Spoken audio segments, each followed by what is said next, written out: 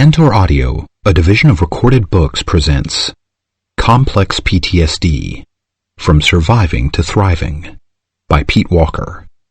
Narrated by Brion. And the day came when the risk to remain, closed tightly in a bud, became more painful than the risk it took to blossom. Anonymous. When inward tenderness finds the secret hurt, pain itself will crack the rock, and let the soul emerge. Rumi. We are all of us exceedingly complex creatures, and do ourselves a service in regarding ourselves as complex.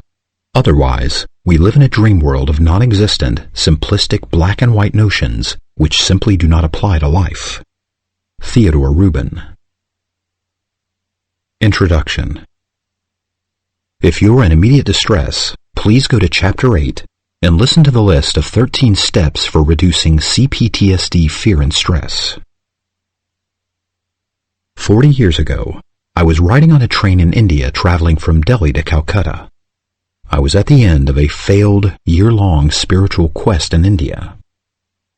Instead of enlightenment, my salvation fantasy had only netted me despair and amoebic dysentery. The latter cost me 30 pounds of flesh and left me looking like an emaciated monk. Even worse was the absolute loss of the hope that had been inflamed by reading Walt Whitman's Song of the Open Road.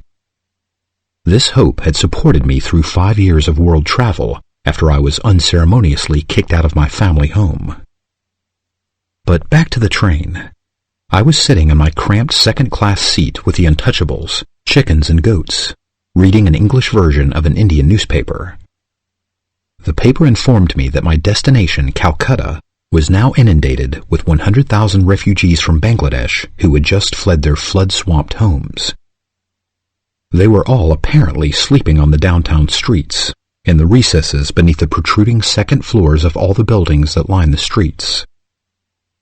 I came in late at night, and sure enough, sleeping bodies wrapped in sheets, shoulder to shoulder, lined the streets everywhere. I checked into a 20-cent-a-night hotel that a fellow traveler had told me about. I slept unevenly, dreading the sight that I would behold the next morning. How would I handle viewing masses of desperate people, especially when I had nothing to give? I doubted that I even had enough money to make it to Australia, where I could hopefully replenish my wallet. When I finally nudged myself down the stairs late the next morning, I was aghast at the transformed scene on the streets. Sheets had been spread out like picnic blankets, and each hosted happy families. Little portable stoves produced meals and cups of tea. People bantered with incredible vitality and enthusiasm, and children, this was the part that emblazoned on my memory, crawled all over their parents, especially their fathers, in an affectionate, playful gymnastics that their fathers seemed to love as much as they did. I was flooded with a melange of feelings unlike anything I'd ever experienced before. A strange cocktail of relief, delight, and anxiety. The anxiety I wouldn't understand until 10 years later, when I realized that envy had been percolating below the surface of my awareness.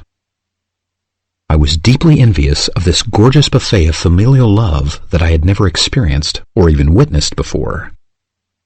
The family sitcoms, even the syrupy sweet ones that I had watched growing up, came nowhere near creating such an authentic, tactile representation of healthy bonding and attachment.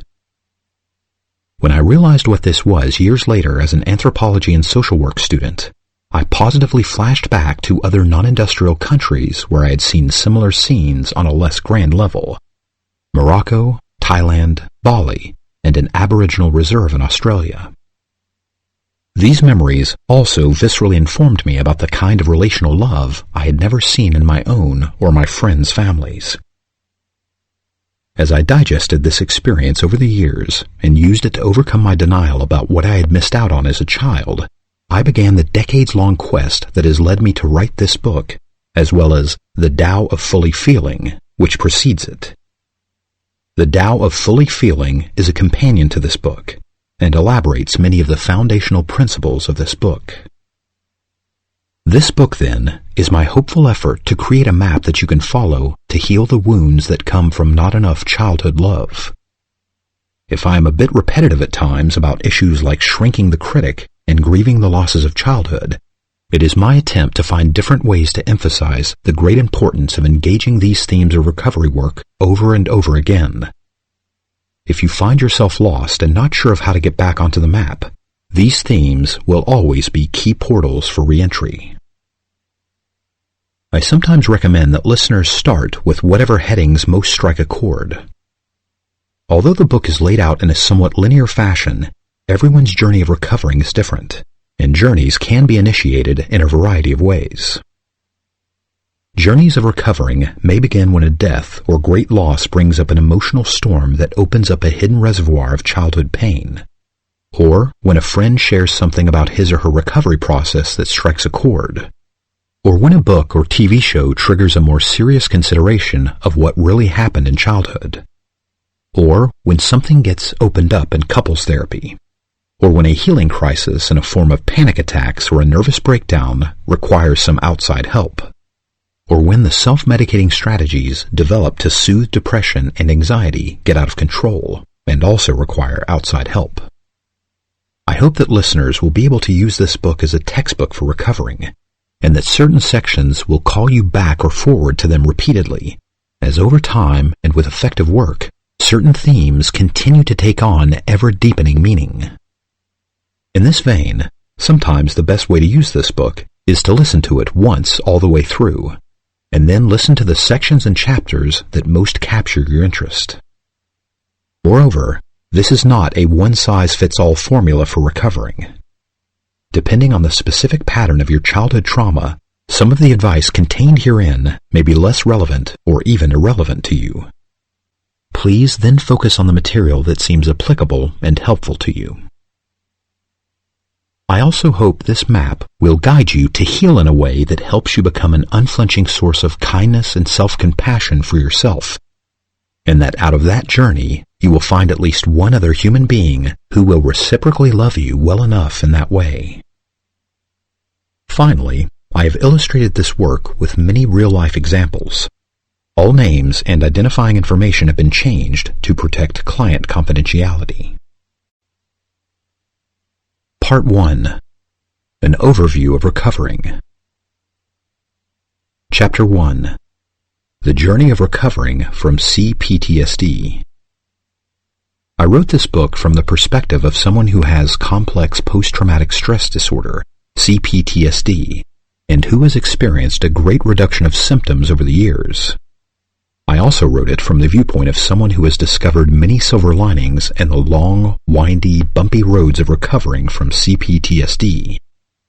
I have also seen this type of recovering in a number of my friends and many long-term clients. First, the good news about CPTSD. It is a learned set of responses and a failure to complete numerous important developmental tasks. This means that it is environmentally, not genetically caused. In other words, unlike most of the diagnoses it is confused with, it is neither inborn nor characterological. As such, it is learned. It is not inscribed in your DNA.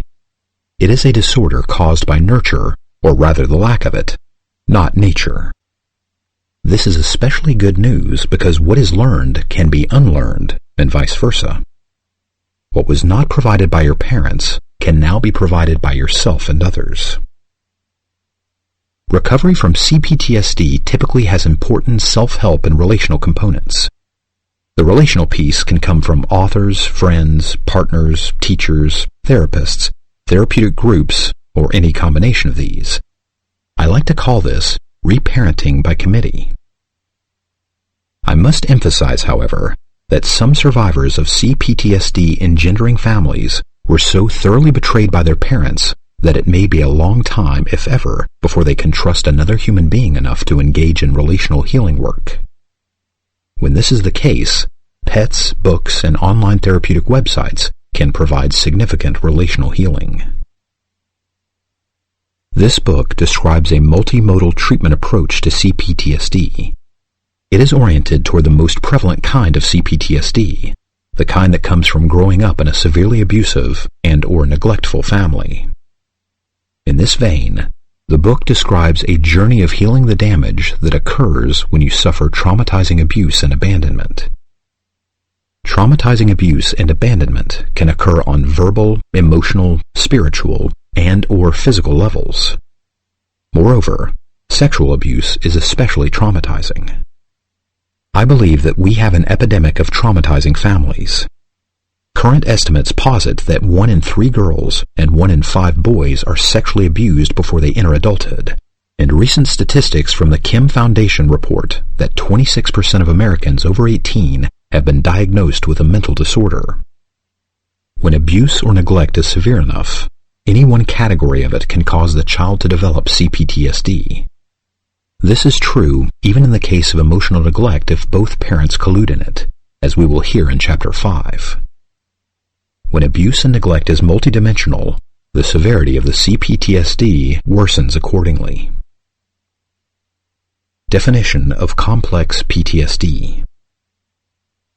CPTSD is a more severe form of post-traumatic stress disorder.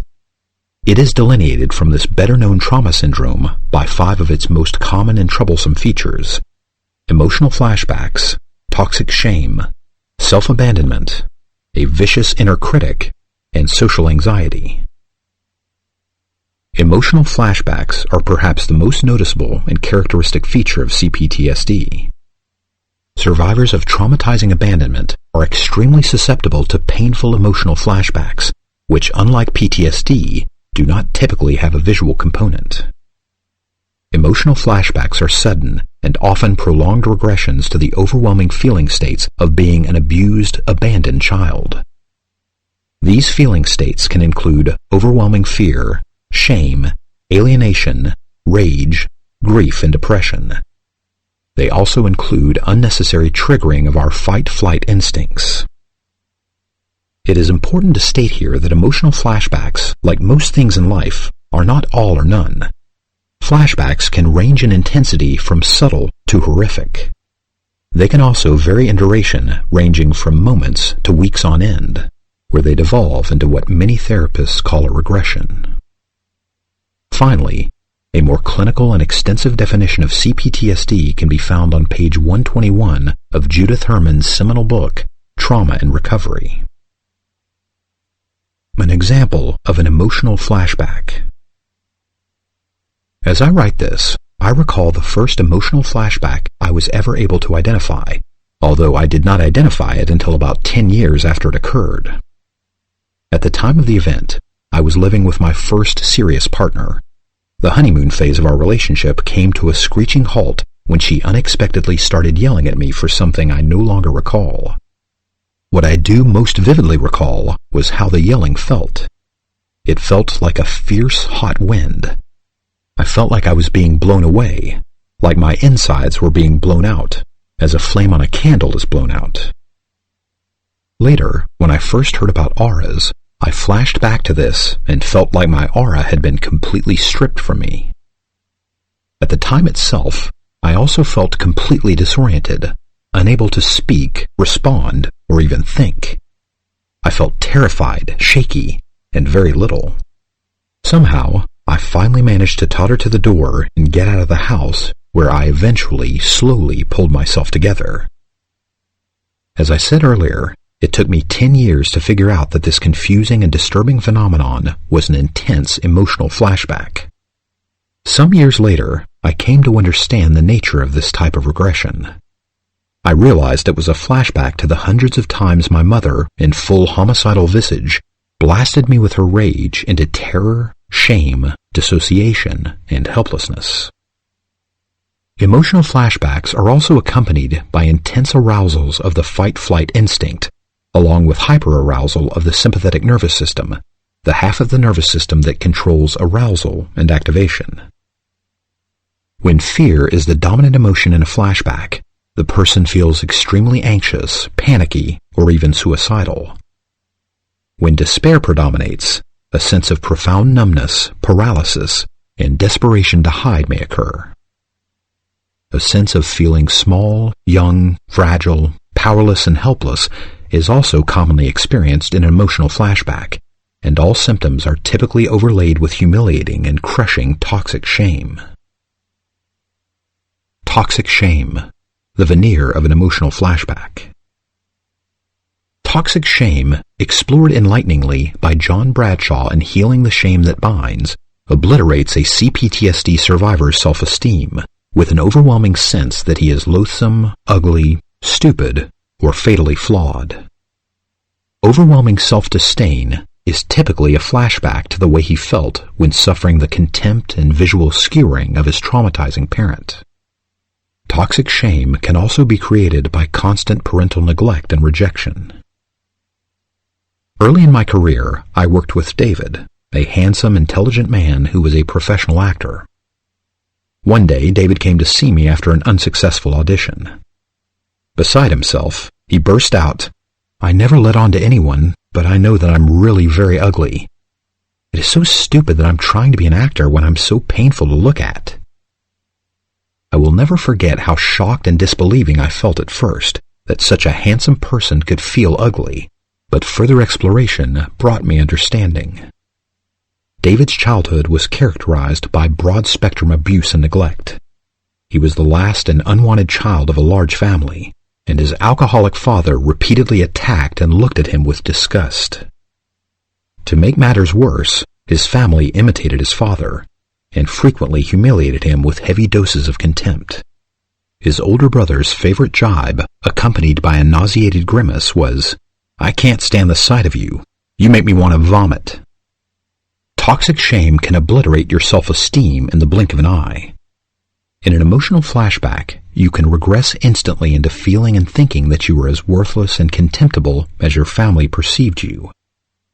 When you are stranded in a flashback, toxic shame devolves into an intensely painful alienation of the abandonment melange, a roiling morass of shame, fear, and depression. The abandonment melange is the fear and toxic shame that surrounds and interacts with the abandonment depression. The abandonment depression itself is the deadened feeling of helplessness and hopelessness that afflicts traumatized children. Toxic shame also inhibits us from seeking comfort and support. In a reenactment of the childhood abandonment we are flashing back to, we often isolate ourselves and helplessly surrender to an overwhelming feeling of humiliation. If you are stuck viewing yourself as worthless, defective, or despicable, you are probably in an emotional flashback. This is typically also true when you are lost in self-hate and virulent self-criticism. Immediate help for managing emotional flashbacks can be found at the beginning of Chapter 8, which lists 13 practical steps for resolving flashbacks. Numerous clients and respondents to my website tell me that the concept of emotional flashback brings them a great sense of relief. They report that for the first time they were able to make some sense of their troubled lives. A common comment has been, "Now I understand why all the psychological and spiritual approaches I pursued had so few answers for me." Many also note feeling freed from a shaming list of misdiagnoses that have been given to them by themselves or others. This in turn has aided them in ridding themselves of the self-destructive habit of amassing evidence of their own defectiveness or craziness. Many also report a quantum leap in their motivation to challenge the learned habits of self-hate and self-disgust. List of common CPTSD symptoms. Survivors may not experience all of these. Varying combinations are common. Factors affecting this are your 4F type and your childhood abuse neglect pattern. Emotional flashbacks, tyrannical inner and/or outer critic, toxic shame, self-abandonment, social anxiety, abject feelings of loneliness and abandonment, fragile self-esteem, attachment disorder, developmental arrests, relationship difficulties, radical mood vacillations, for example, pseudocyclothymia, refer to Chapter 12, dissociation via distracting activities or mental processes, hair-triggered fight-flight response, oversensitivity to stressful situations, suicidal ideation. Suicidal ideation. Suicidal ideation is a common phenomenon in CPTSD, particularly during intense or prolonged flashbacks. Suicidal ideation is depressed thinking or fantasizing about wanting to die. It can range from active suicidality to passive suicidality. Passive suicidality is far more common with the CPTSD survivors who I've known, and it ranges from wishing you were dead to fantasizing about ways to end your life. When lost in suicidal ideation, the survivor may even pray to be delivered from this life, or fantasize about being taken by some calamitous act of fate. He may even think or obsess, without being serious, of stepping in front of a car or jumping off a building. Fantasy typically ends, however, without a serious intent to kill yourself. This is as opposed to active suicidality, where the person is actively proceeding in the direction of taking her life.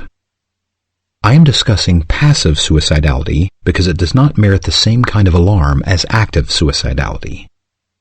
Passive suicidality is typically a flashback to early childhood when our abandonment was so profound that it was natural for us to wish that God or somebody or something would just put an end to it all. When the survivor catches himself in a suicidal reverie, he will benefit from seeing it both as an emblem of how much pain he is in and as a sign of a particularly intense flashback. This then can direct him to use the flashback management steps in Chapter 8. If, however, flashback management does not help and suicidality becomes increasingly active, please call the National Suicide Hotline, 1-800-273-8255, or visit suicidepreventionlifeline.org, because this is a flashback that you may need help managing, and you will get good help there.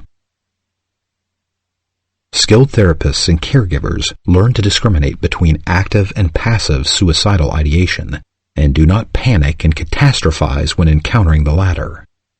Instead, the counselor invites the survivor to explore his suicidal thoughts and feelings, knowing that in most cases, verbal ventilation of the flashback pain underneath it will deconstruct the suicidality. In the much less common scenario of active suicidality, encouraging verbal ventilation will also help the therapist or helper discern if there is indeed a real risk and if action needs to be taken to protect the survivor. What you may have been misdiagnosed with.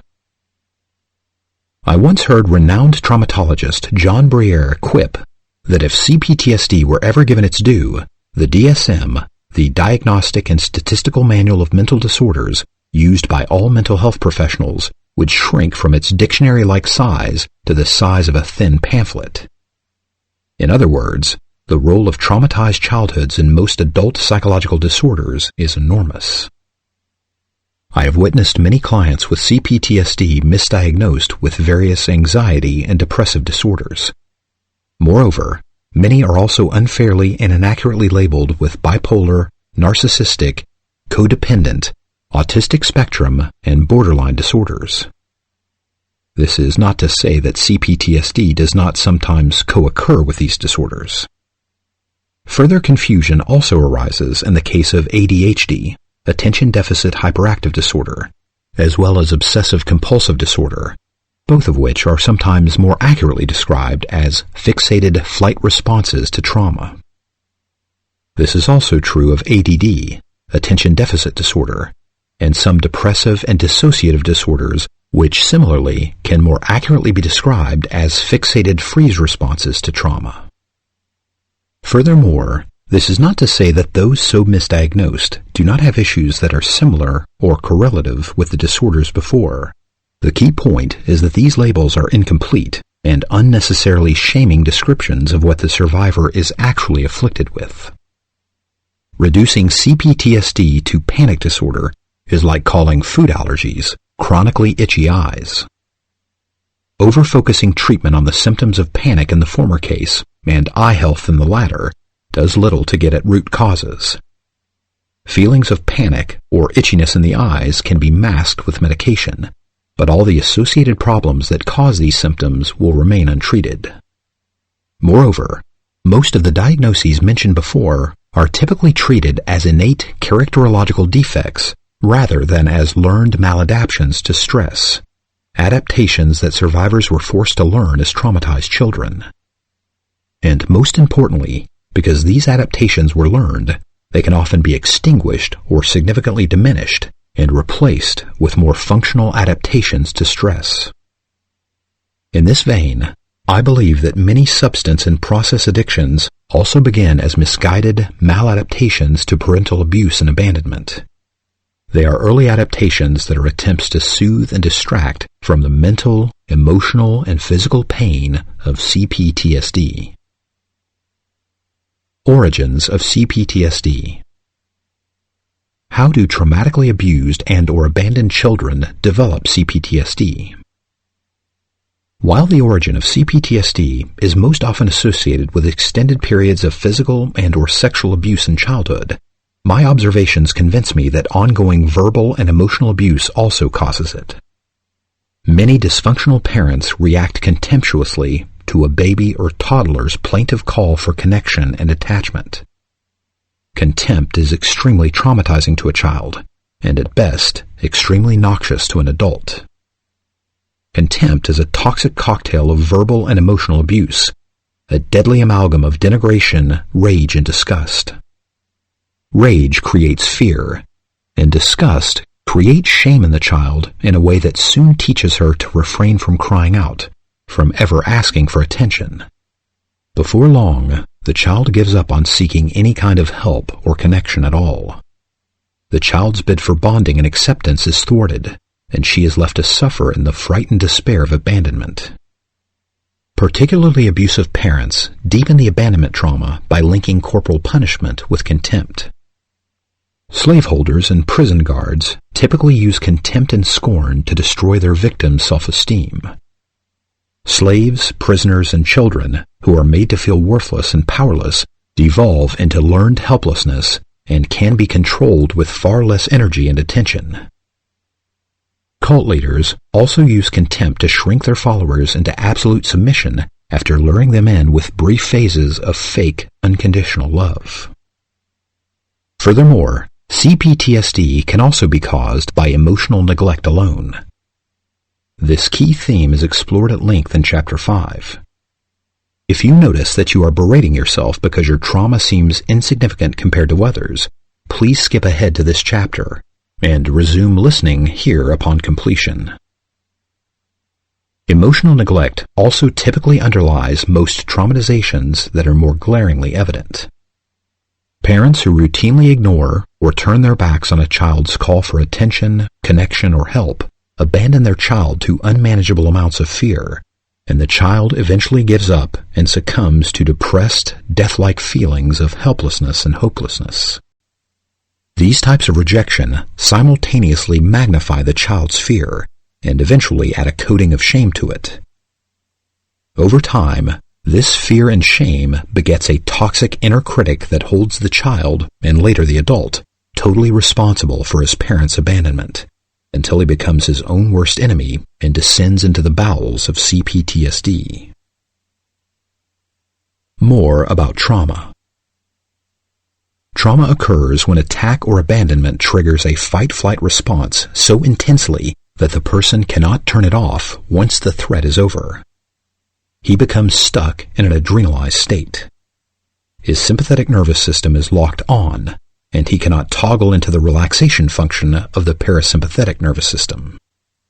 One common instance of this occurs when a child is attacked and hurt by a bully after school.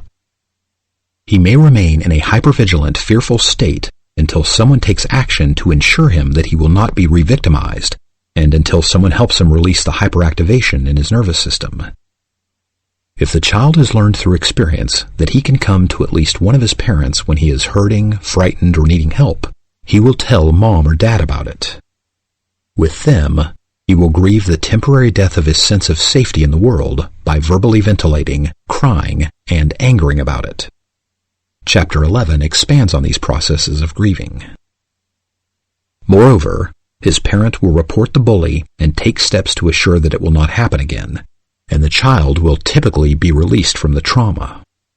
He will naturally relax back into the safety of parasympathetic nervous system functioning. Simple, one-incident traumas can often be resolved relatively easily if CPTSD is not already present.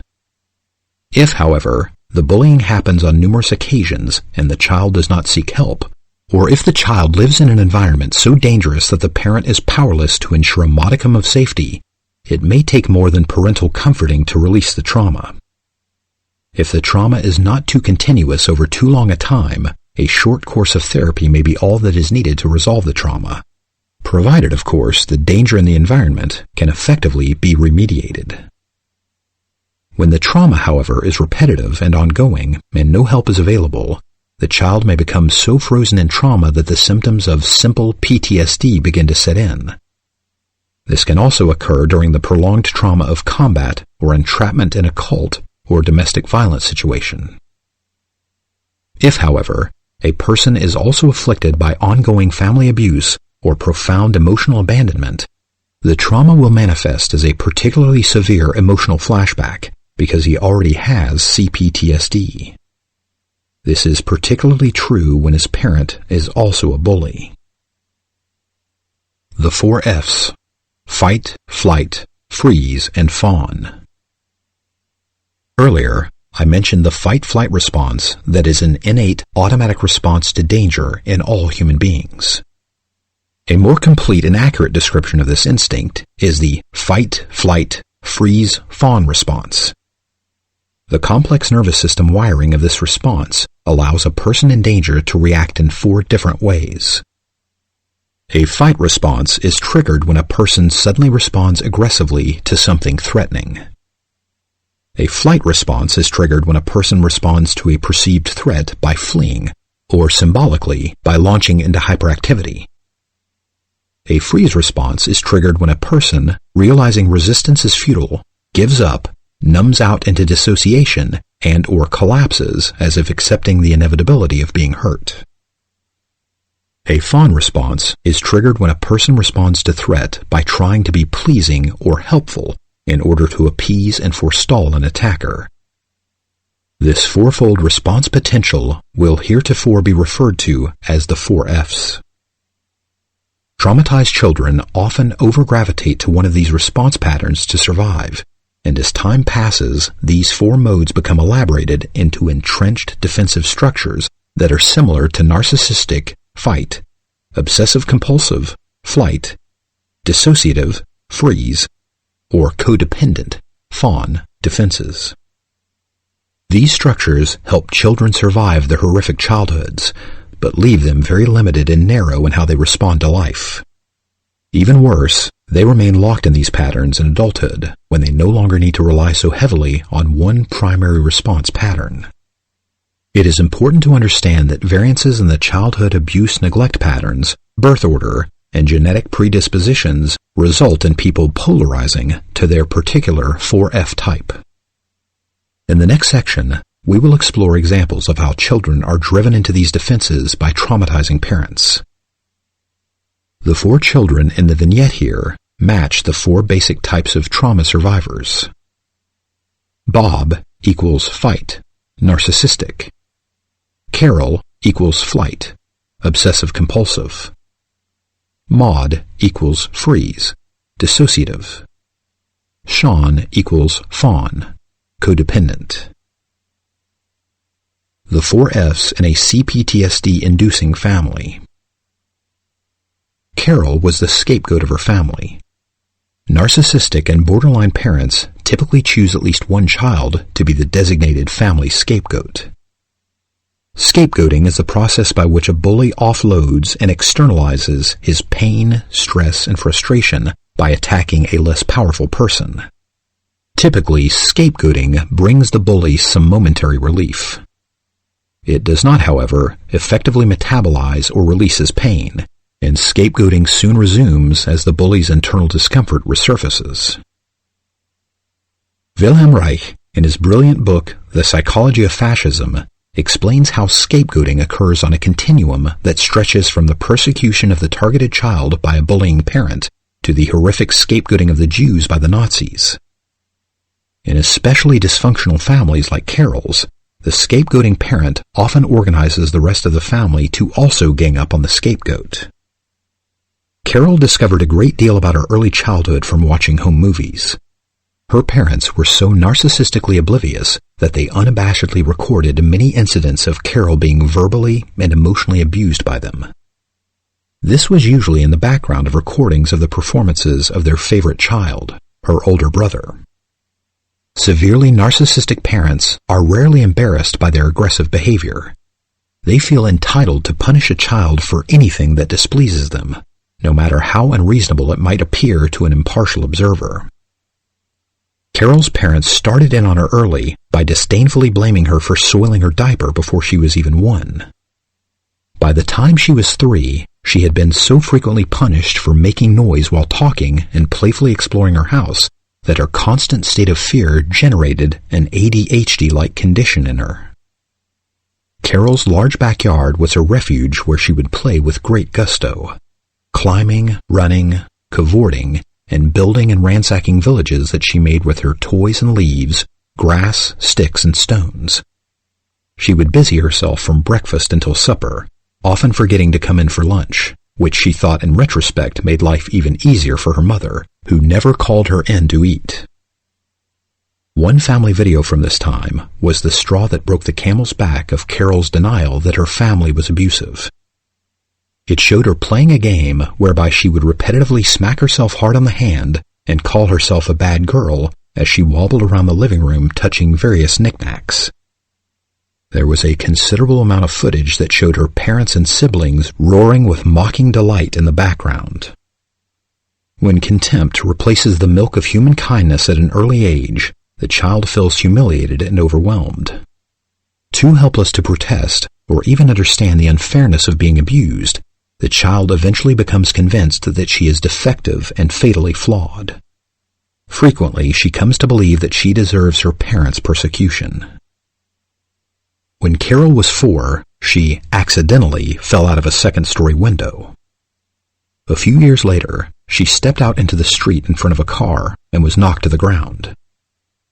As an adult, she was convinced that both injuries contributed to her extremely painful early-onset scoliosis. She also believed that she was in so much pain that she was unconsciously trying to end her life.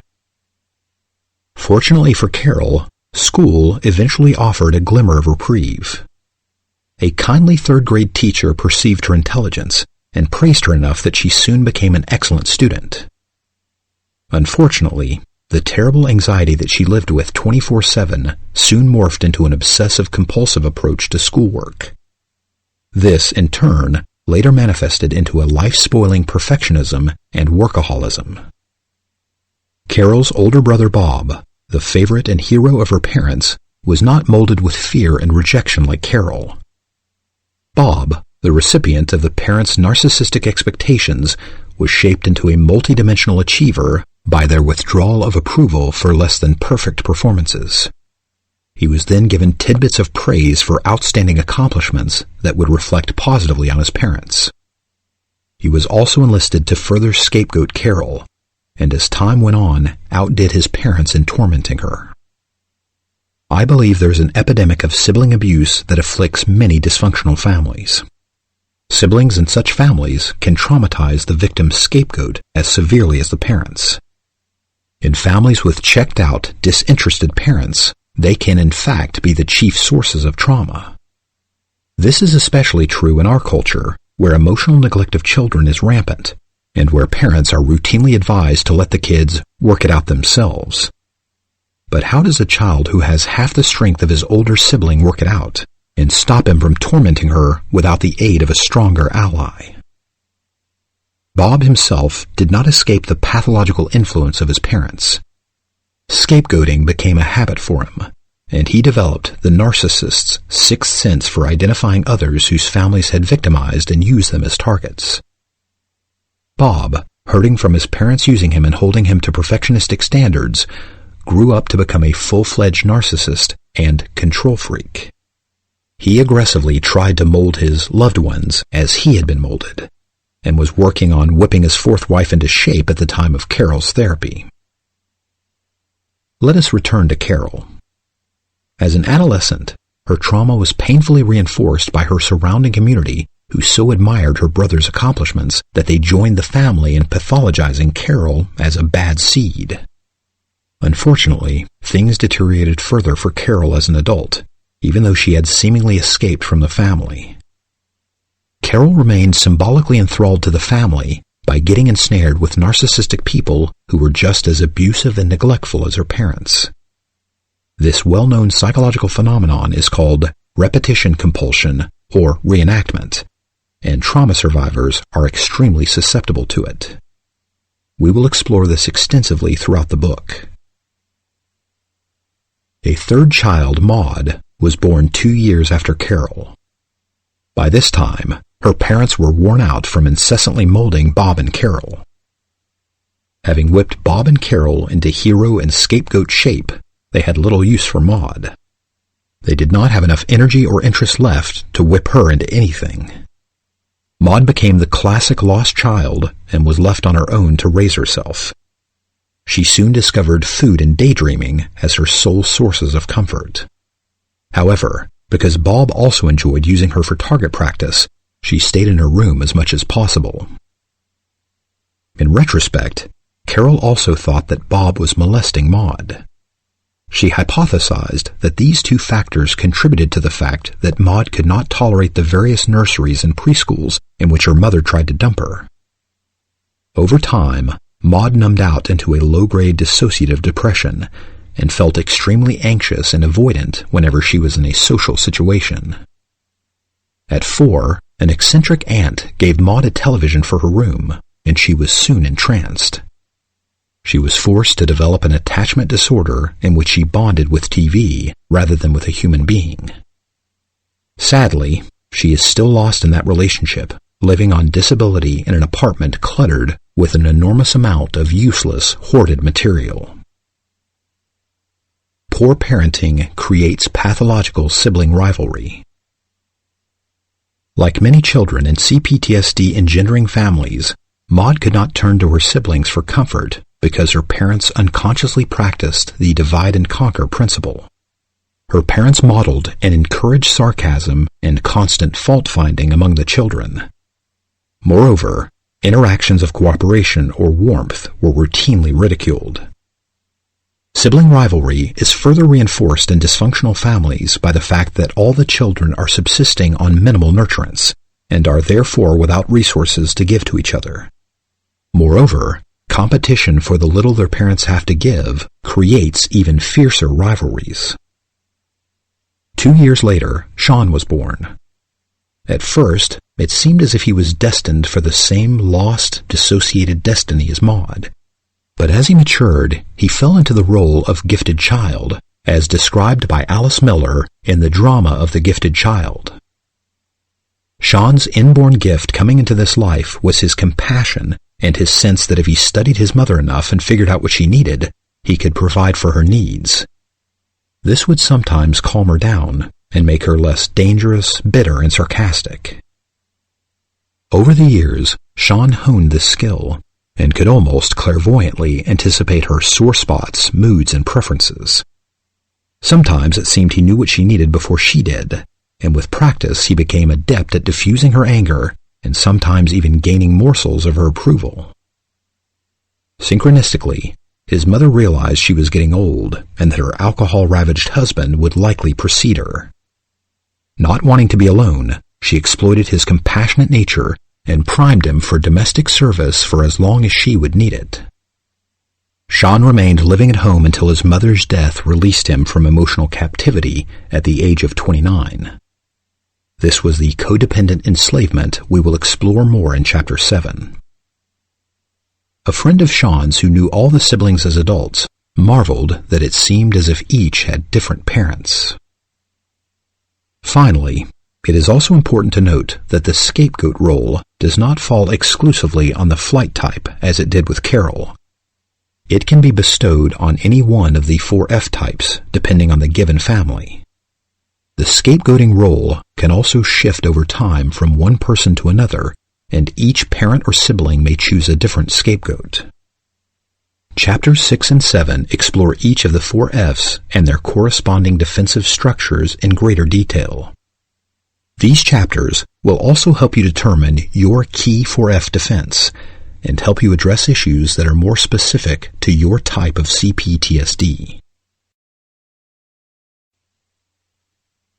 Chapter 2. Levels of Recovering. Healing from complex PTSD is above all complex. This is important to emphasize because there are numerous one-dimensional approaches to trauma that bill themselves as cure-alls. In my opinion, however, singular approaches are unable to address all the levels of wounding that combine to cause CPTSD. Moreover, working with simplistic approaches can leave you stranded in toxic shame when you do not achieve the touted results. I was motivated to write this book in large part because of the many times I sank into new levels of self-contempt when the latest panacea therapy did not cure me. I will use the word key repeatedly to describe the various tasks upon which recovering hinges. This book offers a keychain of perspectives and techniques to unlock yourself from being what Alice Miller called a prisoner of childhood. Abusive and abandoning parents can injure and abandon us on many levels: cognitive, emotional, spiritual, physical, and relational. To recover, you need to learn how to support yourself, to meet your unmet developmental needs on each level that is relevant to your experience of childhood trauma.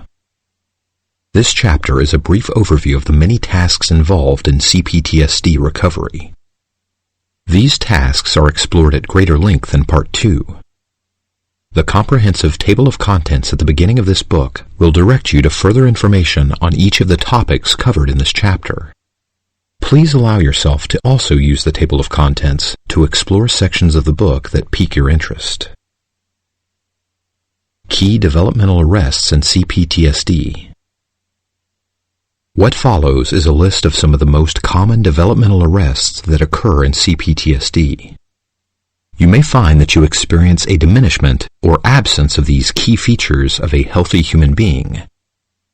Typically, survivors will vary on which and how many of these arrests relate to them. Factors affecting this are your 4F type, your childhood abuse-neglect pattern, your innate nature, and any recovery work that you have already accomplished. Self-acceptance, clear sense of identity, self-compassion, self-protection, capacity to draw comfort from relationship, ability to relax, capacity for full self-expression, willpower and motivation, peace of mind, self-care, belief that life is a gift, self-esteem, self-confidence. My efforts to nurture myself in these arrested areas of development were limited and spoiled in early recovery by a feeling of resentment. "Why do I have to do this?" was a common internal refrain. Resentment that should have been directed toward my parents often boomeranged onto me and spoiled or thwarted my efforts at self-nurturance. Thankfully, ongoing recovery work helped remedy this resentment. It taught me to practice self-care in a spirit of giving to a child who needed and really deserved to be helped. I find it helpful to approach developmental arrests from the viewpoint of novelist David Mitchell's quip that fire is the sun unwinding itself out of the wood. Similarly, effective recovery is unwinding the natural potential you were born with out of your unconscious. This is your innate potential which may be as yet unrealized because of your childhood trauma. An especially tragic developmental arrest that afflicts many survivors is the loss of their willpower and self-motivation. Many dysfunctional parents react destructively to their child's budding sense of initiative. If this occurs throughout his childhood, the survivor may feel lost and purposeless in his life. He may drift through his whole life rudderless and without a motor. Moreover, even when he manages to identify a goal of his own choosing, he may struggle to follow through with extended and concentrated effort. Remedying this developmental arrest is essential because many new psychological studies now show that persistence, even more than intelligence or innate talent, is the key psychological characteristic necessary for finding fulfillment in life. I have worked with many survivors stranded in this form of adult helplessness. Those who recover from it typically do so by engaging extensively in the angering work of grieving that is discussed throughout this book. The ability to invoke willpower seems to be allied to your ability to healthily express your anger. With sufficient recovering, you can learn to manufacture your volition. In the beginning, you can fake it until you make it. This is what Stephen Johnson calls the hard work miracle. What follows is a concluding comment about development arrests. Some survivors have confidence but not self-esteem. In childhood, my own flight response got channeled into acquiring academic skills for which the outside world rewarded me. But the benefit of these rewards never penetrated my toxic shame enough to allow me to feel that I was a worthwhile person. My critic, like my parents, always found something flawed in me to contradict the feedback that I was getting. 99% on a test was never a cause for pride. Rather, it was the impetus for a great deal of self-criticism about the missing 1%. Like many other survivors that I have worked with, I developed the imposter syndrome. This syndrome contradicted the outside positive feedback that I was receiving. It insisted that if people really knew me, they would see what a loser I was. Eventually, however, I became confident in my intelligence, even though my self-esteem was still abysmal. Cognitive healing. The first level of recovery usually involves repairing the damage that PTSD wreaks on our thoughts and beliefs about ourselves. Cognitive recovery work aims to make your brain user-friendly. It focuses on recognizing and eliminating the destructive thoughts and thinking processes you were indoctrinated with in childhood. Cognitive healing also depends on learning to choose healthy and more accurate ways of talking to and thinking about yourself. On the broadest level, this involves upgrading the story you tell yourself about your pain. We need to understand exactly how appalling parenting created the now self-perpetuating trauma that we live in. We can learn to do this in a way that takes the mountain of unfair self-blame off ourselves. We can redirect this blame to our parents' dreadful child-rearing practices. And we can also do this in a way that motivates us to reject their influence so that we can freely orchestrate our journey of recovering. This work then requires us to build a fierce allegiance to ourselves.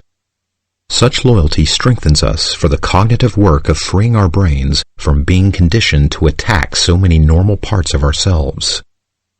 Cognitive work is fundamental to helping you disidentify from the self-hating critic with which your parents inculcated you.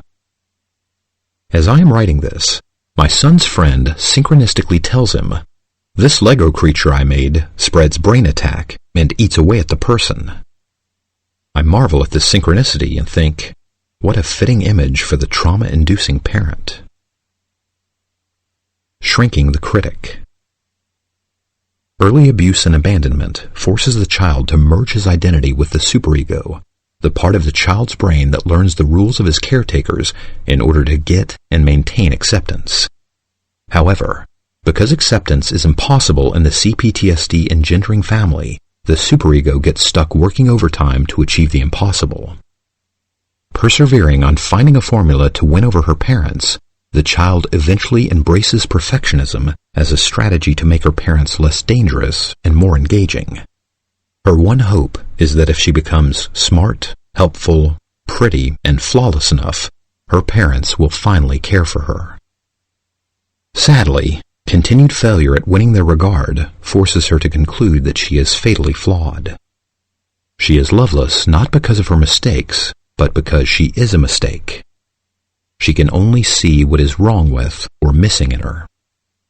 Anything she does, says, thinks, imagines, or feels has the potential to spiral her down into a depressed abyss of fear and toxic shame. Her superego fledges into a full-blown, trauma-inducing critic. Self-criticism then runs non-stop in a desperate attempt to avoid rejection-inducing mistakes. Drasticizing becomes obsessive to help the child foresee and avoid punishment and worsening abandonment. At the same time, It continuously fills her psyche with stories and images of catastrophe.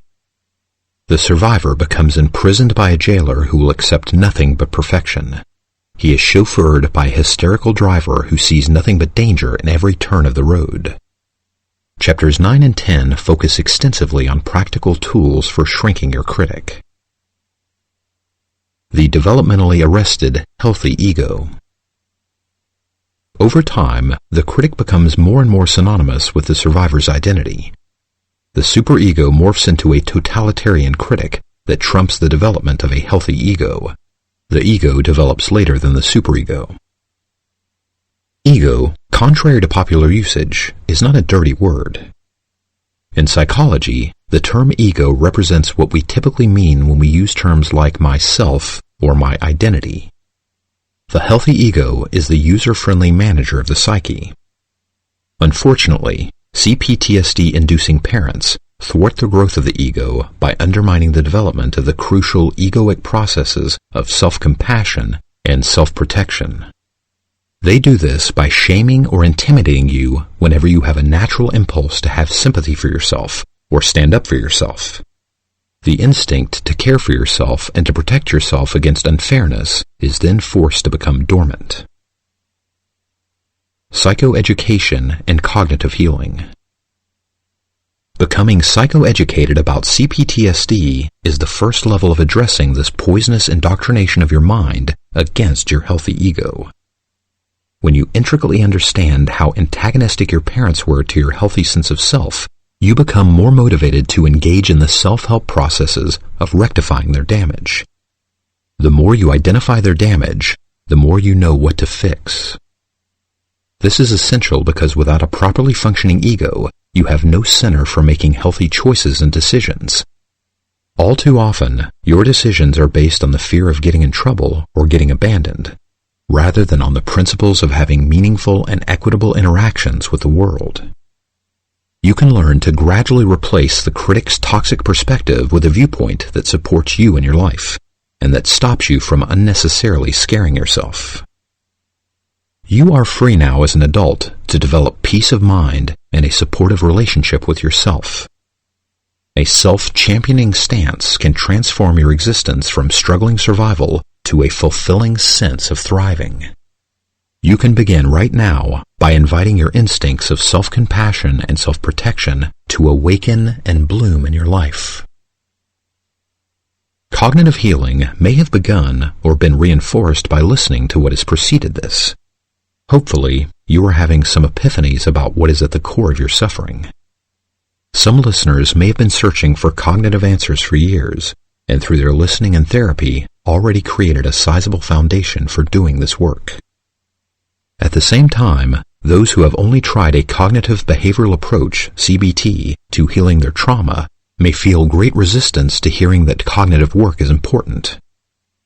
If you were like me, you may have been introduced to it in a way that promised more than could be delivered. Cognitive tools are irreplaceable in healing cognitive issues, but they do not address all the levels of our wounding. They are especially limited in addressing emotional issues, as we will hear later. In early recovery, the psychoeducation piece of cognitive work typically comes from the wisdom of others, teachers, writers, friends, and therapists who are more informed on this subject than we are. When psychoeducation reaches its most powerful level of effectiveness, however, it begins to morph into mindfulness. Mindfulness. Psychologically speaking, mindfulness is taking undistracted time to become fully aware of your thoughts and feelings so that you can have more choice in how you respond to them. Do I really agree with this thought, or have I been pressured into believing it? How do I want to respond to this feeling? Distract myself from it, repress it, express it, or just feel it until it changes into something else? Mindfulness is a perspective that weds your capacity for self-observation with your instinct of self-compassion. It is therefore your ability to observe yourself from an objective and self-accepting viewpoint. It is a key function of a healthily developed ego and is sometimes described as the observing ego or the witnessing self. Mindfulness is a perspective of benign curiosity about all of your inner experience. Recovery is enhanced immeasurably by developing this helpful process of introspection. As it becomes more developed, mindfulness can be used to recognize and disidentify from beliefs and viewpoints that you acquired from your traumatizing family. I cannot overstate the importance of becoming aware of your inner self-commentary. With enough practice, mindfulness eventually awakens your fighting spirit to resist the abusive refrains from your childhood and to replace them with thoughts that are self-supportive. Mindfulness also helps you to establish a perspective from which you can assess and guide your own efforts of recovering. Chapter 12 contains detailed instructions for enhancing mindfulness, as do the writings of Stephen Levine, Jack Kornfield, and John Kabat-Zinn. Finally, it is important to note that mindfulness tends to develop and expand in a progressive manner to all levels of our experience: cognitive, emotional, physical, and relational. Mindfulness is essential for guiding us at every level of recovering, and we will examine this principle more closely throughout the book. Emotional healing. Traumatizing parents do as much damage to our emotional natures as they do to our thinking processes.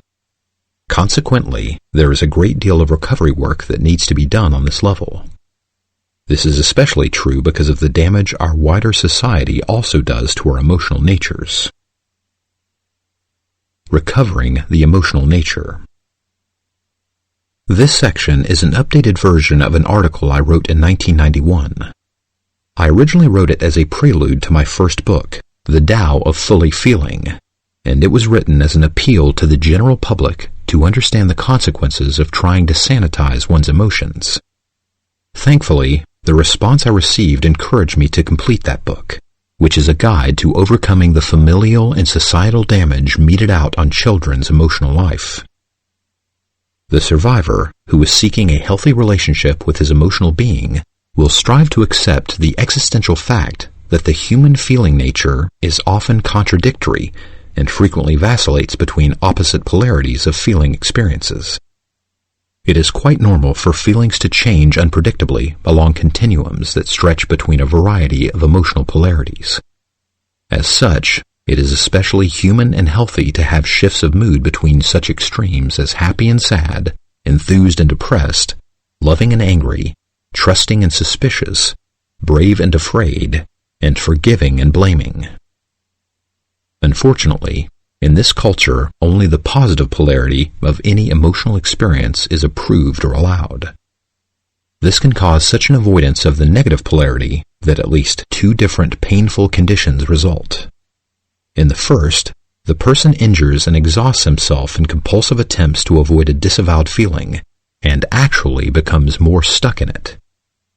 This is like the archetypal clown whose frantic efforts to free himself from a piece of flypaper leave him more immobilized and entangled. In the second, repression of one end of the emotional continuum often leads to a repression of the whole continuum, and the person becomes emotionally deadened. The baby of emotional vitality is thrown out with the bathwater of some unacceptable feeling. A reluctance to participate in such a fundamental realm of the human experience results in much unnecessary loss. For just as without night there is no day, without work there is no play, without hunger there is no satiation, without fear there is no courage, without tears there is no joy, and without anger there is no real love. Most people who choose or are coerced into only identifying with positive feelings usually wind up in an emotionally lifeless middle ground, bland, deadened, and dissociated in an unemotional no-man's land. Moreover, when a person tries to hold on to a preferred feeling for longer than its actual tenure, she often appears as unnatural and phony as ersatz grass or plastic flowers. If instead, she learns to surrender willingly to the normal human experience that good feelings always ebb and flow, she will eventually be graced with a growing ability to renew herself in the vital waters of emotional flexibility. The repression of the so-called negative polarities of emotion causes much unnecessary pain, as well as the loss of many essential aspects of the feeling nature. In fact, much of the plethora of loneliness, alienation, and addictive distraction that plagues modern industrial societies is a result of people being taught and forced to reject, pathologize, or punish so many of their own and others' normal feeling states. Nowhere, not in the deepest recesses of the self or in the presence of his closest friends, is the average person allowed to have and explore any number of normal emotional states. Anger, depression, envy, sadness, fear, distrust, etc. are all as normal a part of life as bread and flowers and streets. Yet, they have become ubiquitously avoided and shameful human experiences. How tragic this is, for all of these emotions have enormously important and healthy functions in a wholly integrated psyche. One dimension where this is most true is in the arena of healthy self-protection. For without access to our uncomfortable or painful feelings, we are deprived of the most fundamental part of our ability to notice when something is unfair, abusive, or neglectful in our environments. Those who cannot feel their sadness often do not know when they are being unfairly excluded, and those who cannot feel their normal angry or fearful responses to abuse are often in danger of putting up with it without protest. Perhaps never more before has humankind been so alienated from so many of its normal feeling states as it is in the 21st century. Never before have so many human beings been so emotionally deadened and impoverished. The disease of emotional emaciation is epidemic. Its effects on health are often euphemistically labeled as stress, and like the emotions, stress is often treated like some unwanted waste that must be removed. Until all the emotions are accepted indiscriminately, and acceptance does not imply license to dump emotions irresponsibly or abusively, there can be no wholeness, no real sense of well-being, and no solid sense of self-esteem. Thus, while it may be fairly easy to like yourself when feelings of love or happiness or serenity are present, deeper psychological health is seen only when you can maintain a posture of self-love and self-respect in the times of emotional hurt that accompany life's inevitable contingencies of loss, loneliness, confusion, uncontrollable unfairness, and accidental mistake. The human feeling experience, much like the weather, is often unpredictably changeable. No positive feeling can be induced to persist as a permanent experience, no matter what cognitive behavioral therapy tells us. As disappointing as this may be, as much as we might like to deny it, as much as it causes each of us ongoing life frustration, and as much as we were raised and continue to be reinforced for trying to control and pick our feelings, they are still by definition of the human condition largely outside the providence of our wills. Emotional intelligence. Daniel Goleman defines emotional intelligence as our ability to successfully recognize and manage our own feelings and to healthily respond to the feelings of others. As implied before, I believe the quality of our emotional intelligence is reflected in the degree to which we accept all of our feelings without automatically dissociating from them or expressing them in a way that hurts ourselves or others. When we are emotionally intelligent, we also extend this acceptance to our intimates. One of my clients calls this the hallmark of real-ationships. Another way of saying this is that I have self-esteem to the degree that I keep my heart open to myself in all my emotional states, and I have intimacy when my friend and I offer this type of emotional acceptance to each other. Once again, this does not condone destructive expressions of anger, which are, of course, counterproductive to trust and intimacy. PTSD engendering parents often hypocritically attack their children's emotional expression in a bimodal way. This occurs when the child is both abused for emoting and is at the same time abused by her caretaker's toxic emotional expression. Most traumatizing parents are especially contemptuous towards the child's expression of emotional pain. This contempt then forces the child's all-important capacity for healthy grieving into developmental arrest. One archetypal example of this is seen in the parent who hurts his child to the point of tears, and then has the nerve to say, "Stop crying, or I'll give you something to cry about."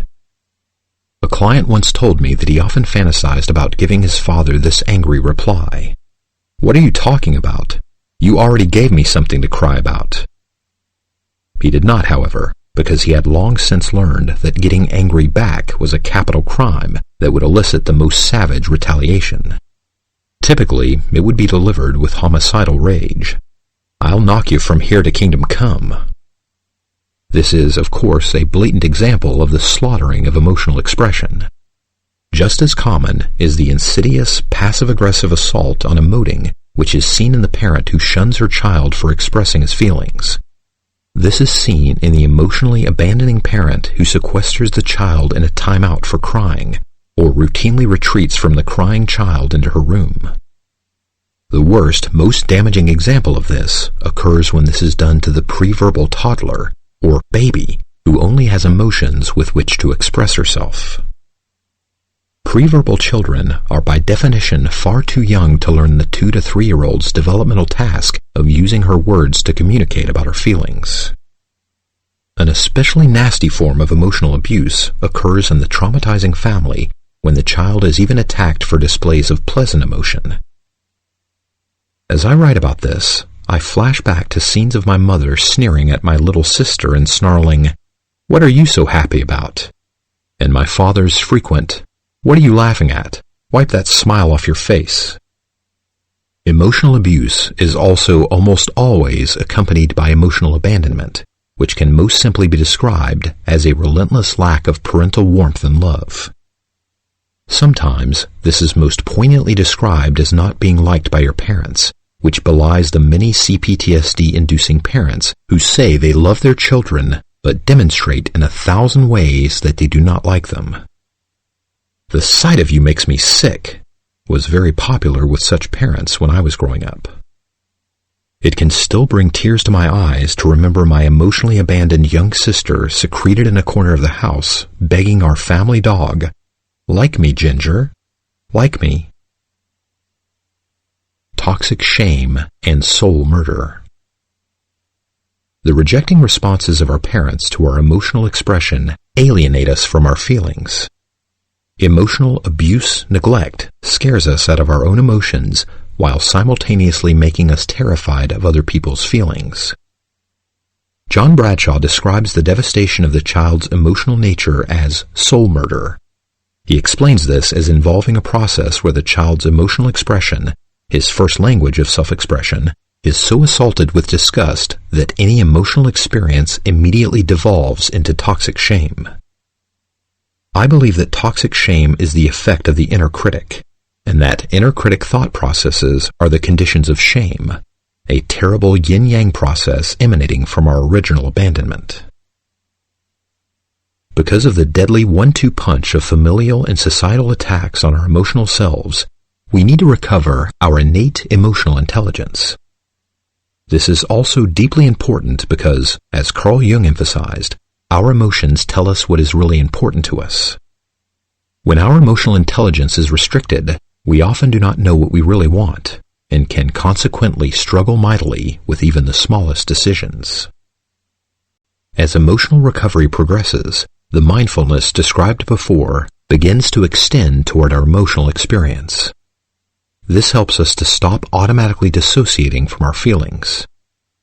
We then learn to identify our feelings and choose healthy ways to respond to them and from them.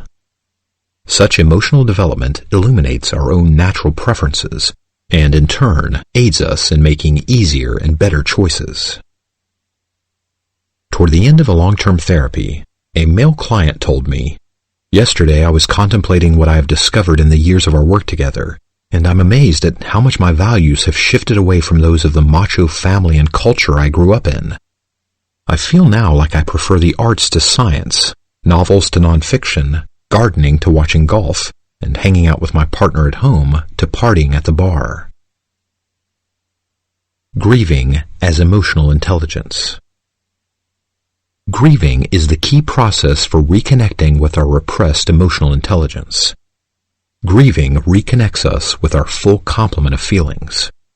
Grieving is necessary to help us release and work through our pain about the terrible losses of our childhoods. These losses are like deaths of parts of ourselves, and grieving can often initiate their rebirth. Grieving and verbal ventilation. Grieving restores our crucial developmentally arrested capacity to verbally ventilate. Verbal ventilation is the penultimate grieving practice. It is speaking from your feelings in a way that releases and resolves your emotional distress.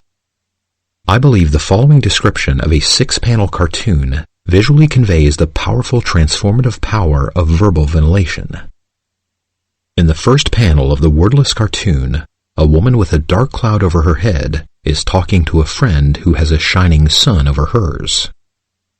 In panel 2, as the first woman gestures in a way that indicates complaining, the cloud covers her friend's sun. In panel 3, the cloud emits a bolt of lightning as she angrily purges, and her friend glowers along with her. In panel 4, the cloud rains on them as they embrace, commiserating in the rain of their shared tears. In panel 5, relief spreads over their faces as the cloud moves away from the sun. In panel 6, the sun shines over both of them as they smile and slip into pleasant conversation. This cartoon reflects the fully realized power of verbal ventilation, which is the key bonding process in intimacy. It is also the key healing process of effective therapy, and here is an example of what verbally ventilating looks like in a therapy session. A client arrives flashbacked and in pain. He verbally ventilates about it. He is the regressed, hurt child feeling bad, and part of him is sad, and part of him is mad. He is once again lost in the painful feelings of his original abandonment, and the state is like a death that responds well to grieving. As he lets his feelings come into his voice, he talks, cries, and angers out his pain. Through this processing of his pain, he then gradually moves out of his flashback. He is restored to his normal everyday sense that he is no longer trapped in his traumatic childhood. Relief about this returns him to his normal ability to cope. If his grieving is deep enough, he customarily feels more hopeful and lighthearted. Not infrequently, his sense of humor resurfaces, and laughter punctuates his continuing verbal ventilation. This laughter is usually much different than the sarcastic, self-bullying humor of his critic that he might have begun the session with. The inner critic is sometimes so hostile to grieving that shrinking the critic may need to be your first recovery priority. Until the critic is sufficiently tamed, grieving can actually make flashbacks worse, rather than perform the restorative processes it alone can initiate. I've worked with numerous clients who were so traumatized around grieving that we needed to spend many months working on the cognitive level before grieving was released from the spoiling effects of the toxic critic. Chapter 11 provides a great deal of practical guidance for restoring your ability to grieve. Spiritual healing. Soothing abandonment losses via a higher sense of belonging. Spiritual beliefs are of course a subject of personal and sometimes private concern, and I believe and hope what I write here is not proselytizing. My aim instead is to point out psychological concepts that have a non-sectarian spiritual aspect. I am aware, however, that some survivors have suffered terrible spiritual abuse in childhood, and if the term spiritual is offensive or triggering in any way, please feel free to bypass this section. There are many other useful tools in this toolbox. A key aspect of the abandonment depression and CPTSD is the lack of a sense of belonging to humanity, life, anyone, or anything. I have met many survivors whose first glimmer of belonging came to them on a quest that began as a spiritual pursuit. Finding nothing but betrayal in the realm of humans, they turned to the spiritual for help. Spiritual pursuits are sometimes fueled by an unconscious hope of finding a sense of belonging. The worst thing that can happen to a child is to be unwelcomed in his family of origin, to never feel included. Moreover, many survivors have little or no experience of any social arena that feels safe and welcoming. Many survivors also do not find a sense of belonging in traditional or organized religions. Finding conventional religion too reminiscent of their dysfunctional families, some survivors look to more solitary spiritual approaches. They find a sense of belonging to something larger and more comforting by reading spiritual books or engaging in meditative practices. This also allows them to bypass the danger of direct human contact. Other survivors have spiritual experiences of belonging to something greater and worthwhile by being in nature, by listening to music, or by appreciating the arts. I once marveled at a book, whose title now eludes me, that was a compendium of quotes from many renowned people who had numinous experiences through the direct perception of nature's beauty. A numinous experience is a powerful, moving feeling of well-being, accompanied by a sense that there is a positive, benign force behind the universe, as well as within yourself.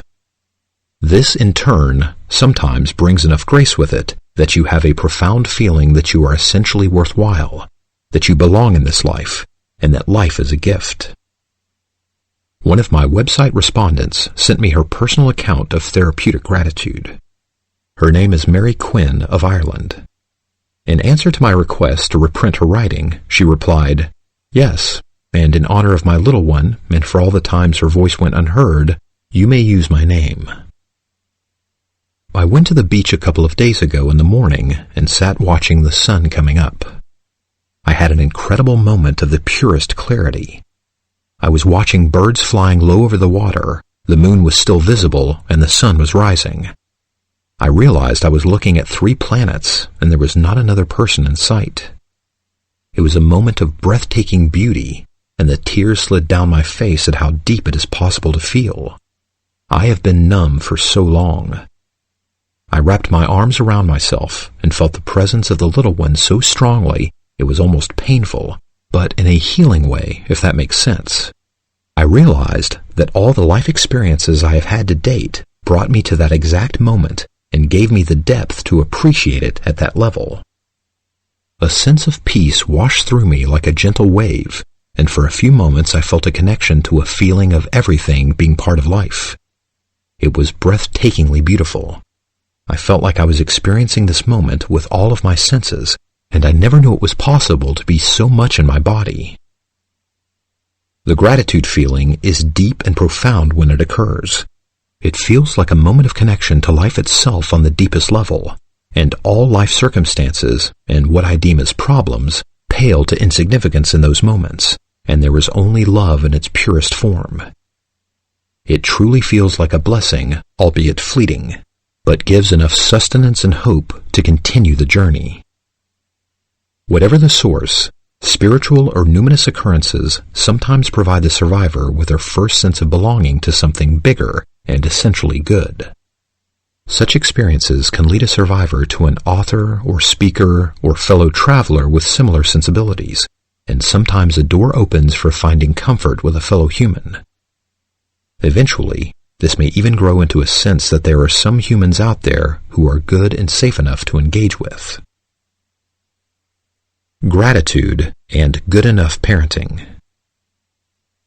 When developing children receive good enough parenting, they feel that life is a gift, even though it typically comes with difficult and painful experiences.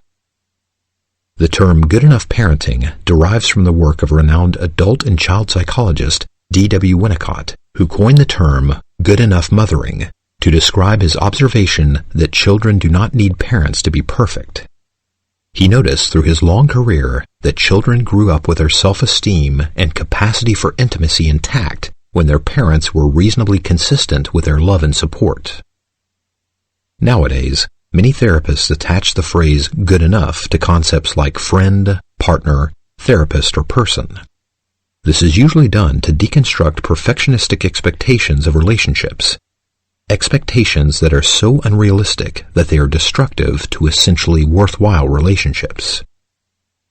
When I apply the concept of good enough to people, I generally mean that a person is essentially good-hearted, tries to be fair, and meets his or her commitments a large portion of the time. I I also like to apply good enough to other concepts, such as a good enough job, a good enough try, a good enough outing, a good enough day, or a good enough life. I apply this concept liberally to contradict the black and white, all or none thinking of the critic, which reflexively judges people and things as defective unless they are perfect. Good enough parents provide generous amounts of support, protection, and comforting. They also guide their children to deal constructively with recurring existential difficulties such as loss, real villains, painful world events, and normal disappointments with friends and family.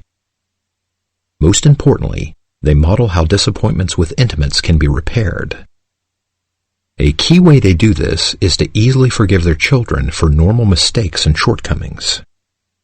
Children who receive good enough parenting easily recognize and protect themselves from bullying and exploitive people because they do not have to become accustomed to being treated unfairly. Growing up in a safe and loving enough family naturally enhances the child's capacity to notice and enjoy the many gifts that life also brings. He learns that there is enough good in life to significantly outweigh its necessary losses and travails.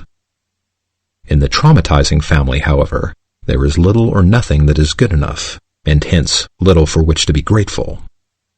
The child instead is forced to overdevelop a critic that hyper-focuses on what is dangerously imperfect in her as well as others. This sometimes helps her to hide aspects of herself that might be punished. It may further assist her to avoid people who might be punishing. Unfortunately, years of this habituates the child into only seeing herself, life, and others in a negative light. Consequently, when she grows up and becomes free of her truly harmful family, she cannot see that life offers her many new possibilities. Her ability to see the good in herself and certain safe enough others remains developmentally arrested. The cultivation of gratitude requires a balanced perspective. You can learn to see and appreciate the good in life without giving up your ability to discern what is truly negative and unacceptable in the present. Somatic healing. Trauma takes its toll on the body in many ways. We need to comprehend the physical damage that CPTSD wreaks on our bodies to motivate us to adopt practices that help us to heal on this level. Most of the physiological damage of extended trauma occurs because we are forced to spend so much time in hyperarousal, stuck in fight, flight, freeze, or fawn mode. When we are chronically stressed out, stuck in sympathetic nervous system activation, detrimental somatic changes become ingrained in our bodies. Here are some of the most common examples of body-harming reactions to CPTSD stress. Hypervigilance, shallow and incomplete breathing, constant adrenalization, armoring, meaning chronic muscle tightness, wear and tear from rushing and armoring, inability to be fully present, relaxed, and grounded in our bodies, sleep problems from being overactivated, digestive disorders from a tightened digestive tract, physiological damage from excessive self-medication with alcohol, food, or drugs. Moreover, in cases of physical and sexual abuse, our capacities to be physically comforted by touch are eliminated or compromised, and in cases of verbal and emotional abuse, our capacities to be comforted by eye and voice contact are undeveloped or seriously diminished. Somatic self-help. The good news is that some somatic repair happens automatically when we reduce our physiological stress by more efficient flashback management. Particularly potent help also comes from the grieving work of reclaiming the ability to cry self-compassionately and to express anger self-protectively. Both processes can release armoring, promote embodiment, improve sleep, decrease hyperarousal, and encourage deeper and more rhythmic breathing. Without further expressly somatic work, however, a full relaxed inhabitancy of your body may not be achieved. Fortunately, there are other modes of self-help for healing the physiological wounds of CPTSD.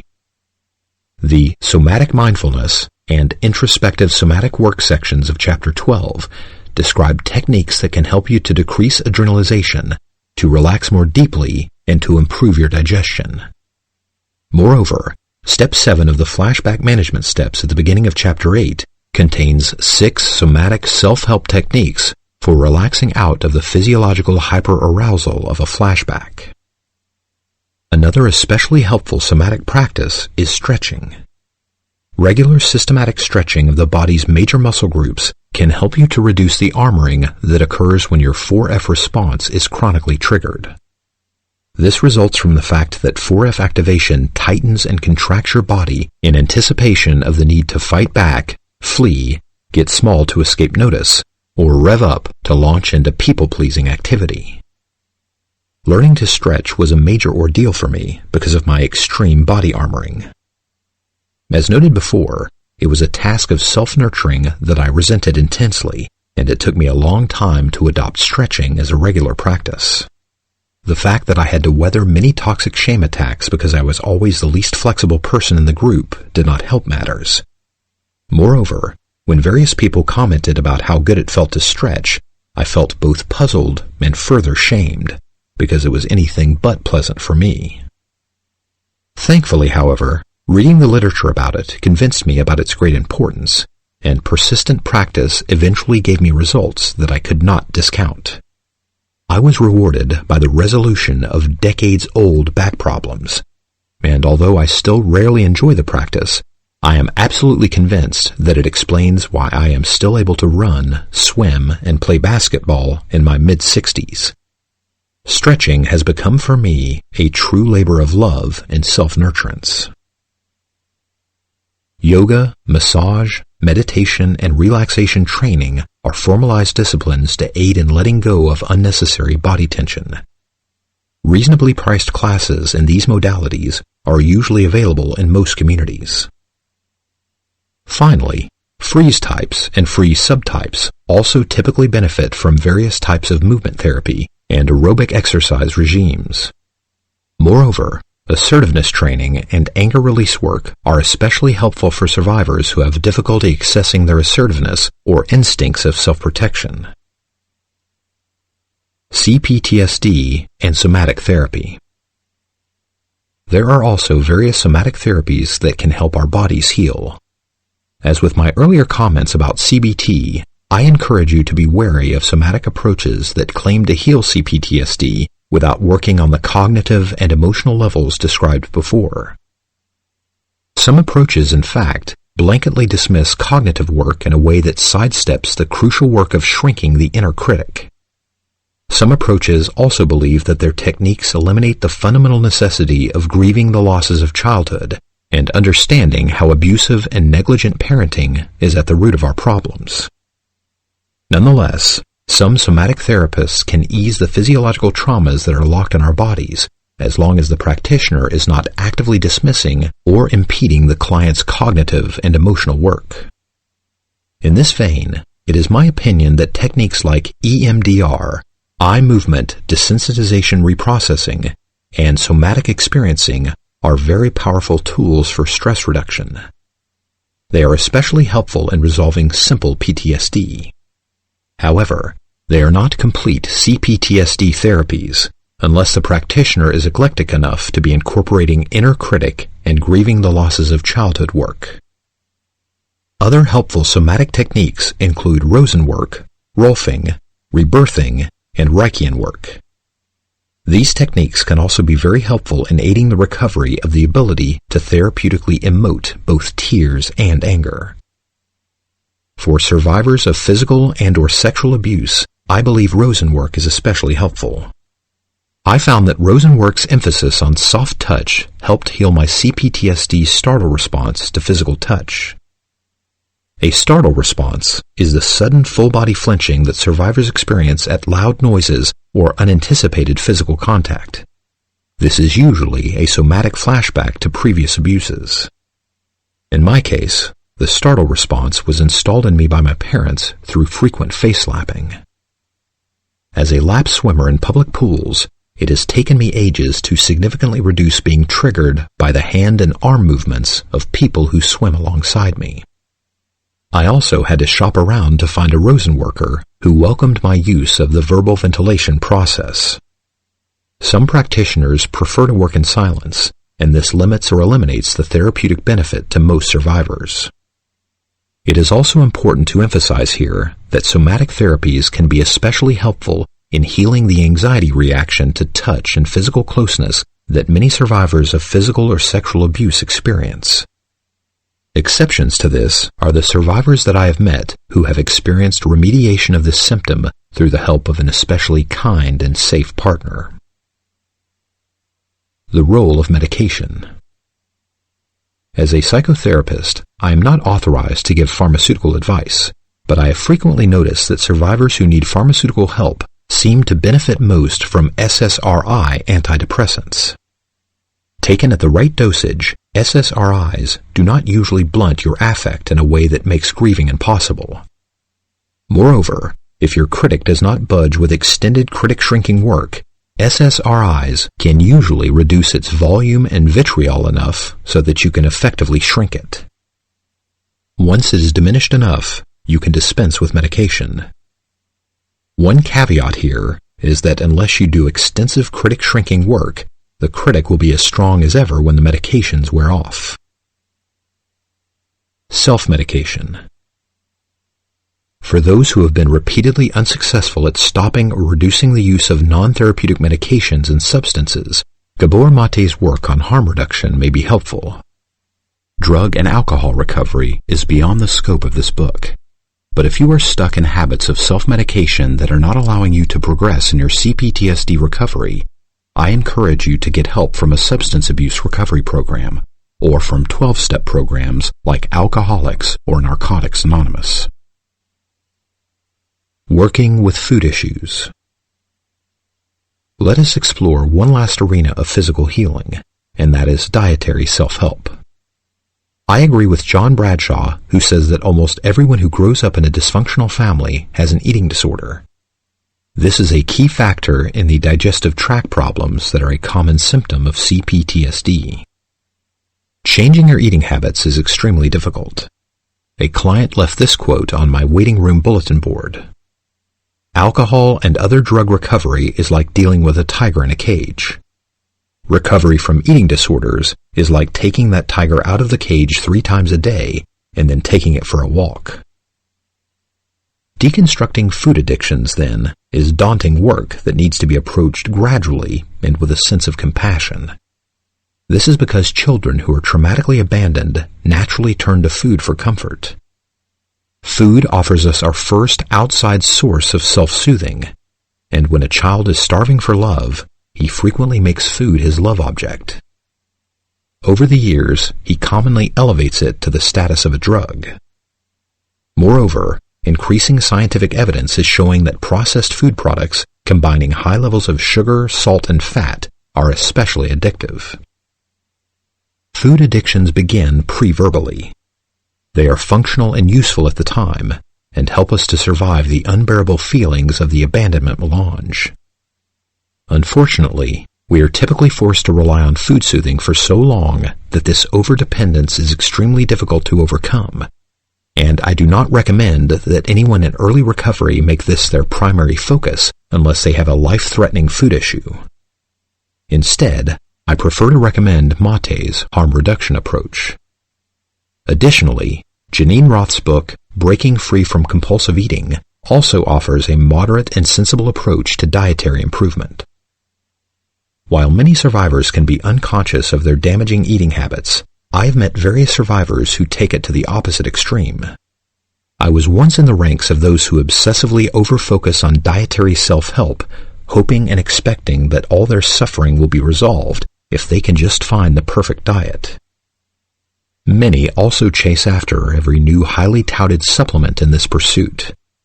Some of us also approach exercise in this manner.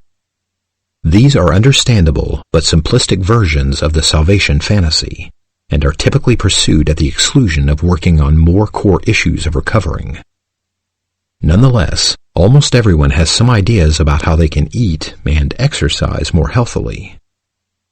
My recommendation is to try dietary adjustments when you can on a moderate, doable level. Chapter 3. Improving Relationships. Forewarning. There are instances of parental betrayal so extreme that it is not fair or reasonable to expect the survivor to try to trust human beings again. If the recommendation in this chapter to open to the help of others feels too upsetting or overwhelming, please feel free to skip this chapter. There is a great deal of other material in this book that can help alleviate the many symptoms of CPTSD, and since recovery is relative and never complete, you do not need to implement everything in this book.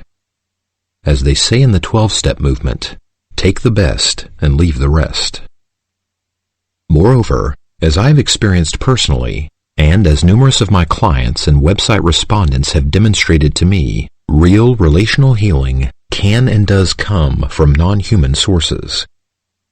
This is especially true of mammalian pets whose attachment needs and wiring are similar enough to ours that mutually healing connections can evolve between us.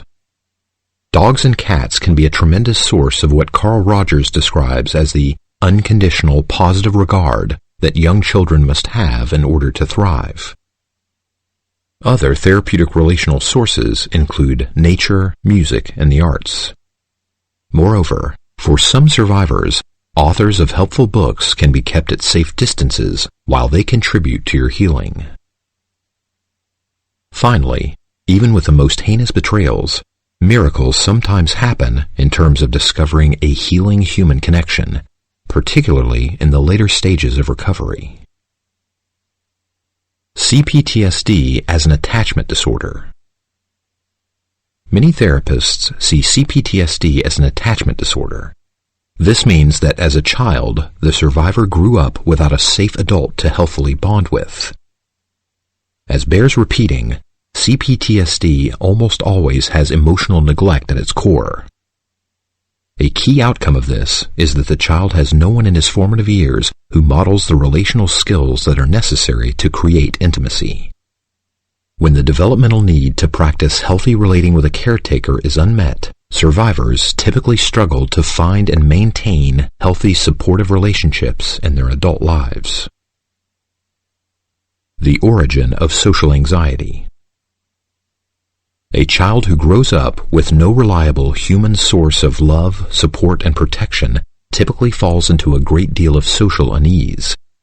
He naturally becomes reluctant to seek support from anyone, and he is forced to adopt self-sufficiency as a survival strategy. Needing anything from others can feel especially dangerous. The survivor's innate capacity to experience comfort and support in relationship becomes very limited or non-existent. This is despite the fact that many high-functioning survivors learn to socially function quite adequately.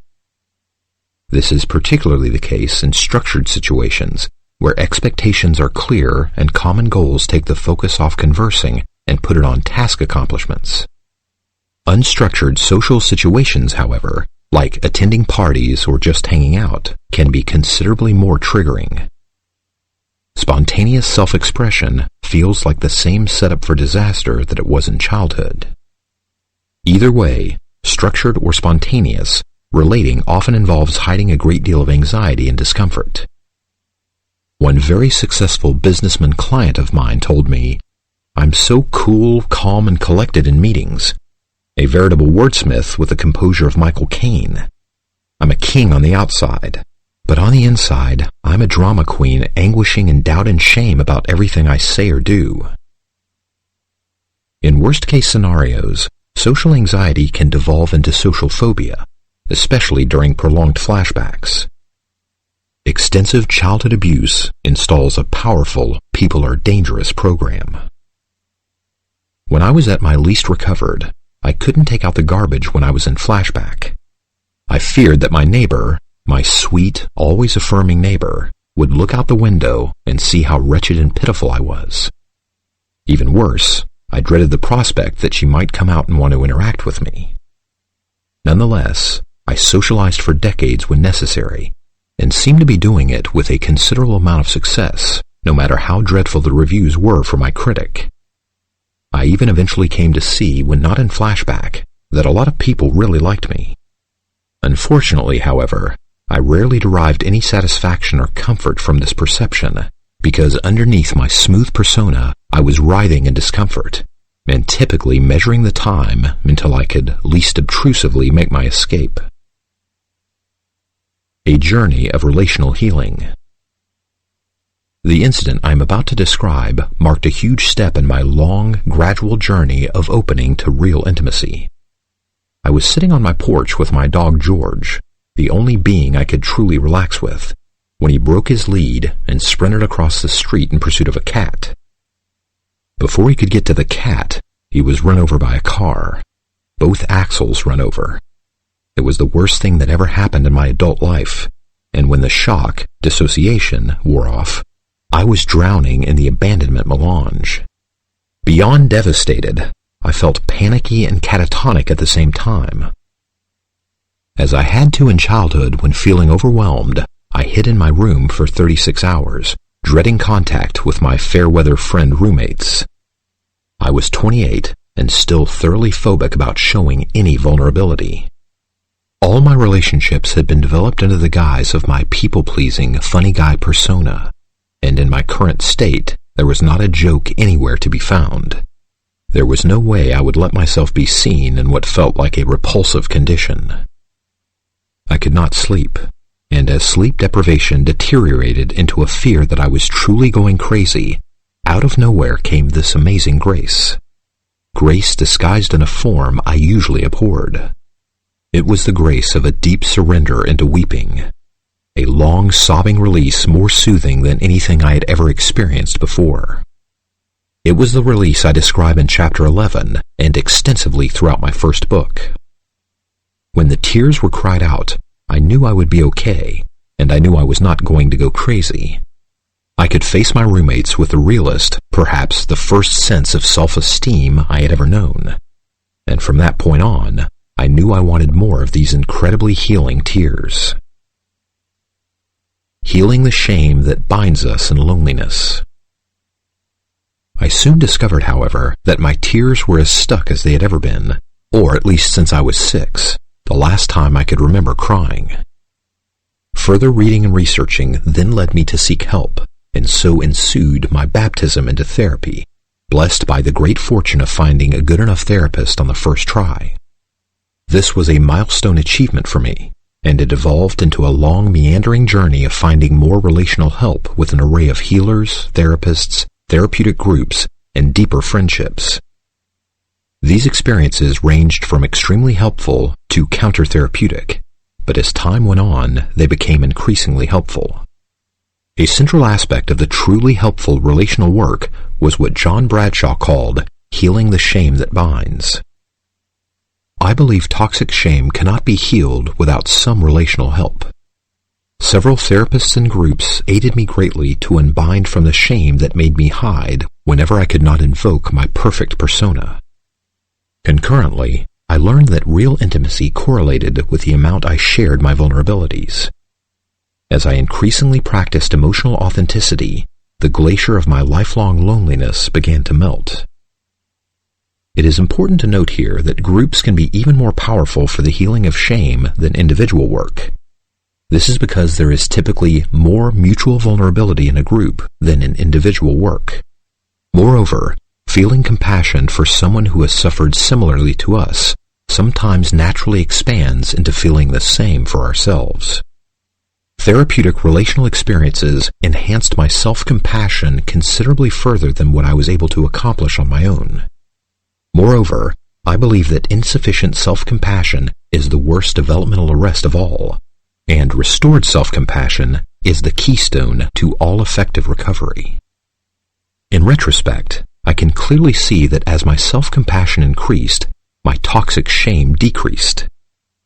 Modern advances in neuroscience refer to a general theory of love, suggest that we are intrinsically limited in our ability to emotionally regulate and soothe ourselves. More and more research suggests that our ability to metabolize painful emotional states is enhanced by communicating with a safe enough other person. Finding good enough relational help. In Chapter 13, I provide guidance about how to shop for a good enough therapist. I also explore more deeply the principles of therapeutic relational healing to help you know what is reasonable to expect from your therapist. I have also met a number of survivors who have been lucky enough to get this kind of relational healing from a partner or a friend, typically one who had good enough parents or who has a lot of recovery. Finally, attachment theorists have developed the concept of earned secure attachment to describe the recovered enough state where the attachment disorder of CPTSD becomes sufficiently healed. This is typically evidenced by the survivor forming at least one supportive and reliable enough relationship. Many of the successful therapies I have guided come to an end when the client gains an earned secure relationship outside of our therapy. This is typically a partner or best friend with whom the person can truly be themselves. Another potential source of relational healing is the co-counseling relationship. Guidelines for creating a co-counseling relationship are also contained in Chapter 13. Many respondents to my website have reported glowingly about the help they get from others through online recovery groups and forums. These groups can be particularly helpful for those who still find it difficult to be vulnerable in person. Sometimes, the distance and relative anonymity of these forums can decrease the fear of self-disclosure, and this in turn can enhance therapeutic relating. An increasing number of therapists also seem to be offering telephone sessions for this same reason. The section Finding an Online Group in Chapter 13 lists recommended online groups. Parentectomy and relational healing. I have worked with many clients who began therapy with me while they were still over-controlled by their traumatizing parents, both externally as well as internally. Sometimes the control was enforced by as little as one phone call a week.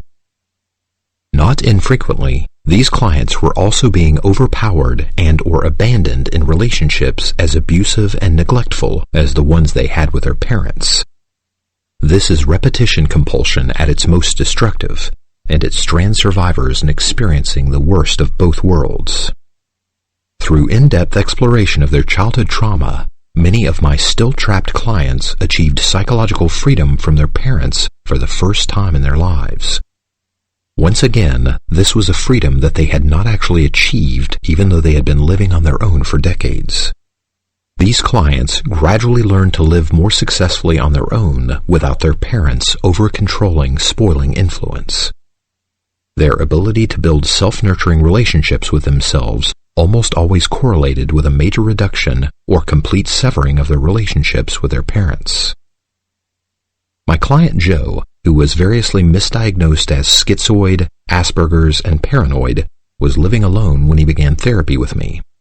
He was extremely shut down and self-contained, but recognized himself as a freeze type from reading articles on my website. Getting him to talk at first was like pulling teeth, but over time I discovered that he was engaged in daily phone contact with his narcissistic, emasculating mother. Through our work and tremendous courage on his part, he gradually reduced the phone contact with his mother, at first to once a week, then once a month, then only major holidays, and after a few years to almost never. When a parent is unrelentingly toxic, hearing even a few words from them can trigger the survivor into an intense emotional flashback. I have worked with numerous clients who made very little progress in their recovery while they maintained contact with the toxic parent or parents. For this reason, such clients usually require a parentectomy to progress. There is a classic book by Bob Hoffman on this topic entitled Getting Divorced from Mother and Dad. As external freedom from smother mothering continued, Joe gradually achieved more and more internal freedom from her. During this time, he began to experience the first meaningful relating of his life in an ACA group that for many years provided him with a great deal of positive companionship and relational healing.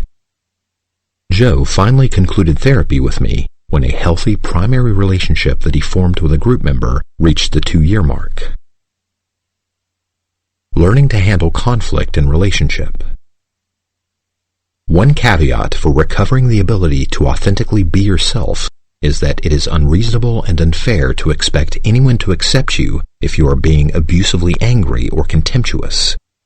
Some trauma survivors flash back into this type of behavior by acting out from their outer critic. If this is an issue for you, Chapter 10 provides guidance for deconstructing this intimacy-destroying habit. In this vein, it is important to note that intimacy does not mean unconditional love. As John Gottman's scholarly research shows, a certain amount of disagreement, disaffection, and disappointment is normal in relationship. The hallmark of successful couples is their ability to handle feelings of anger and hurt in a constructive and civil way. Gottman's studies have identified this as a key characteristic of couples who still really like each other after 10 years. Tools for Lovingly Resolving Conflict, Toolbox 4 in Chapter 16, is a pragmatic list of techniques and perspectives to help couples resolve disruptions in their mutual attunement. Moreover, books by the Gottmans and Sue Johnson provide a great deal of practical help. I also find that Beyond the Marriage Fantasy by Dan Beaver is especially helpful for men. Reparenting. Reparenting is a key aspect of relational healing. It is primarily a process of addressing the many developmentally arrested needs of the traumatized child that we were. In this book, we repeatedly address the two most fundamental of these needs, love and protection. Suggested Intentions for Recovery, Toolbox 1 in Chapter 16, renders yet another picture of the diverse developmental arrests that may as yet be unaddressed in the CPTSD survivor. The toolbox presents these needs as tangible goals that we can use to direct our recovery efforts.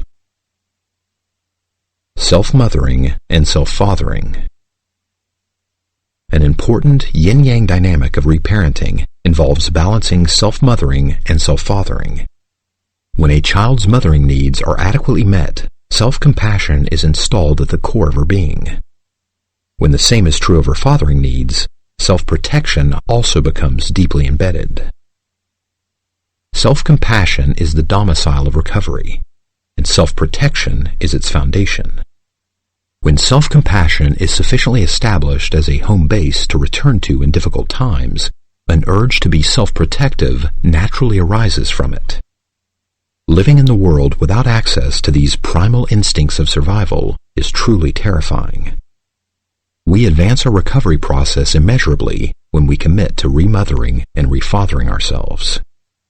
I encourage you now to commit to becoming an unshakable source of compassion and protection for yourself. Self-mothering grows self-compassion. The most essential task of self-mothering is building a deeply felt sense that we are lovable and deserve to be loved. Self-mothering is the practice of loving and accepting the inner child in all phases of his mental, emotional, and physical experience. If inner child is a problematic concept for any reason, you can imagine nurturing the developmentally arrested part of yourself. Self-mothering is based on the precept that unconditional love is every child's birthright. Recovering from the loss of unconditional love is problematic. Not getting enough of it as children was the greatest loss we had. Sadly, this loss can never be completely remediated because unconditional love is only appropriate and developmentally helpful during the first 2 years or so of life. After this time, the toddler has to begin to learn that human love comes with some conditions. Although love still needs to be copious at this time, the child must be gently shown that behaviors like hitting, biting, and breaking things are not acceptable. The period of conditional love has begun, and is successfully guided via a very gradual increase in learning about necessary and healthy limits and rules. The toddler who receives good enough parenting learns relatively easily to survive the very gradually diminishing supply of unconditional love. During this time, she learns little by little that other people also have rights and needs. Her absolute entitlement to gratification is coming to an end, and the needs of her parents will not always be forfeited to accommodate her. Once again, Psychological health is based on having about 2 years of this no-questions-asked entitlement to unconditional love. It is the normal, healthy narcissism that Freud described as His Majesty the baby.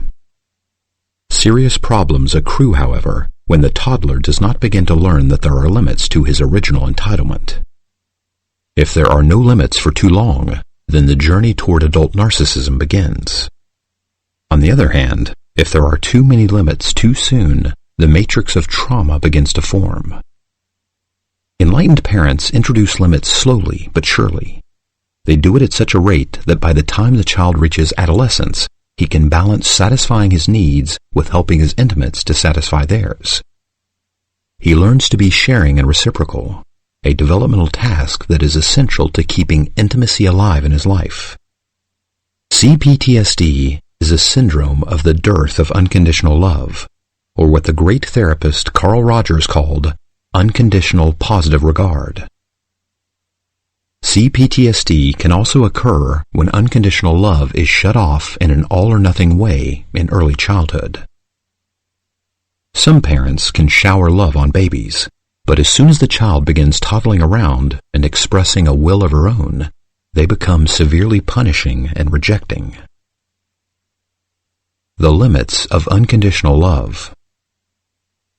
The terrible absence of love, or its abrupt premature termination, is extremely painful, and its loss is very difficult to address.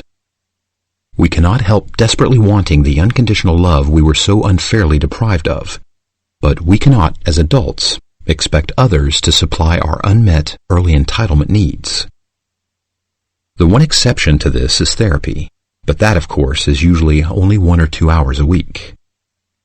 Miraculously, I have seen the unconditional positive regard of the therapist be enough on numerous occasions to significantly repair the damage of not being parentally loved. And when it is enough, the therapist's consistent caring facilitates the awakening of the developmentally arrested need to hold yourself with enough conditional love. We survivors often struggle with managing our understandable but unrealistic yearnings to receive permanent unconditional love from a friend or partner. Like the toddler, we eventually have to accept the limits of adult love. This is especially true in romance, where the intoxication of unconditional love rarely lasts for more than a year. Around this time, partners inevitably begin to feel some frustration with each other because of differences in their individual needs. Nonetheless, romantic love can be a significant source of therapeutic, unconditional like love, especially when it survives the inevitability of some disappointment. Susan Campbell's A Couple's Journey is a pragmatic, research-based book on how to reap more intimacy out of normal relationship disappointments. Inner child work. Let us return to the concept of self-mothering. As mother to ourselves, we commit to increasing our self-compassion and unconditional positive regard. Self-mothering is a resolute refusal to indulge in self-hatred and self-abandonment. It proceeds from the realization that self-punishment is counterproductive. It is enhanced by the understanding that patience and self-encouragement are more effective than self-judgment and self-rejection in achieving recovery. You can enhance your self-mothering skills by imaginatively creating a safe place in your heart where your inner child and the present time self are always welcome. Consistent tenderness towards yourself welcomes the child into the adult body you now inhabit and shows him that it is now a nurturing place protected by a warm and powerful adult. Self-mothering can be enhanced by thought-correcting the critic's negative messages with healing words that the child is in all likelihood never heard from his parents. A client of mine once shared this pearl of wisdom with me. Thoughts, just mere thoughts, are as powerful as electric batteries, as good for you as sunlight is, or as bad for you as poison. Here, then, are some useful messages for nurturing the growth of your self-compassion and self-esteem. I recommend that you imagine speaking them to your inner child, especially when you are suffering with a flashback. Reparenting affirmations. I am so glad you were born. You are a good person. I love who you are and am doing my best to always be on your side. You can come to me whenever you're feeling hurt or bad. You do not have to be perfect to get my love and protection. All of your feelings are okay with me. I am always glad to see you. It is okay for you to be angry, and I won't let you hurt yourself or others when you are. You can make mistakes. They are your teachers. You can know what you need and ask for help. You can have your own preferences and tastes. You are a delight to my eyes. You can choose your own values. You can pick your own friends, and you don't have to like everyone. You can sometimes feel confused and ambivalent and not know all the answers. I am very proud of you. Self-fathering and time machine rescue operation. Many abandoned children enter adulthood feeling that the world is a dangerous place where they are ill-equipped to defend themselves. While self-mothering focuses primarily on healing the wounds of neglect, self-fathering heals the wounds of being helpless to protect yourself from parental abuse, and by extension, from other abusive authority figures. Self-fathering aims at building assertiveness and self-protection. It includes learning to effectively confront external and/or internal abuse, as well as standing up for the adult child's rights, as described in Toolbox 2 of Chapter 16. Many survivors benefit greatly from classes and books on assertiveness training. One of my favorite self-fathering exercises is the time machine rescue operation. I have used it to help myself and to help clients. With clients, I use it to model a process for fighting off the overwhelming sense of helplessness that often accompanies emotional flashbacks. This is a version of the time machine rescue operation that I use with myself as well as with my clients. I tell my inner child that, if time travel is ever possible, I will travel back into the past and put a stop to my parents' abusiveness. In the course of this, I say things like, I'll call 911. I'll call CPS, Child Protective Services, on them. I will grab their arms and pin them behind their backs the second they try to strike you. I will muffle them with a gag so they can't scream at you or even mumble their criticisms. I'll put bags over their heads so they can't frown or glare at you. I'll send them to bed without dessert. I'll do anything you want me to do to protect you. Such imagery often provides me an exit out of fear and shame, and sometimes even makes my inner child laugh in delight. I sometimes finish this exercise by telling my inner child I would also report my parents to the authorities so they would be sent to counseling to learn how to be a better parent. Or I say that, if I could, I would take him back to live with me in the future before all those horrible things could happen to him. I remind him that he in fact lives in the present with me now, where I will always do my best to protect him. We now have a powerful body, greater skills of self-protection, and access to allies and a legal system that will protect us. When the recoveree consistently welcomes his inner child in every aspect of his being, the child feels increasingly safe and becomes more and more alive and self-expressive.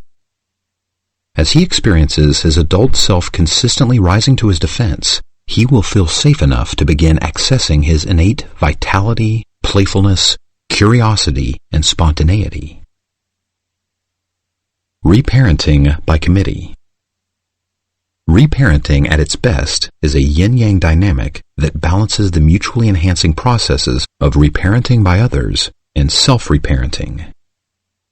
Reparenting sometimes needs to be initiated and modeled by someone else, such as a therapist, a sponsor, a kind friend, or supportive group to show us how to self-reparent ourselves. Alternatively, many survivors instinctively initiate reparenting by others via entering into what one of my clients describes as the community of books. They receive reparenting from authors who encourage them to value and support themselves.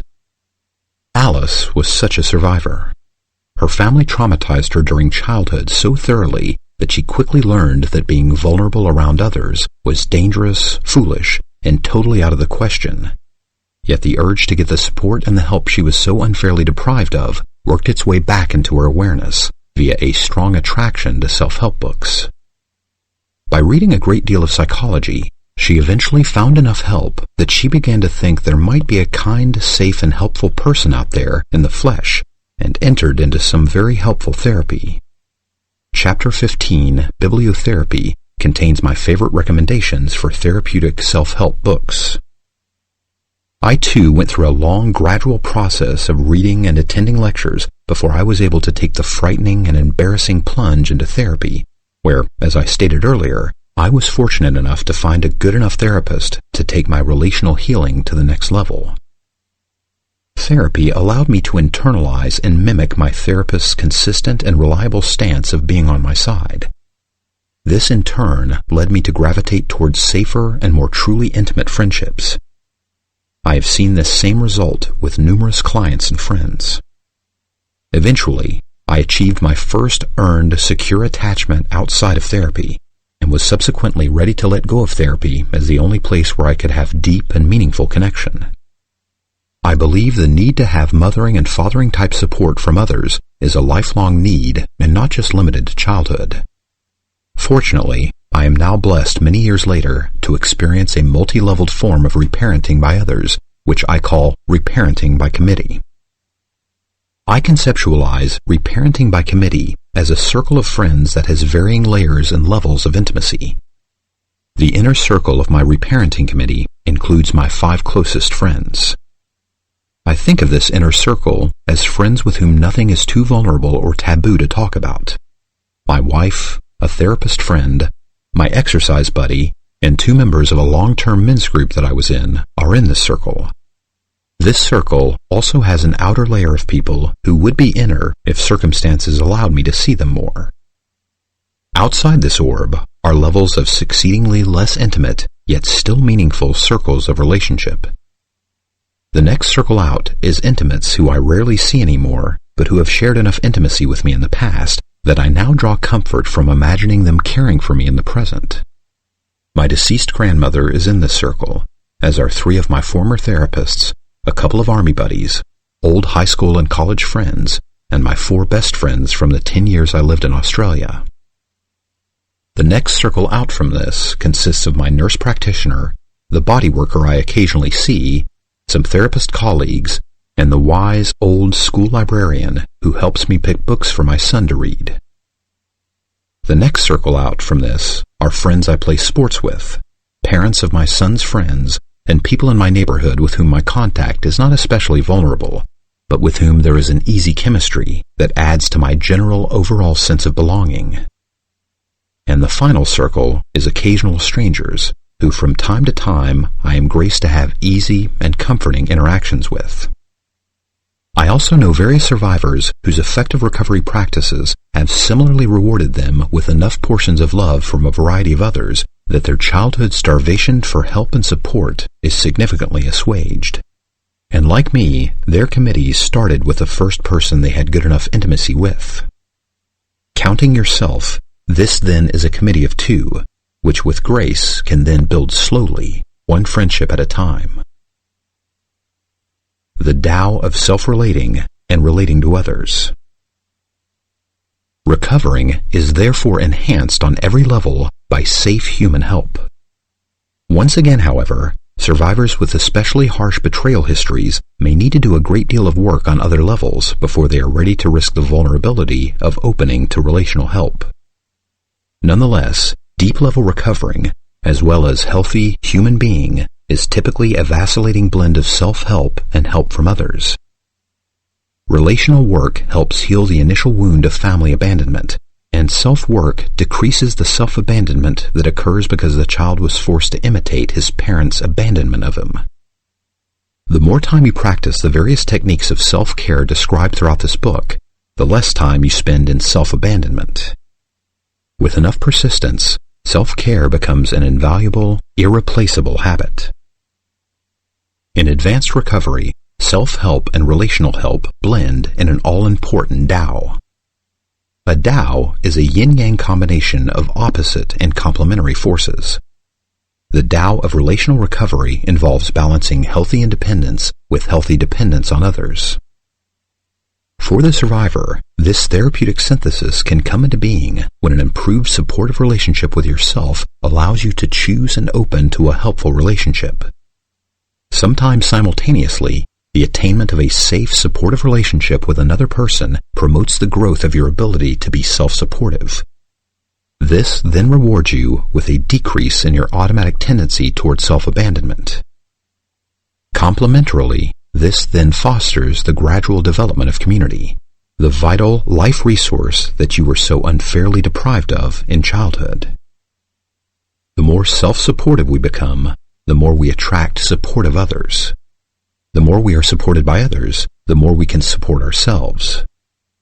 Sometimes we get initiated into this dynamic Tao by our own efforts, sometimes by the grace of finding a supportive friend or professional helper. For many of us survivors, a considerable amount of self-help work has to take place before we are able to open to relational support, before we become discerning enough to choose truly safe and helpful support. Chapter 4. The Progression of Recovering. Signs of recovering. Effective recovery work leads to an ongoing reduction of emotional flashbacks. Over time, with enough practice, you become more proficient at managing triggered states. This in turn results in flashbacks occurring less often, less intensely, and less enduringly. Another key sign of recovering is that your critic begins to shrink and lose its dominance over your psyche. As it shrinks, your user-friendly ego has room to grow and to develop the kind of mindfulness that recognizes when the critic is taken over. This in turn allows you to progressively reject the critic's perfectionistic and drasticizing processes. More and more, you stop persecuting yourself for normal foibles. Additionally, you perseverate less in disappointment about other people's minor miscues. A further sign of recovering is a gradual increase in your ability to relax. With this comes an increasing ability to resist overreacting from a triggered position. This further allows you to use your fight, flight, freeze, or fawn instincts in healthy and non-self-destructive ways.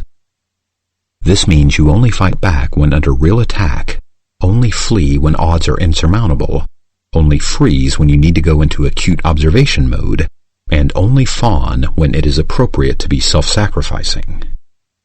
An alternative way of describing this decrease in overreacting is that you have a good balance between the polar opposites of fight and fawn.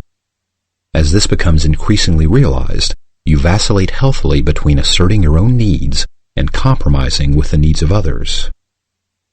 A further example of decreased reactivity is seen in a more balanced movement between the polar opposites of flight and freeze. This manifests as an improving equilibrium between doing and being, between sympathetic and parasympathetic nervous system arousal, and between left and right brain processing. The importance of balancing the fight-fawn and flight-freeze polarities within yourself is explored in greater detail at the end of Chapter 6. Deep-level recovery is also evidenced by you becoming gradually more relaxed in safe enough company. This, in turn, leads to an increasing capacity to be more authentic and vulnerable in trustworthy relationships. With enough grace, this may then culminate in you acquiring an intimate, mutually supportive relationship where each of you can be there for the other through thick and thin. Advanced recovery also correlates with letting go of the salvation fantasy that you will never have another flashback. Giving up the salvation fantasy is another one of those 2 steps forward, 1 step backward processes. We typically have to wrestle with denial a great deal to increasingly accept the unfair reality that we will never be totally flashback-free.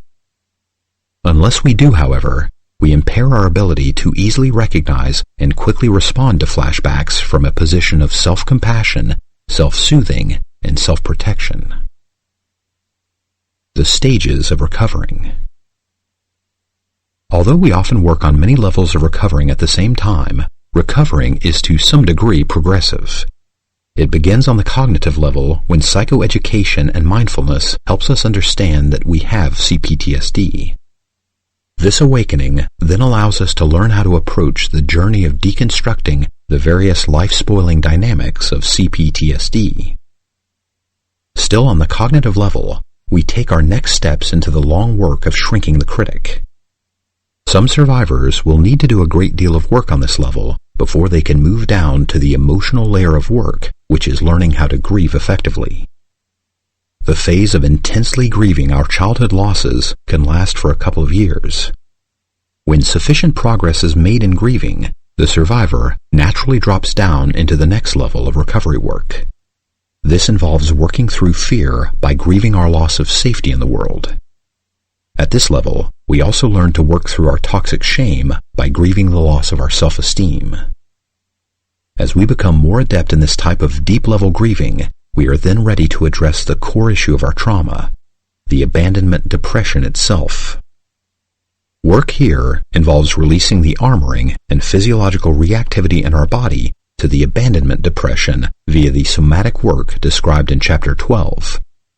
This work culminates with learning to compassionately support ourselves through our experiences of depression. Finally, as we will learn more about in Chapter 13, many survivors need some relational help in achieving the complex tasks involved in deconstructing each layer of our old, pain-exacerbating defenses. Cultivating patience with the gradual progression of recovery. As stated earlier, recovering from CPTSD is complex. Sometimes it can feel so hopelessly complex that we totally give up and get stuck in inertia for considerable lengths of time. This is why it is so important to understand that recovery is gradual and frequently a backwards and forwards process. Effective recovery is often limited to only progressing in one or two areas at a time. Biting off more than we can chew and trying to accomplish too much too soon is often counterproductive. As a flight type, I spent years in mid-range recovery workaholically spinning my wheels trying to fix and change everything at once. I describe this at greater length in the When Recovery Becomes Obsessive-Compulsive section of my first book, pages 140 to 141. We often need to simplify our self-help efforts in early recovery. Accordingly, I recommend making Shrinking the Critic, Chapter 9, your go-to response if you feel unsure of how to proceed. Once the critic is reduced enough that you can notice increasing periods of your brain being user-friendly, impulses to help and care for yourself naturally begin to arise. As this happens, it becomes easier to tell whether you are guiding yourself with love or a whip. When you realize it's the whip, please try to disarm your critic and treat yourself with the kindness you would extend to any young child who is struggling and having a hard time. Nowhere is patience with ourselves more important than with the inner critic work. Typically, the inner critic is too omnipresent to confront on every occasion. To do so would often leave no time for anything else. But when we practice critic shrinking in a gradually increasing way over time, we can more consistently disidentify from its negative focus and switch to a more self-supportive perspective. Eventually, a new positive habit of rescuing ourselves from shame and self-hate takes on its own life. I still have my unfair share of flashbacks, but rarely do I ever side with my toxic critic. Any self-help practices that we are trying to make second nature often work in this way. When we practice enough, self-help starts to become a matter of common sense. It reverberates as right action, and gradually takes on its own life as we attune to the true nature of our spirits and souls, which are inherently self-supportive. We also aid our recovery greatly by challenging the all-or-none thinking of the critic whenever it judges us for not being perfect in our efforts. Progress, not perfection, is a powerful mantra for guiding our self-help recovery efforts. Moreover, as recovering progresses, and especially as the critic shrinks, the desire to help yourself, to care for yourself, becomes more spontaneous. This is especially true when we mindfully do things for ourselves in a spirit of loving kindness. As such, we can do it for the child we were, the child who was deprived through no fault of her own. And we can do it because we believe every child, without exception, deserves loving care. Finally, if the listener is like I was in the past and has no overall perspective on his suffering, he may feel like he is spinning his wheels on one icy patch of road after another. I had decades of trying everything under the sun with what felt like a deepening sense of futility and defectiveness. Gratefully, I eventually reached an invisible critical mass and realized I had actually come a long way. I had acquired quite a few pieces in this puzzle of recovery and only needed to organize them into a map to move along further. As such, I have designed a ground plan that has helped me, my clients, and website respondents to make sense of their suffering and to see how to effectively reduce it. I hope and pray that the cartography in this book will also offer you relief. Surviving versus thriving. Recovery involves learning to handle unpredictable shifts in our inner emotional weather. Perhaps the ultimate dimension of this is what I call the surviving-thriving continuum. Before we enter into recovery, it may feel like life is nothing but a struggle to survive. However, when recovery progresses enough, we begin to have some experiences of feeling like we are thriving. These may start out as feelings of optimism, hopefulness, and certainty that we are indeed recovering. And then, the bottom inevitably drops out because recovery is never all forward progress. Oh, so unfairly, we are back to feeling that we can barely survive. To make matters worse, we are amnesiac that we even had a respite from surviving. Another flashback has hit, and we polarize back onto the surviving end of the continuum. We are stuck in the anxious and deadened feelings of the abandonment melange. In survival mode, even the most trivial and normally easy task can feel excruciatingly difficult. As in childhood, it all feels just too hard. And if the flashback is especially intense, Thanatos may start knocking down the door. Thanatos is the death urge described by Freud, and in a flashback, it corresponds with the suicidal ideation we looked at in Chapter 1. Once again, it is important to repeat that this feeling state is a flashback to the worst times in childhood when our will to live was so compromised. As mindfulness improves, we can recognize suicidal ideation as evidence of a flashback and begin to rescue ourselves with the Chapter 8 flashback management steps. As recovery progresses, polarizations back into survival mode do not take us to the utter despair end of the continuum so often. Nonetheless, survival mode can still feel pretty awful, especially when it is characterized by high anxiety or immobilizing depression. Being in survival is especially difficult during those times when flashback management is less effective, and feelings that life is a struggle can hang on for days and even weeks. This is the territory where flashbacks morph into extended regressions. I believe regressions are sometimes a call from our psyche to address important developmental arrests. In this case, it is the need to learn unrelenting self-acceptance during a period of extended difficulty. It is also the need to develop a staunch and unyielding sense of self-protection. This fundamental instinct of fiery willingness to defend ourselves from unfairness needs to strengthen progressively so that we can withstand inner critic attacks. Moreover, we can grow in our ability to survive survival by using the Chapter 13 mindfulness techniques to practice and build enduring self-compassion. Moreover, if we are far enough along in recovery to have a safe ally, we can enlist their support to help us verbally ventilate out our pain at being stuck in survival. Temptations can be great at such times to revert to the less functional ways of self-soothing that we learned when we were younger. Depending on your 4F type, this commonly manifests as increased eating, substance abuse, working, sleeping, and/or sexually acting out. Sometimes we are triggered into self-medicating in this way because we are desperately trying to keep ourselves on the thriving end of the continuum. Desperately clinging to thriving is a hard impulse to resist, even when we are in reality way past its expiration date. Yet, as recovery and mindfulness increase, we begin to notice that this type of self-medicating indicates that we are in a survival flashback. We are no longer authentically on the thriving end of the continuum. We have compounded our regression by regressing further by self-medicating to unnaturally prolong a preferred experience. At such times, we benefit most by reinvoking our intention to practice self-acceptance, by recommitting to being there for ourselves no matter where we are on the continuum. As bears repeating, all human beings are existentially challenged to handle disappointing shifts out of thriving into surviving. We survivors, however, have greater difficulties handling these transitions because we were abandoned for so long at the surviving end of the continuum. Yet, as our recovery progresses, we can learn to become increasingly self-supportive in times of being stuck in survival.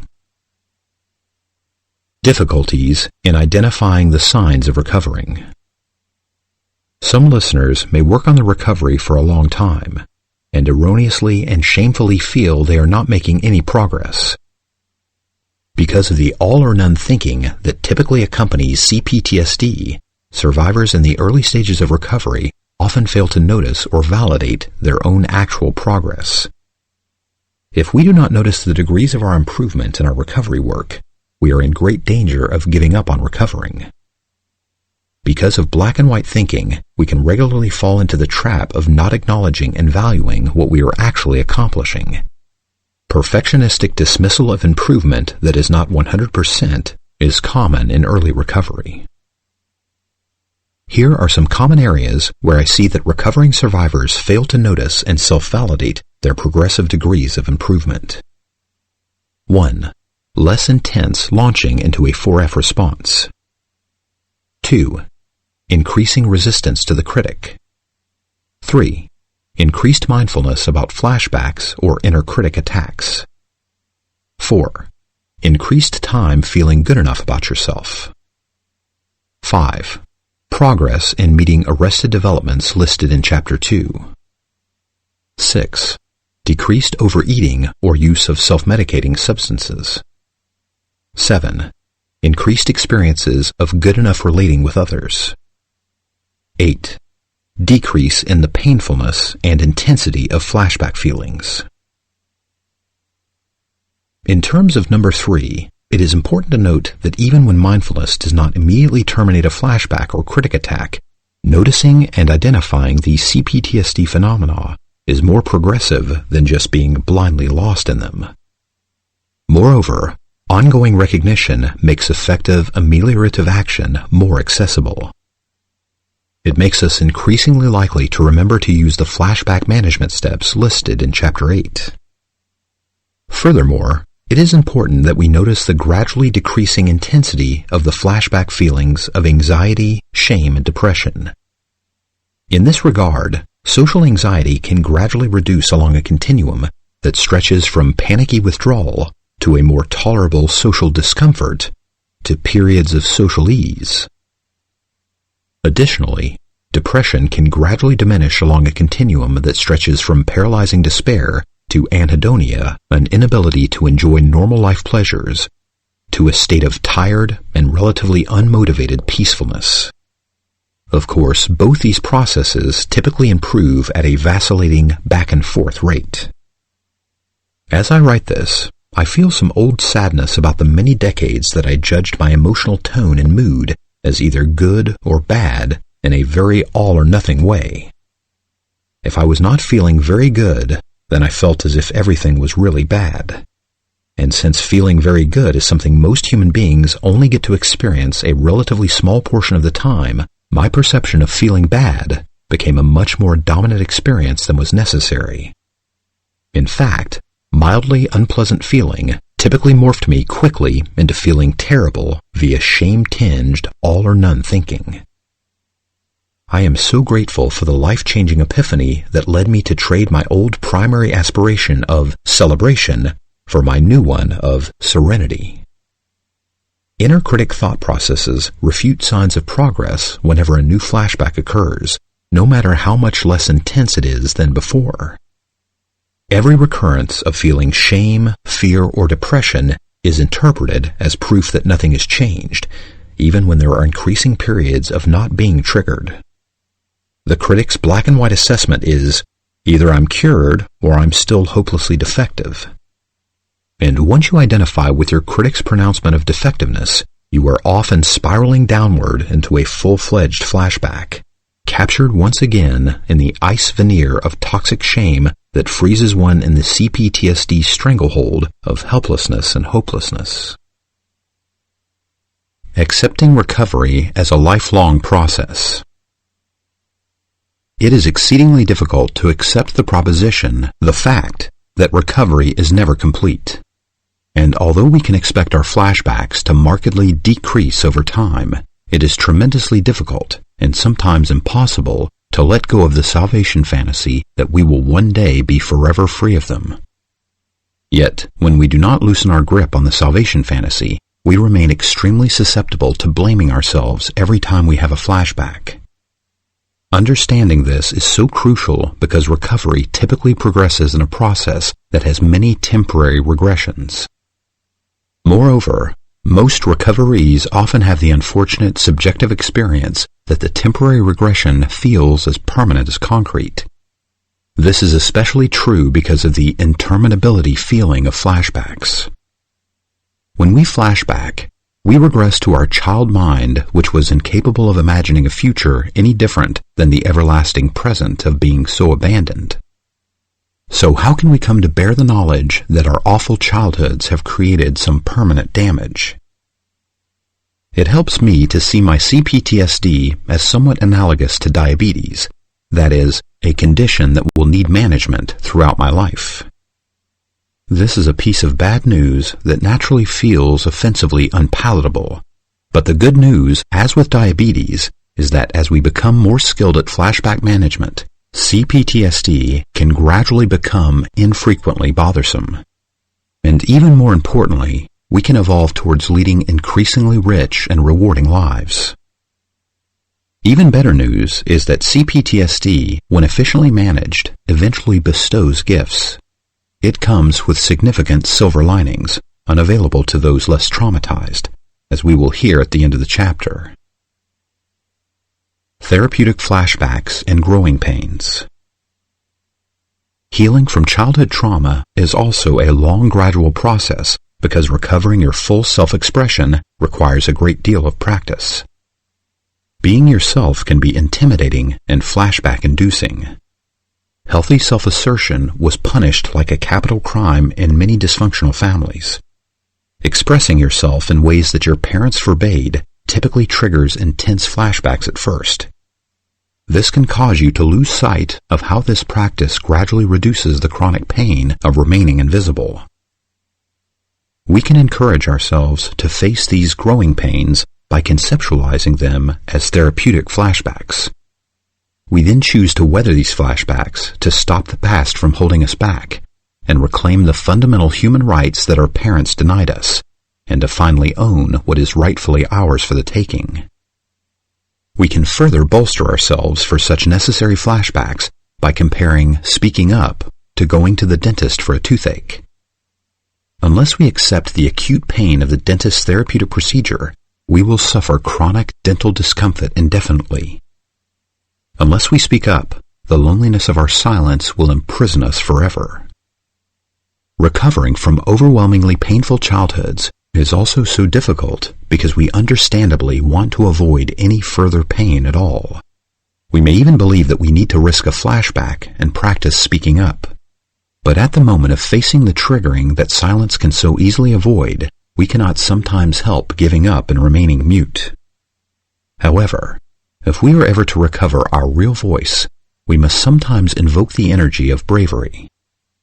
Bravery is, in my opinion, defined by fear. It is taking right action despite being afraid. It is not brave to do things that are not scary. The anger work described in Chapter 11 can help you with this enormously. With a strong enough intention, you can begin by occasionally invoking the kind of courage that involves feeling the fear and doing it anyway. You can nudge yourself to do it to rescue your inner child from the loneliness of never being seen or heard.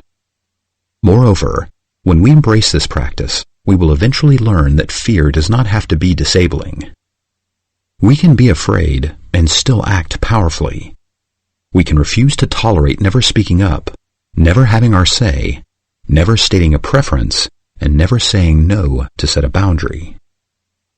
With enough practice, therapeutic flashbacks not only diminish, but begin to be replaced by a healthy sense of pride in ourselves for our courageous self-championing.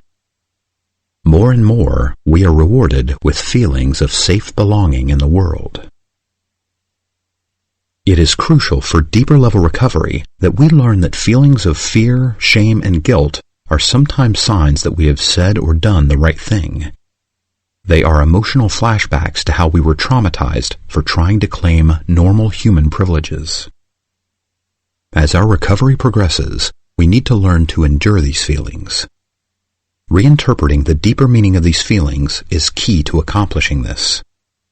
Typically, this involves epiphanies like the following. I feel afraid now, but I'm not in danger like I was as a child. I feel guilty, not because I am guilty, but because I was intimidated into feeling guilty for expressing my opinions, my needs, and my preferences. I feel shame because my parents rained disgust on me for being me. I say no to these toxic parental curses, and I am proud and right to see how they tried to murder my soul. I give them their shame back as disgust, the disgust any healthy adult feels when he sees a parent bullying a child with contempt, or when he sees a parent heartlessly ignoring a suffering child. Optimal stress. The quest to ongoingly grow and evolve out of my childhood trauma sometimes becomes more embraceable to me when I remember the poet's words, "He not being busy born is busy dying." In fact, some of the latest research in neuroscience suggests that we actually need a modicum of stress in our life. This type of stress is called optimal stress. Optimal stress is the balanced, moderate amount of stress that appears to be necessary to grow the new neurons and neuronal connections that correlate with keeping the brain healthy. Research shows that just as too much stress creates a biochemical condition that damages neurons in the brain, too little stress leads to the atrophy, death, and lack of replacement of old neurons. This is why lifelong learning is widely recognized as one of the key practices necessary to avoid Alzheimer's disease. In my opinion, lifelong recovering is an exalted subset of lifelong learning. I believe that optimal stress is frequently attained when we practice the behaviors that remedy our developmental arrests. Examples of this include reading self-help books, attending self-improvement workshops, working at deeper self-discovery through journaling, or struggling to be more vulnerable and authentic in a therapy session or an evolving relationship. Moreover, it might be that minor flashbacks sometimes function as optimal stress.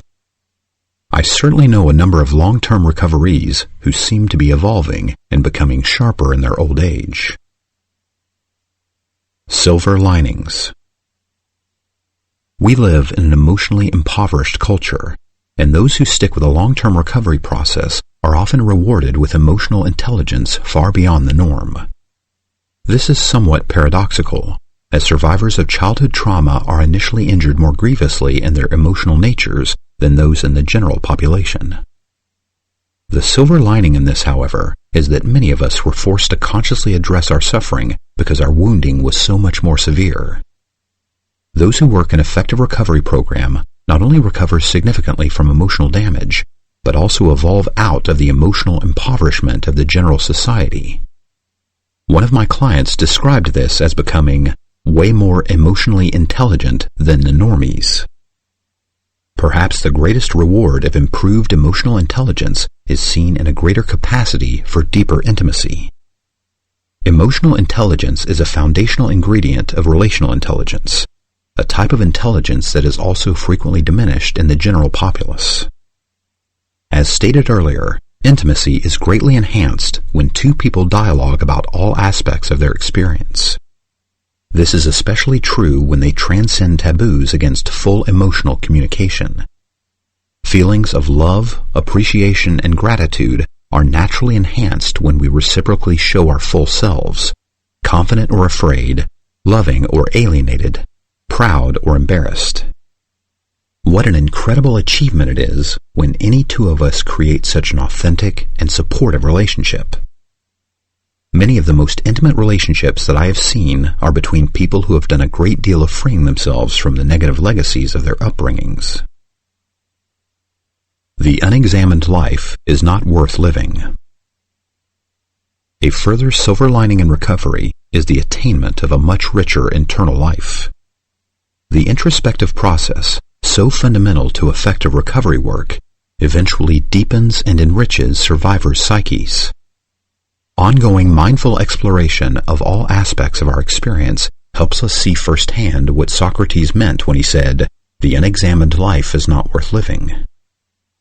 The survivor who follows the introspective road less traveled becomes increasingly free of compulsive and unconscious allegiance to unhelpful familial, religious, and societal values that were instilled at an impressionable age. The recoveree now gets to choose her own values and reject those that are not in her own best interest. She develops a deeper, more grounded self-respect that is not contingent upon going with the herd and shifting center with every new popular trend. In psychological parlance, she becomes free and brave enough to individuate and develop more of her full potential. In Joseph Campbell's words, the survivor learns to follow his own bliss.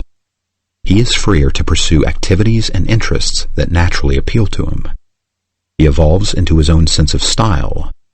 He may even feel emboldened to coif and dress himself without adherence to the standards of fashion. He may extend this freedom into his home decor. In this vein, I have seen many survivors discover their own aesthetic, as well as an increased appreciation of beauty in general.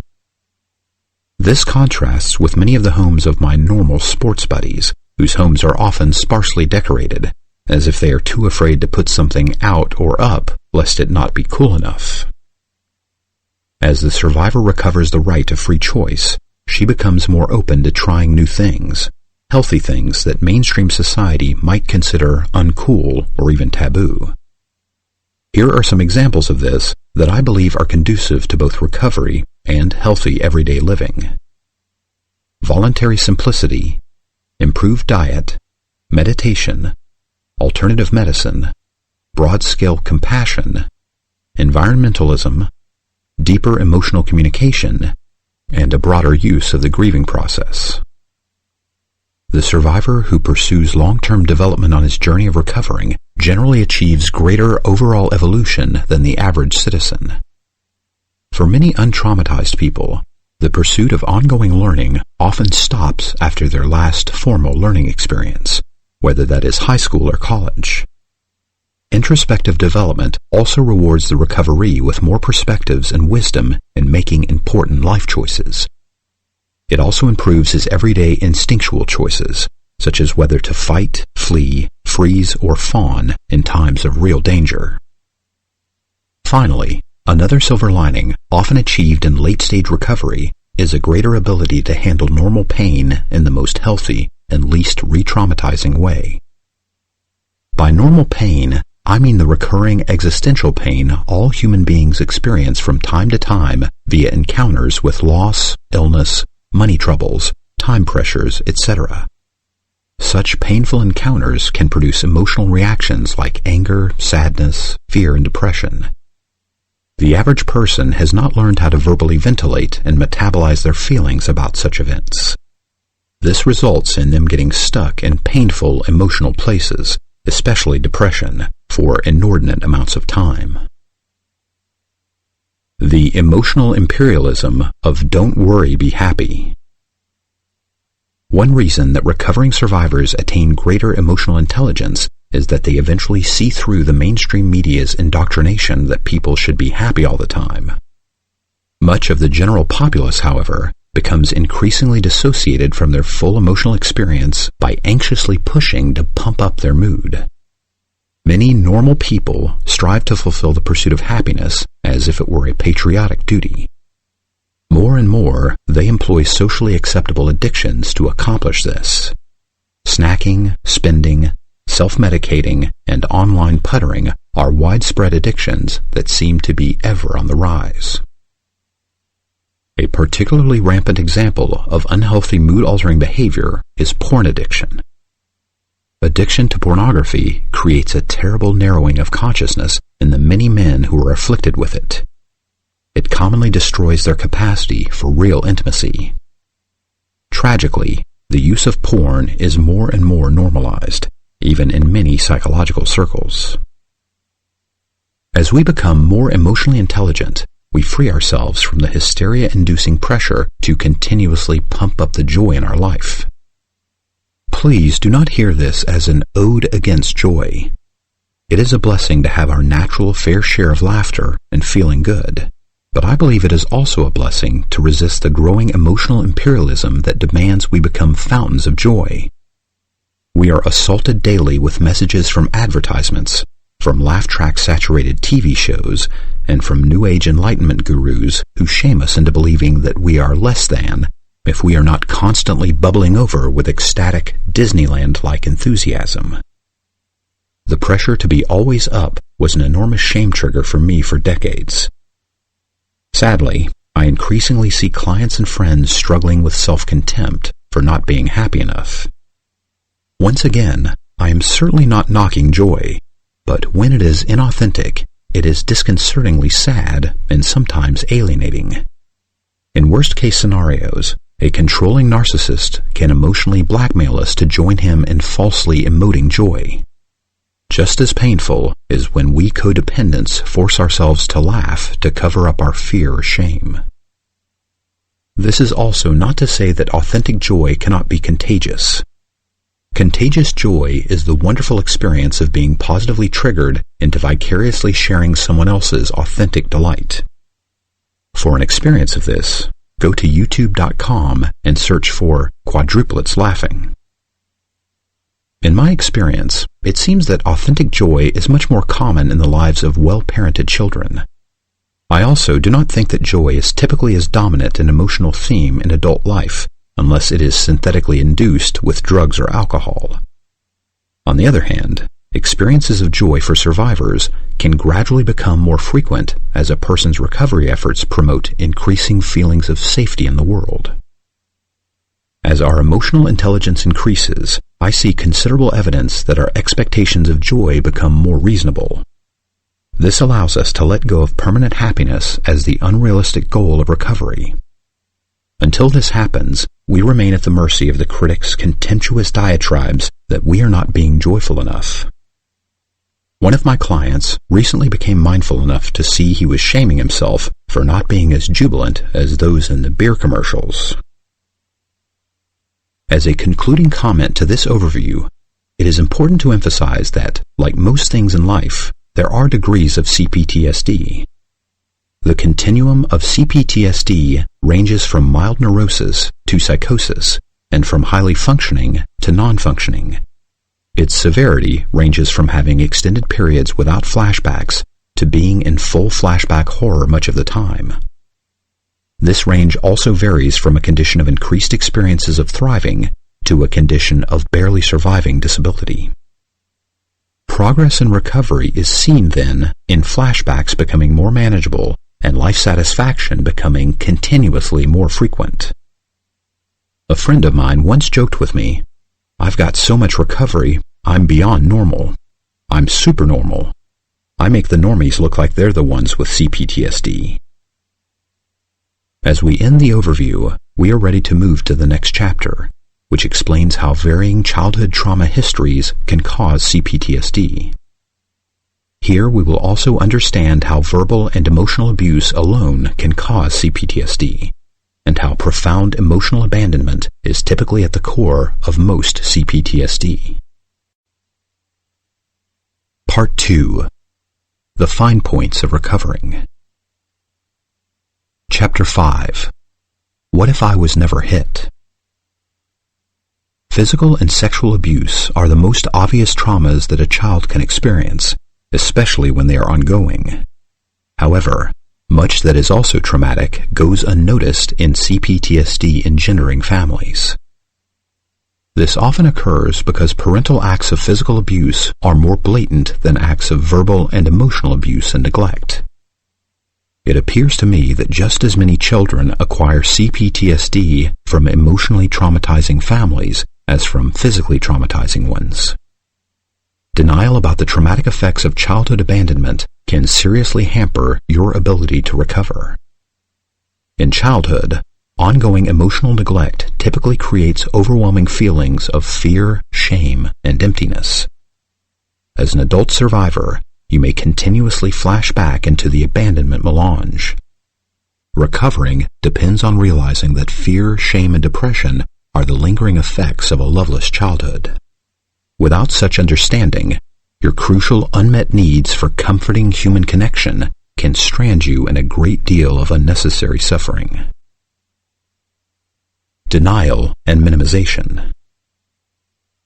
Confronting denial is no small task. Children so need to believe that their parents love and care for them that they will deny and minimize away evidence of the most egregious neglect and abuse. Deminimization is a crucial aspect of confronting denial. It is the process by which a person deconstructs the defense of making light of his childhood trauma. The lifelong process of deminimizing the impact of childhood trauma is like peeling a very slippery and caustic onion. The outer layer for some is the stark physical evidence of abuse, for example, sexual abuse or excessive corporal punishment. Subsequent layers involve verbal, spiritual, and emotional abuse. Core layers have to do with verbal, spiritual, and emotional neglect. In a perversely ironic way, my parents' physical abuse of me was a blessing, for it was so blatant that my attempts to suppress, rationalize, make light of, and laugh it off lost their power in adolescence, and I was able to see my father for the bully that he was. Seeing my idealized mother's abusiveness came much later. Identifying my father's behavior as abusive eventually helped me become aware of less blatant aspects of my parents' oppression, and I subsequently discovered the verbal and emotional abuse layer of the onion of my childhood abandonment.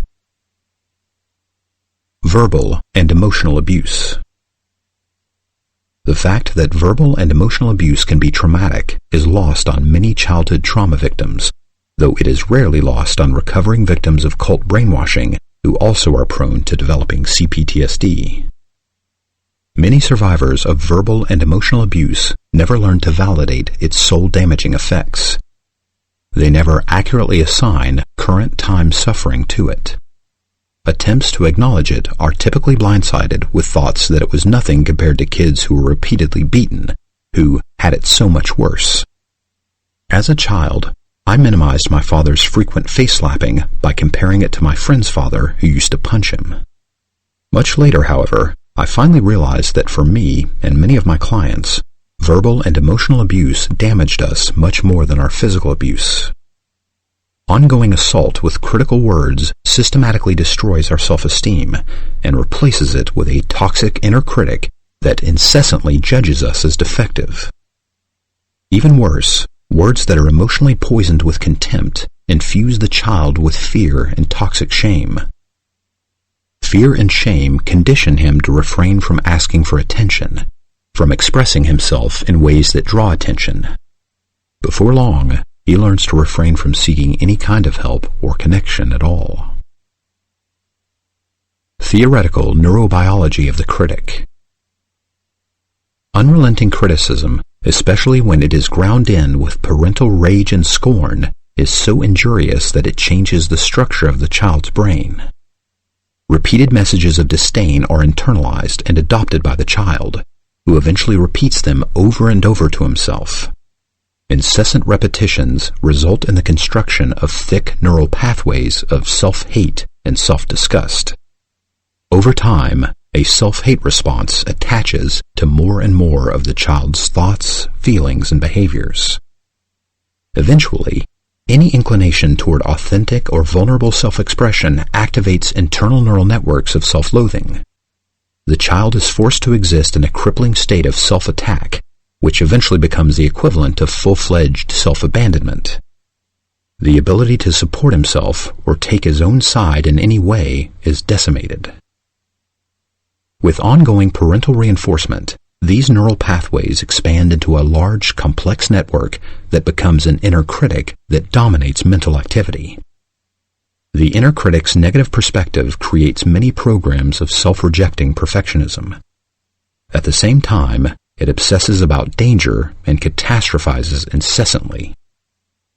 Chapters 9 and 10 expand on shrinking and deconstructing these life-ruining programs. Until this is accomplished, the survivor typically lives in varying degrees of emotional flashback much of the time.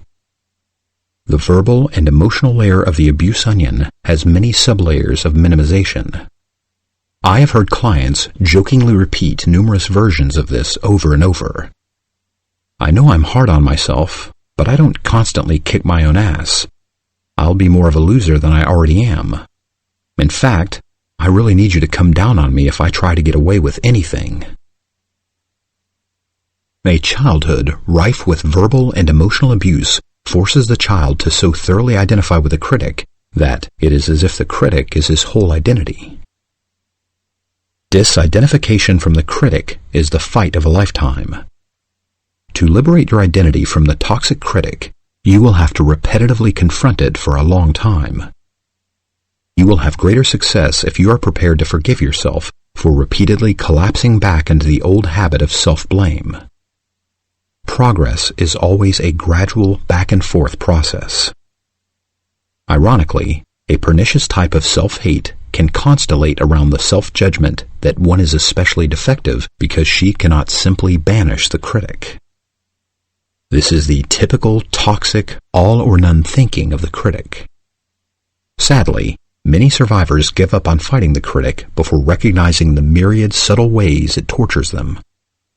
Yet, there is no more noble recovery battle than that which gradually frees the psyche from critic dominance. Until this happens to a significant degree, there is minimal development of the healthy, user-friendly ego. Let us examine now at how emotional neglect alone can create a psyche-dominating critic. Emotional neglect. The core wound in complex PTSD. Minimization about the damage caused by extensive emotional neglect is at the core of the CPTSD denial onion. Our journey of recovering takes a quantum leap when we really feel and understand how devastating it was to be emotionally abandoned. An absence of parental loving interest and engagement, especially in the first few years, creates an overwhelming emptiness. Life feels harrowingly frightening to the infant or toddler who is left for long periods without comfort and care. Children are helpless and powerless for a long time, and when they sense that no one has their back, they feel scared, miserable, and disheartened. Much of the constant anxiety that adult survivors live in is this still aching fear that comes from having been so frighteningly abandoned. Many survivors never discover and work through the wounds that correlate with this level. This happens because they overassign their suffering to overt abuse and never get to the core issue of their emotional abandonment. As stated before, this is especially likely to occur with survivors who dismissively compare their trauma to those who were abused more noticeably and more dramatically. I find this painfully ironic because some people suffer significant active abuse without developing CPTSD. Typically, they are spared because there is one caretaker who does not emotionally neglect them. Traumatic emotional neglect occurs when a child does not have a single caretaker to whom she can turn in times of need or danger. CPTSD then sets in to the degree that there is no alternative adult, relative, older sibling, neighbor, or teacher to turn to for comfort and protection. This is especially true when the abandonment occurs 24/7, 365 days a year for the first few years. Growing up emotionally neglected is like nearly dying of thirst outside the fenced-off fountain of a parent's warmth and interest. Emotional neglect makes children feel worthless, unlovable, and excruciatingly empty. It leaves them with a hunger that gnaws deeply at the center of their being. They starve for human warmth and comfort. The failure to thrive syndrome. When a child is continuously deprived of a nurturing caretaker, love starvation steadily increases and sometimes devolves into the failure to thrive syndrome. Failure to thrive is a term coined in the mid-20th century to describe the epidemic of baby deaths that occurred when new germ-phobic practices were introduced into hospitals.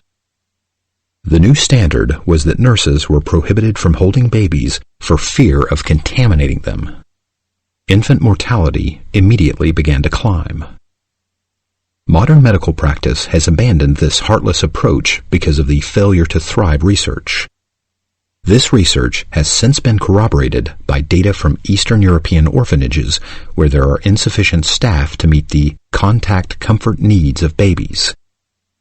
Modern medicine now accepts as scientific fact the principle that babies need a great deal of physical touch and nurturing in order to thrive. In my experience, failure to thrive is not an all-or-none phenomenon, but rather a continuum that stretches from the abandonment depression to death. Many CPTSD survivors never thrived as babies. I believe that many suffered painful bouts of lingering near the end of the continuum that feels death-like. Several of my clients commonly have quipped that they feel like death warmed over when they are in a flashback. Moreover, I suspect that some traumatized children do die from their abandonment. Perhaps their immune systems weaken and make them more susceptible to diseases. Perhaps, as David Kalshed hints, they unconsciously gravitate toward lethal accidents to terminate their misery.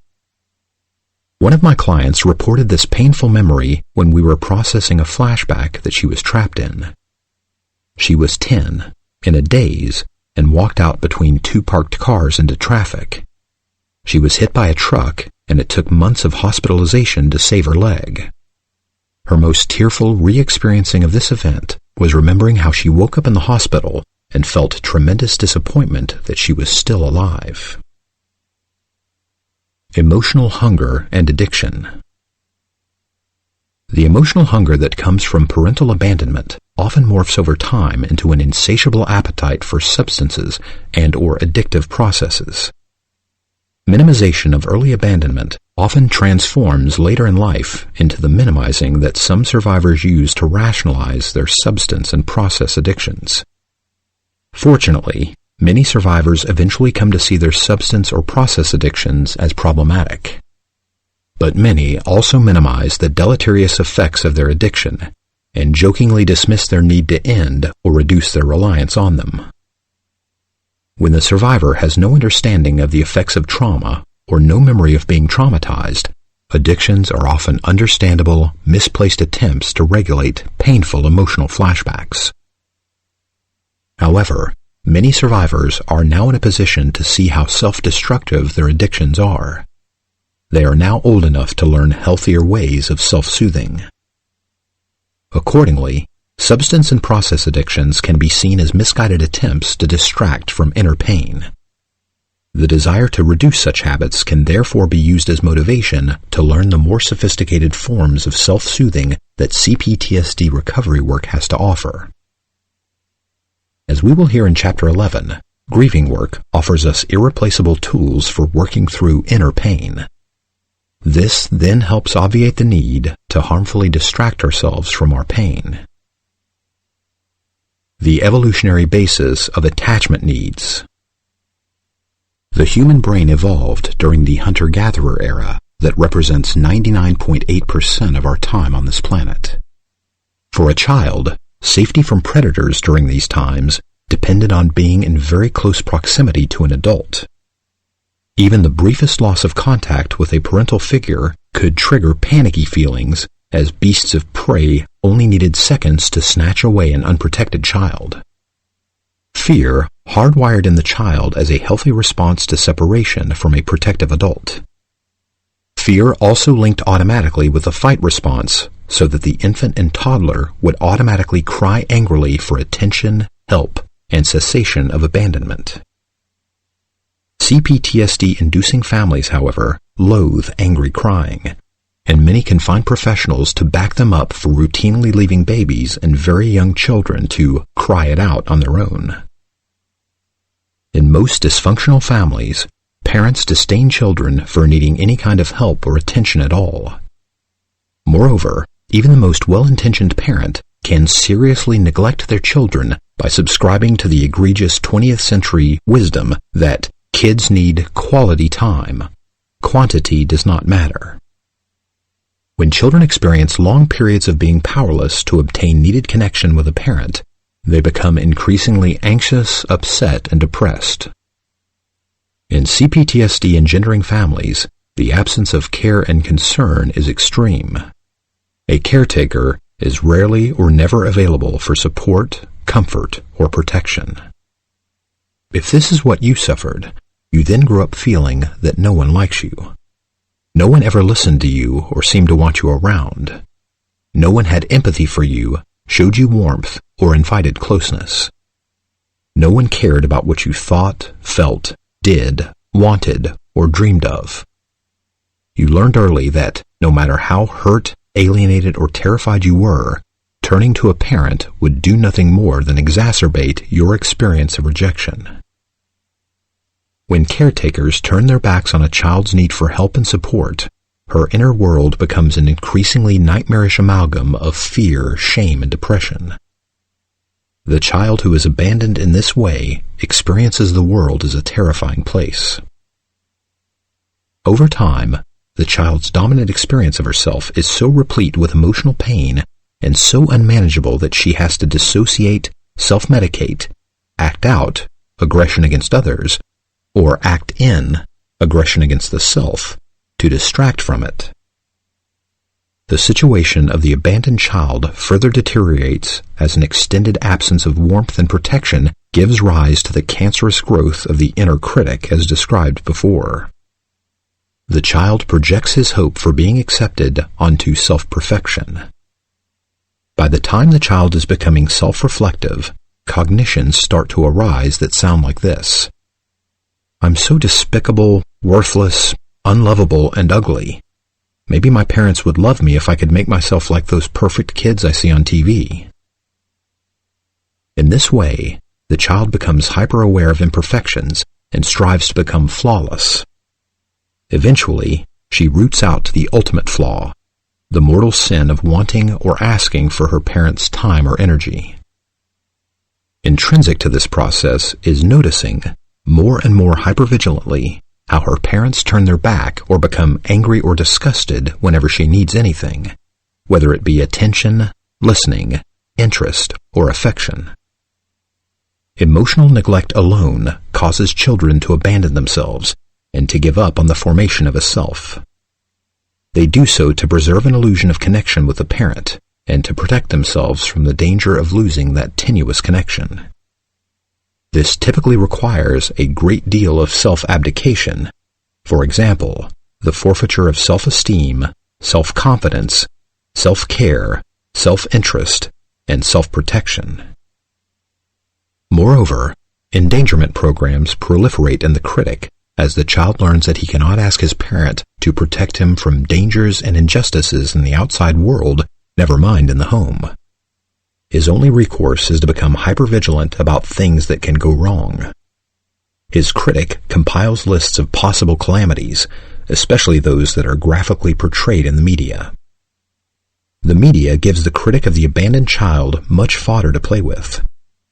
She may be exposed daily to hours of programs that glorify sarcasm, backbiting, and bullying.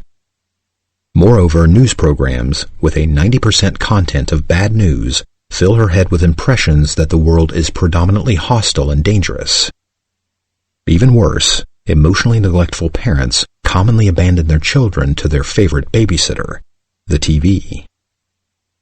Through such neglect, the child's consciousness eventually becomes overwhelmed with the processes of drasticizing and catastrophizing. Drasticizing and catastrophizing are critic processes that lead the child to constantly rehearse fearful scenarios in a vain attempt to prepare himself for the worst. This is the process by which CPTSD, with its overdeveloped stress and toxic shame programs, sets in and becomes triggerable by a plethora of normally innocuous stimuli. Most notable of these stimuli are other people, especially unknown people, or people even vaguely reminiscent of the parents. Over time, the critic comes to assume that all other people are dangerous and automatically triggers the fight, flight, freeze, or fawn response whenever a stranger or unproven other comes into view. The people are dangerous process typically devolves into the social anxiety that is frequently a symptom of CPTSD. In worst-case scenarios, it manifests as social phobia and agoraphobia.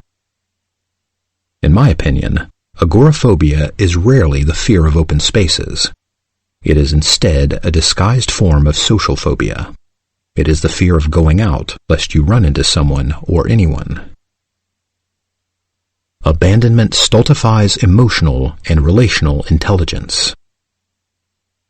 As stated above, emotionally abandoned children often devolve into experiencing all people as dangerous, no matter how benign or generous they may in fact be. Even love, coming their way, reverberates threateningly on a subliminal level. Unconsciously, they fear that if they momentarily trick someone into liking them, the forbidden prize will vanish once their social perfectionism inevitably fails and exposes their unworthiness. Moreover, when this occurs, they will be triggered even more deeply into the abandonment melange. Emotional intelligence and its cohort, relational intelligence, are forced into developmental arrest by abandoning parents. Children never learn that a relationship with a healthy person can be comforting and enriching. The ability to open to and benefit from love and caring from others often lays dormant and undeveloped. Moreover, the appropriate management of the normal emotions that recurrently arise in significant relationships is never modeled for them. Emotional intelligence about the healthy and functional aspects of anger, sadness, and fear lies fallow. Deminimizing emotional abandonment. As with physical abuse, effective work on the wounds of verbal and emotional abuse can sometimes open the door to deminimizing the awful impact of emotional neglect. I sometimes feel the most for my clients who were only neglected, because it is so difficult to see neglect as hardcore evidence. Most people remember little before they were 4 years old, and by that time, much of this kind of damage is done. It typically takes some very deep introspective work to realize that current time flashback pain is a recreation of how bad it felt to be emotionally abandoned. The remembering and deminimizing of the impact of emotional neglect can take a long time. It is typically an intuitive piecing together of a lot of clues. The puzzle is often solved when a critical mass of childhood reconstruction is reached. Sometimes this fosters an epiphany that neglect is indeed at the core of present-time suffering. Sometimes this epiphany brings a great relieving certainty that fragile self-esteem, frequent flashbacks, and recurring reenactments of unsupportive relationships were caused by the closed hearts of your parents. I sometimes regret that I did not know what I know now about this kind of neglect when I wrote my first book. I wish I had not over-focused on the role of abuse in my childhood trauma. It is so hard to convey this to a client whose critic minimizes and shames them for their plight by comparing them unfavorably to me. I didn't have it anywhere near as bad as you. My mother never hit me. How ironic that this typically invokes a feeling sense in me that the worst thing that happened to me by far was growing up so emotionally abandoned. In fact, it was not until I learned to assign the pain of numerous current-time emotional flashbacks to the abject loneliness of my childhood that I was able to work effectively on the repetition compulsion that led me into so many neglectful relationships. And once again, this is not to deny or minimize the CPTSD-inducing traumatization that does come from each and every type of abuse: physical, sexual, verbal, and emotional. Practicing vulnerability. Emotional abandonment is healed by the type of real intimacy that we have been discussing. And once again, real intimacy depends on us showing up in times of vulnerability. Deep-level recovering occurs when we successfully connect with a safe enough other during the flashback times of feeling trapped in the fear, shame, and depression of the abandonment melange. In this vein, I had to painstakingly practice showing up in my pain for years. At first, I could only do this infrequently. I was too habituated to my childhood default positions of hiding or camouflaging with substances whenever I was in the grip of an abandonment melange. Yet I drew strength to increase my practice from a growing distaste for the social perfectionism of my people-pleasing codependence. I somehow knew my loneliness would never decrease unless I took the risk to see if certain well-chosen others would accept me in all aspects of my experience, not just the shiny ones. And of course, like most survivors, I was ignorant at first that I was even experiencing the emotional pain of the abandonment melange. How could I help but conceal it? Moreover, even after considerable deminimization of my childhood abuse-neglect picture, I was still convinced that everyone but my therapist would find me abhorrent if I shared about my flashback feelings. Furthermore, my trust of my therapist also wavered quite a bit at first, especially during my deepest flashbacks. Gratefully, sufficient positive experiences with my therapist eventually emboldened me to bring my authentic vulnerability to other select and gradually proven relationships, where I found the acceptance, safety, and support that previously I would not have known to wish for. There are limitations of the analogy of the onion.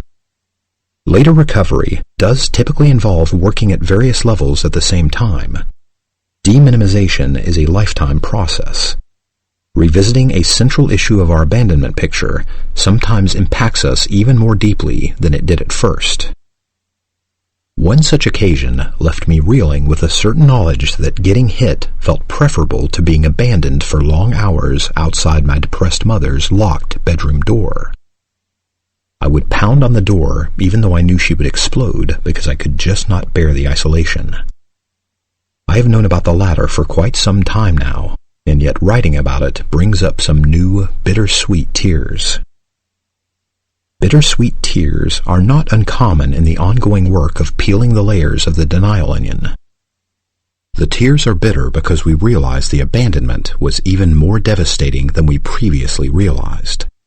And then the tears are sweet because they validate the truth of the recollection and put the blame where it truly belongs. And then they may be bitter again because the horrible abandonments happened over and over again when we were so young and legitimately needed so much help. And then they can turn sweet again, as in tears of gratitude, because a person often comes through this kind of depth work with an enhanced compassion for what she suffered and a healthy pride about having survived. In my latest experience of this type of grieving, my sweet tears came from realizing that I do regularly experience good enough love and safety in relationship.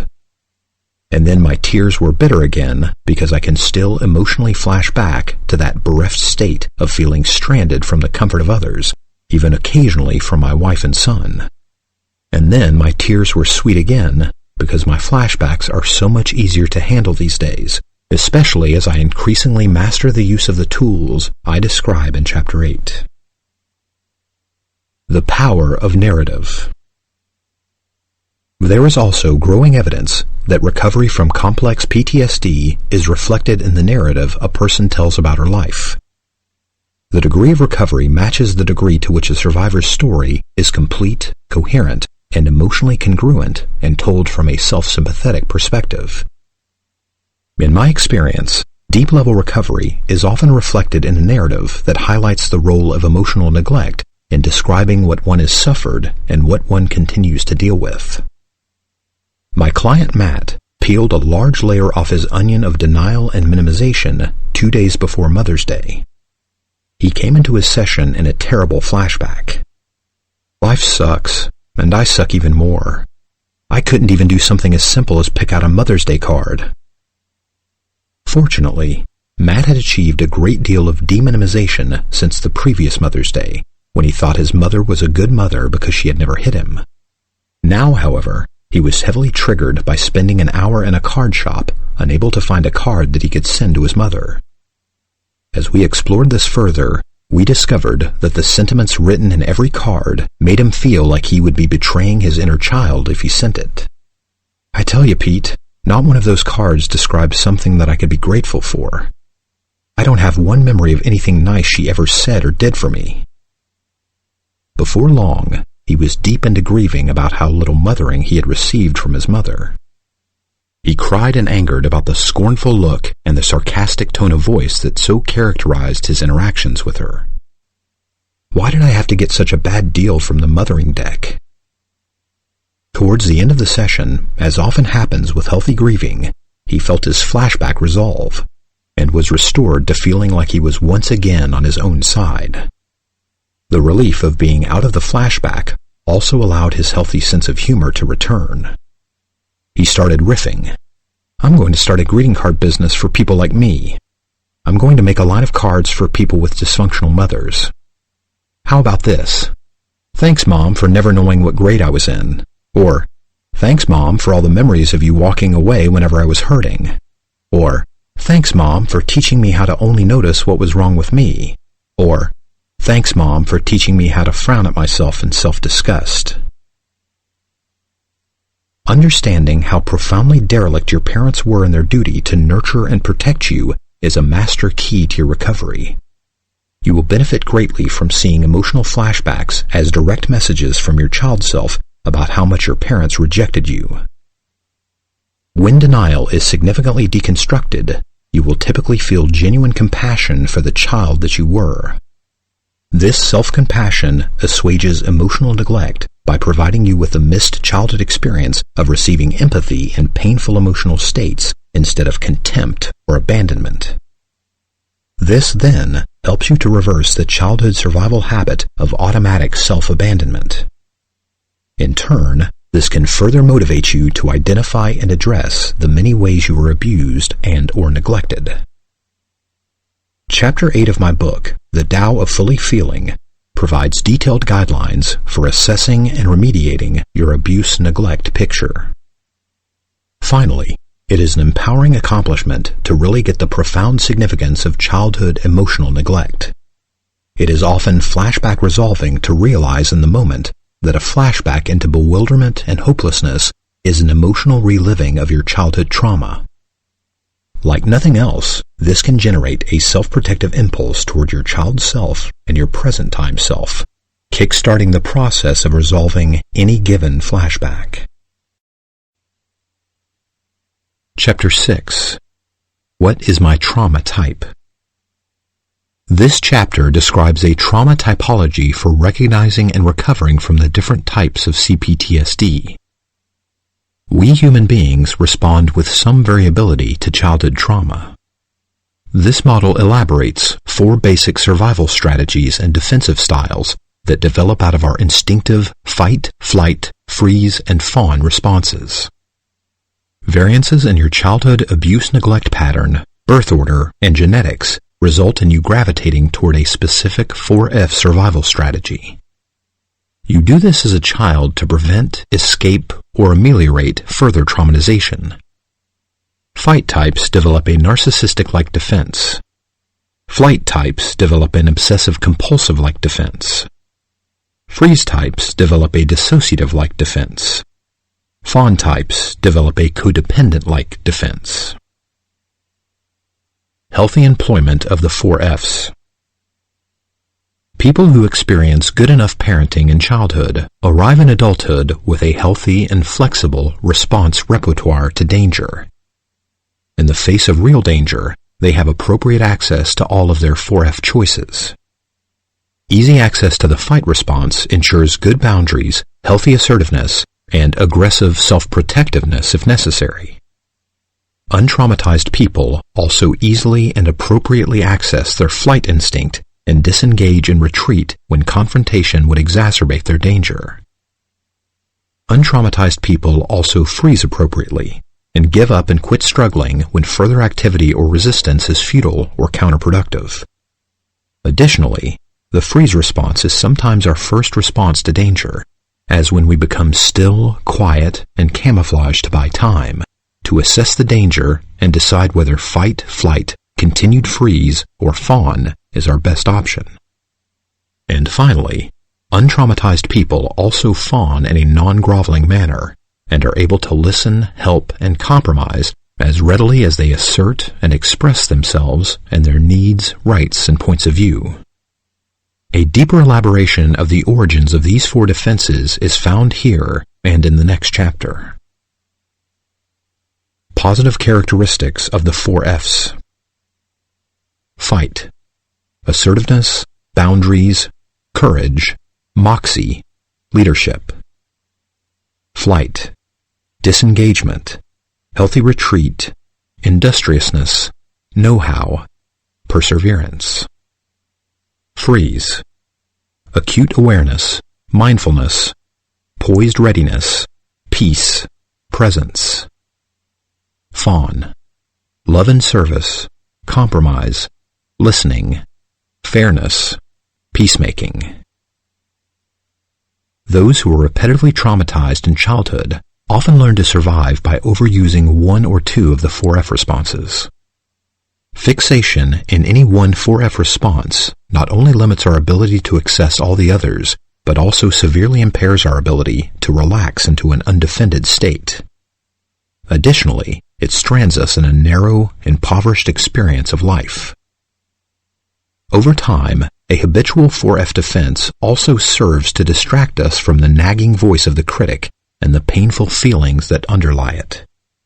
Preoccupation with 4F behaviors dulls our awareness of our unresolved past trauma and the pain of our current alienation. Now, compare the harmful behaviors of each defensive structure. Real or imagined danger typically triggers us into these roles and behaviors when we are in an emotional flashback. Detrimental characteristics of the 4F defenses.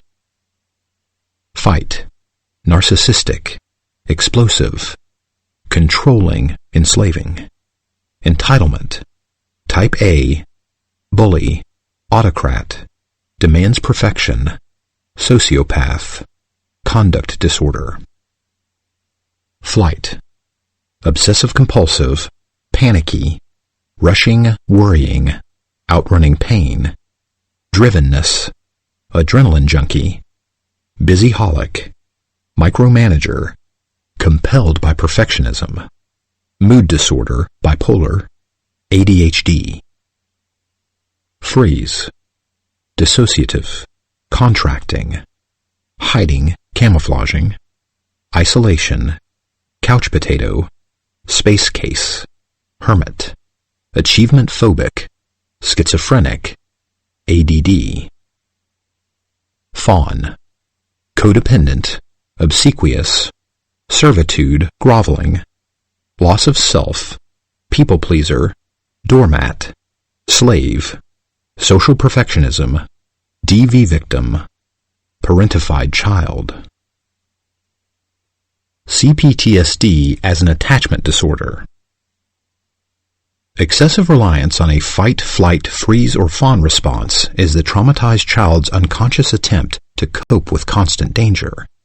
It is also a strategy to strengthen the illusion that her parents really care about her.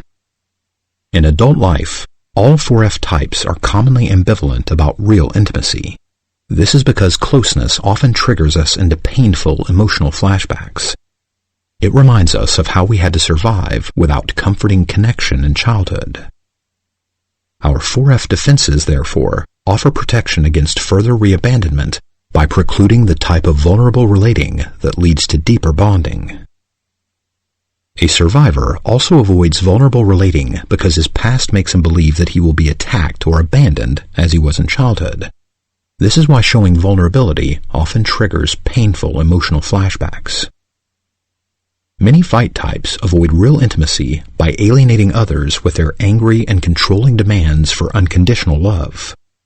This unrealistic demand to have their unmet childhood needs met destroys the possibility of intimacy. Moreover, some fight types delude themselves into believing that they are perfect. They see the other as the one who needs to be perfected. This defensive belief then entitles them to totally blame their partners for relationship problems. Many flight types stay perpetually busy and industrious to avoid being triggered by deeper relating. Others also work obsessively to perfect themselves, hoping to someday become worthy enough of love. Such flight types have great difficulty showing anything but their perfect persona. Many freeze types hide away in their rooms and reveries, fully convinced that the world of relating holds nothing for them. Freeze types who have not been totally turned off relationships by horrible childhood neglect or abuse gravitate to online relationships. Online relating can be pursued safely at home, with as little contact as desired. Many fawn types avoid emotional investment and potential disappointment by barely showing themselves. They hide behind their helpful personas and over-listen, over-elicit, and/or overdo for the other. By over-focusing on their partners, they then do not have to risk real self-exposure and the possibility of deeper-level rejection. Compare and contrast the differences between the four types. 4F distortions of attachment and safety instincts. Flight. Controlled to connect. Rage to be safe. Flight. Perfect to connect. Perfect to be safe. Freeze. No way I'll connect. Hide to be safe. Fawn. Merge to connect. Grovel to be safe. Now let us examine each of the 4F defenses more closely with a view toward decreasing our over-reliance on them. The fight type and the narcissistic defense. Fight types are unconsciously driven by the belief that power and control can create safety, assuage abandonment, and secure love. Children who are spoiled and given insufficient limits, a uniquely painful type of abandonment, can become fight types. Children who are allowed to imitate the bullying of a narcissistic parent may also develop a habitual fight response. Numerous fight types start out as older siblings who overpower their younger siblings, just as their parent overpowers them. Fight types learn to respond to their feelings of abandonment with anger. Many use contempt, a poisonous blend of narcissistic rage and disgust, to intimidate and shame others into mirroring them. Narcissists treat others as if they are as extensions of themselves. The entitled fight type commonly uses others as an audience for his incessant monologuing. He may treat a captured freeze or fawn type as a slave in a dominant submission relationship. The price of admission to a relationship with an extreme narcissist is self-annihilation. One of my clients quipped, "Narcissists don't have relationships. They take prisoners." The charming bully. Especially devolved fight types can become sociopathic. Sociopathy can range along a continuum that stretches from corrupt politician to vicious criminal. A particularly nasty sociopath, who I call the charming bully, probably falls somewhere around the middle of this continuum. The charming bully behaves in a friendly manner some of the time. He can even occasionally listen and be helpful in small amounts, but he still uses his contempt to overpower and control others. This type typically relies on scapegoats for the dumping of his vitriol. These unfortunate scapegoats are typically weaker than him. They may be members of a disenfranchised group, the ethnic employees, the gays, women, his problem child or wife, etc. He generally spares his favorites from this behavior, unless they get out of line. If the charming bully is charismatic enough, those close to him will often fail to register the unconscionable meanness of his scapegoating. The bully's favorites often slip into denial, relieved that they are not the target. Especially charismatic bullies may even be admired and seen as great. Being the scapegoated child or spouse of such a bully is especially problematic because it is so difficult to get anyone to validate that you were or are being abused by them. I remember how perplexed I used to be at photos of Hitler ostensibly acting kindly to his children. And I think as I write this of how many billionaires are venerated and how most of them stand up very poorly to closer scrutiny. So many billionaires use sociopathic tactics to accrue their fortunes. Examples of this are hostile takeovers, exploitive labor policies, health-destroying work conditions, devastating environmental practices, and various other forms of cheating, lying, and backstabbing. The great icon Henry Ford would regularly place new young workers at the front of his innovative assembly lines. The tired, used-up workers further down the line, who could not then keep up, were unceremoniously ushered out the back door. Labor unions eventually curtailed that practice in this country, but many jobs have since been exported to unregulated third-world countries where workers labor in the same atrocious, soul- and body-destroying conditions. And then, on a much less grand level, I remember a best friend I had in my 20s. I thought he was a great guy for almost 2 years until one day, shopping in the supermarket with him, I witnessed his demeaning lambasting of an innocent checker just out of sheer spite. Other types of narcissists. Rageaholic narcissists are infamous for using other people as dumping grounds for their anger. They are addicted to the emotional release of catharting in this way. The relief often does not last long before they are looking for another fix of venting their spleen. This type of narcissism is pure bullying, and bullying alone can cause PTSD. If it goes on long enough, as it does with bullying parents in a dysfunctional family, it can cause CPTSD. If this rings a bell with you, please check out nobully.com. Furthermore, and closer to a key theme of this book, I report the evidence of more than a few clients who were horribly abused by their pillar of the community, narcissistic parents. Among them is my suave, silent-type father, who regularly raged at and backhanded me and my sisters. He was much admired in our neighborhood. A final example of narcissism is the charming narcissist who is not necessarily a bully. I call this type the narcissist in codependent clothing. My friend's father is this type of charming narcissist. When you meet him, he lures you in with questions and elicitation that makes you feel like he is interested in you. But within a few minutes, once you have taken the bait, he suddenly shifts into monologuing like a filibusterer. This particular type often masters the run-on sentence, and there is nary a pause to interject or even offer an excuse for escaping. You have become a captive audience, and your release will not be procured easily. Recovering from a polarized fight response. I agree with a widely held notion that extreme narcissists and sociopaths are untreatable. Typically, they are convinced that they themselves are perfect and that everyone else is the problem.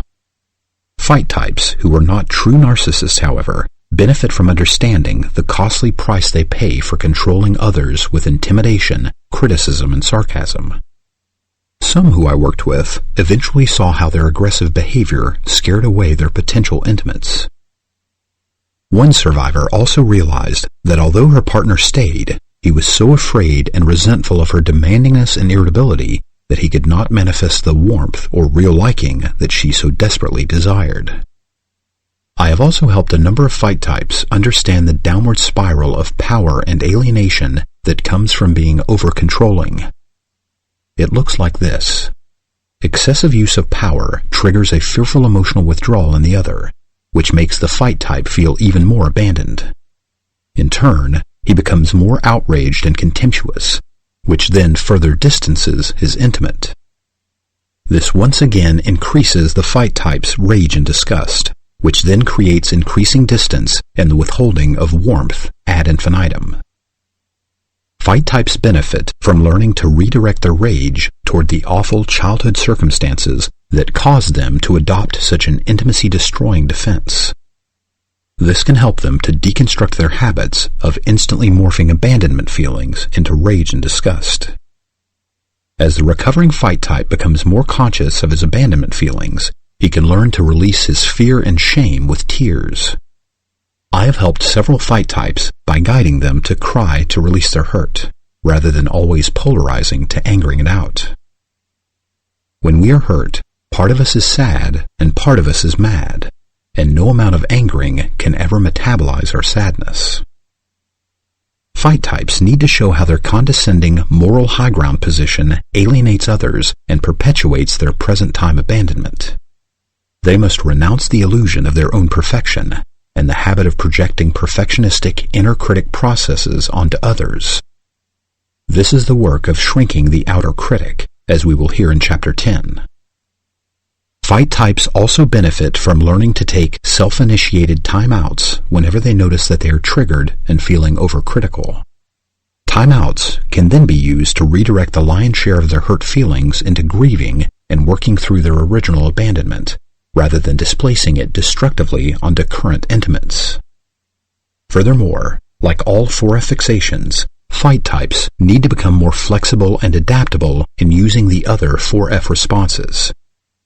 If you are a recovering fight type, it will especially benefit you to learn the empathy response of the fawn position. Begin by trying to imagine how it feels to be the person you are interacting with. Do it as much as you can. Moreover, you can expand on this by developing mindfulness about the needs, rights, and feelings of those with whom you would like to have real intimacy. In early recovery, you can fake it until you make it. For without practicing consideration for the other, and without reciprocity and dialogicality as opposed to monologuing, the intimacy you crave will elude you. The flight type and the obsessive-compulsive defense.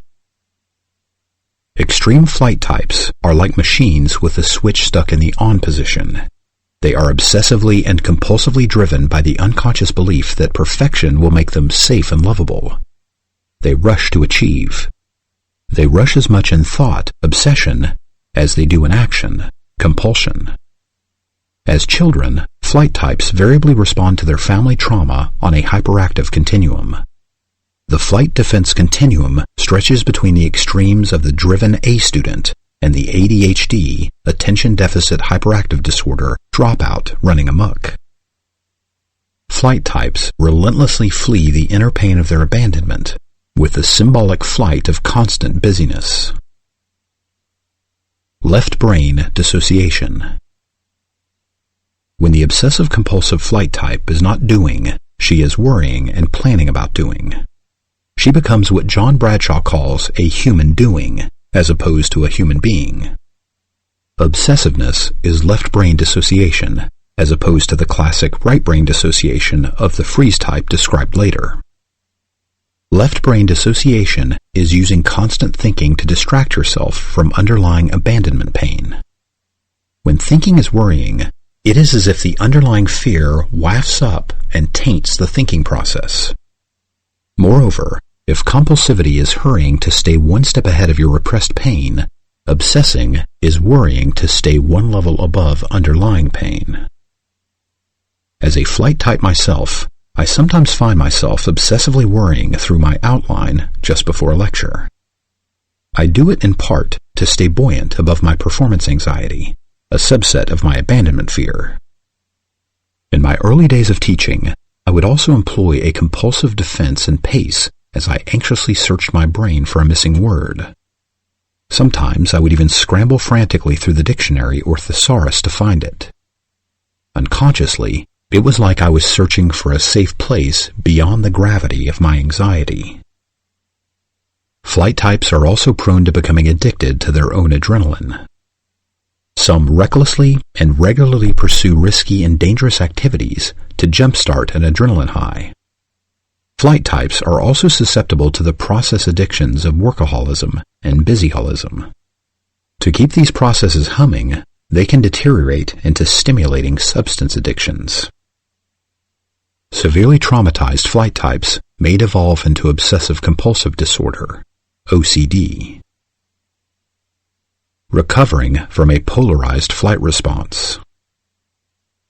The flight types that I have worked with are so busy trying to stay one step ahead of their pain that introspecting out loud in the therapy hour is the only time they find for self-examination. Learning about the 4F model often helps them to renounce the perfectionistic demands of the inner critic. I gently and repetitively focus on confronting their denial and minimization about the costs of perfectionism. This is especially important with workaholics who often admit their addiction, but secretly hold on to it as a badge of pride and superiority. Flight types can get stuck in their head by being over-analytical. Once a critical mass of understanding CPTSD is achieved, it is crucial for them to start moving into their feelings. Sooner or later, they must deepen their work by grieving about their childhood losses. Self-compassionate crying is an unparalleled tool for shrinking the obsessive perseverations of the critic and for ameliorating the habit of compulsive rushing. As her recovery progresses, the flight type can acquire a gearbox that allows her to engage life at a variety of speeds, including neutral. Neutral is especially important for flight types to cultivate. If you are a flight type, there are a plethora of self-help books, CDs, and classes that can help you learn to relax and decrease the habit of habitual doing.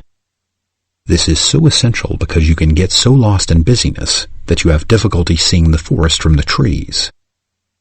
This makes you prone to prioritizing the wrong tasks and getting lost in inessential activities. When I am triggered, I often feel pulled to busy myself with the simplest and easiest tasks, sometimes losing sight of my key responsibilities. In flashback, flight types can deteriorate into chicken with its head cut off mode, as fear and anxiety propel them into scattered activity. Spinning their wheels, they can rush about aimlessly, as if motion itself is the only thing important. At such times, the flight type can rescue himself from panicky flight by inverting an old cliché into, "Don't just do something, stand there." And by stand there, I mean stop and take some time to become centered and to reprioritize. To accomplish this, I recommend 3-minute mini chair meditations. If you are a flight type, you can enhance your recovery greatly by giving yourself a few of these each day. You can start a chair meditation by closing your eyes. Gently ask your body to relax. Feel each of your major muscle groups and softly encourage them to relax. Breathe deeply and slowly. When you have relaxed your muscles and deepened and slowed your breathing, ask yourself, what is my most important priority right now? What is the most beneficial thing I can do next? As you get more proficient at this and can manage sitting for a longer time, try the question, what hurt am I running from right now? Can I open my heart to the idea and image of soothing myself in my pain? Finally, there are numerous flight types who exhibit symptoms that may be misdiagnosed as cyclothymia, a minor bipolar disorder. This issue is addressed at length in Chapter 12. The freeze type and the dissociative defense. The freeze response, also known as the camouflage response, often triggers a survivor into hiding, isolating, and avoiding human contact. The freeze type can be so frozen in the retreat mode that it seems as if their starter button is stuck in the off position. Of all the 4 Fs, freeze types seem to have the deepest unconscious belief that people in danger are synonymous. While all 4F types commonly suffer from social anxiety as well, freeze types typically take a great deal more refuge in solitude. Some freeze types completely give up on relating to others and become extremely isolated. Outside of fantasy, many also give up entirely on the possibility of love. Right brain dissociation. It is often the scapegoat or the most profoundly abandoned child, the lost child, who is forced to habituate to the freeze response. Not allowed to successfully employ fight, flight, or fawn responses, the freeze type's defenses develop around classical or right brain dissociation. Dissociation allows the freeze type to disconnect from experiencing his abandonment pain and protects him from risky social interactions, any of which might trigger feelings of being re-traumatized. If you are a freeze type, you may seek refuge and comfort by dissociating in prolonged bouts of sleep, daydreaming, wishing, and right brain dominant activities like TV, online browsing, and video games. Freeze types sometimes have, or appear to have, attention deficit disorder, ADD. They often master the art of changing the internal channel whenever inner experience becomes uncomfortable. When they are especially traumatized or triggered, they may exhibit a schizoid-like detachment from ordinary reality. And in worst-case scenarios, they can decompensate into a schizophrenic experience like the main character in the book, I Never Promised You a Rose Garden. Recovering from a polarized freeze response. Recovery for freeze types involves 3 key challenges. First, their positive relational experiences are few if any. They are therefore extremely reluctant to enter into the type of intimate relationship that can be transformative. They are even less likely to seek the aid of therapy. Moreover, those who manage to overcome this reluctance often spook easily and quickly terminate. Second, freeze types have 2 commonalities with fight types. They are less motivated to try to understand the effects of their childhood traumatization. Many are unaware that they have a troublesome inner critic or that they are in emotional pain. Furthermore, they tend to project the perfectionistic demands of the critic onto others rather than onto themselves. This survival mechanism helped them as children to use the imperfections of others as justification for isolation. In the past, isolation was smart, safety-seeking behavior. Third, even more than workaholic flight types, freeze types are in denial about the life-narrowing consequences of their singular adaptation. Some freeze types that I have worked with seem to have significant periods of contentment with their isolation. I think they may be able to self-medicate by releasing the internal opioids that the animal brain is programmed to release when danger is so great that death seems imminent. Internal opioid release is more accessible to freeze types because the freeze response has its own continuum that culminates with the collapse response. The collapse response is an extreme abandonment of consciousness. It appears to be an out-of-body experience that is the ultimate dissociation. It can sometimes be seen in prey animals that are about to be killed. I have seen nature films of small animals in the jaws of a predator that show it letting go so thoroughly that its death appears to be painless. However, the opioid production that some freeze types have access to only takes the survivor so far before its analgesic properties no longer function. Numbed-out contentment then morphs into serious depression. This, in turn, can lead to addictive self-medicating with substances like alcohol, marijuana, and narcotics. Alternatively, the freeze type can gravitate toward ever-escalating regimens of antidepressants and anxiolytics. I also suspect that some schizophrenics are extremely traumatized freeze types who dissociate so thoroughly that they cannot find their way back to reality. Several of my freeze-type respondents highly recommend a self-help book by Suzette Boone entitled Coping with Trauma-Related Dissociation. This book is filled with very helpful worksheets that are powerful tools for recovering. More than any other type, the freeze type usually requires a therapeutic relationship because their isolation prevents them from discovering relational healing through a friendship. That said, I know of some instances where good enough relational healing has come through pets and the safer distant type of human healing that can be found in books and online internet groups. Phyllis, a self-proclaimed couch potato, began therapy with me with a great deal of ambivalence. Her third brand of antidepressants no longer worked, and her daily pot use was making her increasingly paranoid. Fantasies of dying were becoming more frequent and morbid. She told me, "I know therapy won't help, but I'm afraid my husband is going to leave me. He says I'm starting to scare him." Phyllis managed being married because her husband paid the bills and left her alone with her TV shows, science fiction books, and online browsing. Additionally, he was a workaholic, rarely around, and gone in the computer when he was home. In our therapy, trust building was a long, gradual back-and-forth process. This is not uncommon with many survivors, regardless of their 4F type.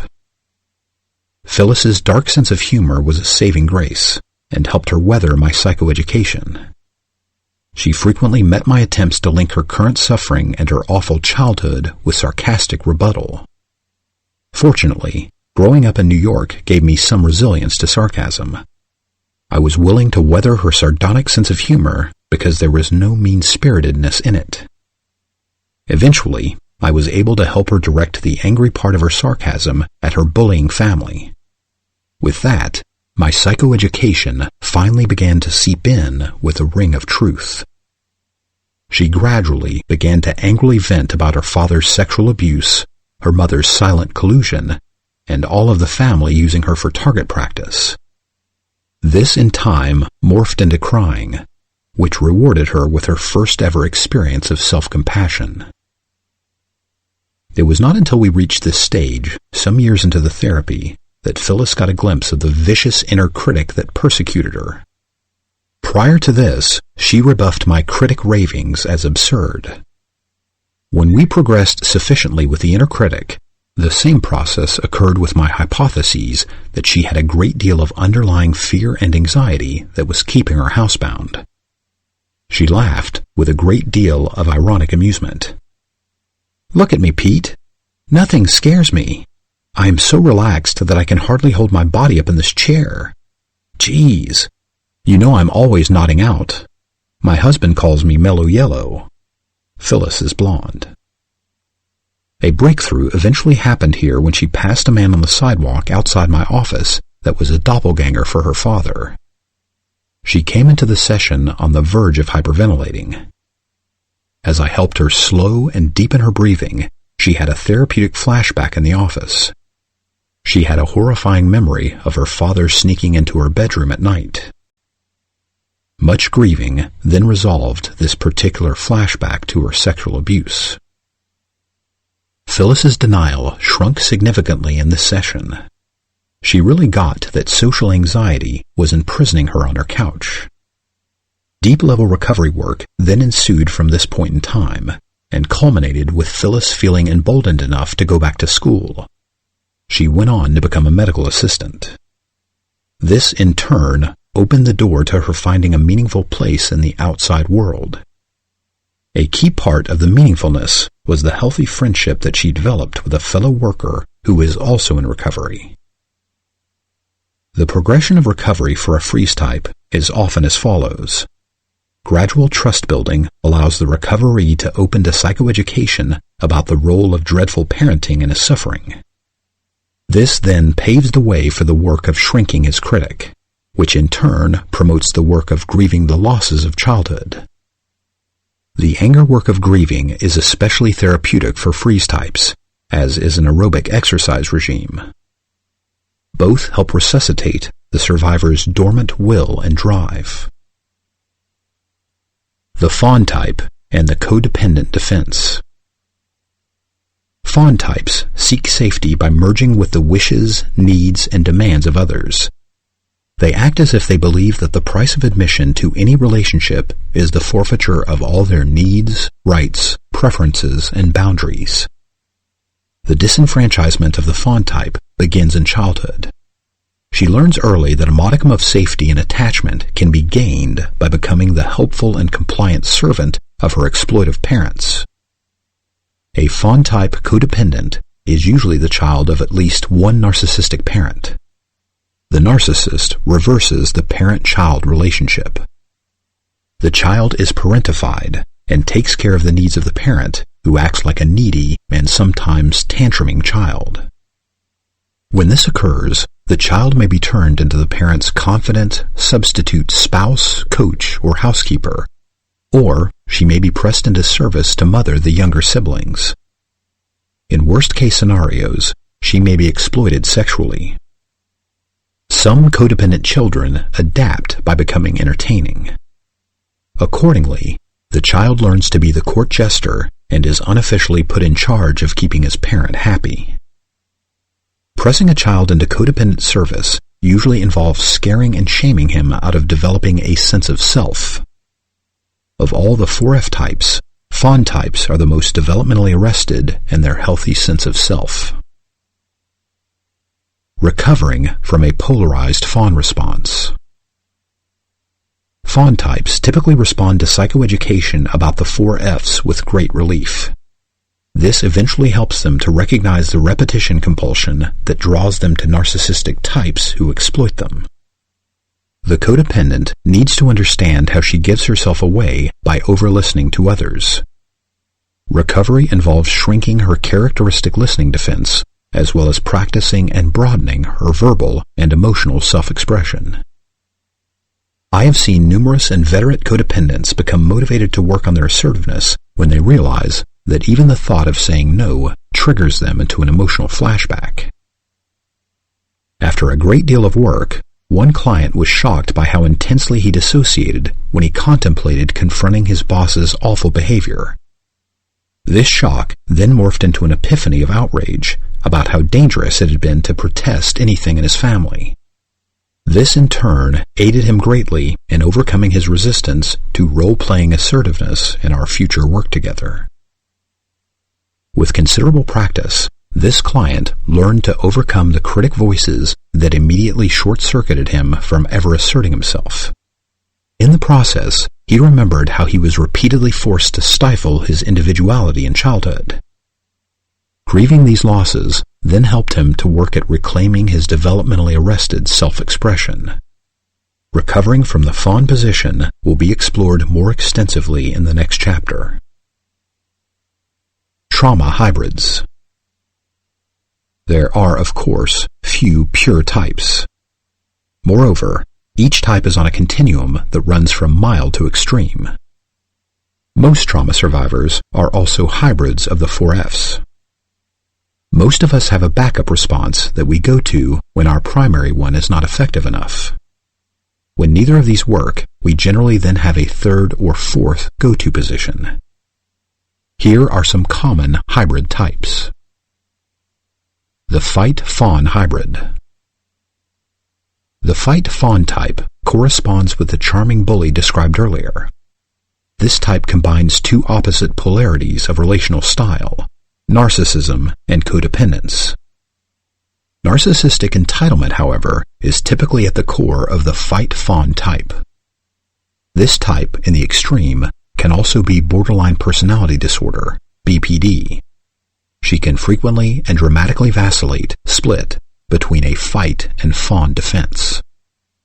When a fight-fawn type is upset with someone, she can fluctuate over and over between attacking diatribes and fervent declarations of caring in a single interaction. The fight-fawn is more deeply understood by contrasting him with the fawn-fight, described in the next chapter. This fawn-fight type is also subject to vacillating during an emotional flashback, but typically does so with less vitriol and entitlement. The fight-fawn also differs from the fawn-fight in that his caretaking often feels coercive or manipulative. It is frequently aimed at achieving personal agendas, which range from blatant to covert. Moreover, the fight-fawn rarely takes any real responsibility for contributing to an interpersonal problem. He typically ends up in the classic fight position of projecting imperfection onto the other. This essentially narcissistic type is also different than the fawn-fight in that entitlement is typically much more ascendant in the fight-fawn. His fawn behavior is typically devoid of real empathy or compassion. I have worked with several clients who were unfairly labeled borderline by themselves or others. I could, however, tell by the quality of their hearts that they were not. This was evidenced by their essential kindness and goodwill to others, which they always return to when the flashback resolves. They also exhibit this in their ability to feel and show true remorse when they hurt another, as we are all destined to do from time to time.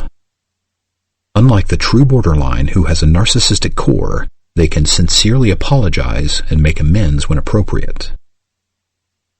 Another variant of the fight-fawn is seen in the person who acts like a fight type in one relationship while fawning in another. An example of this is the archetypal henpecked husband who is a tyrant at work, and who also stays at work to all hours because he so prefers the fight stance. This type also occurs in reverse: monster at home and lovely lady at the office. The flight-freeze hybrid. The flight-freeze type is the least relational and most schizoid hybrid. He prefers the safety of do-it-yourself isolationism. Sometimes this type may also be misdiagnosed as Asperger's syndrome. The flight-freeze type avoids potential relationship re-traumatization with an obsessive-compulsive, dissociative two-step. Step 1 is working to complete exhaustion. Step 2 is collapsing into extreme vegging out and waiting until his energy reaccumulates enough to relaunch into Step 1. The price for this type of no longer necessary safety is a severely narrowed existence. The flight-freeze cul-de-sac is more common among men, especially those traumatized for being vulnerable in childhood. This then drives them to seek safety in isolation or intimacy-light relationships. Some non-alpha type male survivors combine their flight and freeze defenses to become stereotypical technology nerds. Telecommuting is, of course, their preferred mode. Flight-freeze types are the computer addicts who focus on work for long periods of time and then drift off dissociatively into computer games, substance abuse, or sleep binging. Flight-freeze types are prone to becoming porn addicts. When in flight mode, they obsessively surf the net for phantom partners and engage in compulsive masturbation. When in freeze mode, they drift off into a right-brained sexual fantasy world if pornography is unavailable. Moreover, if they are in intimacy-light relationship, they typically engage more with their idealized fantasy partners than with their actual partner during real-time sexual interactions. The fight-freeze hybrid. These types rarely seek recovery on their own initiative. A colleague of mine told me about a fight-freeze type who was dragged into therapy by his wife. She complained that she was lucky to get 10 words out of him in a week. She was at the end of her rope, and if therapy did not fix him, she was filing for divorce. The husband was a computer engineer who telecommuted and only left his home office for bathroom breaks and meals, which were eaten separately from his wife. He bullied his wife into providing these meals according to a written schedule that he emailed to her. My colleague's initial hello to the husband was met with a scowl and a grunt. Intuitively, she kept the focus off him as much as possible, but each delicate attempt to make connection with him was rebuffed with sarcastic scorn. "You expect me to fall for that phony smile? You're not going to shrink me with your psychobabble." My colleague, who is the most compassionate, non-intrusive person I know, was not able to crack the prickly fight shell that guarded this poor man's extreme social withdrawal. No miracle was performed, and my colleague said she was amazed in retrospect that he even lasted 20 minutes before he left in a wake of hostility and resentment. I have met with fight-freeze types a few times in similar circumstances. That is, they were dragged into therapy under the threat of divorce. Each was like the character in the famous poem, The Autocrat at the Breakfast Table. The fight-freeze is a yin or passive narcissist. He demands that things go his way, but he is not much interested in having any human interaction. No one gets to talk at the table, not even him, unless of course someone needs to be put in their place. The fight-freeze type is a John Wayne couch potato, dominating family life with foul moods and monosyllabic grunts and curses. He is typically as untreatable as the extreme fight types mentioned earlier. Self-assessment. I recommend that you self-assess your own hierarchical use of the 4F responses. Try to determine your dominant type and hybrid, and think about what percentage of your time is spent in each of the 4F responses. You can also assess where you lie on the relevant continuums that stretch between the two extremes. continuums of positive and negative 4F responses. Fight, assertiveness to bullying. Flight, efficiency to drivenness. Freeze, peacefulness to catatonia. Fawn, helpfulness to servitude. Recovery and self-assessment. As stated earlier, a key goal of recovery is to have easy and appropriate access to all of the 4Fs. There are also 2 more continuums that can be used to assess this. The degree to which we are balanced along each of them reflects the degree of our healing. The fight to fawn continuum of healthy relating to others.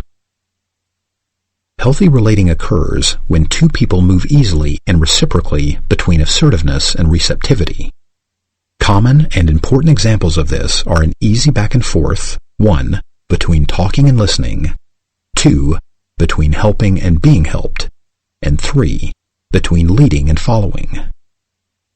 Normal, healthy narcissism and codependence happen at the midpoint of the continuum. To the degree that I polarize to the narcissistic fight end of the continuum, I monologue and dominate the conversation. To the degree that I polarize to the codependent fawn end, I get stuck in a listening defense, hiding from the vulnerability of showing what I think and feel. Conversations, of course, will not always be exactly in the middle, or it would be a ping-pong-like exchange of monosyllables. The real balance occurs more over time. For instance, in an hour's conversation, we each generally talk about half the time. The flight to freeze continuum of healthy relating to self. A healthy relationship with yourself is seen in your ability to move in a balanced way, 1, between doing and being, 2, between persistence and letting go, 3, between sympathetic and parasympathetic nervous system activation, and 4, between intense focus and relaxed, daydreamy reverie. Chapter 7. Recovering from Trauma-Based Codependency. If you assessed yourself in the last chapter as a fawn subtype, or as being on the right side of the fight to fawn spectrum, you may find this chapter relevant even if the fawn response is not your primary position. Moreover, the first section contains important information about the origins of all types.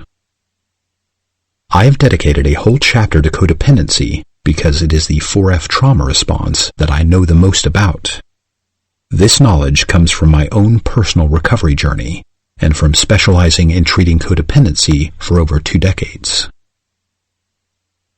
I wrote the gist of this chapter one Satori-blessed night when I noticed that I anxiously apologized to a chair that I had bumped into. I think I probably apologized to inanimate objects many times before in my life, but this was the first time I noticed it. Realizing that I had just apologized to a chair suddenly made me feel enraged. I felt furious that something had happened to me to give me a Pavlovian "I'm sorry" response. I had been pursuing family of origin exploration for quite some time, and the accumulated evidence quickly convinced me that my parents deeply imprinted me with a fawn response. I was brainwashed with a default program to ingratiatingly apologize when anything in the natural order of things changed around me. Sudden anxiety responses to apparently innocuous circumstances like my example are often emotional flashbacks to earlier traumatic events. Sometimes, a current event can have only the vaguest resemblance to a past traumatic situation, and this can be enough to trigger the psyche's hardwiring for a fight, flight, freeze, or fawn response. In this case, I fawned to the chair, subliminally experiencing it as a dangerous parent and codependently apologizing to it like a toddler anticipating punishment for touching something forbidden. As I free associated on this, I also realized that I was addicted to apologizing.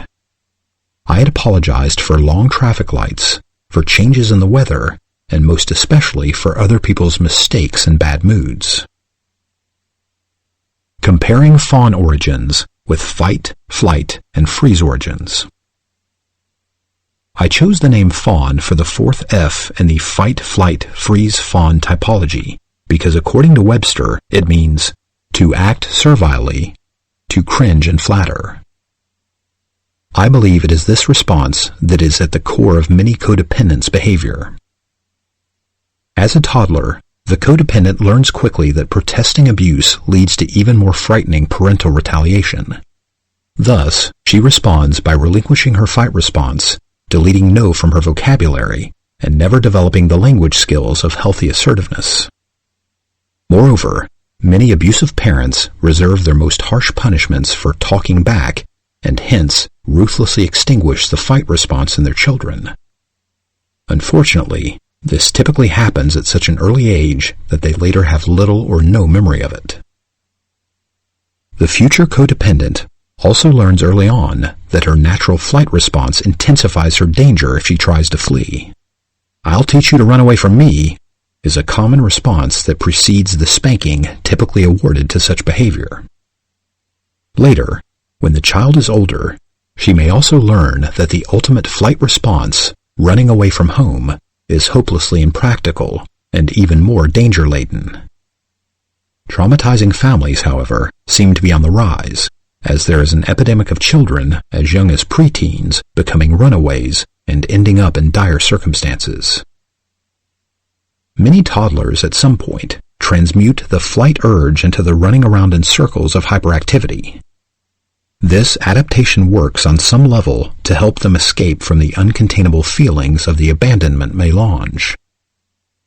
Many of these unfortunates later symbolically run away from their pain.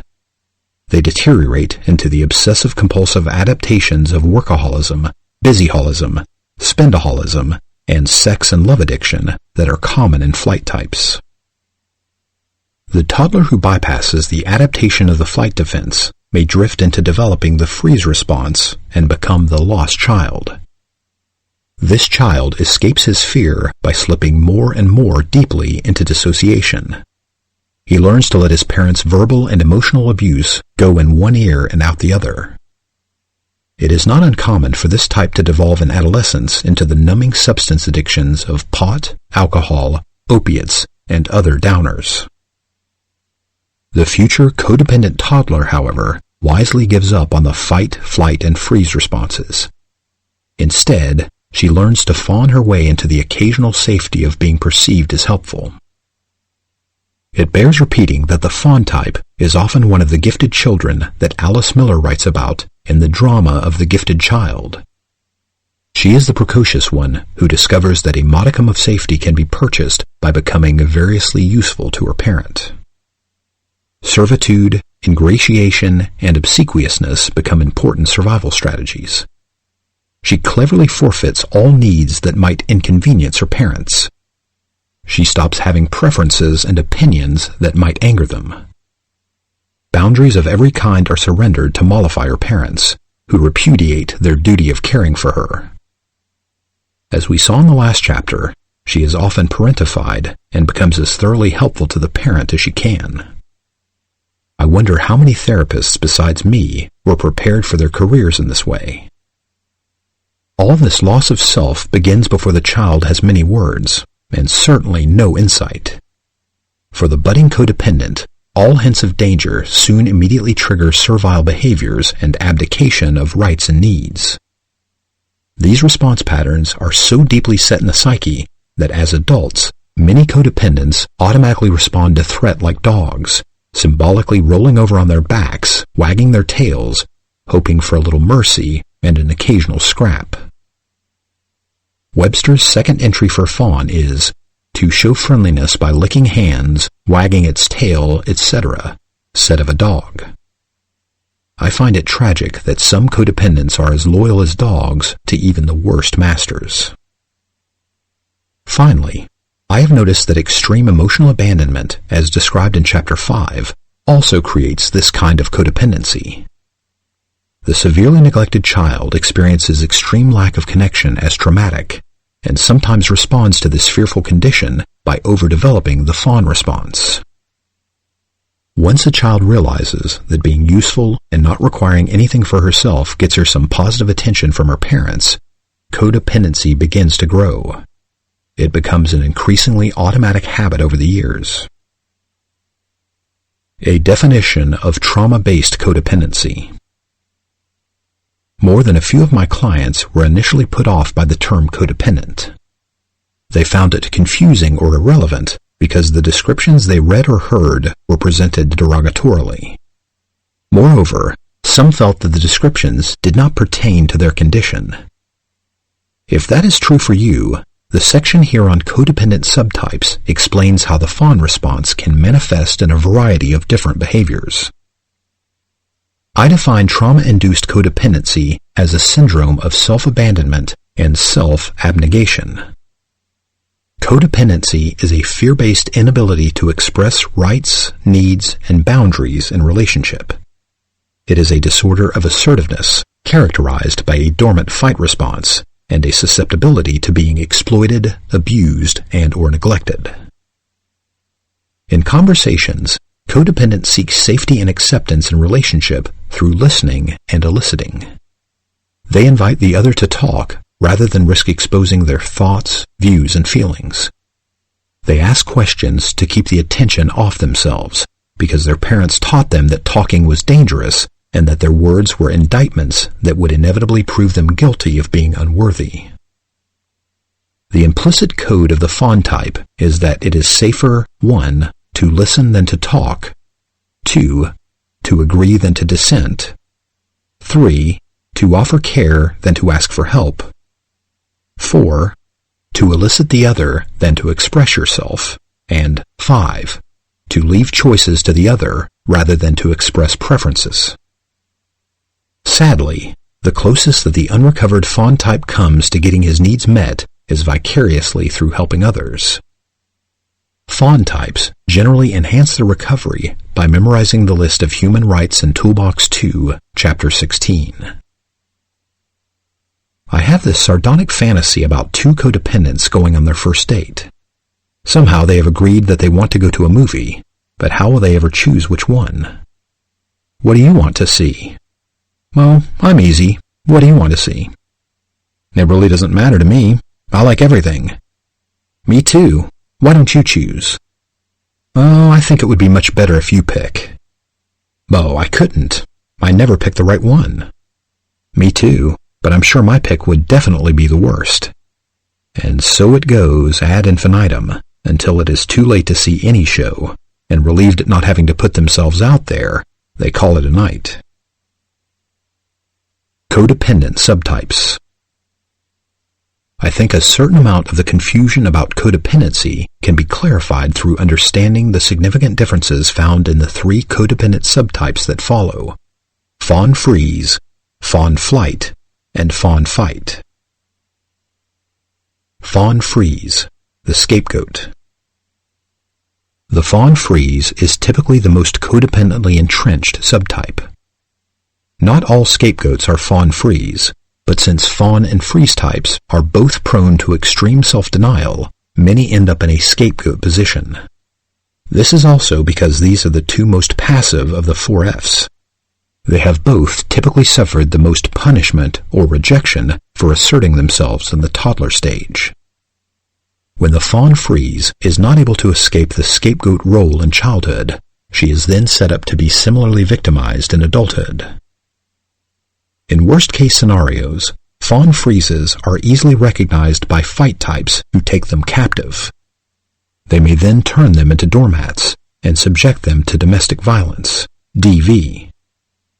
Sometimes, the fawn freeze does not even recognize that she is being abused. Other times, she blames herself, as she had to in childhood. Moreover, as we know from studying the DV cycle, many narcissistic abusers know when and how to shower romantic tidbits on their victims just when they are at the point of leaving. These narcissists are often the charming bullies described in the last chapter. Their infrequent tidbits have more warmth in them than anything the codependent received at home, so she quickly becomes rehooked, and just as quickly the cycle of abuse begins again. It is important to note that many charming bullies also offer copious tidbits briefly in the courtship stage, but these peter out to near starvation rations once the entrapment is complete. Many fawn freeze types only make token efforts at recovery if they do not avoid it altogether. Often, fawn freezes were forced to so thoroughly abandon their protective instincts that they become trapped in what psychologists call learned helplessness. Finally, there is growing evidence that a significant number of men also silently suffer domestic violence. A male client once told me that no matter how much his wife assaulted him, he couldn't stop himself from saying, "I'm sorry" to her. This only made her madder, but not as mad as when he flashbacked into saying, "I'm sorry for saying I'm sorry," even though his wife would slap him in the face every time he did. Not surprisingly, further investigation revealed a borderline mother who still slaps him in the face when she is displeased with him. As a child, he was required to keep his hands down whenever she slapped him. He then had to apologize for making her have to punish him. Unfortunately, he left therapy after only a few sessions because his wife looked in his checkbook and then hit him repeatedly for wasting his time and her money. I have worked a great deal with these fawn freeze types in my years of doing telephone crisis counseling. Hope for them lies in understanding how their childhood abuse set them up for their current abuse. This is often difficult, because scapegoated fawn freezes were often punished extra intensely for complaining. Numerous times I have heard DV victims say, "But I don't want to act like a victim." Usually, I then try to help them see how much they truly were victims in childhood. However, if I cannot get them to see this, they usually are not able to rescue themselves from their current victimization. Fawn flight, supernurse. The fawn flight type is most typically seen in the busyholic parent, nurse, or administrative assistant who works from dawn until bedtime, providing for the needs of the household, hospital, or company. He compulsively takes care of everyone else's needs with hardly a gesture toward his own. The fawn flight is sometimes a misguided Mother Teresa type, who escapes the pain of her self-abandonment by seeing herself as the perfect, selfless caregiver. She further distances herself from her own pain by obsessively-compulsively rushing from one person in need to another. Some fawn flight clients also become OCD-like cleanaholics. One of my interns told me that her fawn flight client had a dozen color-coded toothbrushes for various micro-cleaning tasks in her family's bathroom and kitchen. Some fawn flights project their perfectionism on others. They can appoint themselves as honorary advisors and overburden others with their advice. However, it behooves fawn flights to learn that caring is not always about fixing. This is especially true when the person we are trying to help is in emotional pain. Many times, all that person needs is empathy, acceptance, and an opportunity to verbally ventilate. Moreover, some mood states also need time to resolve. Loving people when they are feeling bad is a powerful kind of caring. This also relates to allowing others to be imperfect. We all have minor limitations and foibles that may not be transformable. Loved ones need to be spared from being pressured to fix what is unfixable. My way of approaching this is to always frame my advice as take it or leave it. To prove this is so, I refrain from then going on about it repetitively. Additionally, I typically check in first to see if the other person actually wants some feedback. Fawn fight, smother mother. The recommendations in the last two paragraphs also apply to many of those survivors who are fawn fight types. Some can be quite aggressive in their attempts to help others. Typically, they equate helping with changing and can alienate others by persistently pressuring them to take their advice. The fawn fight type is the smother love caretaker. Her caretaking approach of being over-focused on the other is sometimes a repetition of her childhood servant role. Moreover, her helpfulness is usually less self-serving than the fight fawn that we discussed in the last chapter. Nonetheless, the zealousness of her caretaking sometimes makes the recipient believe it when she says, "I just love you to death." In flashback, the fawn fight can deteriorate into manipulative or even coercive caretaking. He can smother love the other into conforming to his view of who she should be. Fawn fight types may periodically reach a critical mass of frustration that erupts when the patient refuses his advice or balks at his unwanted caretaking. Sometimes the fawn fight feels an entitlement to punish the other for their own good, especially in a primary relationship. The fawn fight is sometimes misdiagnosed as borderline personality disorder, BPD. This is because the fawn fight can be emotionally intense during flashbacks. When triggered into a panicky sense of abandonment, he feels desperate for love and can vacillate dramatically between clawing for it or flatteringly groveling for it. He does not, however, have the core narcissism of the true borderline that we looked at in the previous chapter. Another distinction between these two types is that the fawn fight type seeks real intimacy. She is the most relational hybrid and most susceptible to love addiction. She stands in contradistinction to the fight fawn, who is more addicted to physical release and hence more susceptible to sex addiction. More on recovering from a polarized fawn response. Psychoeducation about their parents' role in creating their fawn response has helped many of my clients. Many instantly grasped that their codependence comes from having been continuously attacked and shamed as selfish for even the most basic level of healthy self-interest. One 40-ish client estimated that she had scorned herself as selfish countless times, until one night she had the epiphany that she was by far not selfish enough. This occurred while she was reading the comments of respondents to a website for adult children of narcissistic mothers, narcissisticmothers.org. Suddenly, she realized that her mother was the only one with a monopoly on self-interest in her family. My client then realized that every time she thought of doing something for herself, she not only felt very anxious, but also ashamed that she was acting as ghastly as her mother. Fawns need to understand that fear of being attacked for lapses in ingratiation causes them to forfeit their boundaries, rights, and needs. Understanding this dynamic is a necessary but not sufficient step in recovery. There are many codependents who realize their penchant for forfeiting themselves, but who instantly forget everything they know when self-assertion is appropriate in their relationships.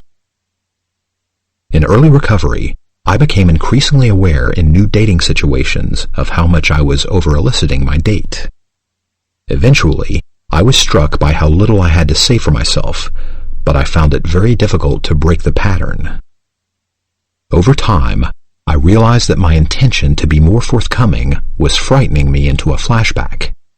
This made me dissociate and forget everything I had planned to say. All I could think to do when an amygdala hijacking took my left brain offline was to get my date talking. I then regressed to the tried and true safety position of listening and eliciting. It wasn't until my therapist recommended that I write down some key words on my palm that I began to master the situation. Looking at the words brought my left brain back online, and I gradually got better at holding up my end of the getting to know you conversation. Much later, I had the realization, no wonder I wind up with one narcissist after another. Narcissists love me because I am so enabling of their monologuing. I probably met lots of nice, balanced people who did not want another date with me because it seemed like I was hiding and hard to get to know. Around this time, I also had a fawn-type friend who had the same problem.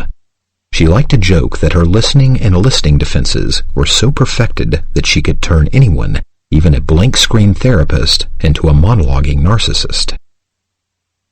To break free of their codependence, survivors must learn to stay present to the fear that triggers the self-abdication of the fawn response. In the face of their fear, they must try on and practice an expanding repertoire of more functional responses to fear. Refer to the flashback management steps in the next chapter. Facing the fear of self-disclosure. Real motivation for surmounting this challenge usually comes from family of origin work. we need to intuit and puzzle together a detailed picture of the trauma that first frightened us out of our instincts of healthy self-expression. When we emotionally remember how overpowered we were as children, we can begin to realize that it was because we were too small and powerless to assert ourselves. But now in our adult bodies, we are in a much more powerful situation. And even though we might still momentarily feel small and helpless when we are triggered, we can learn to remind ourselves that we are now in an adult body. We have an adult status that now offers us many more resources to champion ourselves and to effectively protest unfairness in relationships. Grieving through codependence. I usually find that deconstructing codependence involves a considerable amount of grieving. Typically, this entails many tears about the loss and pain of being so long without healthy self-interest and self-protection. Grieving also unlocks healthy anger about a life lived with such a diminished sense of self. This anger can then be used to build a healthy fight response.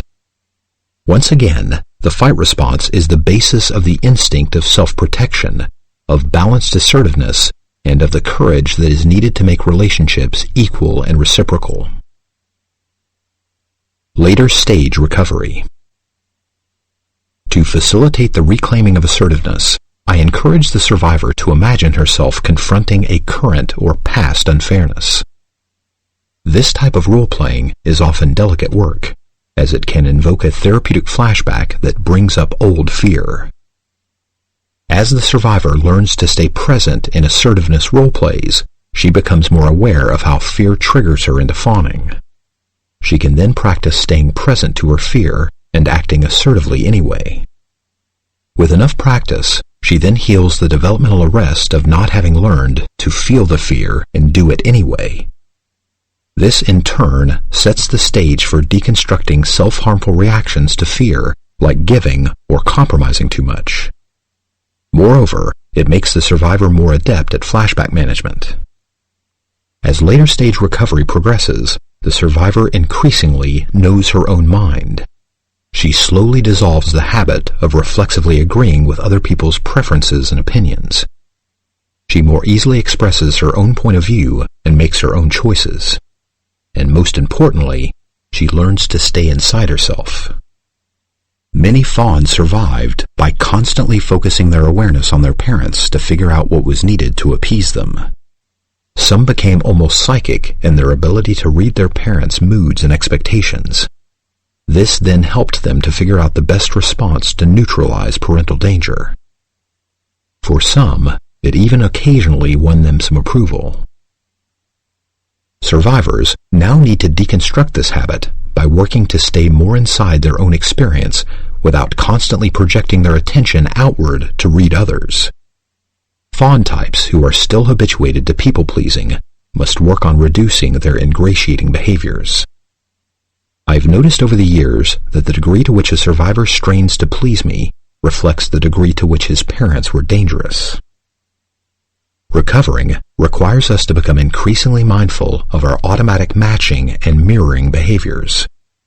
This helps us decrease the habit of reflexively agreeing with everything that anyone says. It is a great accomplishment to significantly reduce verbal matching. It is an even more powerful achievement to reduce inauthentic emotional mirroring. Dysfunctional emotional matching is seen in behaviors such as acting amused at destructive sarcasm, acting loving when someone is punishing, and acting forgiving when someone is repetitively hurtful. I call this emotional individuation work. As such, recovery involves setting the kind of boundaries that help us to stay true to our own actual emotional experience. In advanced recovery, this occurs when we reduce the habit of automatically shifting our mood to match someone else's emotional state. By this, I do not mean suppressing empathic attunement when it is genuine. Crying and laughing along with an intimate is a truly wonderful experience. Rather, what I am recommending here is resisting the pressure to pretend you are always feeling the same with someone else. You do not have to laugh when something is not funny. When a friend is feeling bad, you do not have to act like you feel bad. When you are feeling bad, you do not have to act like you feel happy. Thankfully, I learned a great deal about this from being a therapist. When my client is depressed, it does not help him if I adjust my mood and act depressed. Yet, I am always genuinely empathic toward my client's depression because I can put myself in his shoes via my own experiences of depression. I can be there caringly for him without abandoning my own feeling of contentment in the moment. Similarly, I can be feeling depressed while you are enthused about something and genuinely appreciate your happiness without shamefully abandoning my temporarily depressed self. Here is another example of this. You are in a great mood and tell me that you love this old musical that you just saw. I, however, am feeling down and dislike old musicals. If I were a fight type, the table would be set for a great deal of mutual alienation. If I were an unrecovered fawn type, however, I might strangle my bad mood and my musical taste and anxiously squeeze out a high-pitched, forced frivolity about how wonderful Fred Astaire is. Instead, I can reach for a deeper, more authentic truth. I can let you know that I am pleased you had such a nice time.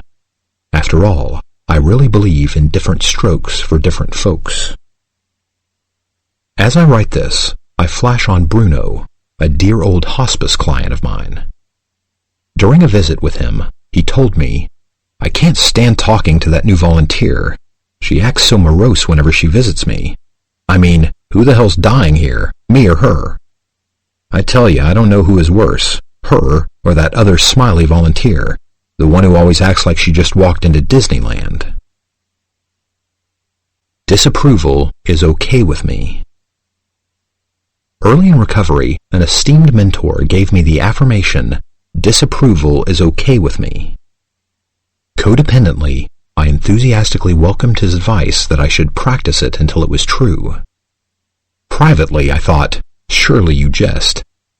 I had survived the previous 30 years with a Will Rogers-like mission to prove that I never met a man I didn't like. I did not yet know that I had unconsciously gravitated to this all-or-none nonsense because I was somewhat desperately trying to seduce everyone I met into liking me in the hope that I could finally feel safe. As I thought further about this affirmation, I judged it as patently absurd and eminently unachievable. Yet within a week, something ignited in me that really wanted it to become true. Since it was still a long time before I knew anything about codependence, it took almost 2 decades to make any progress at all. The importance of learning to handle and accept disapproval faded in and out of my awareness myriad times. But now as I write this 30 years later, I feel it is one of the most important things I have ever learned. I rest most of the time in receiving so much approval from my friends and intimates that I can usually let in their constructive feedback fairly easily. As a corollary to this, I rarely care what people think about me who I do not know or who do not know me. And, of course, this is not a perfect accomplishment. Disapproval can still on occasion trigger me into a flashback. But it delights me to report that I now experience most disapproval with considerable equanimity. I even occasionally experience some people's disapproval as a good thing. Sometimes it is a validation that I am doing the right thing and evolving in the right direction. Nowhere is this truer than with the disapproval of the narcissistic parents or partners of clients who I am working to rescue from their enslavement. Their disapproval of me is actually an affirmation that I have indeed been involved in right action. Most of the time, disapproval is okay with me. Chapter 8. Managing Emotional Flashbacks.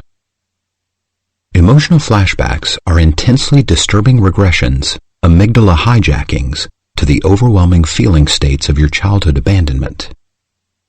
When you are stuck in a flashback, fear, shame, and/or depression can dominate your experience.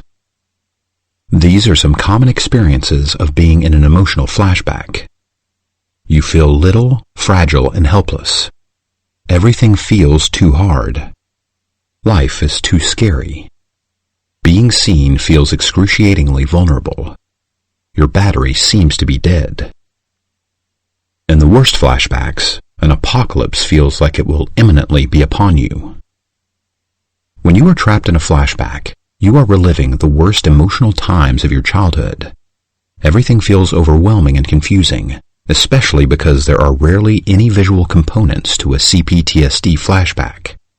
This is because, as Goleman's work shows, amygdala hijackings are intense reactions in the emotional memory part of the brain that override the rational brain. These reactions occur in the brains of people who have been triggered into a 4F reaction so often that minor events can now trigger them into a panicky state. This is a list of 13 practical steps for helping yourself to manage an emotional flashback. 13 steps for managing emotional flashbacks. 1. Say to yourself, I am having a flashback. Flashbacks take you into a timeless part of the psyche that feels as helpless, hopeless, and surrounded by danger as you were in childhood. The feelings and sensations you are experiencing are past memories that cannot hurt you now. 2. Remind yourself, I feel afraid, but I am not in danger. I am safe now, here in the present. Remember, you are now in the safety of the present, far from the danger of the past. 3. Own your need to have boundaries. Remind yourself that you do not have to allow anyone to mistreat you. You are free to leave dangerous situations and protest unfair behavior. 4. Speak reassuringly to the inner child. The child needs to know that you love her or him unconditionally, that she or he can come to you for comfort and protection when she or he feels lost and scared. 5. Deconstruct eternity thinking. In childhood, fear and abandonment felt endless. A safer future was unimaginable. Remember, this flashback will pass as it always has before. 6. Remind yourself that you are in an adult body with allies, skills, and resources to protect you that you never had as a child. Feeling small and fragile is a sign of a flashback. 7. Ease back into your body. Fear launches you into heady worrying, or numbing and spacing out. A. Gently ask your body to relax. Feel each of your major muscle groups and softly encourage them to relax. Tightened muscles send false danger signals to your brain. B. Breathe deep and slowly. Holding your breath also signals danger. C. Slow down. Rushing presses your brain's flight response button. D. Find a safe place to unwind and soothe yourself. Wrap yourself in a blanket, hold a pillow or a stuffed animal, lie down on your bed or in a closet or in a bath. Take a nap. E. Feel the fear in your body without reacting to it. Fear is just an energy in your body. It cannot hurt you if you do not run from it. 8. Resist the inner critic's drasticizing and catastrophizing. A. Use thought-stopping to halt the critic's endless exaggerations of danger and its constant planning to control the uncontrollable. Refuse to shame, hate, or abandon yourself. Channel the anger of self-attack into saying no to your critic's unfair self-criticism. B. Use thought substitution and thought correction to replace negative thinking with a memorized list of your qualities and accomplishments. 9. Allow yourself to grieve. Flashbacks are opportunities to release old, unexpressed feelings of fear, hurt, and abandonment. Validate and soothe your child's past experience of helplessness and hopelessness. Healthy grieving can turn your tears into self-compassion and your anger into self-protection. 10. Cultivate safe relationships and seek support. Take time alone when you need it, but don't let shame isolate you. Feeling shame doesn't mean you are shameful. Educate your intimates about flashbacks and ask them to help you talk and feel your way through them. 11. Learn to identify the types of triggers that lead to flashbacks. Avoid unsafe people, places, activities, and triggering mental processes. Practice preventative maintenance with these steps when triggering situations are unavoidable. 12. Figure out what you are flashing back to. Flashbacks are opportunities to discover, validate, and heal your wounds from past abuse and abandonment. They also point to your still unmet developmental needs and can provide you with motivation to get them met. 13. Be patient with a slow recovery process. It takes time in the present to become de-adrenalized and considerable time in the future to gradually decrease the intensity, duration, and frequency of flashbacks. Real recovery is a gradually progressive process, often 2 steps forward, 1 step back, not an attained salvation fantasy. Don't beat yourself up for having a flashback. My clients, who post this somewhere conspicuous until they memorize the gist of it, typically progress more rapidly in the recovery. You can easily print out a copy from the 13 Steps page of my website, pete-walker.com. Triggers and emotional flashbacks. A trigger is an external or internal stimulus that activates us into an emotional flashback. This often occurs on a subliminal level outside the boundaries of normal consciousness. Recognizing what triggers us can therefore be difficult. Nonetheless, becoming increasingly mindful of our triggers is crucial because it sometimes allows us to avoid flashback-inducing people, situations, and behaviors. External triggers are people, places, things, events, facial expressions, styles of communication, etc. that remind us of our original trauma in a way that flashes us back into the painful feelings of those times. Here are some examples of powerful and common triggers. Revisiting your parents. Seeing someone who resembles a childhood abuser. Experiencing the anniversary of an especially traumatic event. Hearing someone use a parent's shaming tone of voice or turn of phrase. Many triggers, however, are not so explicit. Sometimes, all unknown adults can trigger us into fear, even when there is no resemblance to our original abuser or abusers. I still occasionally feel triggered when I come across a group of teenagers because I grew up in a neighborhood where there were many violent ones. For this reason, my son, who is quite empathic, joked that he will not become a teenager when he grows up. Sometimes, someone looking at us, or even noticing us, can trigger us into fear and toxic shame. One of my clients once came in intensely triggered because a cat was staring at him. Other common triggers include making a mistake, asking for help, or having to speak in front of a group of people. Moreover, simply feeling tired, sick, lonely, or hungry can sometimes trigger a flashback. Any type of physical pain can also be a trigger. For many survivors, authority figures are the ultimate triggers. I have known several survivors who have never gotten so much as a parking ticket, who cringe in anxiety whenever they come across a policeman or a police car.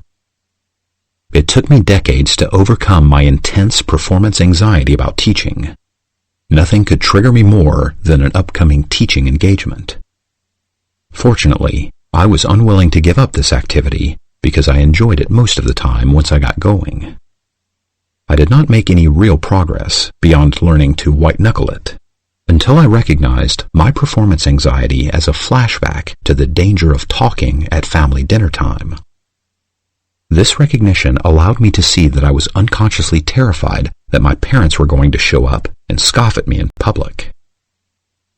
At first, I, my critic, labeled this a preposterous idea, but when I started to imagine and practice aggressively defending myself against them on the drive to my teaching engagement, I soon experienced an enormous reduction in my anxiety. This experience led me to formulating Step 6 in the flashback management steps listed before, as well as my ideas about angering against the critic, which will be explored in the next chapter. The look, a common trigger of emotional flashbacks. Early on in working with this model, I was surprised that certain clients with relatively moderate childhood abuse were plagued by emotional flashbacks.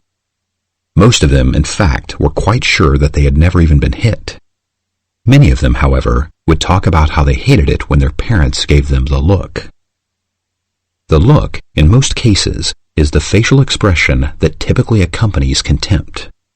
Contempt is a powerful, punishing visage backed up by an emotional force field of intimidation and disgust. A raised voice can be added intermittently to the look to amp up its power. When a parent gives the look to a child, she is telling him that he is not only in serious jeopardy, but that he is also a sorry excuse for a human being. Over time, the look can make the recipient feel terrified and repugnant, as it drives him into an emotional flashback of fear and shame. When the look is used to control an older child, it commonly flashes her back to an earlier pre-memory time when the look was empowered by traumatizing punishment. The look rarely terrifies a child into obedience unless it has previously been paired with hitting or other dire consequences. Years of working at parental stress services convinced me that most young children ignore the look unless it was previously accompanied by traumatizing punishment. Typically, the look is empowered via a psychological process called conditioning. Here is a classic example of aversive conditioning. Technicians deliver an electric shock to an animal in a cage at the same time that they ring a bell. The animal, of course, has a fearful and distressed response to the shock. It does not, however, take many repetitions of pairing the sound with the shock before the sound alone elicits the same upset response in the animal. This is analogous, I believe, to how a child learns to be terrified of the look. With enough pairings of the look with physical punishment or extreme abandonment, the parent can eventually delete the smack and get the same results with just the look. With enough repetitions in early childhood, this pairing can last a lifetime, so that the parent can control the child forever with a look. In my hospice work, I have seen several dying 90-pound mothers still able to put the fear of God into their huge sons with a look.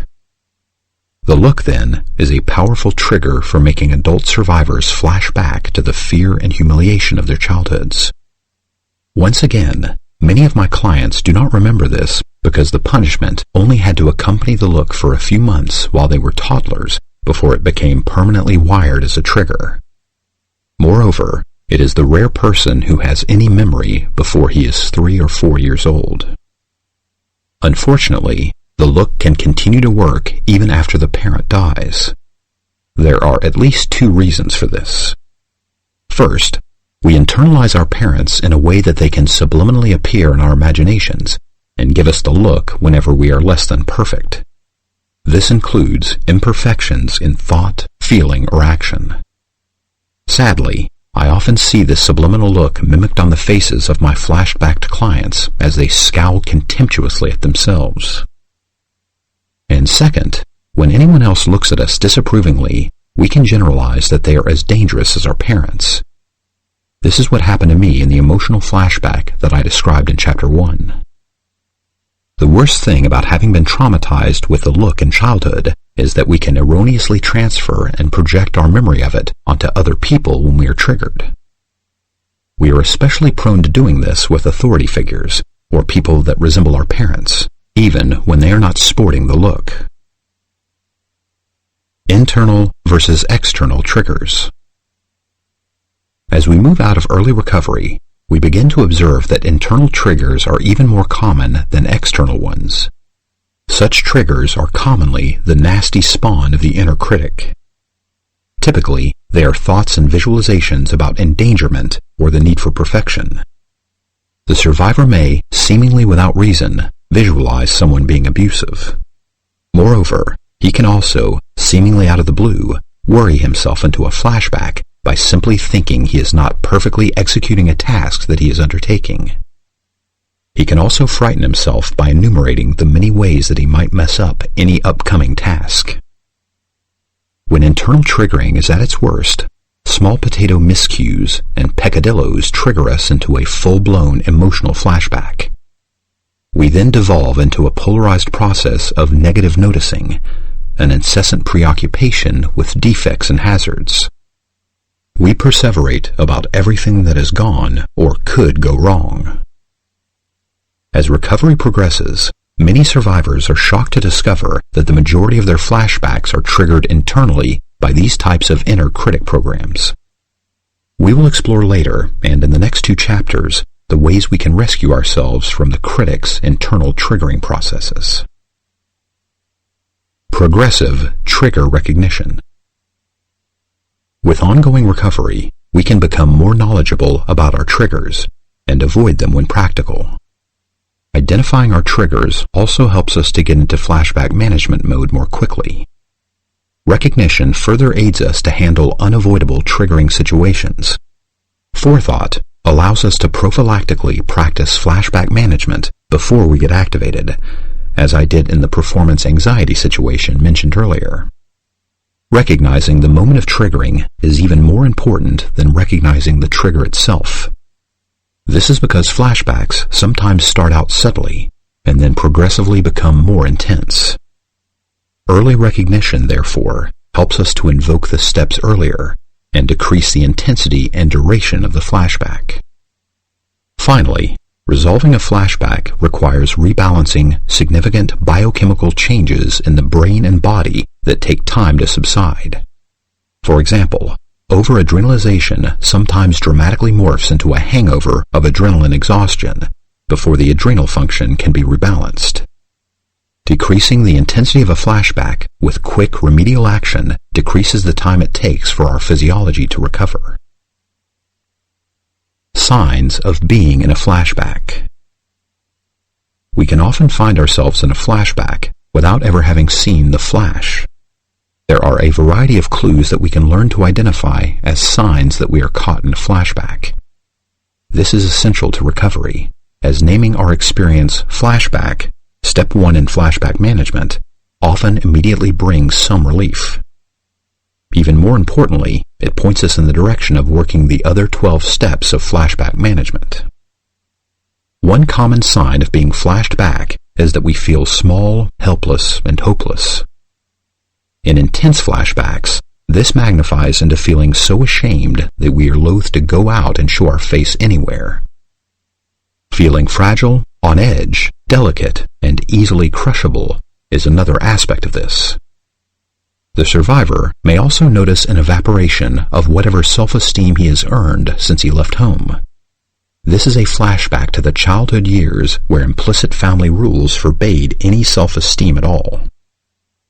Another common clue that we are flashing back is an increase in the virulence of the inner or outer critic. This typically looks like increased drasticizing and catastrophizing, as well as intensified self-criticism or judgmentalness of others.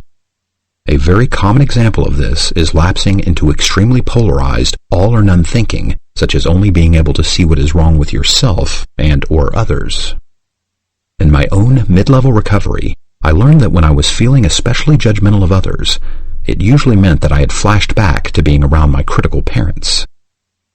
The trigger was usually that some vulnerability of mine was in ascendancy. In response, I then over-noticed others' faults so that I could justify avoiding them and the embarrassment of being seen in a state of not being shiny enough.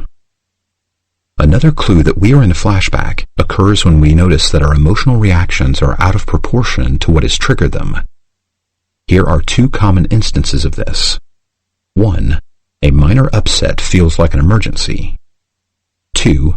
A minor unfairness feels like a travesty of justice. In the first instance, you drop a book that you were carrying and launch into an angry, self-berating tirade that lingers for hours. In the second instance, another driver's relatively harmless, unsignaled lane change triggers you into rageful indignation that reverberates in your psyche for hours. When we are not mindful at such times, we can erupt against ourselves in self-disgust and self-hatred, or we can unfairly explode out against the relatively innocent other. On the other hand, we can choose healthy flashback management once we recognize these examples as flashbacks to the real emergencies and injustices of our childhood. Furthermore, we can harvest recovery out of these unpleasant flashbacks by seeing them as proof that we were traumatized. When we do the latter, we can morph our anger into healthy indignation about the outrageously unfair conditions of our upbringing. More on self-medication. Another clue about being in a flashback is an increased use of primitive self-soothing techniques. Many survivors learn early in life to manage their painful feelings with food, distracting activities, or mood-altering substances. Over time, self-medication can become habitual and devolve into substance or process addictions. With self-medication, I believe there is a continuum of severity that stretches from occasional use on one end to true addiction on the other. For many survivors, self-medication is a matter of degree. An especially strong urge to use more substance or process than normal is a powerful clue that you are in a flashback. With practice, mindfully noticing a sudden upsurge in craving can be interpreted as the need to invoke the flashback management steps. Moreover, I see many survivors gradually decrease their self-medicating habits by effectively using these steps. Flashbacks in therapy sessions. This section is for survivors who are in therapy or contemplating starting it. Over the years, I have noticed that as survivors feel safe enough with me, opportunities arise more frequently for working with flashbacks during sessions. Sometimes, it even seems that some part of them schedules their flashbacks to occur just prior to or during our session. It is as if they are looking for on-the-job training in flashback management. Some therapists describe this as regression in the service of building the healthy ego. I recently experienced this with a client who rushed into my office 5 minutes late, visibly flushed and anxious. She opened the session by exclaiming, "I'm such a loser. I can't do anything right. You must be sick of working with me." This was someone who had, on previous occasions, been moved by my validation of her ongoing accomplishments in our work. Based on what she had uncovered about her mother's punitive perfectionism in previous sessions, I was certain that being late had triggered her into an emotional flashback. In this moment, she was experiencing right brain emotional dominance and a decrease in left brain rational thinking. As so often happens in a flashback, she temporarily lost access to her post-childhood knowledge and understanding. This appears to be a mechanism of dissociation, and in this instance, it rendered my client amnesiac of my high regard for our work together. I believe this type of dissociation also accounts for the recurring disappearance of previously established trust that commonly occurs with emotional flashbacks. As we progress in our recovery, we learn that flashbacks can cause us to forget that our proven allies are in fact still reliable. With enough practice, however, we can learn to interpret feelings of distrust with proven friends as evidence that we are in a flashback. We are flashing back to our childhoods when no one was trustworthy. Grieving resolves flashback. Step number 9. Returning to the previous vignette, I wondered out loud to my client, "Do you think you might be in a flashback?" Because of the numerous times we had previously identified her emotional upsets as flashbacks, she immediately recognized this and let go into deep sobbing. She dropped into profound grieving. Her crying combined tears of relief with tears of grief. Her tears of relief came from being able to take in my empathy. Her tears of grief were the feelings of her abject childhood pain being released. Her tears of relief also came from once again remembering the source of this previously confusing and overwhelming pain. My client continued to cry and released more of the pain of her original trauma. Further tears were about being stuck so often in flashbacks. As her tears subsided, she recalled a time as a small child when she literally received a single lump of coal in her Christmas stocking. Mean Mom had Scrooged her as punishment for being 10 minutes late to dinner. Her tears then morphed into healthy anger about this abuse, and she felt herself returning to an empowered sense of self. Grieving brought her back into the present and broke the amnesia of the flashback. She then remembered to invoke her instinct of self-protection. We had gradually been rebuilding it with role plays and assertiveness training. She angrily vented about her parents' destruction of her right to defend herself against abuse and unfairness. She started cheekily chanting, "That's not fair," as if to show her parents they could no longer attack her for saying it.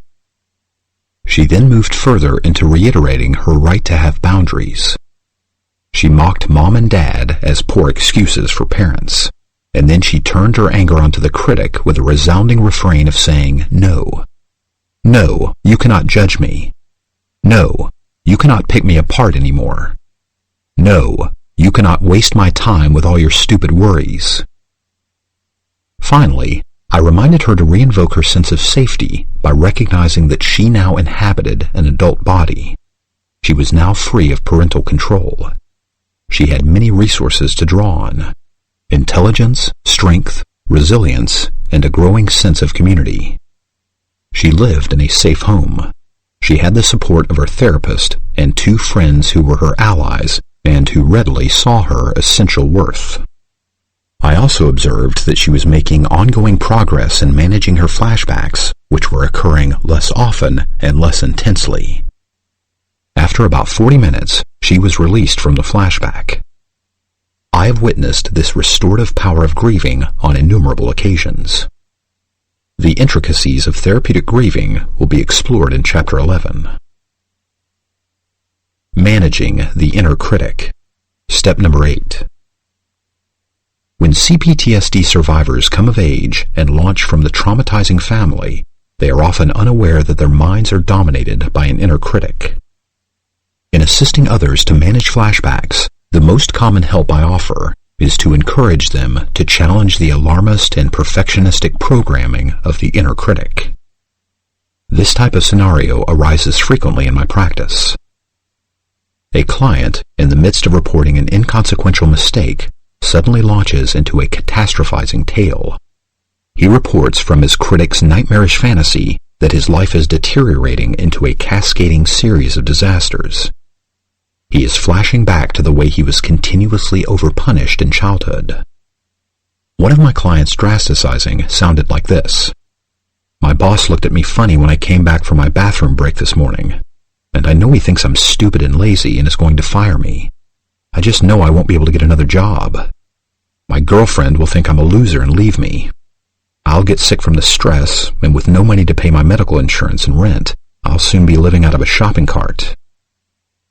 It's disturbing how many drasticizing inner critic rants end up with an image of hopelessness. What a symbol of abandonment. Recovering requires being able to recognize inner critic catastrophizing so that we can resist it with thought stopping and thought correction. In this case, I reminded my client of the many times we had caught his critic freaking out about every conceivable way his life could go down the tubes.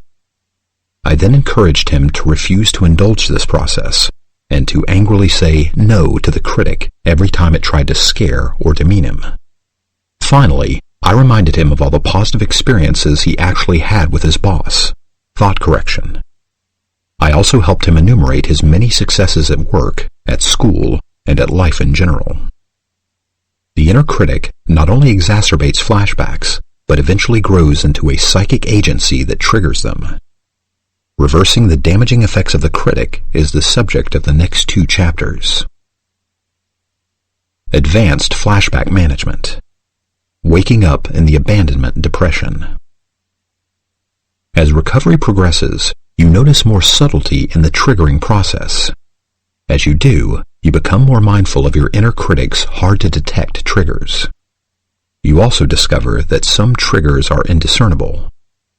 This is especially true of triggering that occurs during sleep. Advanced flashback management, then, involves learning how to manage the disconcerting experience of falling asleep feeling reasonably put together and waking up in a flashback. Typically, this occurs because a dream has triggered you into a flashback. If you remember the dream, you can sometimes figure out why it triggered you.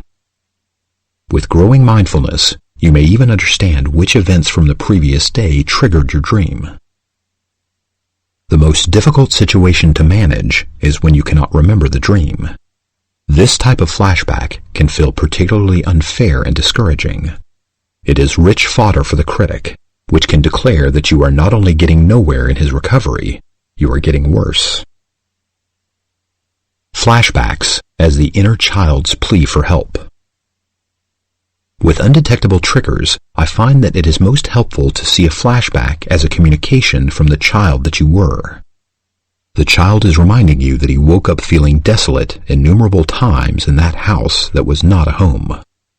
He woke up daunted by the prospect of once again having to re-enter the poisonous milieu of your family. The child is now asking you to meet his unmet need of having someone to go to for comfort when he wakes up feeling wretched. It is as if he is saying, "See, this is how bad it was. This is how overwhelmed, ashamed, and miserable I felt so much of the time." Managing the pain of waking up in the abandonment depression is one of the most difficult long-term challenges in recovery. Sleep seems to be a regressive, right-brain dominant experience. It is not uncommon to wake up with a temporary loss of access to the left brain cognitive functions that control our more sophisticated understandings of our present-day reality. Without the latter, flashback management often reverts to the critic and our early childhood attempts to cope. This creates a fruitful ground for the critic to explode its arsenal of self-pathologizing programs, enumerated in the next chapter. Years ago, I customarily responded to awakening in flashback with hypochondriacizing ruminations about my health. What's happening to my energy?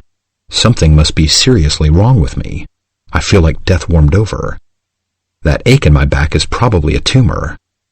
I lost 2 pounds this month. I just know it's cancer. I wish I could just die and get it over with. This kind of drasticizing could and did sometimes go on for hours, even days. Moreover, it typically pulled me out of the abandonment depression by creating so much anxiety that I was forced out of bed into busyholic rushing. I would then hurry through the day unconsciously rushing to outdistance myself from this awful thinking process, as well as the abandonment pain underlying it. Because of a great deal of practice, I now quickly realize that hypochondriacizing means that I am in a flashback. Accordingly, I work to shift the focus of my thought processes to the theme of generating love and kindness to the child within me. I dedicate this work to my historical child who woke up countless times feeling horribly abandoned in my love-impoverished family of origin. For me, this is now my most practiced flashback management process, breaking my merge with a critic to concentrate on caring for myself. There is another type of flashback message that seems to come from my inner child. It is that I have slipped back into my old habit of neglecting him. Often, it occurs when I ignore him by regressing into overusing my flight response. My flashback then seems to be his clamoring for some proof that my compassion for him is not merely empty rhetoric. And typically, when I slow down and go inside, I find that old pain of self-abandonment, that old pain that I now think of as being lonely for myself. Often, this brings up some tears. Almost as often, crying initiates a release from my flashback. Flexible use of the flashback management steps. Helen started her session in a deep state of self-alienation. I am just such a hopeless case. For no reason at all, I got myself stuck in a terrible flashback yesterday, and it wasn't one of those impossible to figure out waking up flashbacks you keep telling me about. I was fine all morning, and then bam, I was in it up to here, and there wasn't any stupid trigger. Nothing caused it. It's just me, hopelessly screwed up, mentally defective. Discerning the trigger of a flashback is a slippery slope. Seeing the trigger can often rescue us from blaming and hating ourselves for the flashback, but there is not always an identifiable trigger. In such situations, looking for the trigger can quickly deteriorate into self-pathologizing vivisection. This slippery slope can quickly become a cliff as we plummet deeper into the abyss of the flashback. It is almost always a matter of perspective. Am I trigger searching from a place of being on my side or a place of fault finding? When it is the latter, it is best to abandon the search and move toward invoking self-acceptance, as there will always be triggerings that are unfathomable. The process of self-support needs to trump the healthy urge to figure it all out at such times. The process of self-acceptance also needs to trump any of your efforts to fix the flashback when this striving becomes tainted with self-irritation and self-disappointment. Sometimes, as described before, the best understanding you can achieve is an overarching one that your inner child is feeling profoundly abandoned. She is cowering from a humiliating attack from your critic and needs for you to switch gears and demonstrate that you will care for her no matter what. Existential triggers. Many psychologists use the term existential to describe the fact that all human beings are subject to painful events. These are normal, recurring afflictions that everyone suffers from time to time. Horrible world events, difficult choices, illnesses, and periodic feelings of abject loneliness are common examples of existential pain. Existential calamities can be especially triggering for survivors because we typically have so much family of origin calamity for them to trigger us into reliving. Another particularly triggering existential phenomenon is the fact that we all suffer invisible, unpredictable mood shifts. Good moods sometimes inexplicably deteriorate into bad ones. As novelist David Mitchell wrote, "Good moods are as fragile as eggs, and bad moods as fragile as bricks." Unpredictable shifts in your emotional weather are typically problematic in CPTSD. These shifts can quickly trigger you into a full-fledged flashback. This is usually because you were punished or abandoned in the past for showing your full complement of feelings. So now, out of old habit, you automatically dissociate when your emotional weather is inclement. The inner child often experiences this as you reverting to the pre-recovery adult who had no time for feelings. The child then feels that he is once again trapped in the past where he was so devastatingly abandoned. Perhaps the resultant flashback is the only way to really get your attention. This is, again, why I try to make my default position turning to myself and my inner child with unconditional positive regard as much as possible. Later stage recovery. When your recovery matures sufficiently, you realize that much of the emotional pain of your flashbacks is appropriate but delayed reactions to your childhood abuse and neglect. You process your feelings in a way that resolves flashbacks and also builds an increasingly healthy sense of self. This, in turn, leads to an ongoing reduction of the unresolved childhood pain that fuels your emotional flashbacks. Flashbacks then become less frequent, intense, and enduring. Eventually, you learn to invoke your self-protective instinct as soon as you realize that you are triggered. As flashbacks decrease and become more manageable, the defensive structures built around them, narcissistic, obsessive-compulsive, dissociative, and/or codependent, are more readily deconstructed. At this stage of your recovery, you may now experience an ironically satisfying experience when you come out of a flashback. You may sense on many levels of your awareness that life as a child in your parents' house was even worse than you realized. Simultaneously, you may feel a corresponding sense of relief that you are now freer from your parents' life-spoiling influence than ever before. Helping kids manage emotional flashbacks. This list is for social workers, teachers, relatives, neighbors, and friends to help children from traumatizing families. It is adapted from the steps at the beginning of this chapter. Depending on the age of the child, some steps will be more appropriate than others. Even if you are not in a position to help other kids, please listen to this list at least once for the benefit of your own inner child. 1. Help the child develop an awareness of flashbacks. Inside owies. When have you felt like this before? Is this how it feels when someone is being mean to you? 2. Demonstrate that feeling in danger does not always mean you are in danger. Teach that some places are safer than others. Use a soft, easy tone of voice. Maybe you can relax a little with me. You're safe here with me. No one can hurt you here. 3. Model that there are adults interested in his care and protection. Aim to become the child's first safe relationship. Connect the child with other safe, nurturing adults, groups, or clubs. 4. Speak soothingly and reassuringly to the child. Balance love and limits. 5 positives for each negative. Set limits kindly. 5. Guide the child's mind back into her body to reduce hypervigilance and hyperarousal. A. Teach systemic relaxation of all major muscle groups. B. Teach deep, slow, diaphragmatic breathing. C. Encourage slowing down to reduce fear-increasing rushing. D. Teach calming centering practices like drawing, aikido, tai chi, yoga, stretching. E. Identify and encourage retreat to safe places. 6.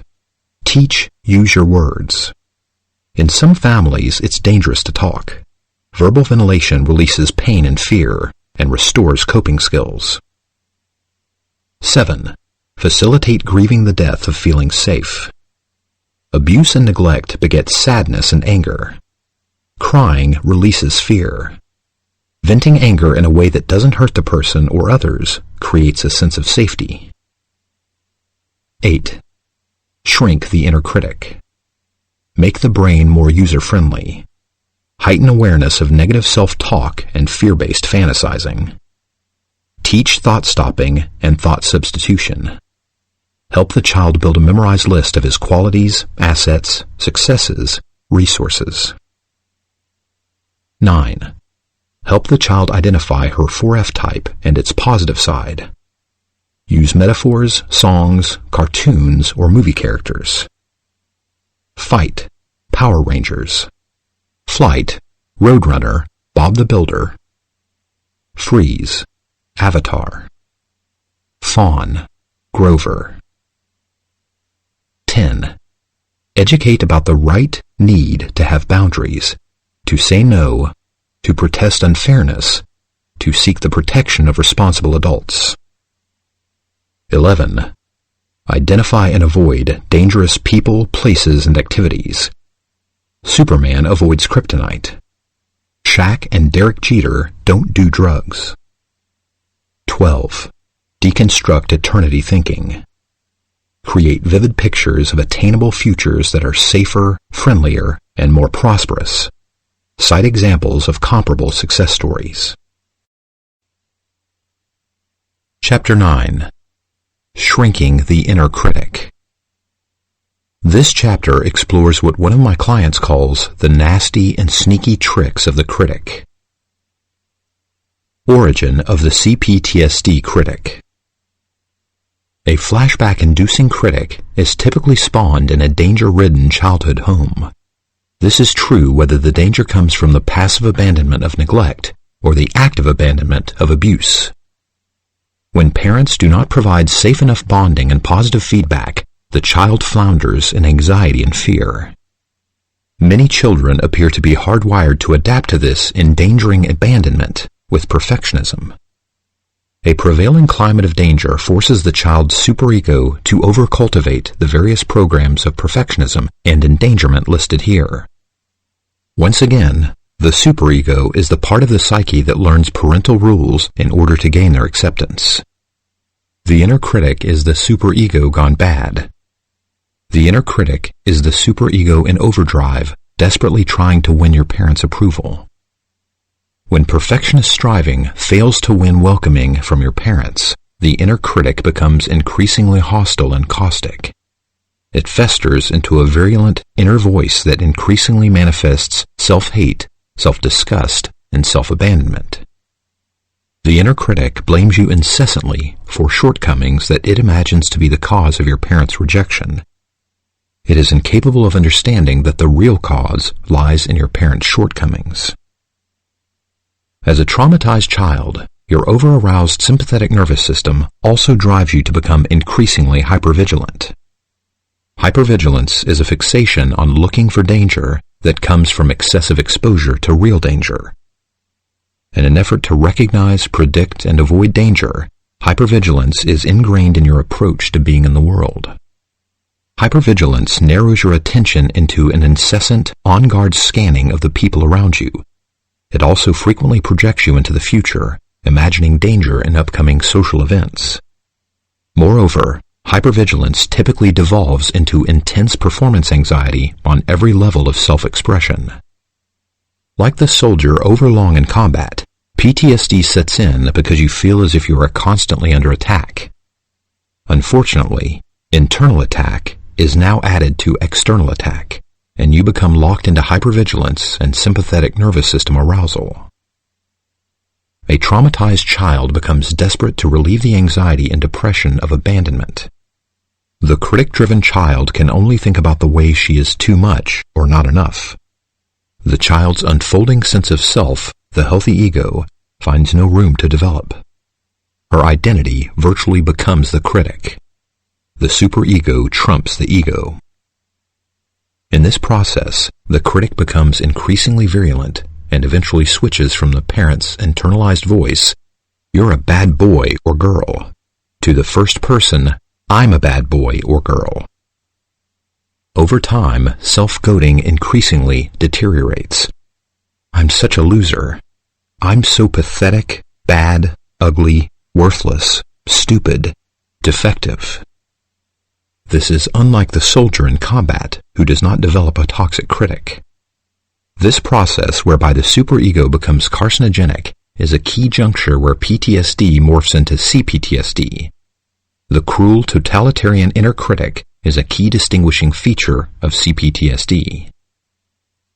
One of my clients grieffully remembered the constant refrains of his childhood. "If only I wasn't so needy and selfish. If only my freckles would fade. If only I could pitch a perfect game. If only I could stop gagging on the canned peas during dinner. If only I could pray all the time to get Mom's arthritis cured. Then maybe she'd stop picking on me, and then maybe Dad would play catch with me." In my work with survivors, I am continuously struck by how often the inner critic triggers them into overwhelming emotional flashbacks.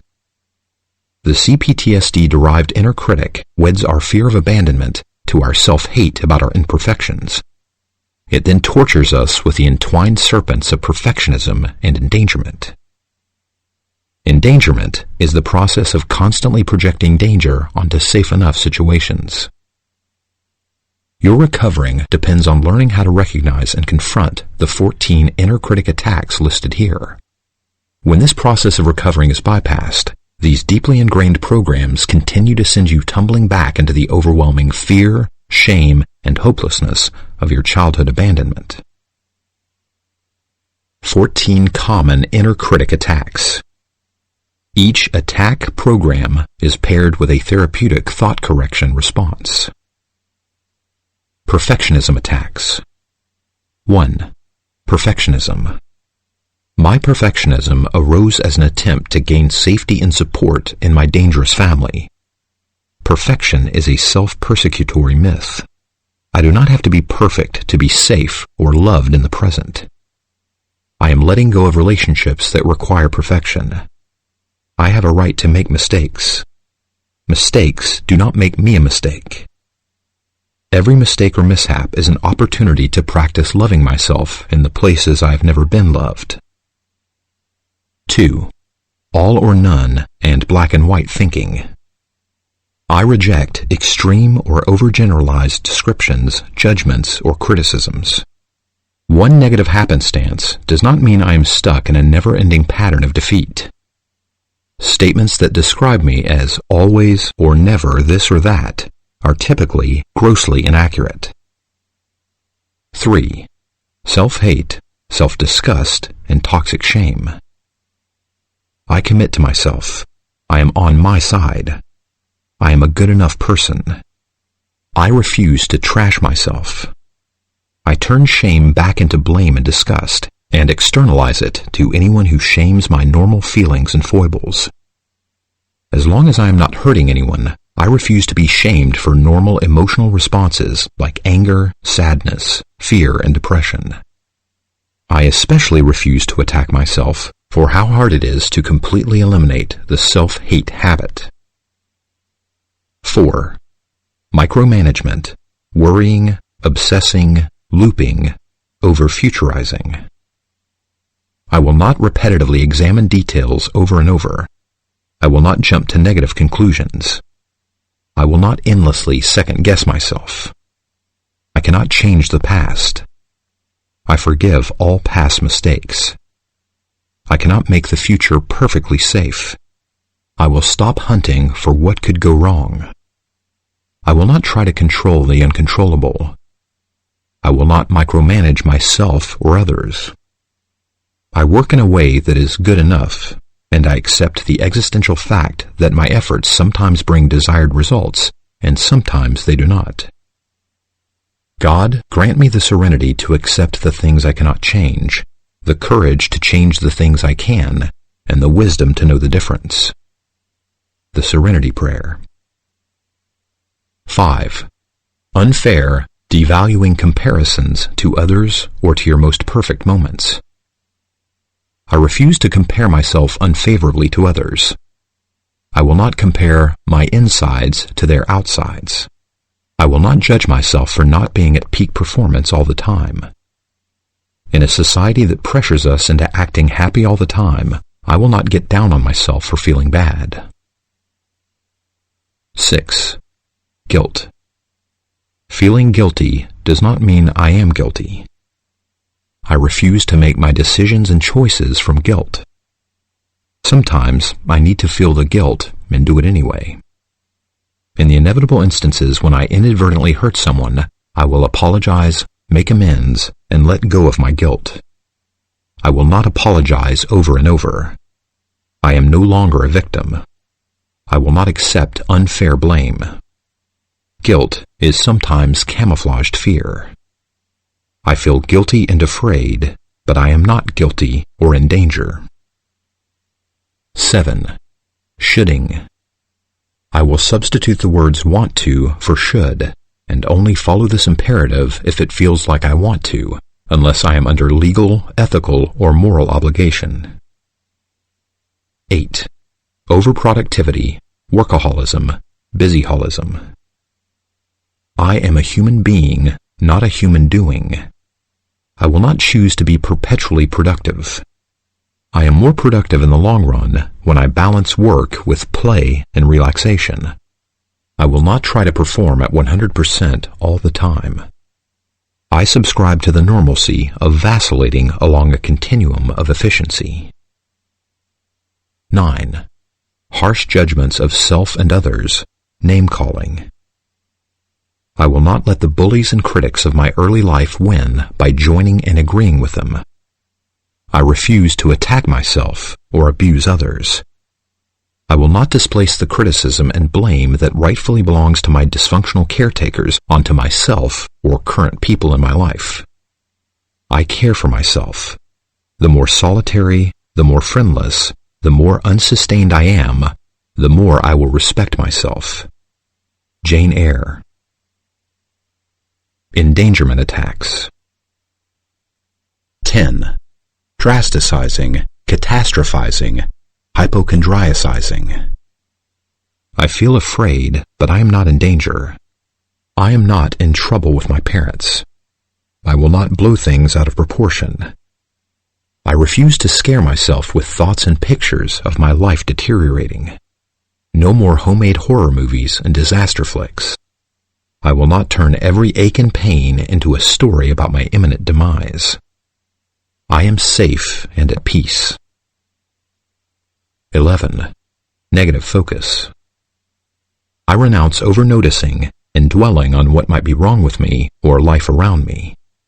I will not minimize or discount my attributes.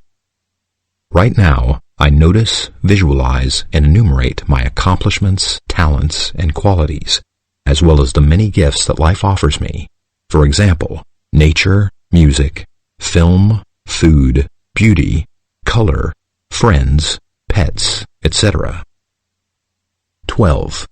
time urgency. I am not in danger. I do not need to rush. I will not hurry unless it is a true emergency.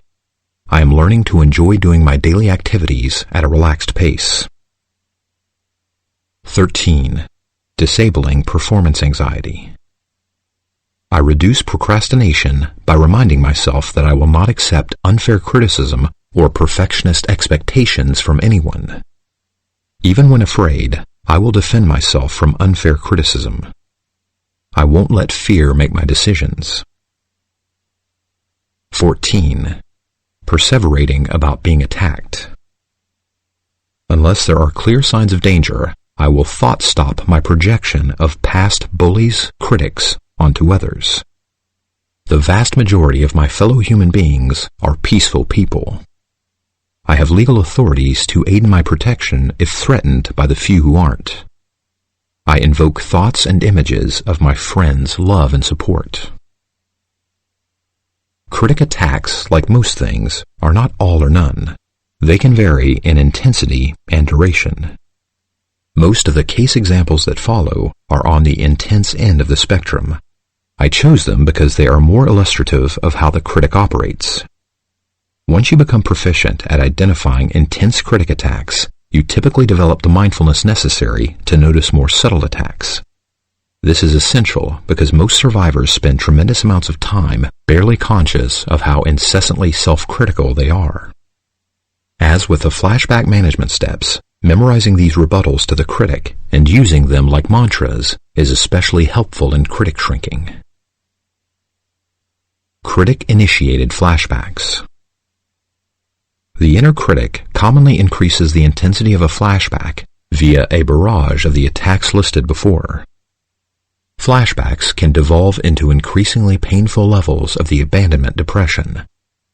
One attack can repetitively blend into another and tumble us further down a spiral of hopelessness. It is awful enough to take a single punch in a fight, but when the punches keep coming, the victim is severely thrashed. Once again, PTSD flashbacks do not typically have a visual component. However, it is not unusual for a survivor to sometimes flash on a snapshot of a parent's contemptuous face at the moment of triggering. My client Dmitri began his session by telling me that he was contentedly puttering around his kitchen when he accidentally knocked over a glass of water. He immediately pictured his father, and a loud internal voice blurted, "I'm such a world-class spaz." Retrospectively, he realized that he then plummeted instantly into a flashback. Anxiety quickly overwhelmed him, and he was soon lost in a tirade of self-attacking diatribes emanating from the critic. Spaz is an example of the name-calling that the critic specializes in. It is a combination of critic attacks number 1, 3, and 9. The attacks soon deteriorated into a full-scale laundry listing of all his imperfections. These were characteristically blown out of proportion, and often not reality-based. The critic screamed, "I'm so clumsy. I never do anything right." Number 2, all or none thinking. "I could fuck up a free lunch." Quickly, Dimitri's thinking was totally dominated by a negative focus, number 11, that merged with drasticizing, number 10, and culminated in attack fantasies, number 14, that made him cancel his plans to go out. This example is only a micro portion of the unending onslaught that can accompany a major flashback. After enduring many, many more elaborations of this process, Dmitri became entrenched in the ultimate abandonment catastrophization. Number 10. "No wonder I don't have a partner or any friends. Who could tolerate being around such a loser?" Number 2. He actually had 2 good friends. Dimitri's felt sense of abandonment then morphed into self-abandonment. Primitive self-soothing behaviors re-emerged as he self-medicated by binging on an enormous amount of junk food. He then retreated into his bedroom to dissociate further into a long morning nap. All this in reaction to the tiny faux pas of a spilled glass of water. I must emphasize here that Dmitri was not crazy or defective because his critic made a hell out of a spilled glass of water. All this was a revisit via flashback to to the real traumatic experiences of being profoundly rejected by his parents for trivial mistakes. His father had contemptuously told him he could fuck up a free lunch innumerable times. As Dmitri resolved and harvested the learning potential of this flashback, he said to me, "Pete, I can't tell you how horrible they were.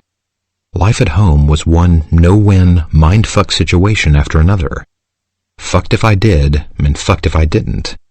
It's no wonder I've been stuck all these years with this ball and chain code. Don't ever let down your guard." Something's just moved in me, and I swear I'm going to start cutting myself some slack. Thoughts as triggers. Rejecting parents typically make the child believe that his opinions and feelings are dangerous imperfections. In worst-case scenarios, the mere impulse to speak triggers fear and shame. How could anything the child says not reveal his stupidity and worthlessness? Opening his mouth invariably leads to deeper rejection and trouble. As ongoing neglect and abuse repetitively strengthen the critic, even the most innocuous, self-interested thought or musing can trigger a 5-alarm fire of intense emotional flashback. To maintain the elusive hope of someday winning parental approval, the child's perfectionistic striving escalates and may become obsessive-compulsive. Even an imagined mistake can then initiate a flashback. The critic as the shaming internalized parents. Not infrequently, a client comes into a session and shamefully confesses something that sounds like this. "I called myself a fuckwit over and over last night. I must really be inherently messed up because I know my mother never said that. As bad as she was, she never swore, and I doubt she even heard that word." The explanation for this is that the critic is essentially a process. It is an ever-developing process that co-opts our creativity and funnels it into new and improved ways of imitating our parents' disparagement. Parental contempt is the key piece of the emotional abuse that creates toxic shame. Toxic shame is the emotional matrix of the abandonment depression. It is also the glue that keeps us stuck helplessly in flashbacks. As such, toxic shame is the affect or emotional tone of the inner critic. Shame besmirches us as it emotionally intensifies each of the 14 assaults described before.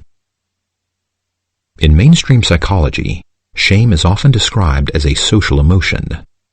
Normal shame is a somewhat healthy, self-regulating emotional reaction that arises when someone witnesses us acting in an unfair, offensive, or hurtful way.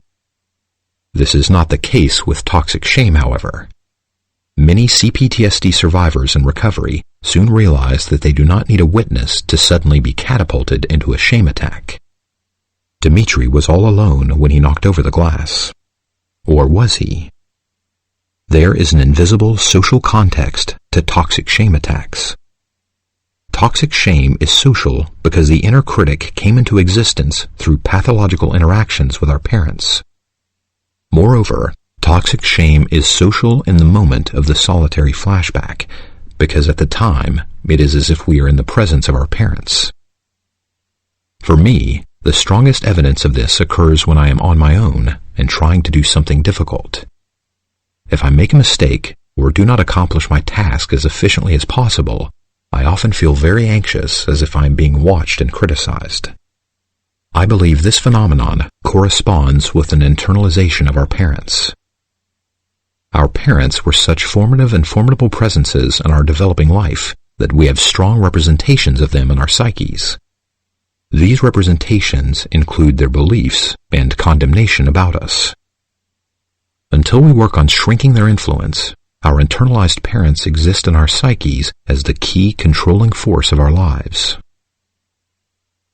Facing the stubbornness of the critic.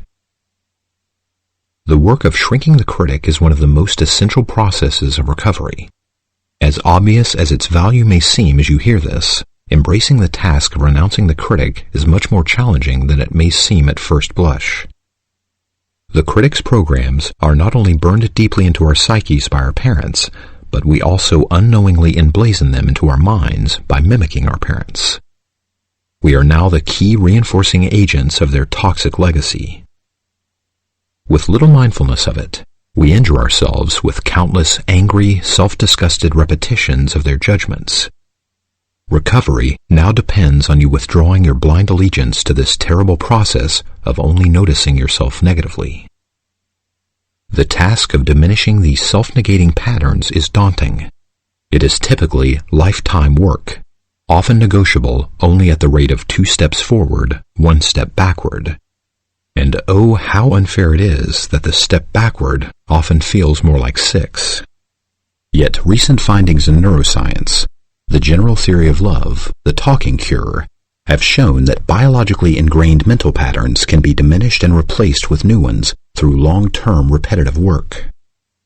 I believe this is analogous to adding or subtracting girth to parts of your physique, which typically takes seemingly innumerable repetitions of a given exercise. In the last couple of decades, my brain has gone from being my own worst enemy almost all the time to being very reliably on my side. I have also seen similar gains with many of the clients I have worked with long-term. Perfectionism and emotional neglect. As stated earlier, perfectionism also seems to be an instinctual defense for emotionally abandoned children. The existential impossibility of perfection saves the child from giving up unless or until lack of success forces her to retreat into a dissociative freeze response or an antisocial fight response. Perfectionism also provides a sense of meaning and direction for the powerless and unsupported child. Striving to be perfect offers her a semblance of a sense of control. Self-control is also safer to pursue because abandoning parents typically reserve their severest punishment for children who are vocal about their negligence. As the quest for perfection fails over and over, and as parental acceptance and nurturing remain elusive, imperfection becomes synonymous with shame and fear. Perceived imperfection triggers fear of abandonment, which triggers self-hate for imperfection, which expands abandonment into self-abandonment. This in turn amps fear up even further, which in turn intensifies self-disgust, etc. On and on it goes in a downward spiral of fear and shame-encrusted depression. It can go on for hours, days, weeks, and for those with severe PTSD can become their standard mode of being. More on endangerment. The importance and magnitude of the critics' endangerment programs cannot be overstated. I have worked with numerous well-therapized people who are relatively free from perfectionism, but still seriously afflicted with a critic's addiction to noticing potential danger. Said another way, I have seen survivors eliminate much of their perfectionist, self-attacking thinking without realizing that the critic was still flooding their minds with fear-inducing thoughts and images. I learned to disidentify from perfectionism long before I learned to stop perseverating on my critic's harrowing snapshots of danger. In fact, I became quite adept at morphing these snapshots into feature-long films about my imminent demise. Permanent abandonment, public humiliation, lethal illness, lonely death, imminent attack, and penniless homelessness are common endangerment themes of many survivors. One of my clients identified his inner critic endangerment process as my critic, the horror movie producer. This made me think, my critic, the terrorist. If I had to describe the 2 most key processes of the critic, I would say this. First, the critic is above all a self-perpetuating process of extreme negative noticing. Second, the critic is a constant hypervigilance that sees disaster hovering in the next moment, about to launch into a full-court press. Using anger to thought-stop the critic. Thought-stopping is the process of using willpower to disidentify from and interrupt toxic thoughts and visualizations. Sometimes visualizing a stop sign at the same time can help strengthen thought-stopping. Since traumatizing parents cripple the instinctive fight response of their child, recovering the anger of the fight response is essential in healing PTSD. We need the aid of our fight response to empower the process of thought-stopping the critic.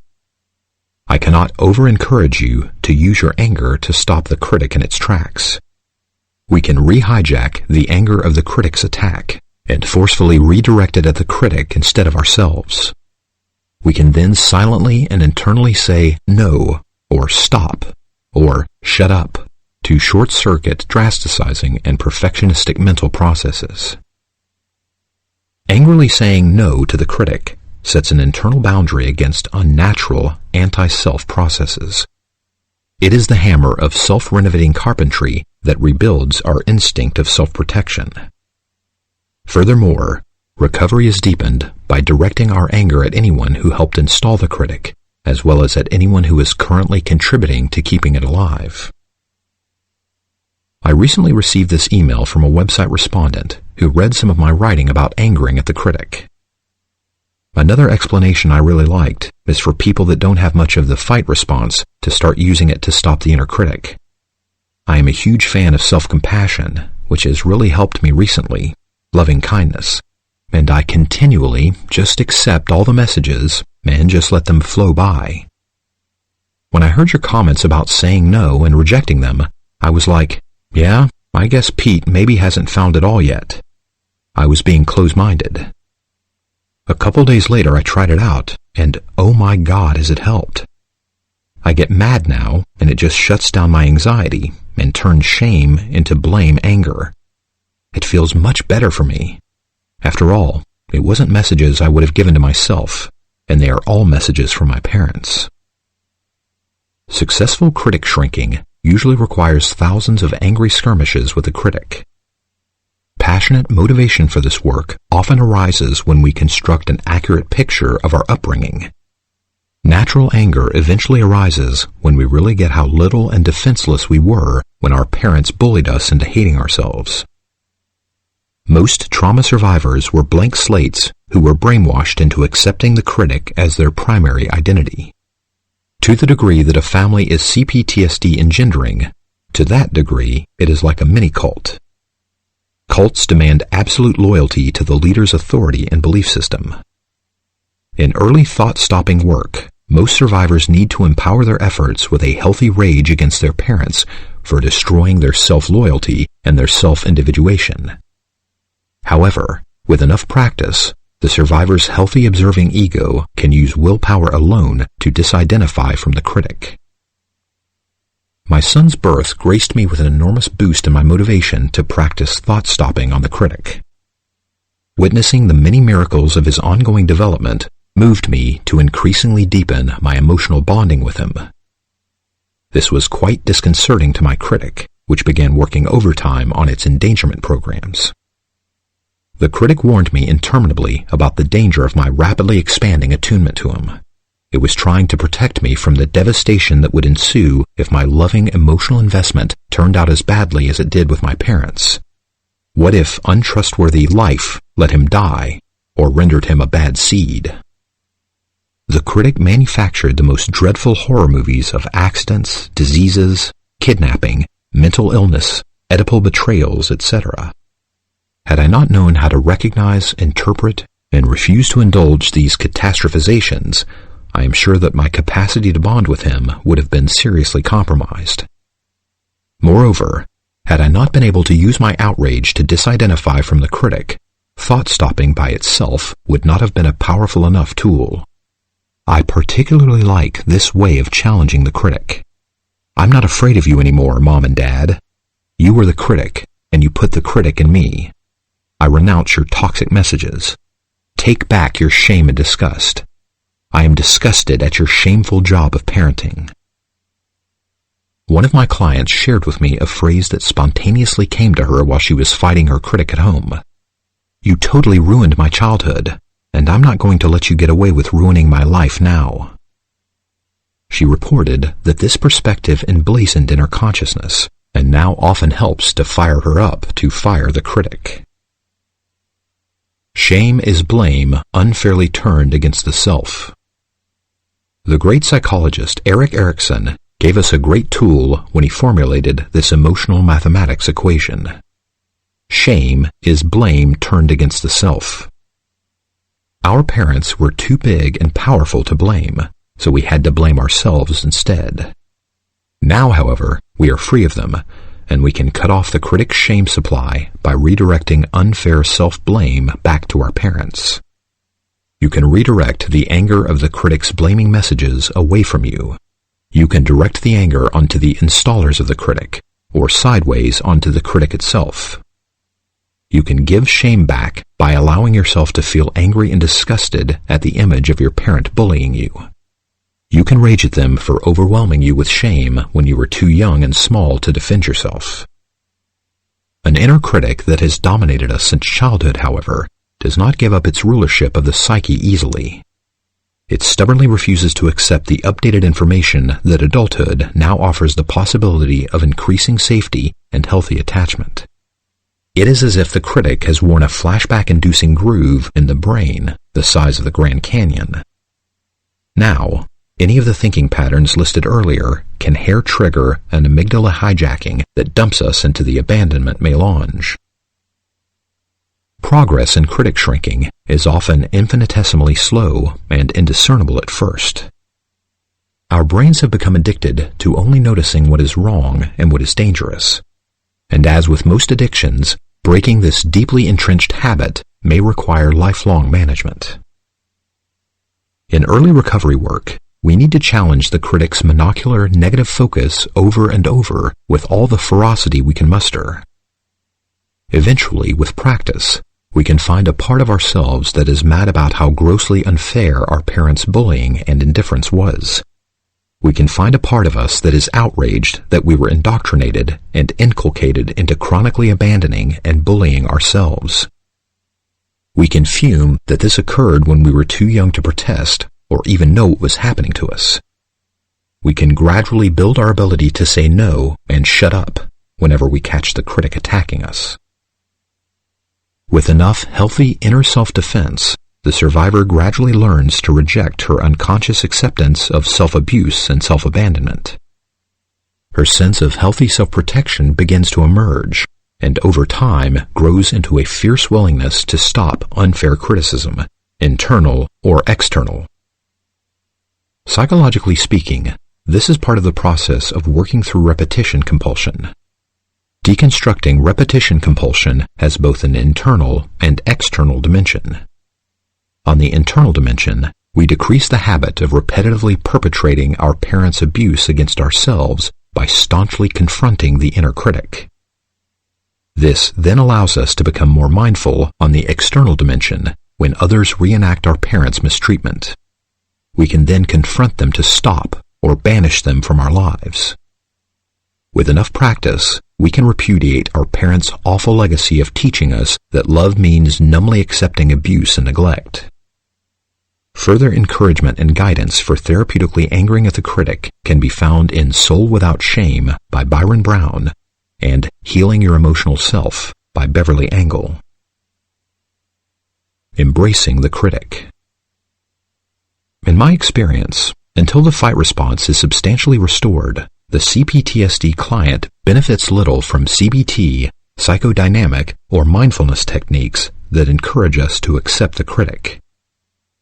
In later recovery, when the survivor has removed the venomous stinger from the critic, these techniques can be quite valuable. Then, and only then, are we able to reconnect with the helpful side of healthy self-criticism. See Stone and Stone's book, Embracing Your Inner Critic. A typical indication that the critic is mellowed into being functional is that it speaks to us in a kind and helpful voice. It reminds us dispassionately to adjust our behavior when we can and ought to be doing something better. If, however, it blasts us for imperfection, it is giving itself away as the toxic critic that was installed by our parents. A left-brained, objective approach of embracing the critic is rarely helpful unless it is balanced with a subjective, right-brained capacity for assertive self-protection. Perhaps this is because the inner critic appears to operate simultaneously with hyper-emotional, right-brain flashback dynamics. Perhaps toxic inner critic processes are so emotionally overwhelming that efforts to resist them rationally and dispassionately are too weak to be effective. Thought substitution and thought correction. Thought substitution, especially in the form of thought correction, is another essential tool for empowering the work of thought-stopping the critic. Many years ago, I sensed that my critic became as tough as a bodybuilder's bicep through myriad repetitions. I guessed that similarly exercising self-protective responses to the critic would build my thought correction muscles. It did, in fact, and my instinct to protect myself almost always arises automatically now when I am triggered into a flashback. I believe I am not exaggerating when I say that tens of thousands of positive thought substitutions have rewarded me with a psyche that is fairly consistently user-friendly. Accordingly, I encourage you to immediately confront the critic's negative messages with positive ones, like those in the list at the beginning of the chapter. This is essential in PTSD recovery because a single unconfronted toxic thought can act like a virus and rage infectiously out of control into a flu-like melange of shame, fear, and helplessness. Moving quickly into thought stopping and thought correction often obviates a headlong tumble into the downward spiral of a flashback.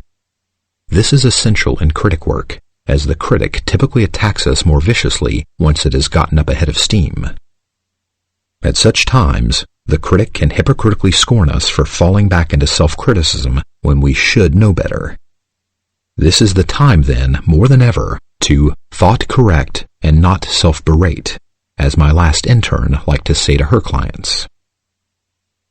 Additionally, I encourage you to write out a list of your positive qualities and accomplishments, and to read it to yourself if you get lost in self-hate. Toolbox 5 in Chapter 16 is a practical exercise to help you elaborate this list in a multidimensional way. Making a written record of your positive attributes is especially helpful as flashbacks often create a temporary amnesia about your essential worthiness and goodness. Flashbacks seem to involve a temporary loss of access to more current left brain learning. MRIs show greatly reduced left brain activity in hyper-aroused PTSD survivors. In my experience, memorizing your list enhances your capacity to dissolve that amnesia. Reciting part or all of your list over and over like a mantra can help you during those times when the critic is particularly severe and relentless. If you have trouble making the list or filling out Toolbox 5, ask a friend or a therapist for their input. Additionally, please let me remind you that qualities do not have to be perfect or ever present to qualify as qualities. If it is true of you most of the time, then it is a quality.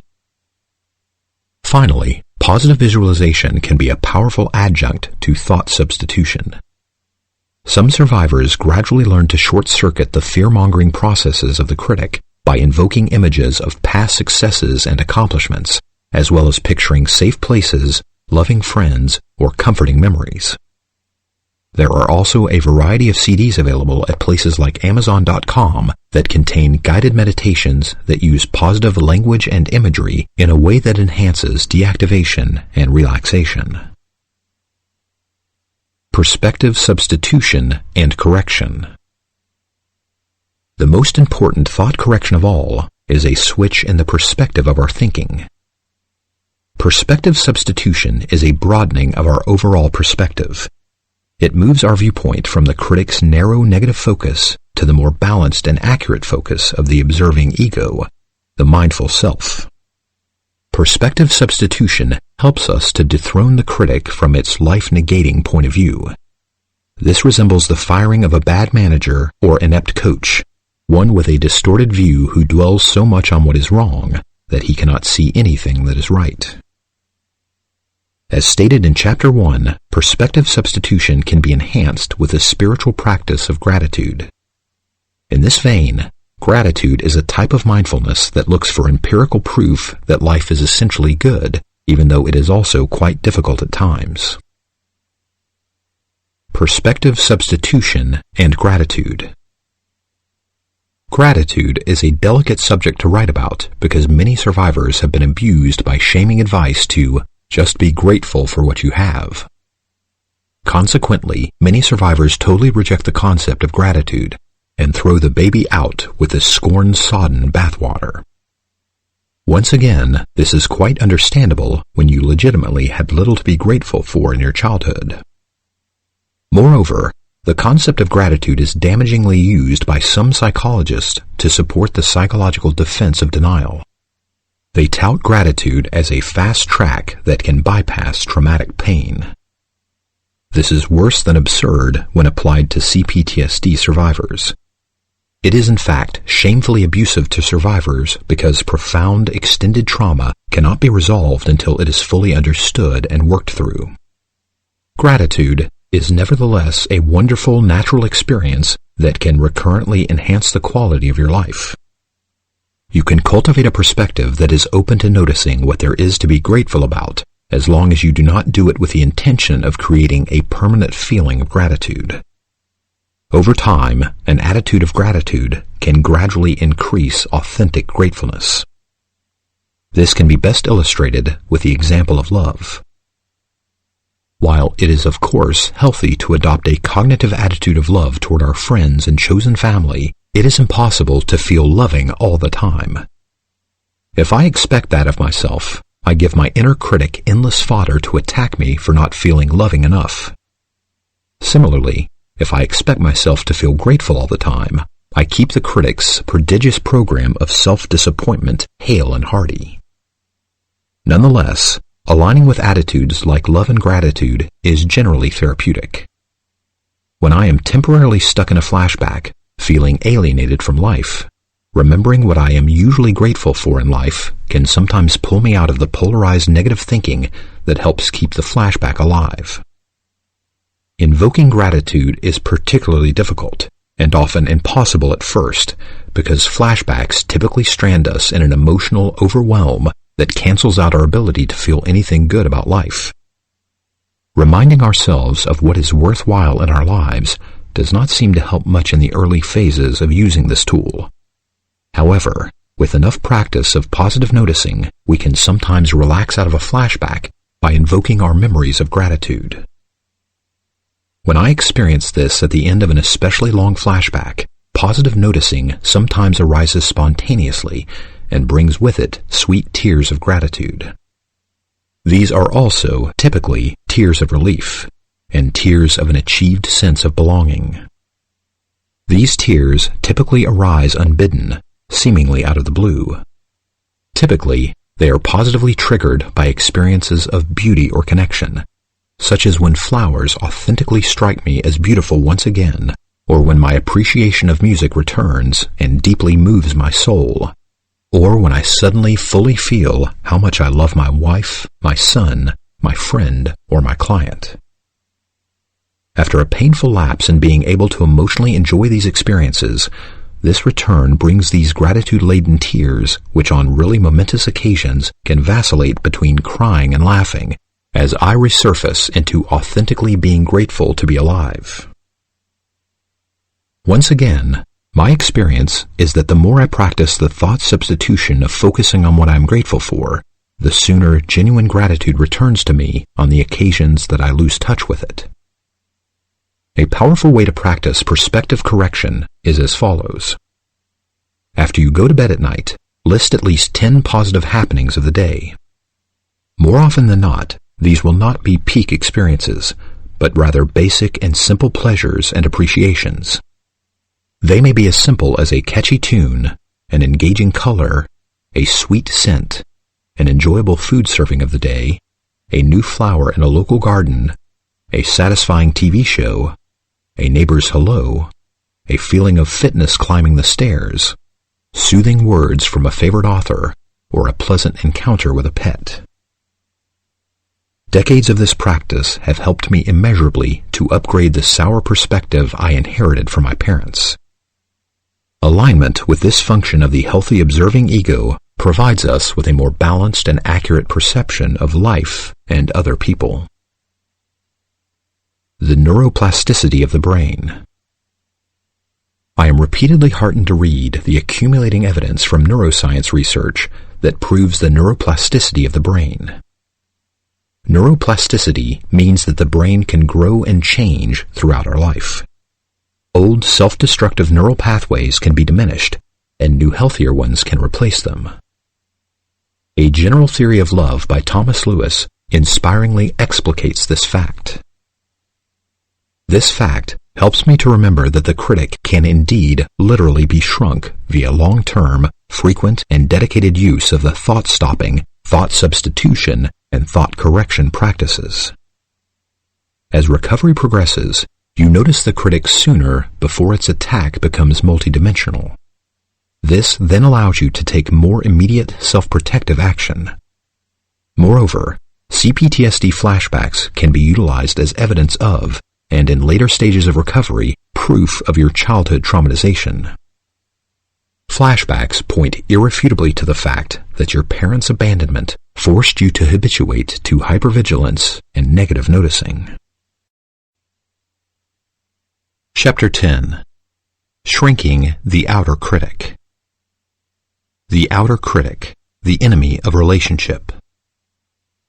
In CPTSD, the critic can have two aspects, inner critic and outer critic. The inner critic is the part of your mind that views you as flawed and unworthy. The outer critic is the part that views everyone else as flawed and unworthy. When the outer critic is running your mind, people appear to be too awful and too dangerous to trust. When she was stuck in an outer critic attack, one of my clients would often rant like this: "Everybody sucks. People are so selfish and scary. They either fuck you over or they let you down." She eventually named this an "I'm moving to another planet" flashback. The outer critic is the counterpart of the self-esteem destroying inner critic. It uses the same programs of perfectionism and endangerment against others that your inner critic uses against yourself. Via its all-or-none programming, the outer critic rejects others because they are never perfect and cannot be guaranteed to be safe. As with the inner critic, outer critic attacks are usually internal and silent, unless you are a fight type, as we hear later. When we regress into the outer critic, we obsess about the unworthiness, imperfection, and treacherousness, dangerousness of others. Unconsciously, we do this to avoid emotional investment in relationships. The outer critic developed in reaction to parents who were too dangerous to trust. The outer critic helped us to be hyper-aware of the subtlest signal that our parents were deteriorating into their most dangerous behaviors. Over time, the outer critic grew to believe that anyone and everyone would inevitably turn out to be as untrustworthy as our parents.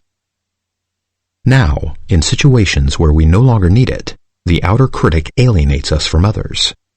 It attacks others and scares them away, or it builds fortresses of isolation whose walls are laundry lists of their exaggerated shortcomings. In an awful irony, the critic attempts to protect us from abandonment by scaring us further into it. If we are ever to discover the comfort of soothing connection with others, the critic's dictatorship of the mind must be broken. The outer critic's arsenal of intimacy-spoiling dynamics must be consciously identified and gradually deactivated. 4F types and outer critic-inner critic ratios. Depending on your 4F type, you may gravitate to either the inner or the outer critic. Different 4F types generally have different ratios of outer and inner critic dynamics, and some polarize extremely to one or the other. Freeze and fight types are often polarized to the outer critic. Fawn types tend to be dominated by the inner critic. Flight types can have the most variance in inner and outer critic ratio. Your subtype can also have a big influence on this. The freeze type can judgmentally denounce the entire outside world to justify her all-or-none belief that people are dangerous. The flight type can use his own perfectionistic striving to excel so that his outer critic can judge everyone else as inferior. The fawn type uses inner critic self-hate to self-censor and avoid the fear of being authentic and vulnerable in relationship. The fight type, in a paradoxical twist, controls others through the outer critic to prevent them from abandoning him, while at the same time using prickliness to not let them get too close. Fight types can also leave at the first sign that the other cannot be controlled. One flight-fight type, who I worked with briefly, told me with great upset about a recent betrayal. His new partner insisted on replacing the empty toilet paper roll so that the new roll unwound from the bottom instead of the top. He asked her once to do it his way, and felt so betrayed when she did not comply that he broke up with her. I could not help feeling that she was fortunate that she got away. Unfortunately, this client was not able to take in that the lion's share of his upset was a flashback. He had flashed back to his rigidly controlling mother frightening him into believing that the toilet paper must unwind from the top. She had punished him into believing that this was a universal truth. Perfectionism in the hands of the outer critic can be paranoiacally picayune. Finally, it is not unusual for survivors who have significantly shrunk their dominant critic mode to experience a reciprocal increase in the virulence of its opposite counterpart. This came as a disappointing shock to me at a time when I was congratulating myself that my inner critic was a mere shadow of its former self. Soon thereafter, I noticed that I was plagued by a new judgmentalness that seemed out of character. Curiosity and a growing mindfulness about this development led me to a lot of the insights that I share in this chapter. With enough mindfulness, this shift in critic mode can then become an opportunity to further shrink the overall combined agency of the outer and inner critic. Passive aggressiveness and the outer critic. Children are initially wired to respond angrily to parental abuse or neglect. Outside of the fight types, most traumatized children learn early that protesting parental unfairness is an unpardonable offense. They are generally forced to repress their protests and complaints. This then renders their anger silent and subliminal. This anger, however, does not disappear. It percolates as an ever-accumulating sea of resentment that can fuel the outer critic's obsession for finding fault and seeing danger in everyone. Viewing all relationships through the lens of parental abandonment, the outer critic never lets down its guard. It continuously transfers unexpressed childhood anger onto others and silently scapegoats them by blowing current disappointments out of proportion. Citing insignificant transgressions as justification, the survivor flashes back into outer critic mode and silently fumes and grumbles in long judgmental ruminations. To bastardize Elizabeth Barrett Browning, how do I find the lacking? Let me count the ways. When silently blaming the wrong person becomes habitual, it manifests as passive aggressiveness. Common examples of passive aggression are distancing yourself in hurt withdrawal or pushing others away with backhanded compliments. Other examples include poor listening, hurtful teasing disguised as joking, and the withholding of positive feedback and appreciation. Chronic lateness and poor follow-through on commitments can also be unconscious, passive-aggressive ways of expressing anger to others. Refusing to give voice to the critic's point of view. The outer critic is the author of this intimacy-spoiling program, being honest to a fault. In the guise of honesty, the outer critic can negatively notice only what is imperfect in another. Under the spell of perfectionism, the outer critic can tear the other apart by laundry listing his normal weaknesses and foibles. When challenged about this, many fight types will respond that, "I was just trying to be honest." The inner critic has its own version of excessive honesty, which I sometimes call beating you to the punch. Afraid of being criticized, as in childhood, the inner critic can launch the survivor into a confession of her every defect in hopes of short-circuiting anyone else from bringing them up. Sometimes hearing the criticism from yourself feels less hurtful than hearing it from someone else. After all, it's old news to you and your critic. I subscribe to authenticity as one of my highest values, but it does not include sharing my outer critic's view of you or exposing my inner critic's unfair judgments of me. As stated earlier, the toxic critic is not an authentic part of us. We were not born with it. We were indoctrinated with it by parents who viewed us in an extremely negative and jaundiced way. Because of this, we need to protect our intimates from its distorted and destructive judgments. Just as importantly, we need to protect ourselves from alienating people by presenting ourselves as if we are so defective that we do not deserve to be loved. Outer critic-dominated flashbacks. Holly, an elderly client and a flight-fight type, was suffering minor, age-related memory loss. She started her session chuckling. "I was reading your article on the outer critic again last night. I didn't really get it when I read it 3 years ago, but I get it now, and I think it's because my memory deterioration has a silver lining. So you know how I'm always blaming my husband whenever anything goes wrong at home?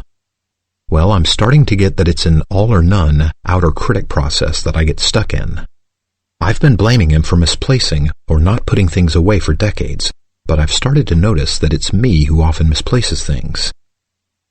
I was cooking a meal last night and looking for the food scissors that I use to cut up leafy vegetables. It wasn't on the magnetic wall strip where I insist that we keep it, and I immediately started feeling very angry at him, and more angry as I searched in various drawers to no avail. The longer I searched, the more exasperated I got, and sure enough, I found myself laundry listing all his faults. My resentment rapidly escalated and peaked with me deciding that I really was going to leave him this time. As I continued to amass evidence that he was a terrible loser and that this was a wise decision, I went back to the stove and found the scissors where I'd left them 5 minutes ago. I could see the scraps of spinach still on them from when I'd cut it up over the pot. What a mortifying epiphany I had, especially since a similar thing had happened with my toothpaste the night before. I forgot that I had put it in the medicine cabinet in one of my organizational upgrades, and I was convinced Frank had moved it from its proper place. I started reading him the riot act so intensely that he pretended he had to get something out of the car. And then, when I went to the medicine cabinet for some aspirin, there it was where I had placed it myself. Oh my God! That outer critic did an instant about-face into becoming the inner critic. And then, when it had contemptuously lambasted me to tears, I suddenly had another epiphany about how I would let any mistake on his part launch me into a 2-volume history of his past mistakes. I'd get so stuck in that negative noticing that I couldn't call to mind a single good thing about this good-enough husband that I've had for 35 years. Holly and I spent a great deal of time fleshing this out. She could see that the outer critic typically triggered her into a very old feeling and belief that people are so unreliable, they always let you down. They just can't be trusted.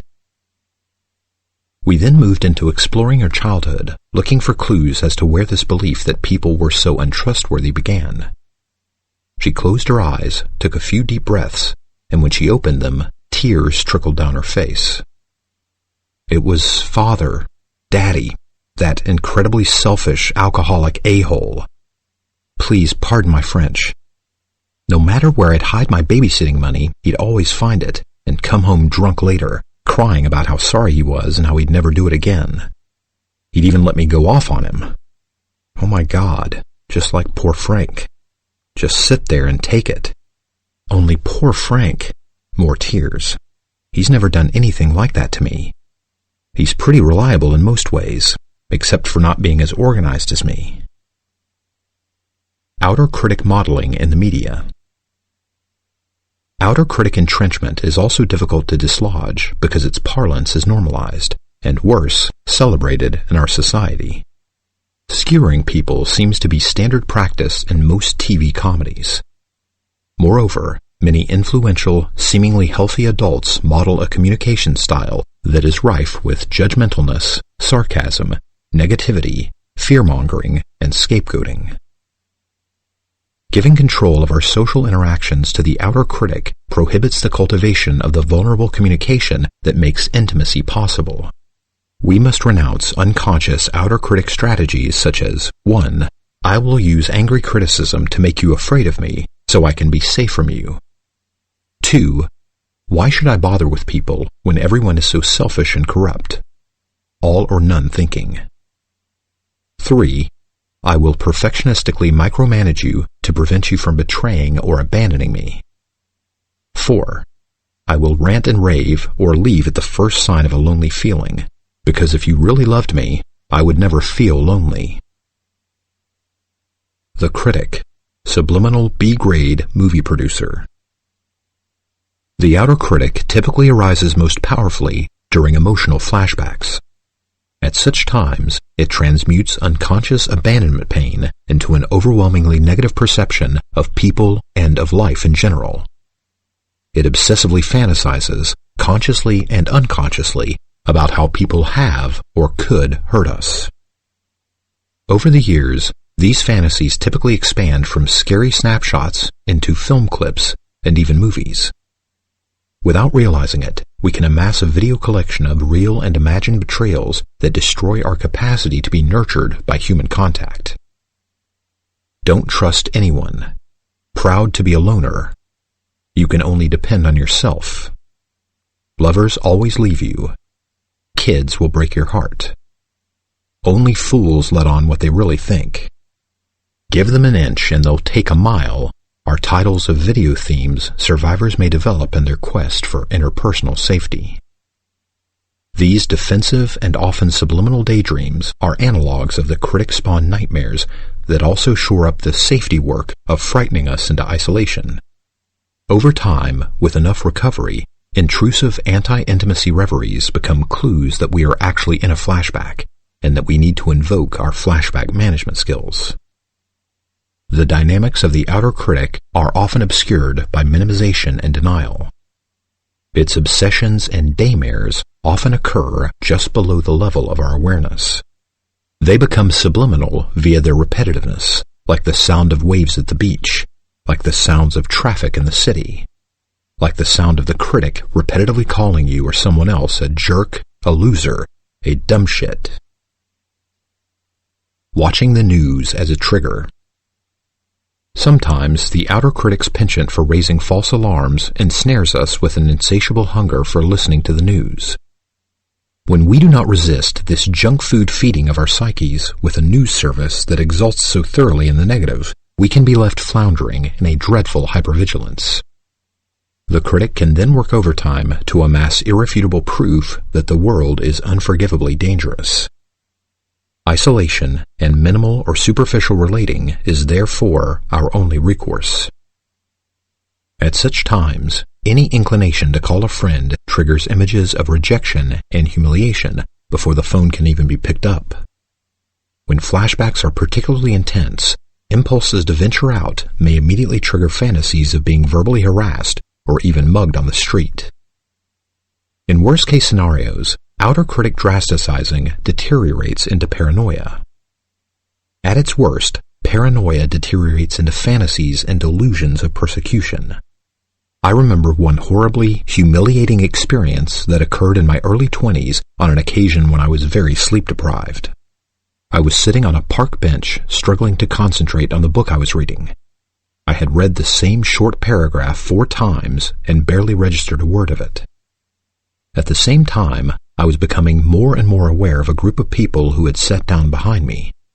I started feeling ashamed because they were having a great time while I sat there, painfully self-conscious and despondent. Suddenly, I realized they were talking disparagingly about me. I was too scared to turn around. Their comments became steadily more insulting. Their loud laughter became increasingly mocking. In my mind's eye, I could see them all staring and pointing at me. Look at that sorry-ass loser. He's pretending he's not even listening. Finally, in desperation, I turned around and croaked out a weak, "What's going on?" I was shocked and even more mortified at the same time. They were not even looking at me. They were so immersed in their joyful banter that they did not even notice that I turned around and spoke. It became immediately obvious to me that it was a terrible figment of my imagination. I slunk away in shame and had to wait decades to understand how my CPTSD and the outer critic had manufactured this terrible paranoia. Intimacy and the outer critic.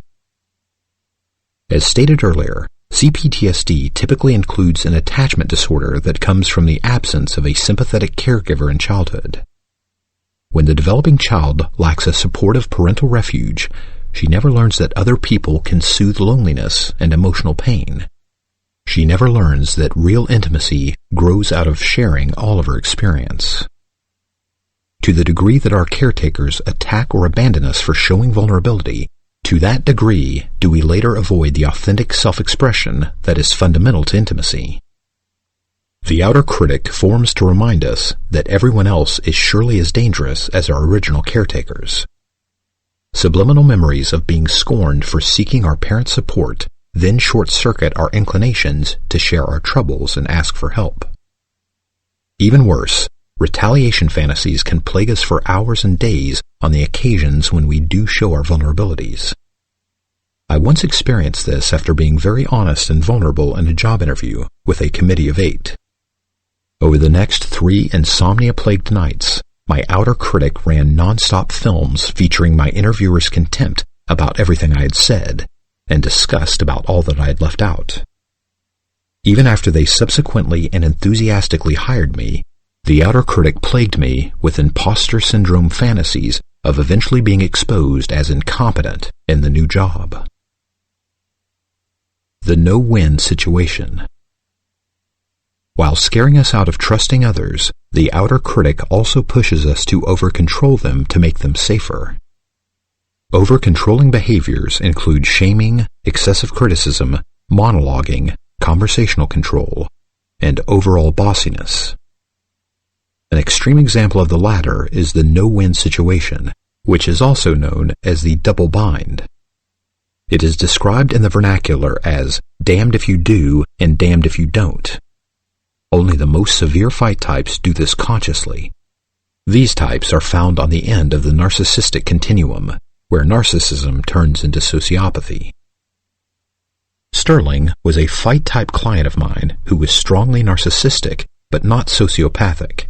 He wanted me to prove that I was meticulously attending to his pauseless monologue by giving him an empathic at about the rate of once a paragraph. He would usually cue me to do this by ending a sentence with, "You know?" Over time, I could usually tell when he was in a flashback, because he would be bothered by the frequency or quality of my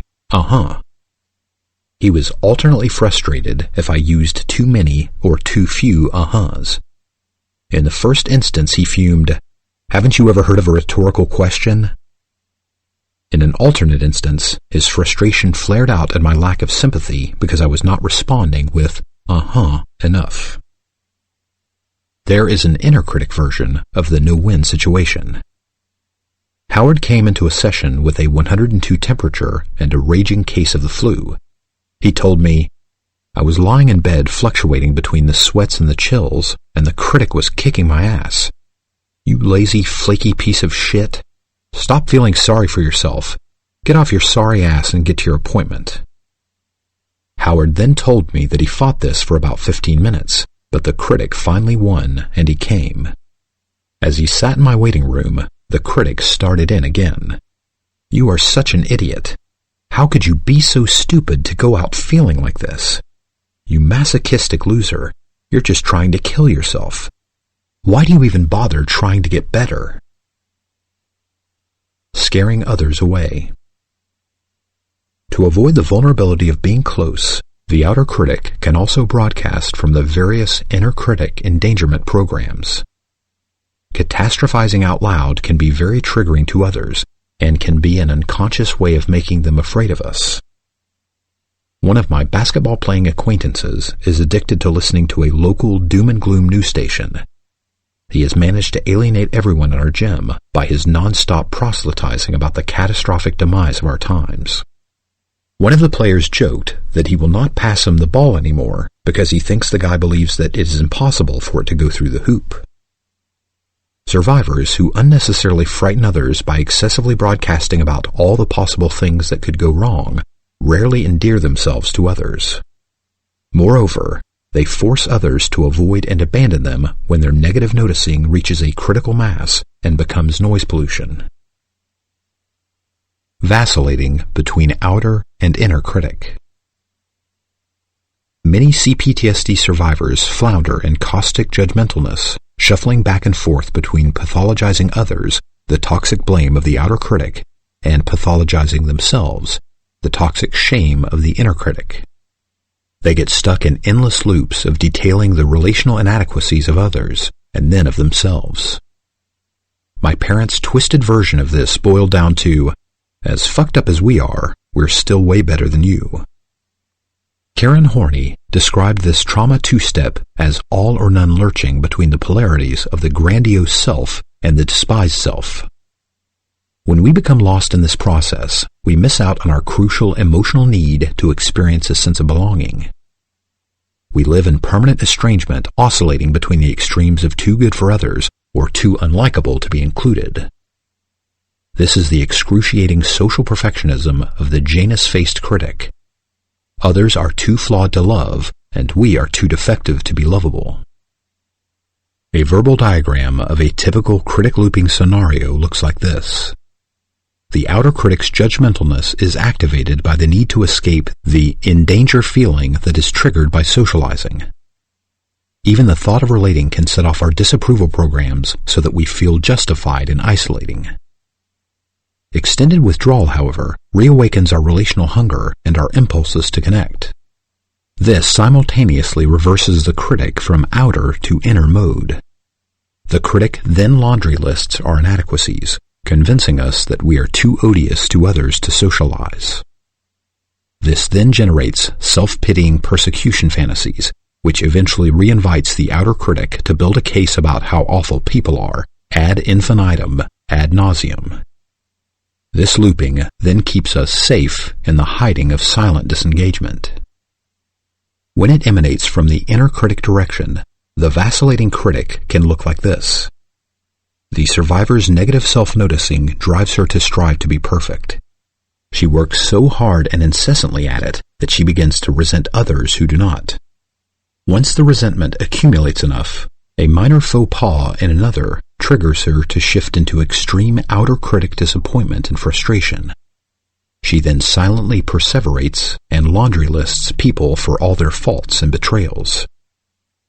How long she remains polarized to the outer critic usually depends on her 4F type, but sooner or later she starts to feel guilty about this, and suddenly the inner critic is back online, judging her harshly for being so judgmental. The cataloging of her own defects then resumes in earnest. A case example of the vacillating critic. My wife and I have been living together for more than a decade. We have come a long way in negotiating what seems to both of us, most of the time, a fair and flexible approach to handling the innumerable tasks involved in running a household with a young child. But sometimes, when I'm experiencing an extended flashback, I start over-noticing imperfections in the general household order. Where the critic first points the finger varies. If I'm triggered into tired survival mode, the inner critic can launch into berating me for my substandard contribution. If, on the other hand, I am triggered into flight mode and have been speed cleaning, my outer critic can start keeping score. In this latter mode, my outer critic can perseverate about how little my wife is doing compared to me. The comparisons are typically in the areas where I have recently been over-contributing. But my fawn side is pretty strong, and before too long, I can start noticing all the venues where I do not contribute as much as she. And suddenly, I am the selfish slacker of the family. As the flashback continues, I may then flip into berating myself for being picky and ungenerous. In an especially strong flashback, the outer critic will come back sooner or later and start assigning more weight and importance to my contributions, and then belittle her for being slack, thoughtless, self-involved, etc. In our relationship, I could loop this loop for quite some time, losing hours and even days to feeling disaffected from my wife and from myself. My peace of mind would deteriorate into an inner battleground of feeling abandoned by her while simultaneously judging myself for abandoning her. In the worst flashbacks, the process did not stay internal, and we would have conflicts about this issue. These days, conflict rarely occurs over chores. Because of what I have learned about the outer critic, internal looping about this has also decreased immeasurably. Mindfulness about my outer and inner critic processes allows me to identify them sooner and rescue myself and my relationship from them much more quickly. This scenario is also a typical example of what worrying looks like in a flashback. The critic as judge, jury, and executioner. As noted before, Not all survivors hide their outer critic. Fight types and subtypes can take the passive out of passive-aggressive and become quite aggressive. The survivor who is polarized to the outer critic often develops a specious belief that his subjectively derived standards of correctness are objective truth. When triggered, he can use the critic's combined detective, lawyer, judge function to prosecute the other for betrayal with little or no evidence. Imagined slights, insignificant peccadillos, misread facial expressions, and inaccurate psychic perceptions can be used to put relationships on trial. In the proceedings, the outer critic typically refuses to admit positive evidence. Extenuating circumstances will not be considered in this kangaroo court. Moreover, any relational disappointment can render a guilty verdict that sentences the relationship to capital punishment. This is also the process by which jealousy can become toxic and run riot. On another level, the outer critic is skilled at building a case to justify occupying a higher moral ground. From this lofty position, the critic then claims the right to micromanage others. Typically, this is rationalized as being for the other's own good. This control, however, is usually wielded on an unconscious level to protect the survivor from any reenactment of early parental abuse or neglect. Micromanagement of others also devolves into a host of controlling behaviors. Fight types treat others like captive audiences, give them unsolicited performance evaluations, make unreasonable demands for improvement, and control their time schedules, social calendars, and food and clothing choices. In worst-case scenarios, they dramatically act out their jealousy, often without cause. At its absolute worst, outer critic relating looks like taking prisoners, not making friends. Scapegoating. Scapegoating is an outer critic process whereby personal frustration is unfairly dumped onto others. Scapegoating is typically fueled by unworked-through anger about childhood abandonment. Displacing anger on the wrong target, however, fails to release or resolve old or unrelated hurts. Scapegoating is often a reenactment of a parent's abusive role. It is blind imitation of a parent who habitually released his frustration by indiscriminately raging. When a fight-type parent scapegoats those around him, he enforces a perverse kind of mirroring. He is making sure that when he feels bad, so does everyone else. It is like a bumper sticker I saw the other day. If Mama ain't happy, nobody's happy. I witnessed this common example of scapegoating several times in my childhood. My parents hated anyone who was late. If one of his children were even a minute late for something, they felt absolutely justified in blasting us with their righteous indignation. This was true even though we all learned very quickly to be anally punctual. Because of their untreated CPTSD, however, their anger was the tip of the iceberg of their unexpressed rage about their own childhood hurts. In this case, they were flashing back to the pain of their parents' chronic lateness and failure to show up to meet their normal childhood needs. Mindfulness and shrinking the outer critic. Reducing outer critic reactivity requires a great deal of mindfulness. This is as essential for fight types who act out aggressively as it is for those trauma types who internally rant against the entire human group known as fucking people. It is also of great importance for any survivor who is locked into alienation because of the judgmentalness of his outer critic. Mindfulness, once again, is the process of becoming intricately aware of everything that is going on inside us, especially thoughts, images, feelings, and sensations. In terms of outer critic work, it is essential that we become more mindful of both the cognitive and emotional content of our thoughts. This is the same as in inner critic work, where the two key fronts of critic shrinking are cognitive and emotional. Cognitive work in both cases involves the demolition and rebuilding processes of thought stopping and thought substitution, respectively. And emotional work in both instances is grief work.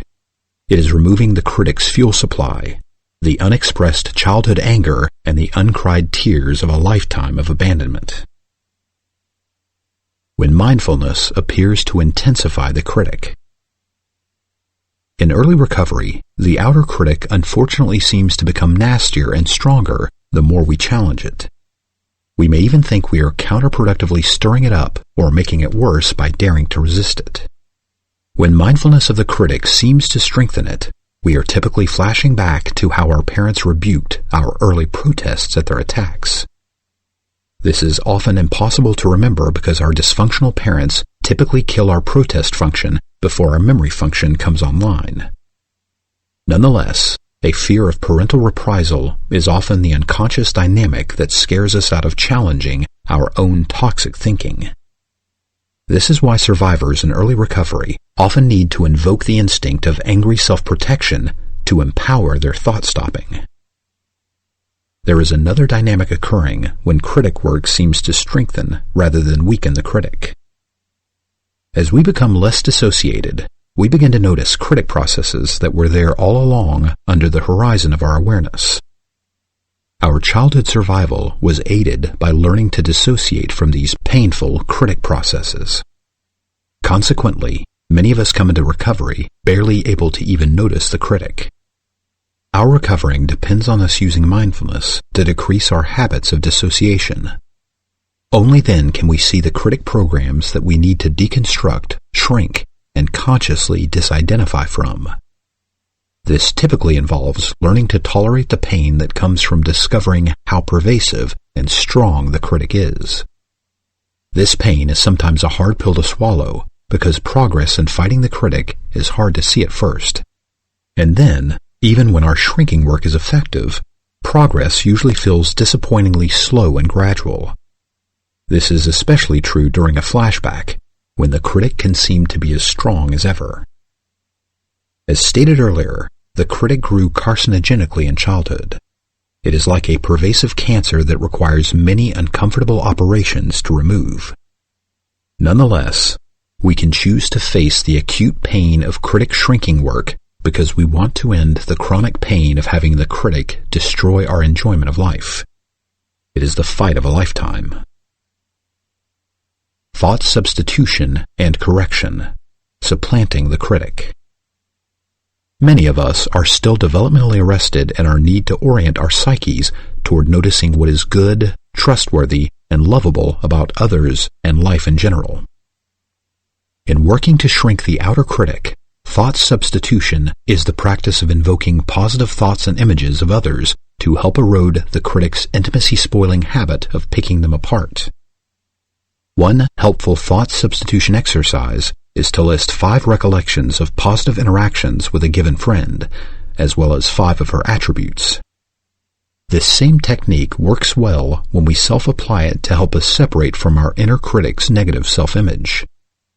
Toolbox 5 in Chapter 16 contains a written exercise to broaden your appreciation of select others who have benefited you. Since thoughts typically give rise to speech, I also recommend that you practice the 5 positives to 1 negative guideline when giving feedback to a loved one. John Gottman's research has shown that this ratio is characteristic of how intimacy-successful couples communicate. This is also key because the outer critic was spawned in childhood by parental modeling that at least reversed this ratio. Grieving short-circuits the outer critic. The role of grieving in shrinking the outer critic is as crucial as it is with the inner critic. As with the inner critic, angering at the outer critic helps to silence it, and crying helps to evaporate it. We can use the anger of our grief to energize our thought corrections. This helps us to challenge the critic's entrenched all-or-none perspective that everyone is as dangerous as our parents. Moreover, when our grieving opens into crying, it can release the fear that the outer critic uses to frighten us out of opening to others. Tears can also help us realize that our loneliness is now causing us much unnecessary pain. This, in turn, can motivate us to open to the possibility of finding safe connections. Defueling the outer critic via working the transference. Transference, aka projection, aka displacement, occurs when unprocessed feelings from the past amplify present-time feelings. A key characteristic of outer critic-dominated flashbacks is that we displace emotional pain from past relationships onto current ones.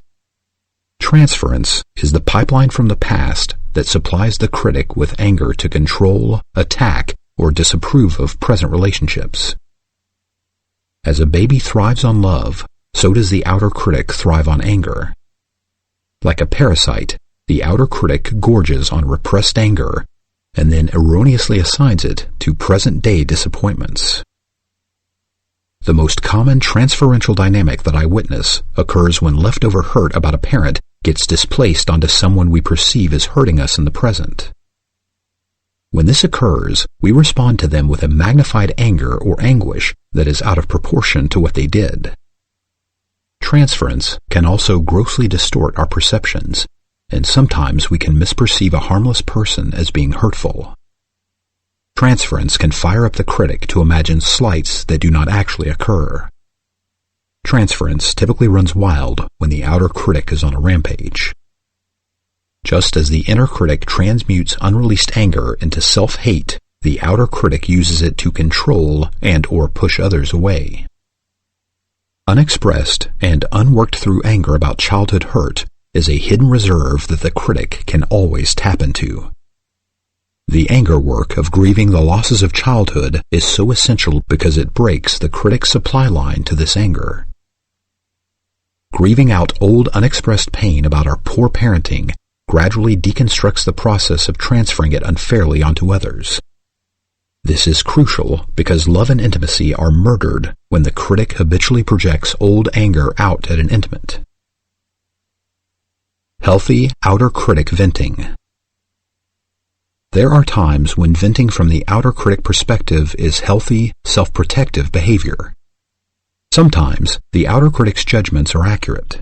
Sometimes people are acting as abusively as our parents did in childhood. In this vein, there are two healthy applications of outer critic aggressiveness. One is to protect ourselves when someone is actually attacking us. The other is the work of grieving the losses of childhood.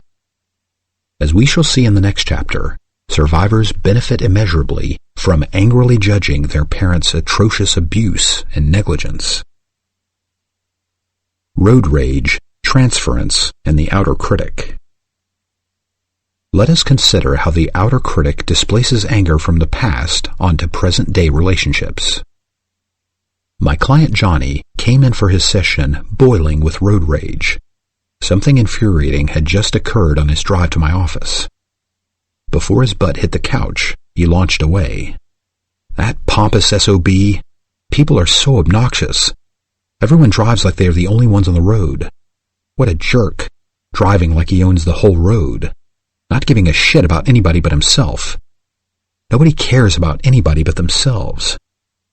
Oh God, don't let me get started on my wife. I don't know why I get out of bed in the morning. This jerk must have forgotten what turn signals are for. I felt like crashing right into that stuck-up bastard in his shiny new Beamer.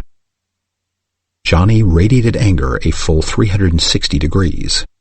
He hated the driver who had cut him off, all the other drivers on the road, his wife, his employees, his neighbors, the government, and last, but thankfully least, his overcharging therapist, who was always pretending to be so empathetic. Johnny was a fawn fight type. Usually, he was mostly fawn. In our 2 years of working together, I had never seen him so enraged, and I was quite taken aback. I was indeed straining to hold an empathic position, but I knew he was in a flashback. I encouraged him to further ventilate by hitting a tennis racket on a cushion. This is a classic anger release work technique for externalizing anger in a non-harmful way. Johnny beat it like his life depended on it. When his catharting petered out, I asked him to close his eyes. I then suggested that he ask himself if his feelings of outrage had a trail into the past. After a moment, he said, "I'm so mad.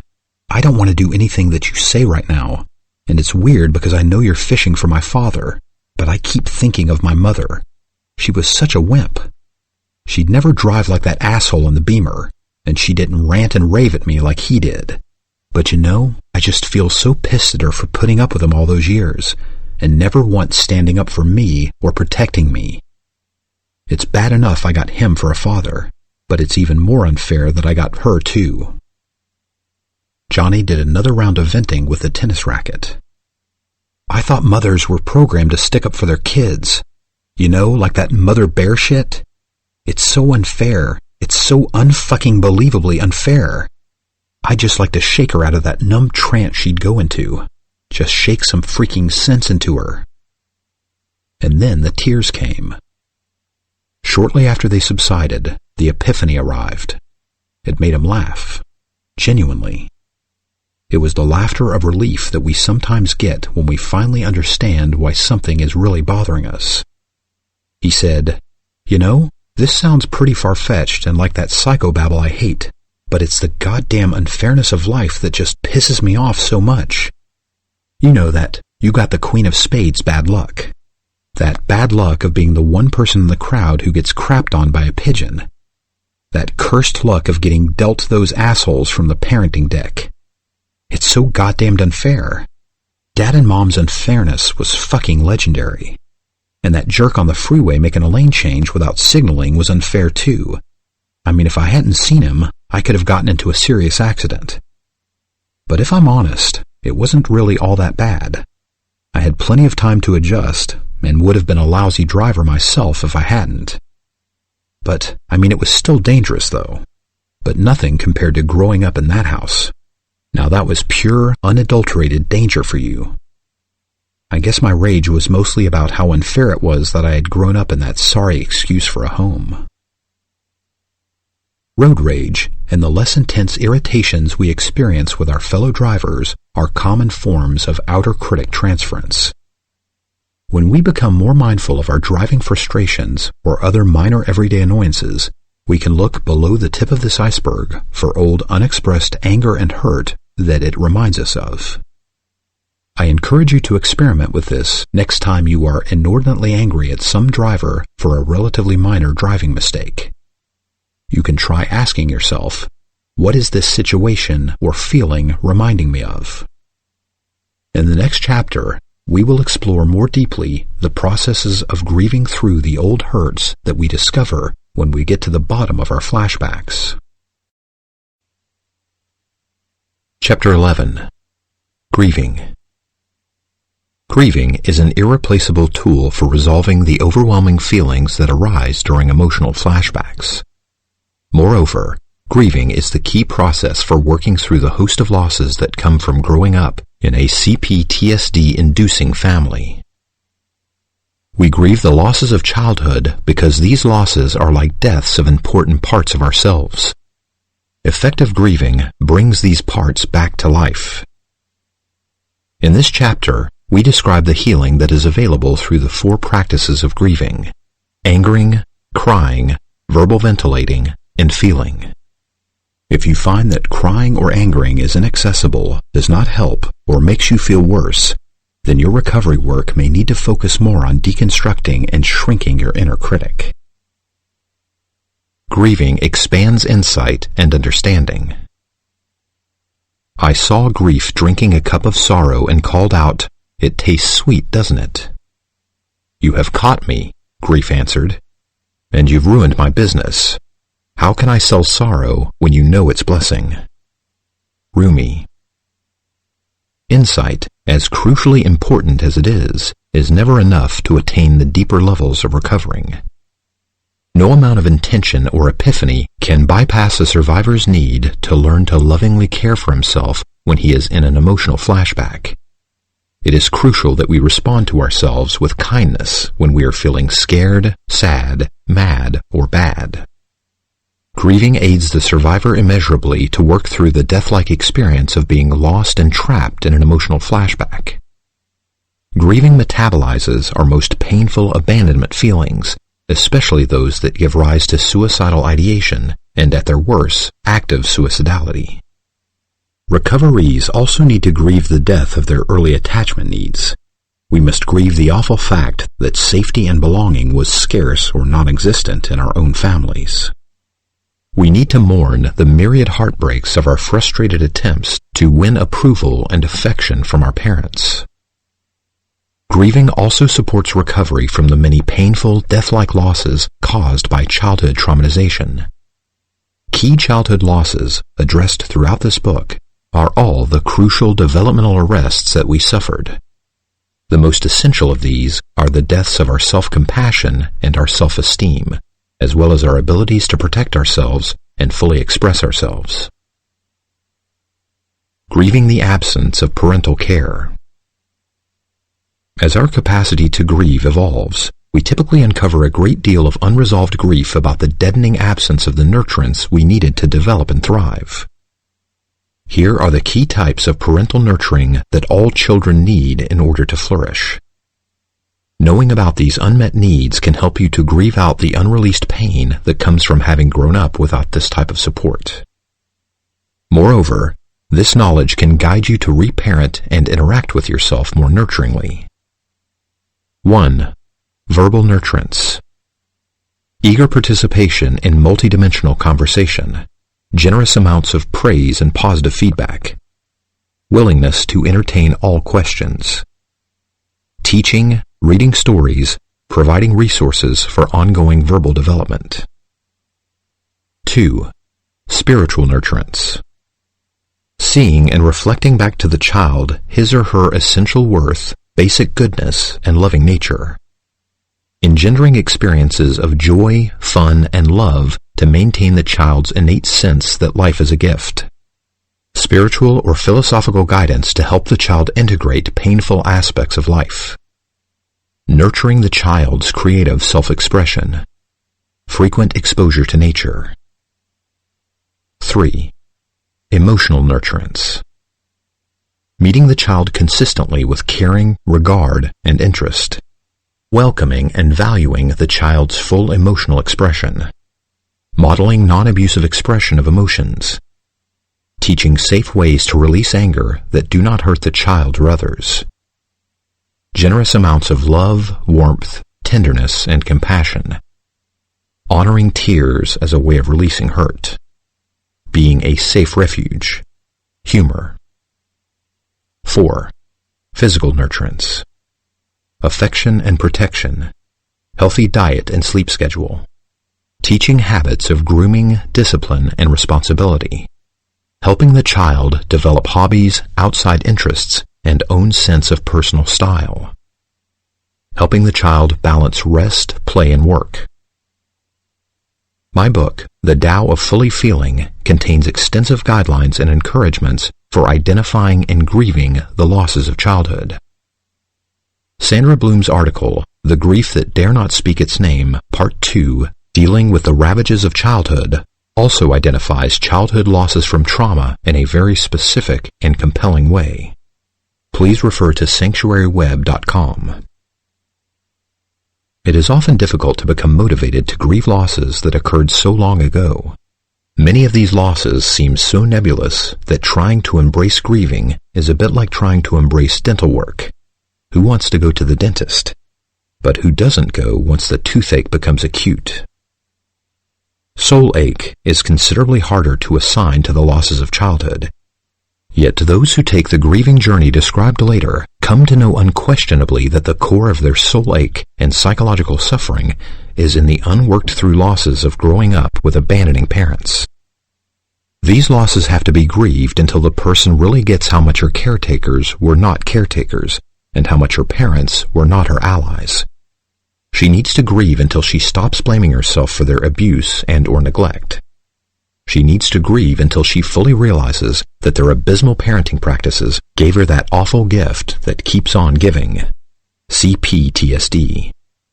She needs to grieve until she understands how her learned habit of automatic self-abandonment is a reenactment of their abject failure to be there for her. Mourning these awful realities empowers our efforts to develop a multidimensional practice of self-care. As we grieve more effectively, our capacities for self-compassion and self-protection grow, and our psyche becomes increasingly user-friendly. Grieving ameliorates flashbacks. Pain is excess energy crying out for release. Gerald Hurd. Grieving sometimes seems sacramental to me in its ability to move me out of the abandonment melange, that extremely painful and upsetting amalgam of fear, shame, and depression that is at the emotional core of most flashbacks. A survivor can learn to grieve himself out of fear, the death of feeling safe. He can learn to grieve himself out of shame, the death of feeling worthy. He can learn to grieve himself out of depression, the death of feeling fully alive. With sufficient grieving, the survivor gets that he was innocent and eminently lovable as a child. As he mourns the bad luck of not being born to loving parents, he finds within himself a fierce, unshakable self-allegiance. He becomes ready, willing, and able to be there for himself, no matter what he is experiencing, internally or externally. Grief work also releases you from the impatience and frustration that can arise when you get restuck in an inner critic attack. This is especially important during those monster flashbacks when the critic can bully you into wanting to give up. At such times, angering and crying at this terrible intrusion from your past can rescue you from forgetting how far you have come and how much safer you are now. Inner critic hindrances to grieving. The greatest hindrance to effective grieving is typically the inner critic. When the critic is especially toxic, grieving may be counterproductive and contraindicated in early recovery. Those who were repeatedly pathologized and punished for emoting in childhood may experience grieving as exacerbating their flashbacks rather than relieving them. I have worked with numerous survivors whose tears immediately triggered them into toxic shame. Their own potentially soothing tears elicited terrible self-attacks. I'm so pathetic. No wonder nobody can stand me. God, I'm so unlovable when I snivel like this. I fuck up and then make myself more of a loser by whining about it. What good is crying for yourself? It only makes you weaker. This latter response is particularly ironic, for once grieving is protected from the critic, nothing can restore a person's inner strength and coping capacity like a good cry. I have diffused active suicidality on dozens of occasions by simply eliciting the suffering person's tears. Angering can also immediately trigger the survivor into toxic shame. This is often true of instances where there is only an angry thought or fantasy. Dysfunctional parents typically reserve their worst punishments for their child's anger. This then traps the child's anger inside. Critic management is often the primary work of early-stage grief work. This work involves recognizing and challenging the ways the critic is blocking or shaming the processes of grieving. As disidentification from the critic increases, grieving can then be best initiated with low-intensity verbal ventilation.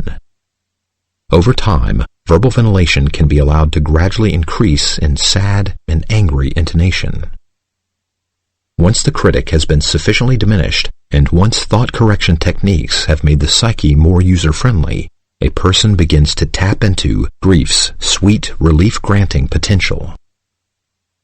He learns to grieve in a way that promotes and enhances compassion for the abandoned child he was and for the survivor he is today, still struggling in the throes of painful flashbacks. Defueling the critic through grieving. Fear drives the toxic inner critic. The critic feeds off fear and flashes the survivor back to the frightening times of childhood. She gets stuck seeing herself only through her parents' contemptuous, intimidating, or rejecting eyes. She then imitates them and scornfully mocks herself as defective, ugly, unlovable. She scares herself with endangerment scenarios and abhors herself for insignificant imperfections. Because fear is a core emotional experience, emotional tools are needed to manage the fright that runs haywire during a flashback. Healthy angering and crying can short-circuit fear from morphing into the flashback-triggering cognitions of the critic. I have seen grieving bring the critic's devastating programs of drasticizing and catastrophizing to a screeching halt on thousands of occasions. it appears that children are hardwired to release fear through angering and crying. The newborn baby, mourning the death of living safely and fully contained inside the mother, utters the first of many angry cries, not only to call for nurturance and attention, but also to release her fear. In the dysfunctional family, however, the traumatizing parent soon eradicates the child's capacity to emote. The child becomes afraid and ashamed of her own tears and anger. Tears get shut off, and anger gets trapped inside and is eventually turned against the self as self-attack, self-hate, self-disgust, and self-rejection. Self-hate is the most grievous reenactment of parental abandonment. Over time, anger also becomes fuel for the critic and actually exacerbates fear by creating an increasingly dangerous internal environment. Anything the survivor says, thinks, feels, imagines, or wishes for is subjected to an intimidating inner attack. Here are some common anger-powered critic attacks. They are presented in the first-person voice, which the critic inevitably acquires. Why did I ask such a stupid question? Could I have had an uglier expression on my face? Who am I kidding? How could an undeserving loser like me wish for love? No wonder I feel like shit. I am a piece of shit. Recovery is enhanced immeasurably by co-opting this anger from the critic and using it for the work of distancing from and shrinking the critic, as we shall find out later. As you become proficient at grieving, you will notice that your critic's volume and intensity ebbs dramatically. In fact, without the aid of effective grieving, progress in critic shrinking can only go so far. The 4 processes of grieving. Grieving is at its most effective when the survivor can grieve in 4 ways: angering, crying, verbal ventilating, and feeling. 1. Angering. Diminishes fear and shame. Angering is the grieving technique of aggressively complaining about current or past losses and injustices. Survivors need to anger, sometimes rage, about the intimidation, humiliation, and neglect that was passed off to them as nurturance in their childhoods. As they become adept at grieving, they anger out their healthy resentment at their family's pervasive lack of safety. They become incensed about the 10,000 betrayals of never being helped in times of need. They feel rage that there was never anyone to go to for guidance or protection. They bellow that there was no one to appeal to for fairness or appreciative recognition of their developmental achievements.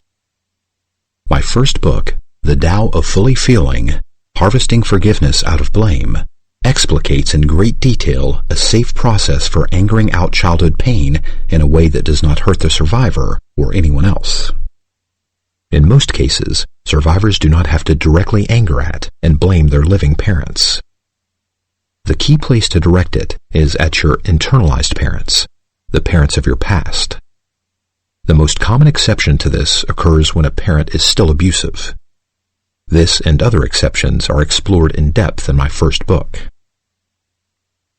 Angering is therapeutic when the survivor rails against childhood trauma, and especially when he rails against its living continuance in the self-hate processes of the critic. Angrily saying no or shut up to the critic, the deputy of his parents, externalizes his anger. It stops him from turning this anger against himself and allows him to revive the lost instinct of defending himself against unjust attack. Additionally, angering rescues the survivor from toxic shame. It rescues him from blindly letting his parents' venomous blame turn into shame. Angering redirects blame back to where it belongs. It also augments his motivation to keep fighting to establish internal boundaries against the critic.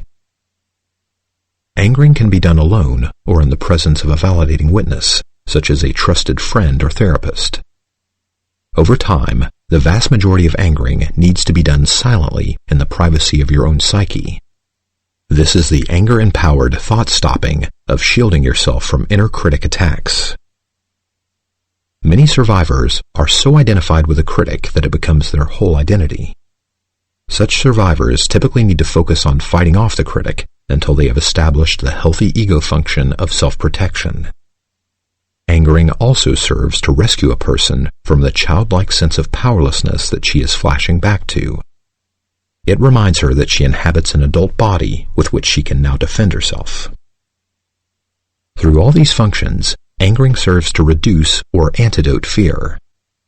It reawakens and nurtures the instinct of self-preservation. With practice, it increasingly builds a sense of both outer and inner boundaries.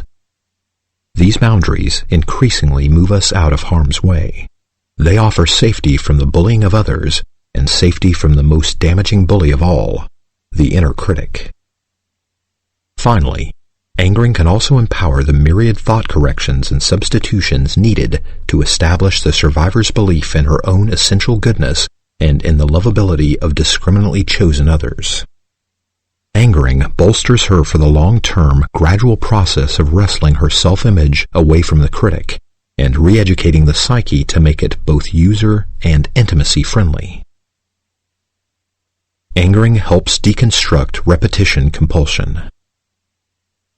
Survivors need to resuscitate their instinctual anger about parental maltreatment, or they risk blindly accepting others' reenactments of these behaviors. A meek, visibly fearful client of mine suffered devastating sexual seductions by trusted male figures on 3 occasions in her adult life. Over time, we trace these back to a childhood betrayal by a trusted uncle, the only seemingly kind caretaker of her childhood. She was emotionally abandoned by her parents, and he preyed upon her loneliness.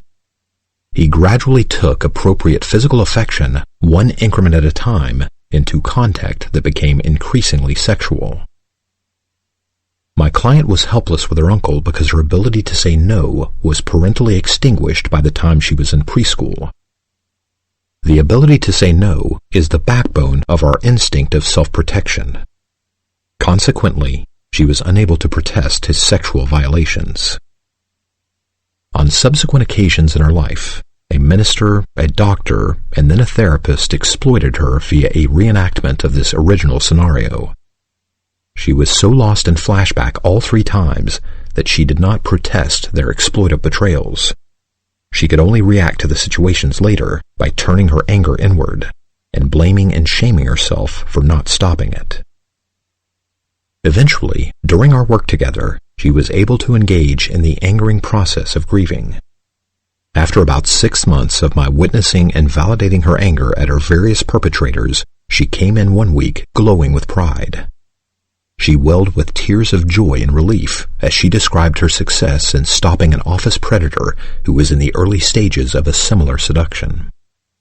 This was the stage of seemingly friendly touching, but unwanted pats on the back gradually escalated into mild sexual innuendo, lingering touches on her hand and then her forearm. These were the first inappropriate advances that she had never been able to protest with her previous abusers.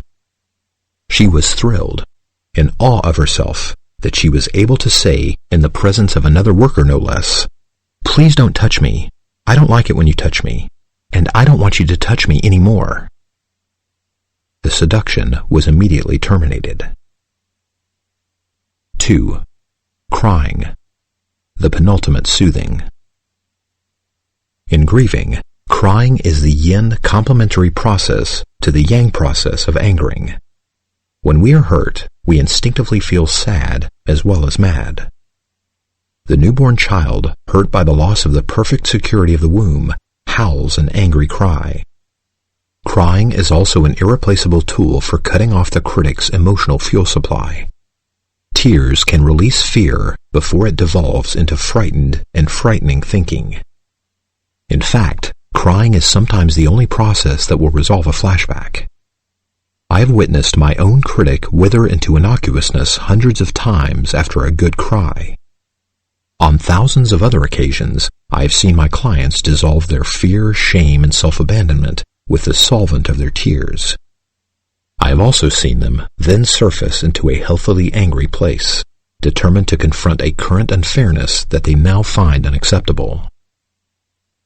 A client who left a year-long therapy to move elsewhere recently wrote to me about an experience that she had with crying. She was hospitalized with terrible stomach pain and soon learned that she had cancer. She had wisely cut off contact with a toxic family, but was all alone in her new living situation. She was beside herself with fear and felt like she was on the verge of a nervous breakdown. She wrote, "I know you think that all that talking you did to me about crying didn't get through. So did I, in fact, but at the moment I was feeling the most hopeless, some of your words came back to me, and a rainstorm of tears fell out of me. It scared me at first, but I soon started feeling this amazing sense of relief, and that I would be okay if I let them operate on me. It's now 12 months since then, and many tears later, not to mention a bit of barking at God, and I seem to be well and truly in the clear." Here is another testimony to the power of tears. It is excerpted from an email of a male client who wrote to me 6 months after we finished a year-long course of therapy. "I think it's the tears, crying so much of late. You were right. It's great. I love it. Tears of sadness, tears of the beauty in the world, tears of grief and loss, and tears of gratitude that my life is finally becoming manageable and even intimate. I've cried more in the past couple of months than I have done the past couple of decades. I am actually opening up to life. It's become less narrow. It's not just pain, shame, guilt. There's something else, something quite beautiful." An additional benefit of crying is that unabashed tears stimulate the relaxation response of the parasympathetic nervous system. This counterbalances the excess sympathetic nervous system hyperarousal we experience in a flashback. As we learn to grieve effectively, we allow ourselves to mourn about the lack of positive parental attention in our childhoods. We feel sorrow about the horrible reality that parental attention was typically negative and dangerous. As recovering progresses, we also cry for the child who not appreciated and reflected as special, worthy, and easy to love. Crying and self-compassion. When we greet our own tears with self-acceptance, crying awakens our developmentally arrested instinct of self-compassion. Once we establish self-compassion through consistent and repeated practice, it becomes the cornerstone of an increasing sense of self-esteem. When an attitude of self-compassion becomes habitual, it can instantly antidote the self-abandonment that so characterizes a flashback. Moreover, self-compassion creates a foundation from which we can build authentic, intimacy-enhancing compassion for others. The depth of our ability to be there for an intimate generally depends on the depth of our capacity to practice unwavering allegiance to ourselves. Crying and angering in concert. Crying and angering are the two key emotional tools for releasing the pain of the abandonment melange. Typically, we need both processes to attain full release. Crying and angering together differs from whining. Whining is a type of emoting that gives grieving a bad name. Whining is a delicate subject because many people who complain and/or cry in a healthy manner are pathologized as whiners. Dysfunctional whining, however, is often an unhealthy mixture of angering and crying, where either the anger or sadness is repressed but leaks through in a grating manner. Here are two examples of this. When a hurt person only knows how to express anger, his repressed sadness unconsciously seeps into his anger in a way that makes him sound like a martyr or someone with delusions of persecution. Because there is no substantial release of his sadness, no amount of whining brings him relief, and he can angrily whine endlessly in a way that exhausts his listener's empathy. Similarly, when a hurt person is only able to cry, repressed anger tinges her sadness and makes it sound like irritable and interminable belly aching. One of my clients calls this anger coming through a very small hole. Many of us suffer from a socialization process that relegates angering to men and crying to women.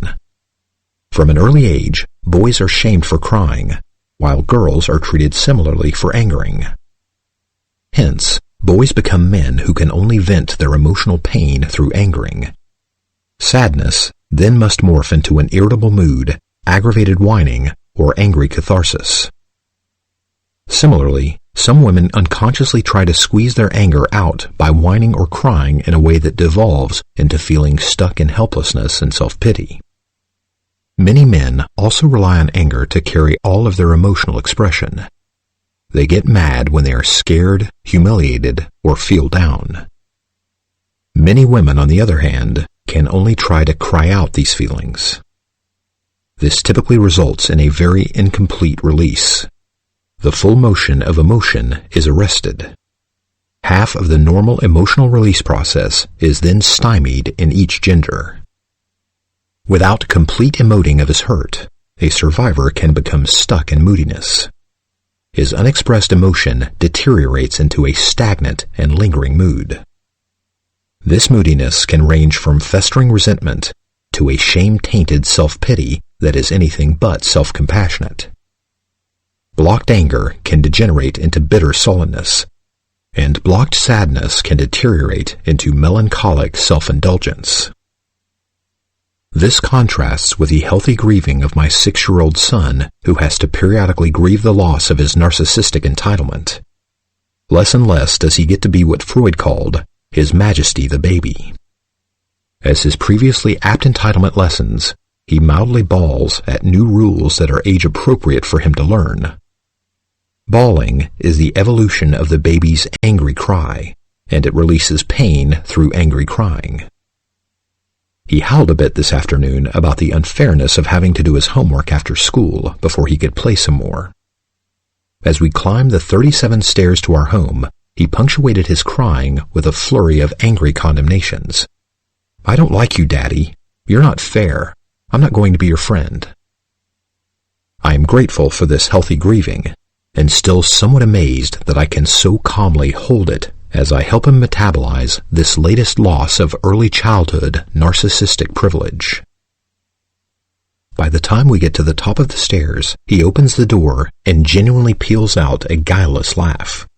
"Daddy, look! Pikachu fell off the table. Daddy, can we play Pokemon after I practice writing my letters?"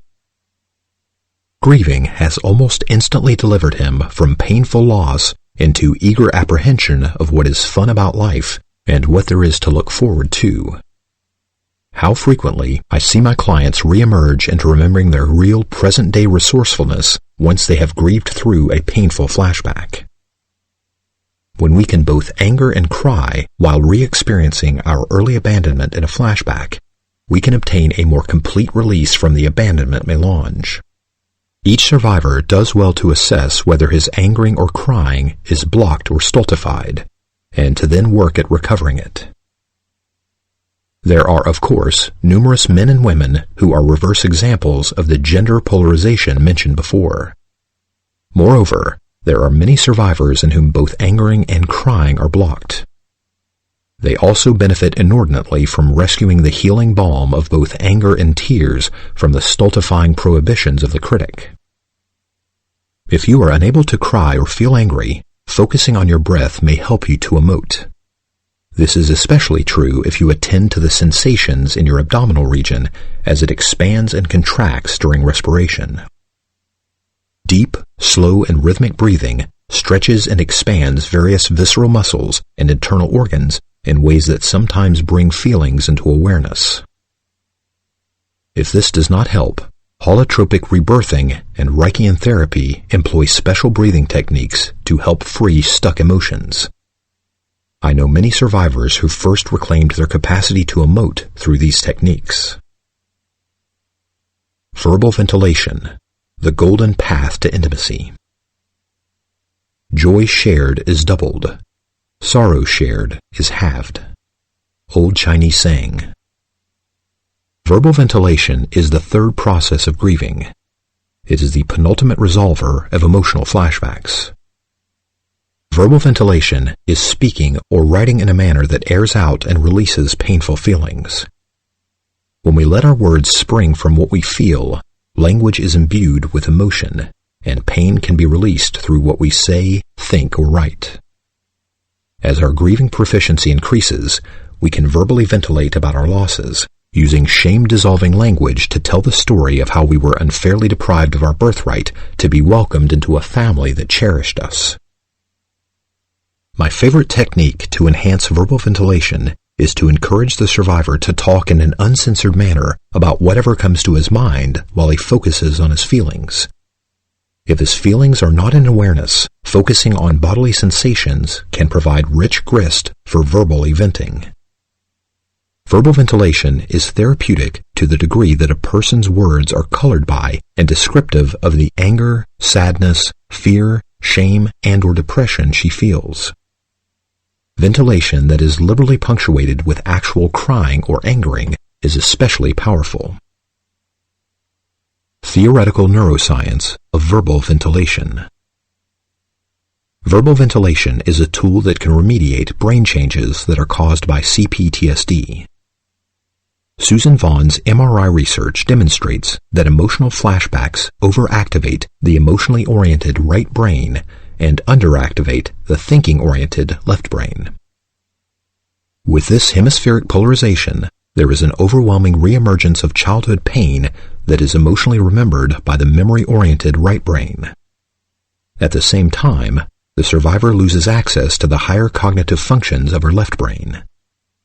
This temporary loss of cognitive perspective explains why it is so hard for a survivor to realize that she is only flashing back and not really lost in the danger, helplessness, and hopelessness of the past. Verbal ventilation at its most potent is the therapeutic process of bringing left brain cognition to intense right brain emotional activation.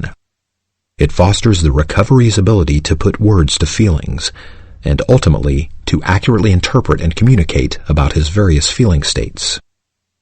When this process is repeated sufficiently, new neural pathways grow that allow the left and right brain to work together so that the person can actually think and feel at the same time. The corpus callosum is the part of the brain that connects the left and right hemispheres. Research shows that the corpus callosum is smaller in some CPTSD survivors. Further research shows that the brain can generate new neurons and new neuronal connections to remedy this situation. Thinking and feeling simultaneously. When a survivor becomes proficient at verbal ventilation, she heals a crucial developmental arrest. She learns to think about feeling states in a way that creates healthy, helpful, and appropriate responses to feelings. These responses are characteristically respectful to herself and to whomever she is with. In his book, Emotional Intelligence, Daniel Goleman writes that this is a core trait of emotional intelligence. With continued practice, verbal ventilation coordinates the left and right hemispheres of the brain so that whenever the right brain is hyperactivated in flashback, the left brain is also fully engaged. This can also be seen in an MRI. With the left brain back online, the survivor can remember to use the flashback management steps to successfully help manage a flashback. As with angering and crying, verbal ventilation is only effective when it is liberated from the critic's control. In early recovery, verbal ventilation can easily shift into verbal self-flagellation. Verbally ventilating from the self-attacking or drasticizing perspective of the critic is rarely effective grieving. Instead, it typically triggers or intensifies flashbacks, which in turn frequently generates self- and intimacy-injuring behavior. Many survivors in early recovery are unable to notice their unconscious shifts into over-identifying with the critic's point of view. When this is the case, they usually need the help of a therapist or sufficiently recovered intimate to help them recognize and neutralize the critic. Verbal ventilation is an especially transformative grieving process. It not only promotes the same type of fear release and shame dissolution as angering and crying, but also helps to expose the manifold guises of the critic's self-attack and fear arousal programs. Verbal ventilation also helps us to identify and communicate about needs that have long been unmet because of our childhood abandonment. Verbally ventilating alone. Verbally venting alone, where no one else can hear you, is a helpful therapeutic technique. Untraumatized children do it frequently in their play, much to their great benefit. If your room is not private, you can drive your car to somewhere that is. Typically, it takes considerable silencing of the critic to regain this therapeutic tool. This tool is so powerful and restorative that it is worth many skirmishes with a critic to reclaim it for your CPTSD toolbox. One of my clients kept an 18-inch length of rubber hose and a phone book on the passenger seat of her car. During the year that she was doing the lion's share of her anger work, she would hit the hose loudly on the phone book whenever her brainwashing, abusive father came up in her mind. She would, of course, pull over for this, and found over time that she could do it inconspicuously in places with surprisingly limited privacy. It was remarkable to me how much critic shrinking she did in that year. Dissociation deadens verbal ventilation. It is important to differentiate verbal ventilation from dissociative flights of fantasy and obsessive bouts of unproductive worrying. Dissociation is a defense that children develop to distract and protect themselves from the overwhelming pain of their abandonment. As unsupported children, we have to dissociate because we are not able to effectively grieve. We have to protect ourselves by not allowing the full brunt of our pain into awareness. As we heard in Chapter 6, there are two common types of dissociation: right brain dissociation and left brain dissociation. Right brain dissociation can be understood as classical dissociation and as the defense most common to freeze types.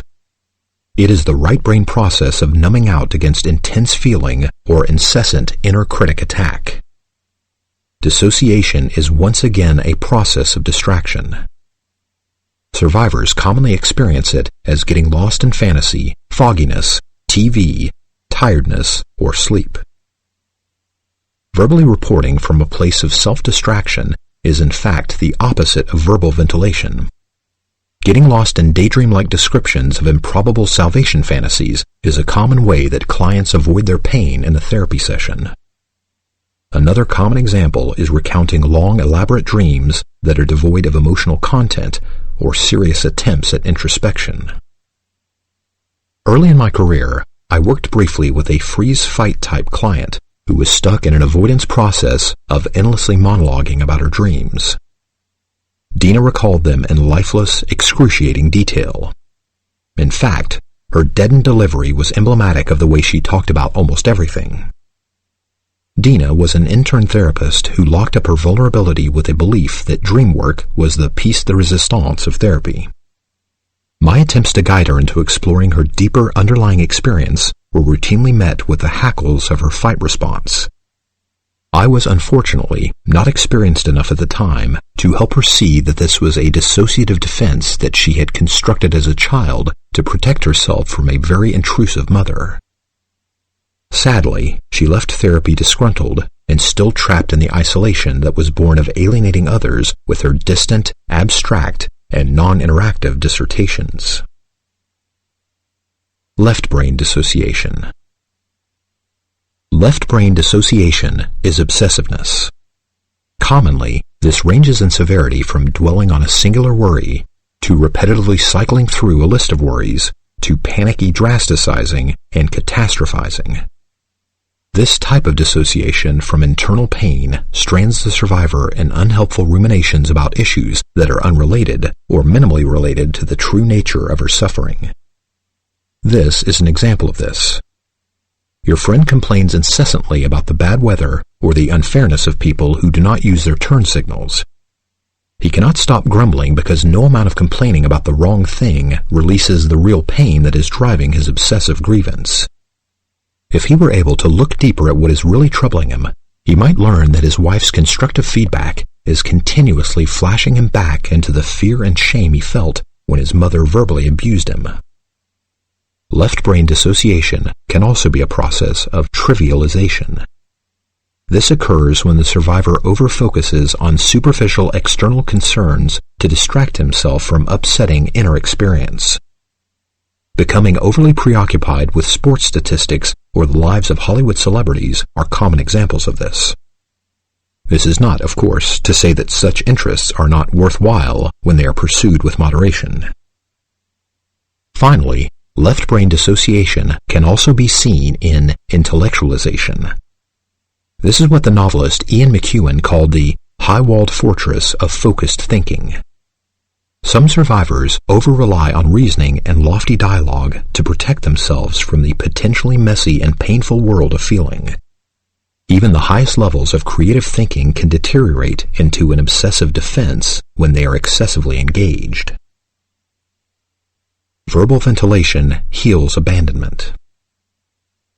When we share what is emotionally important to us, we learn to connect with others in a meaningful and healing way.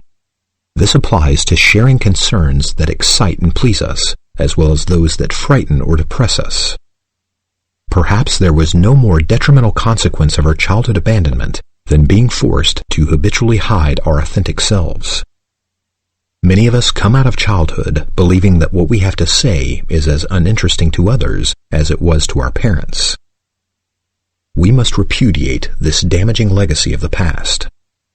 Verbal ventilation is the key way that people make friends. It parallels the way tender touch, soothing voice, and welcoming facial expressions help infants and toddlers establish bonding and attachment.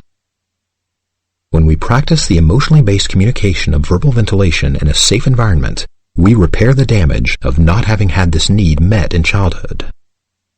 This, in turn, opens up the possibility of finally attaining the verbal emotional intimacy that is an essential lifelong need for all human beings. Committing to this type of practice typically requires courage and perseverance. Authentic sharing can be triggering, and sometimes flashes the survivor back to being punished or rejected for being vulnerable. Therapy, individual or group, can help greatly to overcome and work through these obstacles to vitalizing your self-expression. Verbal ventilation and intimacy. Reciprocal verbal ventilation is the highway to intimacy in adult relationships. Sufficient practice with a safe enough other brings genuine experiences of comforting and restorative connection. For me and many of my clients, such experiences are more alleviating of loneliness than we had ever thought possible. Nowhere is this truer than with mutual commiseration. Mutual commiseration is the process in which two intimates are reciprocally sympathetic to each other's troubles and difficulties. It is the deepest, most intimate channel to intimacy, profounder than sex. Mutual commiseration also typically promotes a spontaneous opening into many levels of light-hearted and spontaneous connecting. As deep and meaningful connection with another becomes more available and frequent, the survivor increasingly experiences the shrinking of his abandonment depression. I must reiterate here that some popular bodywork approaches to trauma belittle the usefulness of talk therapy. While somatic work is a vital tool of recovery, it alone cannot shrink your toxic critic or resuscitate your self-expression. Cognitive work, especially that which is empowered by verbal ventilation, is fundamental to PTSD recovery. With that said, we will move on to feeling, the fourth grieving process, a process that is a type of bodywork. Feeling is a way of focusing on somatic experience that enables us to reclaim our ability to experience full, relaxed, and vital inhabitancy of our bodies. Feeling, passively working through grief. Feeling is the antithesis of pain. The more pain one feels, the less pain one suffers. Arthur Janoff. Ongoing engagement in the active grieving processes of angering, crying, and verbal ventilation can help us to discover the fourth grieving process, feeling. Feeling is a subtler passive process than emoting. It is best illustrated by contrasting the concepts of emoting and feeling. Emoting is when we cry, anger out, or verbally ventilate the energy of an inner emotional experience. Feeling, on the other hand, is the inactive process of staying present to internal emotional experience without reacting. In recovery, then, feeling is surrendering to our internal experiences of pain without judging or resisting them, and without emoting them out. Feeling is a kinesthetic rather than a cognitive experience.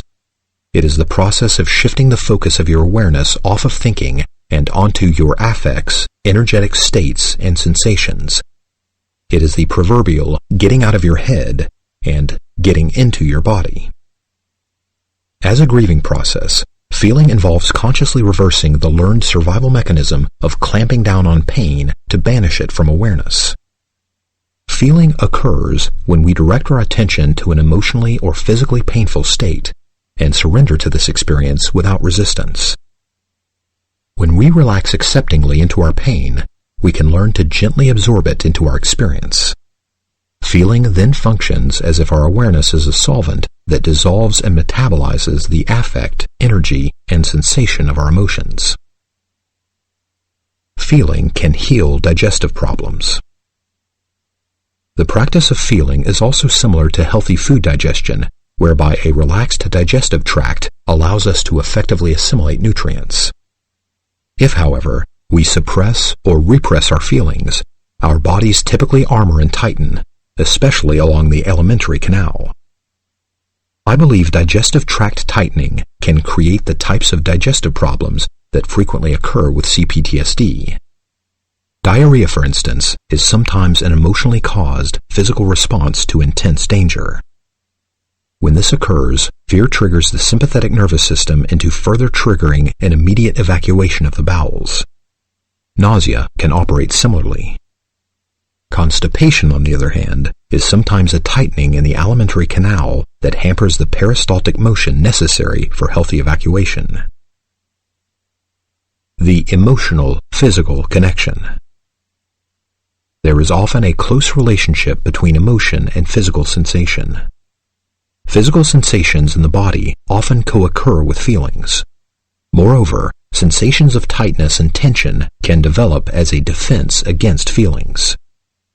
As unexpressed feelings accumulate, a greater degree of muscular tension is necessary to keep them under wraps. A child who is repeatedly punished for emoting learns to be afraid of her inner emotional experience and armors the musculature of her body in an effort to hold feelings in and to banish them from awareness. Holding your breath is a further manifestation of armoring. It is an especially common way of keeping feelings at bay, as breathing naturally brings your awareness down to the level of feeling.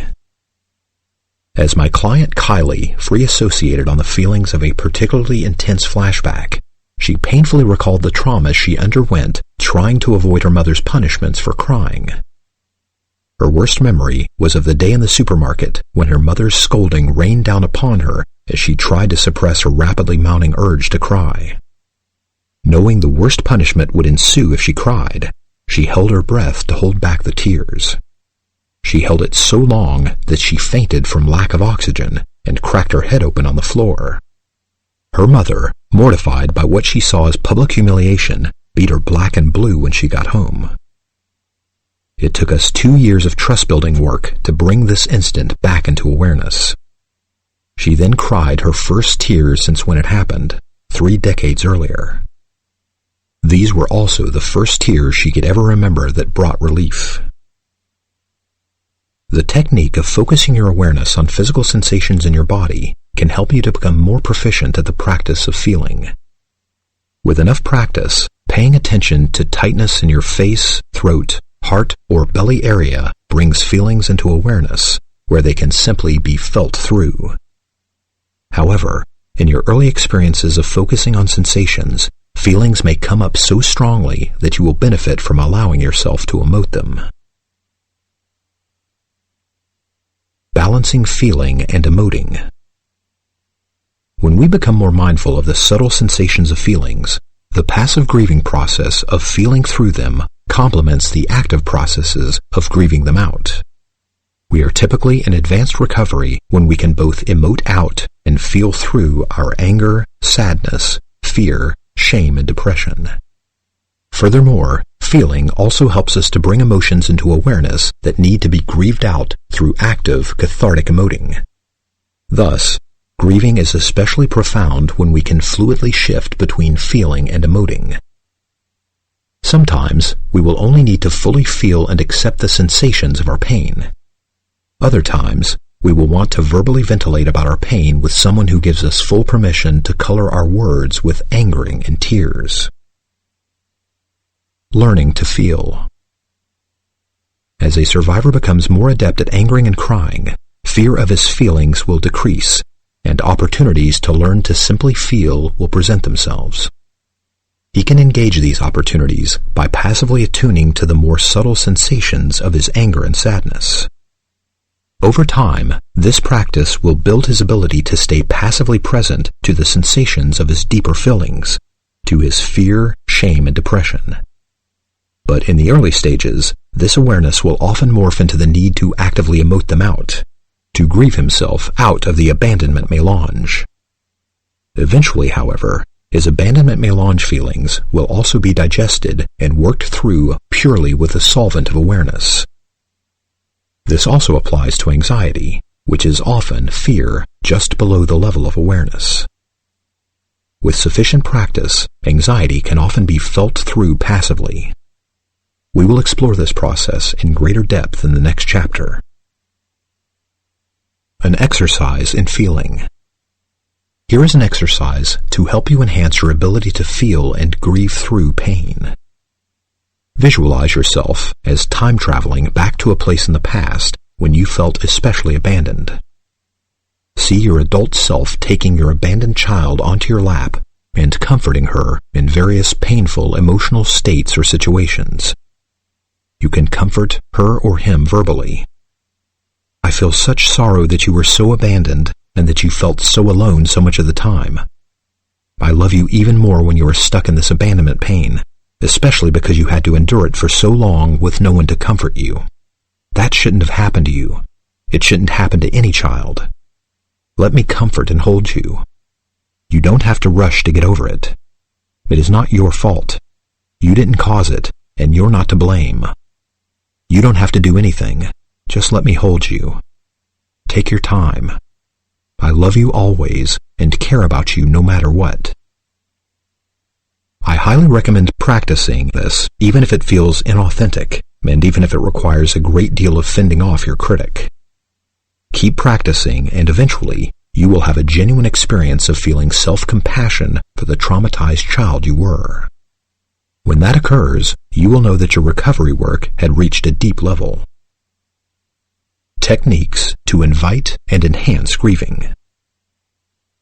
Tears were hard to come by after my first breakthrough cry in early adulthood. I would often long for the incredible relief I felt on that occasion, but unlike angering, I could not force my crying. I have come to learn that this is typical of many people. My friend Malcolm, suffering the same frustration, wanted to cry so badly that he squeezed lemon juice into his eyes. He was able to laugh about it later, but solemnly warned me to never try such a thing. This is a list that evolved out of our ongoing discussions about how to coax out the tears of a good cry. As with all the advice in this book, please feel free to use only the ones that seem to fit, and in whatever order seems best. Moreover, different combinations may enhance either crying or angering, or both together. Finally, sometimes nothing works, but I encourage you to try techniques that intuitively seem like they may work more than once. 1. Find a safe and comfortable place where you won't be heard. 2. Close your eyes and remember a time when you felt compassionate towards someone. This can be from real life, or from reading a book or a poem, or from watching a movie or moving news item. 3. Invoke self-compassion via the memory of someone who was kind to you, or imagine someone you think would be kind to you. I would be kind to you. 4. Verbally ventilate about what is bothering you in a journal or aloud to a real or imagined friend or to me.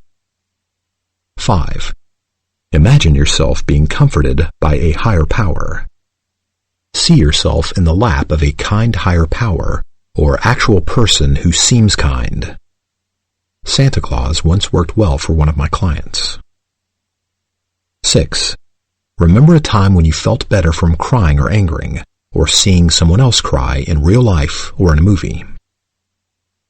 7.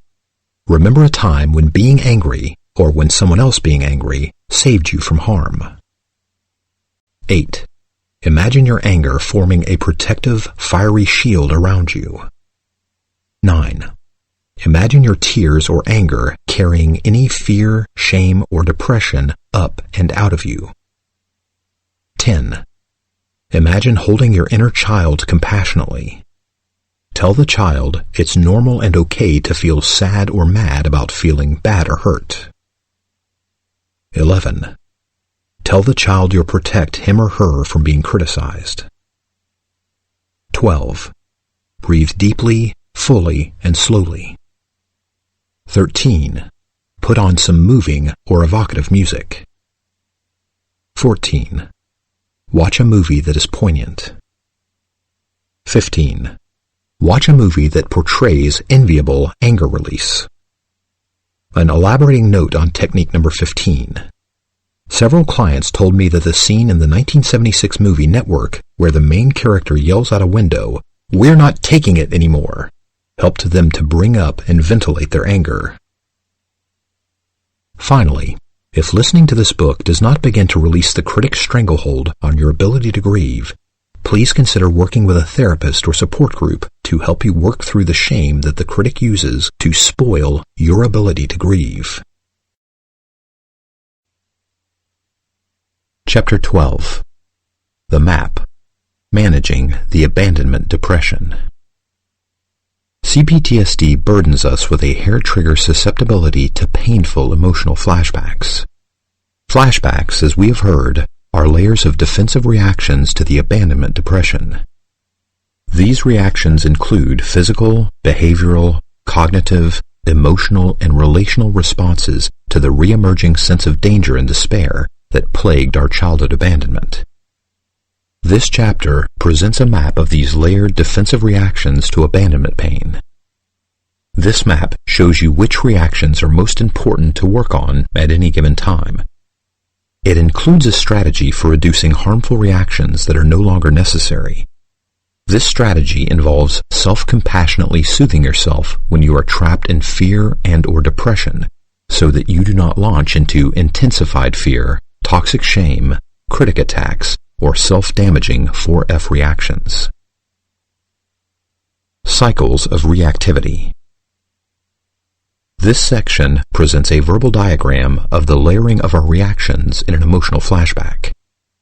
Experiences of depression and abandonment trigger us into fear and shame, which then activates panicky inner critic thinking, which in turn launches us into an adrenalized fight, flight, freeze, or fawn trauma response. This is how that reactivity takes place in a flashback. A survivor wakes up feeling depressed. Because childhood experience has conditioned her to believe that she is unworthy and unacceptable in this state, she feels anxious and ashamed. This in turn activates her inner critic to scare her with perfectionistic rants. No wonder no one likes me. I've got to get my lazy, worthless ass out of bed, or I'll end up like that homeless bag lady in the park. Re-traumatized by her own inner voice, she then launches into her most habitual 4F behavior. She either lashes out domineeringly at the nearest person, fight, or she launches busily into anxious productivity, flight.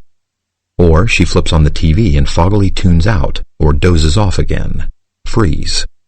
Or she self-abandoningly redirects her attention to figuring out how to fix a friend's problem, fawn. All this typically happens so quickly that we do not notice the fear and shame, or the inner critic.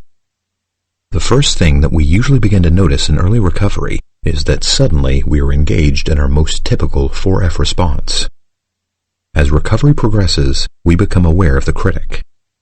Eventually, this promotes mindfulness of the fear and shame that fuel the critic.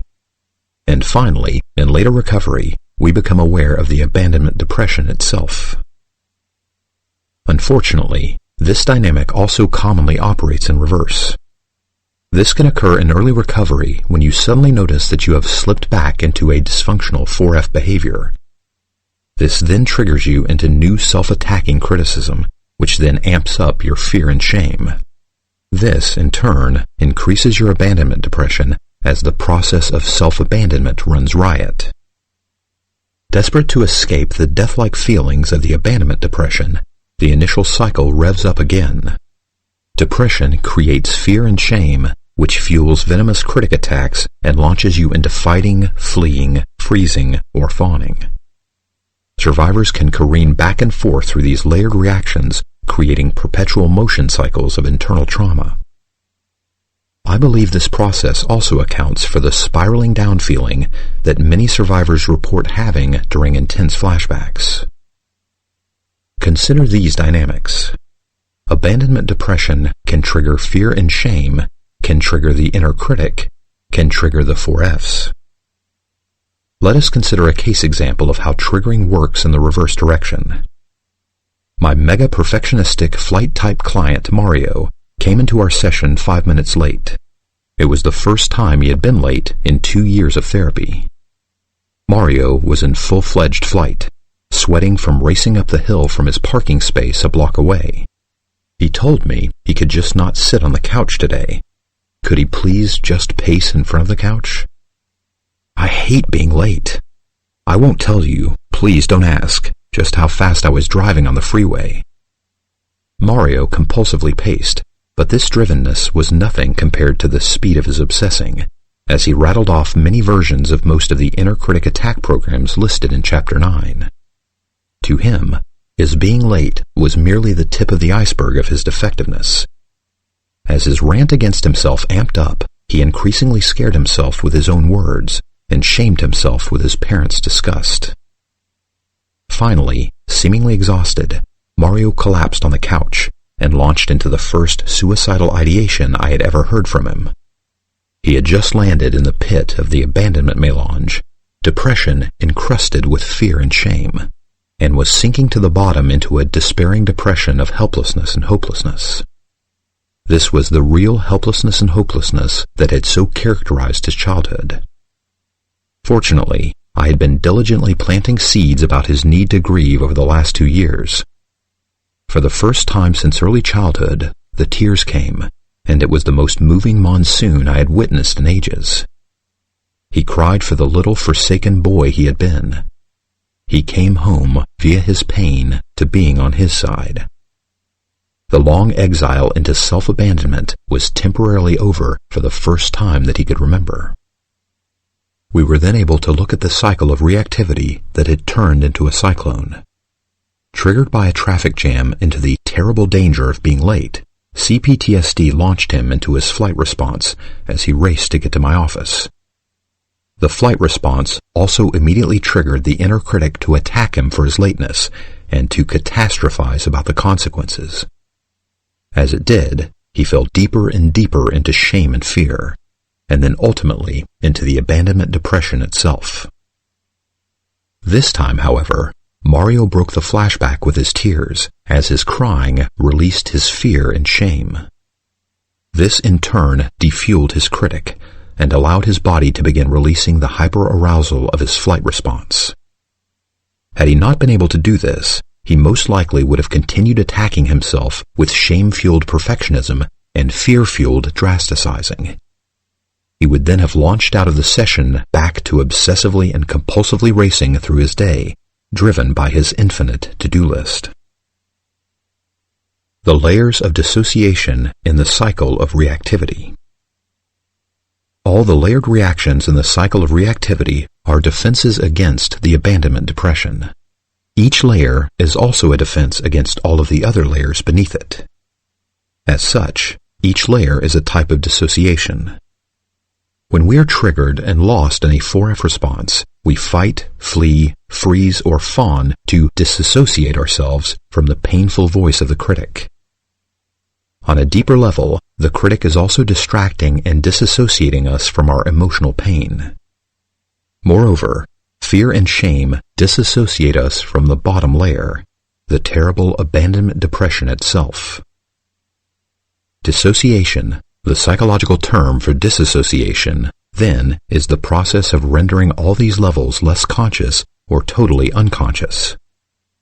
As recovery progresses and we learn to stay present enough to the critic to begin shrinking it, we become increasingly aware of the fear and shame that underlies it. With sufficient feeling into fear and shame, we notice that fear and shame cover up the deadened feelings of the abandonment depression itself. Learning to stay self-supportingly present to the feelings of this depression is the deepest level, bottom-of-the-barrel work of recovery. When we are able to do this, our recovering has reached a profound level. Parental abandonment creates self-abandonment. Once again, we had to dissociate with these layered defenses because we were not developmentally capable of managing the pain of being abandoned. We could not tolerate feeling the fear, shame, and inconsolableness of it. We could not use our anger and tears to release this shame and fear. We could not bear to stay tuned in to the incessantly persecutory critic over which we were powerless. We could only fight, flee, freeze, or fawn. Over time, this elaborate cycle of self-abandonment became habitual.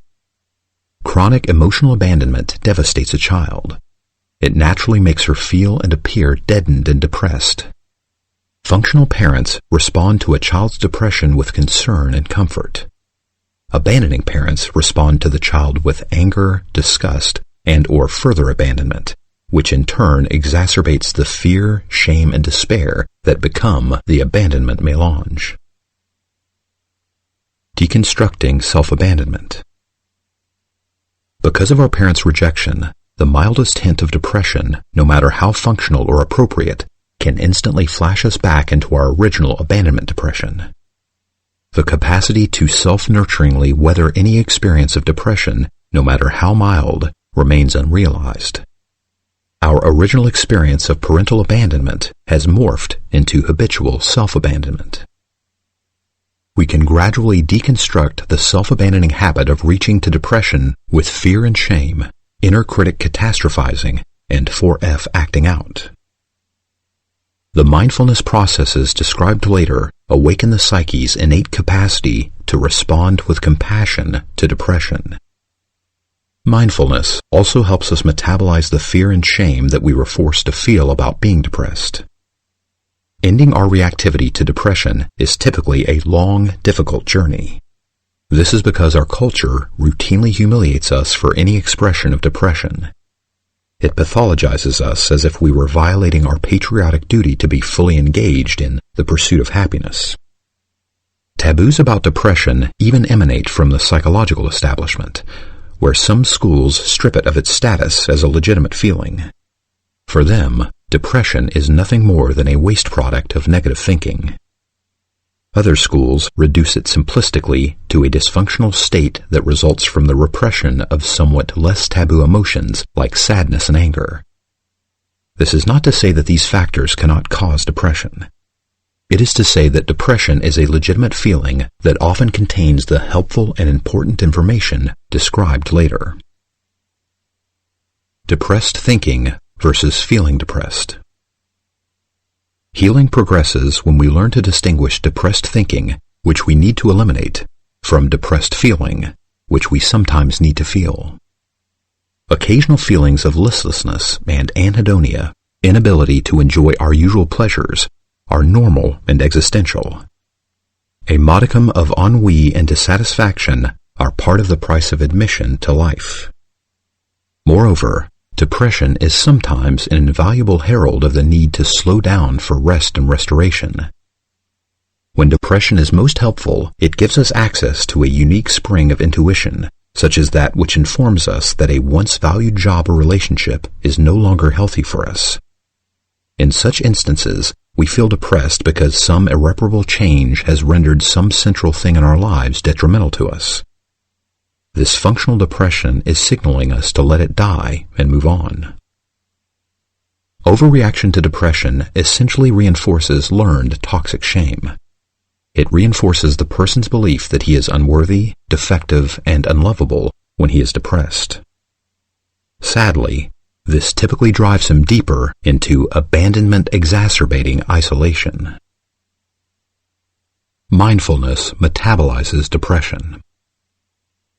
Deep-level recovery from childhood trauma requires a normalization of depression, a renunciation of the habit of reflexively reacting to it. Central to this is the development of a self-compassionate mindfulness. Once again, mindfulness is the practice of staying in your body, the practice of staying fully present to all of your internal experience. The practice of mindfulness cultivates our ability to stay acceptingly open to our emotional, visceral, and somatic experience without retreating into the cycle of reactivity. Stephen Levine's beautiful book, Who Dies?, is an enlightening, jargonless, and easily accessible guidebook on learning the practice of mindfulness. Somatic mindfulness. Because depression and PTSD commonly morphs instantly into fear, early mindfulness work involves staying present to the physical sensations of fearful hyperarousal. This technique is also known as sensate focusing, and it is the practice of feeling we explored in the last chapter. Mild sensations of fear are muscular tightness or tension anywhere in the body, especially in the alimentary canal. Tension in the jaw, throat, chest, diaphragm, or belly also often correlates with fear. More intense sensations of fear are nausea, jumpiness, feeling wired, shortness of breath, hyperventilation, and alimentary distress. Mindfulness also involves noticing the psyche's penchant to dissociate from these uncomfortable sensations. Once again, dissociation can be the classical right brain distraction of spacing out into reverie or sleep, or the left brain cognitive distraction of worrying and obsessing. Over and over, the survivor will need to rescue himself from dissociation and gently bring his awareness back into fully feeling the sensations of his fear. Although sensations of fear sometimes feel unbearable at first, persistent focusing with non-reactive attention dissolves and resolves them as if awareness itself is digesting and integrating them. Somatic awareness can therapeutically trigger painful memories.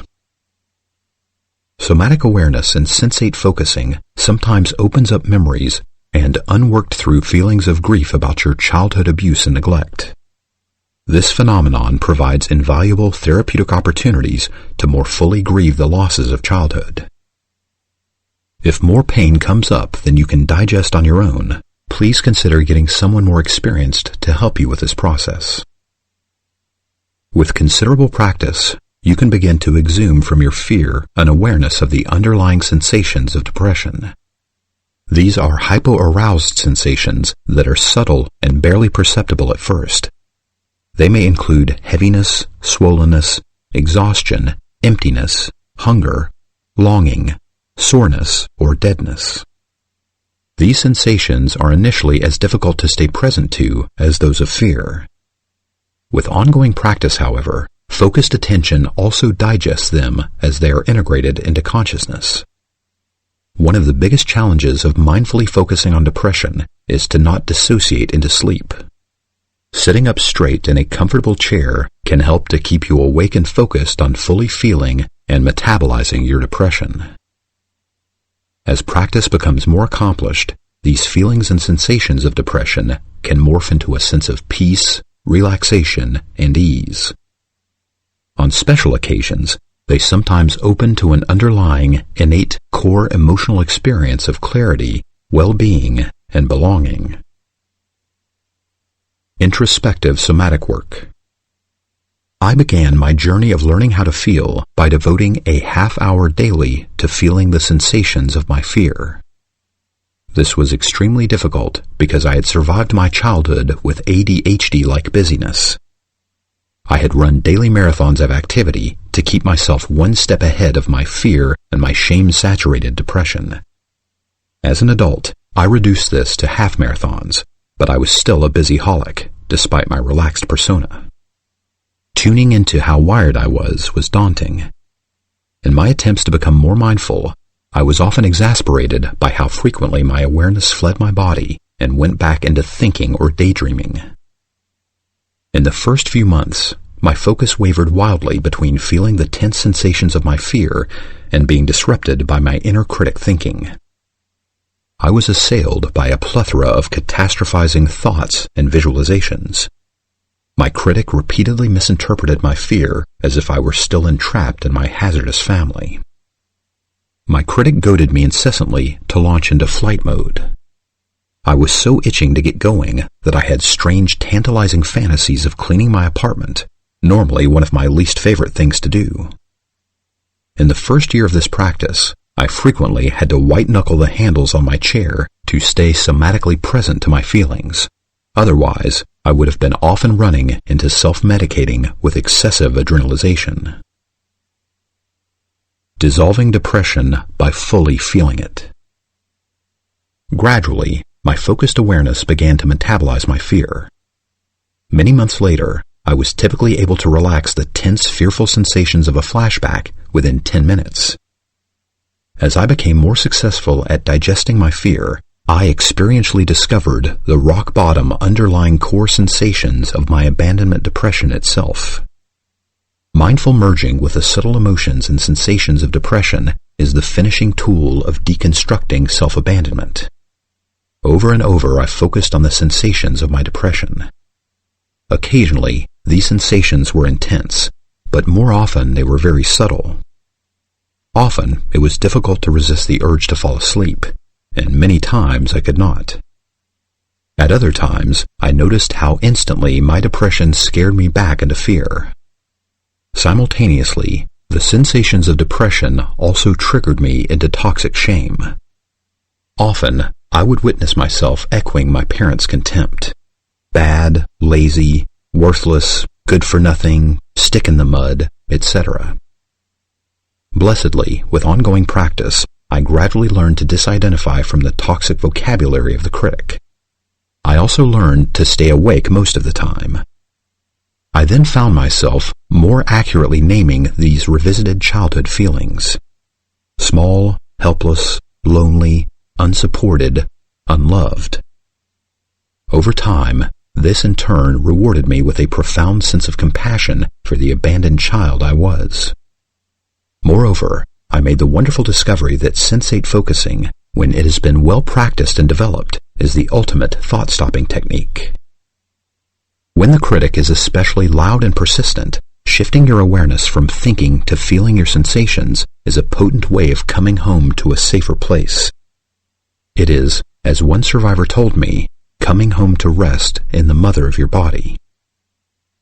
In my current recovery work, I most commonly apply this mindfulness technique to experiences of survival mode depression. For me, this low-grade manifestation of the abandonment depression typically gets triggered by a few nights of poor sleep, which often decreases my energy level and dulls my ability to concentrate. Most of my life, this feeling experience provided rich fodder for my critic. Over the years, however, increased mindfulness allows me to see that I typically function well enough no matter how tired or introverted I feel. These days, I am sometimes even able to authentically welcome the most exhausted of these experiences as a chance to take a break from my less essential routines. I have learned how to resist my critics' all-or-none productivity program and be satisfied with days of getting less done. Hunger as camouflaged depression. Feelings of abandonment commonly masquerade as the physiological sensations of hunger. Hunger pain soon after a big meal is rarely truly about food. Typically, it is the camouflaged emotional hunger and the longing for safe, nurturing connection. Food cannot satiate the hunger pain of abandonment. Only loving support can. Janine Roth's book offers powerful self-help on this subject. Even after a decade of practice, I still find it difficult to differentiate this type of attachment hunger from physical hunger. One often reliable clue is that the sensation of longing for the nourishment of attachment is usually in my small intestine, while physical hunger's locus is a little higher up in my stomach. When I can take the time to meditate on this lower abdomen sensation, I often become aware that I am in a low-level flashback. Feeling through this uncomfortable sensation typically resolves both the flashback and my false hunger. I believe this type of emotional hunger is at the core of most food addictions. One of the reasons food addictions are so difficult to manage is that food was the first source of self-comforting that was available to us. With the dearth of any other comfort, there is little wonder that we came to over-rely on eating for nurturance. In fact, like Gabor Mate, I believe that attachment hunger is at the core of most addictive behavior, even process addictions. An example of the latter is the sex and love addict's desperate pursuit of high-intensity relating. Perhaps all addictive behavior is our misguided attempts to self-medicate deeper abandonment pain and unmet attachment needs. Pseudo-cyclothymia. On a parallel with false hunger, feeling tired is sometimes unrelated to sleep deprivation. It is instead an emotional experience of the abandonment depression. I believe that emotional tiredness comes from not resting enough in a safe relationship with yourself or with another. This emotional exhaustion often masquerades as physiological tiredness. Unfortunately, over time, the two can become confusingly intertwined. When our abandonment depression is unremediated, either kind of tiredness can trigger us into fear. This then activates the inner critic, which then translates tired into endangering imperfection, which in turn triggers us into a 4F response. Ironically, overreacting to emotional tiredness eventually creates real physical exhaustion via a process I call the cyclothymic two-step. The cyclothymic two-step is the dance of flight types or subtypes who habitually overreact to their tiredness with workaholic or busyholic activity. Self-medicating with their own adrenaline, they run to counteract the emotional tiredness of the unprocessed abandonment depression. Eventually, however, many exhaust themselves physically and become temporarily too depleted or sick to continue running. At such times, they collapse into an accumulated depression so painful that they relaunch desperately into flight speed at the first sign of replenished adrenaline. Survivors with this pattern sometimes misdiagnose themselves as bipolar because of their abrupt vacillations between adrenaline highs and abandonment-exacerbated lows. Also noteworthy here is the futile journey that many survivors undergo treating emotional tiredness with physiologically based methods. The limited efficacy of such an approach, however, typically augments their shame. What's wrong with me? I've changed everything in my diet and in my sleep and exercise regimen. I've taken every available supplement and seen every type of practitioner imaginable, and I still wake up feeling dead tired. There is a healthy way out of this cul-de-sac of misdirected striving. It lies in cultivating self-kindness during those inevitable times when you feel tired, bad, lonely, or depressed. In this regard, the notable AA 12-step acronym HALT, hungry, angry, lonely, tired, can be helpful. Accordingly, I recommend that you focus inside to see if you have flashed back into the abandonment depression whenever you experience a HALT feeling. If you have, you can then work to generate the internal self-compassionate attention described before. Separating necessary suffering from unnecessary suffering. You can sometimes gain motivation for this difficult work by seeing your depressed feelings as messages from your inner child who is feeling as abandoned as he ever was. Perhaps this time you can come to him with your remothering self in a more comforting and protective way. Through such practice, you can gradually achieve the healing that Buddhists call separating necessary suffering, normal fear and depression, from unnecessary suffering, unconscious self-abandonment, to helplessness, toxic shame, CPTSD fear, re-traumatizing inner critic acting in, and 4F acting out. Recovery is progressive.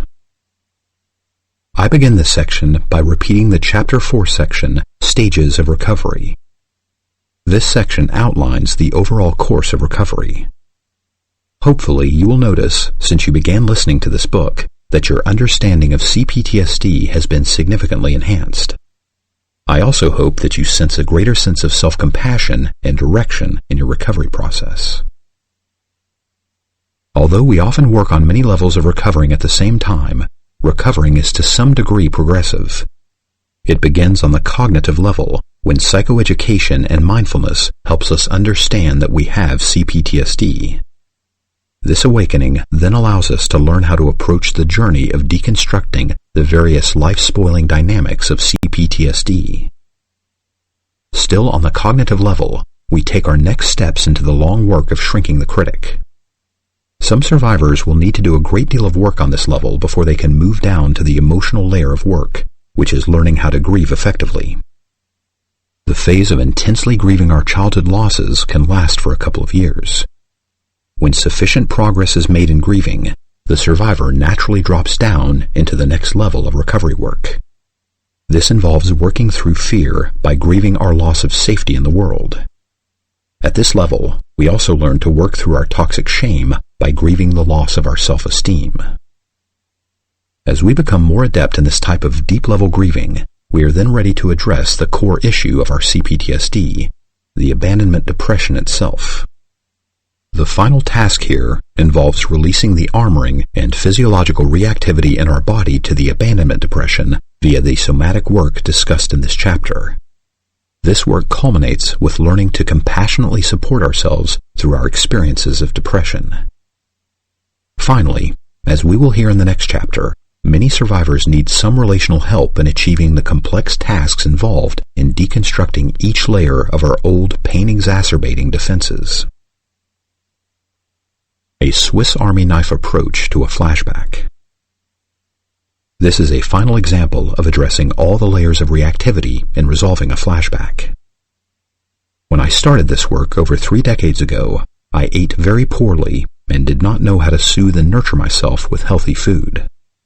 After some years of recovery work, however, I deeply intuited that I needed to cook more in order to take self-nurturance to the next level. I had not cooked more, however, because I hated to cook. Luckily, I embraced cooking anyway as a labor of love. Nonetheless, cooking was, for a long time, a very trying and unpleasant experience for me. This was, in fact, much like my many years of struggling to get the upper hand on the critic. But back to cooking, which became a central piece of my self-remothering work. It was not until I understood more about the dynamics of my flight response that I realized how much I rushed around when I was cooking. Via increased mindfulness, I discovered that the smallest unforeseen obstacle could set off what felt like a small electric shock in my chest. Examples of these obstacles include something spilled, a lid too tight to open, an extra unanticipated task, or the clock showing me that I was behind schedule. In an instant, any one of these normal hindrances could send me rushing around the kitchen in a low-grade panic. Whenever this occurred, I would then inhale my meal as soon as it was ready, just to get the ordeal over with. This is an example of what a common everyday flashback looks like in adulthood. It is so often minor daily frustrations that trigger us into flashbacks, rather than incidents that repeat the gross insults and ordeals of our childhoods. With ongoing recovery work, I realized that anything to do with food could easily flash me back to the family dinner table, the battlefield of my dysfunctional family. Many productive grieving sessions came out of this. They led me to an epiphany that doing anything intricate with a lot of steps to it also flashed me back to feeling picked apart by my parents. I subsequently discovered that angering at my parents whenever I was triggered by doing something complicated significantly reduced my fear. There was, however, a huge part of my food trauma that I could not shrink until I started the somatic work described in this chapter. Since then, years of practicing somatic mindfulness has greatly reduced my hair-triggerable anxiety around cooking. This is, however, still a work in progress. In terms of the cycles of reactivity, my occasional flashbacks around food and food preparation can look like this. I have 30 minutes to cook and eat my breakfast before I leave for work. I come into the kitchen and, oh no, the sink is full of the dishes that I forgot to clean last night. I immediately notice that I am about to launch into frenzied dishwashing when flashback management step number 1 rises to the front of my consciousness. I am having a flashback. I go directly to step number 7 and attempt to ease back into my body. I sit in my favorite stuffed chair, close my eyes, and bring my awareness to my abdomen, where my anxiety typically makes its most strident charge. I can feel tightness in and just below my diaphragm. I feel afraid and get a picture of my father's big hand squeezing my small intestines. I start to hypochondriacize about the possible long-term effects of having this tension in my abdomen.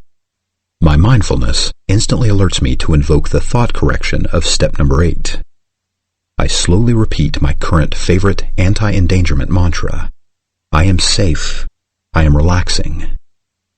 I slow and deepen my breath and feel the muscles in my belly as much as I can. I feel the slow cycle of these muscles relaxing and contracting with the ebbing and flowing of my breath. The cycle gradually becomes more fluid as I attend to it. After about 50 inhalations, I feel a swollen sensation of tiredness diffusing like ink throughout my body. My gut momentarily retightens to ward off that awful deadening feeling of the abandonment depression. But I surrender to the deadness. I do this because I know the tight feeling is fear, and that it will soon morph into the screaming critic excoriating me about being late. I say no to the critic's siren call of, "You can do this if you hurry," tempting me back into flight. I stay with a deadened, tired, lifeless feeling and try to feel it more, welcoming it. I sense myself beginning to become one with the depressed sensation. Because I am so well practiced, the depression starts to gradually morph into a widening sense of relaxation. It spreads throughout my body, and my body begins to feel like an easy chair. I look at my watch, and it has taken 20 minutes of my precious time. I realize my critic is trying to sneak back in, and is goading me with the remark, "It has taken 20 minutes of my precious time." I disidentify from the critic, and shift into my refathering self, and thought correct the critic. "It's okay, Pete. This is small potatoes. You are not in danger." Step number 2. And this is definitely no emergency. I take a moment with the angering part of grieving, step number 9, and reinforce my boundaries against my internalized parents. Screw you, Helen, Mom, and Charlie, Dad, for frightening me so much about making mistakes that I freak out when things don't go perfectly. Ooh, that got a few nice tears. What a relief. How many times have I been stuck in that drivenness and not known how to stop? I return to thought correction. So, like I was saying, Pete, it's okay. You always show up at your office an hour early anyway. You can take 20 minutes off the routine. You can stay in this relaxed state a bit longer and still have time to get everything done in a relaxed manner. I feel the sense of triumph I sometimes see in my clients when they have worked hard to successfully manage and resolve a flashback. It worked. This time, I broke the cycle and did not let my triggered flight response get much further than some momentary rushing. I stopped the cycle of reactivity from devolving into an inner critic diatribe against myself. I didn't indulge the outer critic and let it make me try to pin the undone dishes on my wife. I chose to stay with the depression.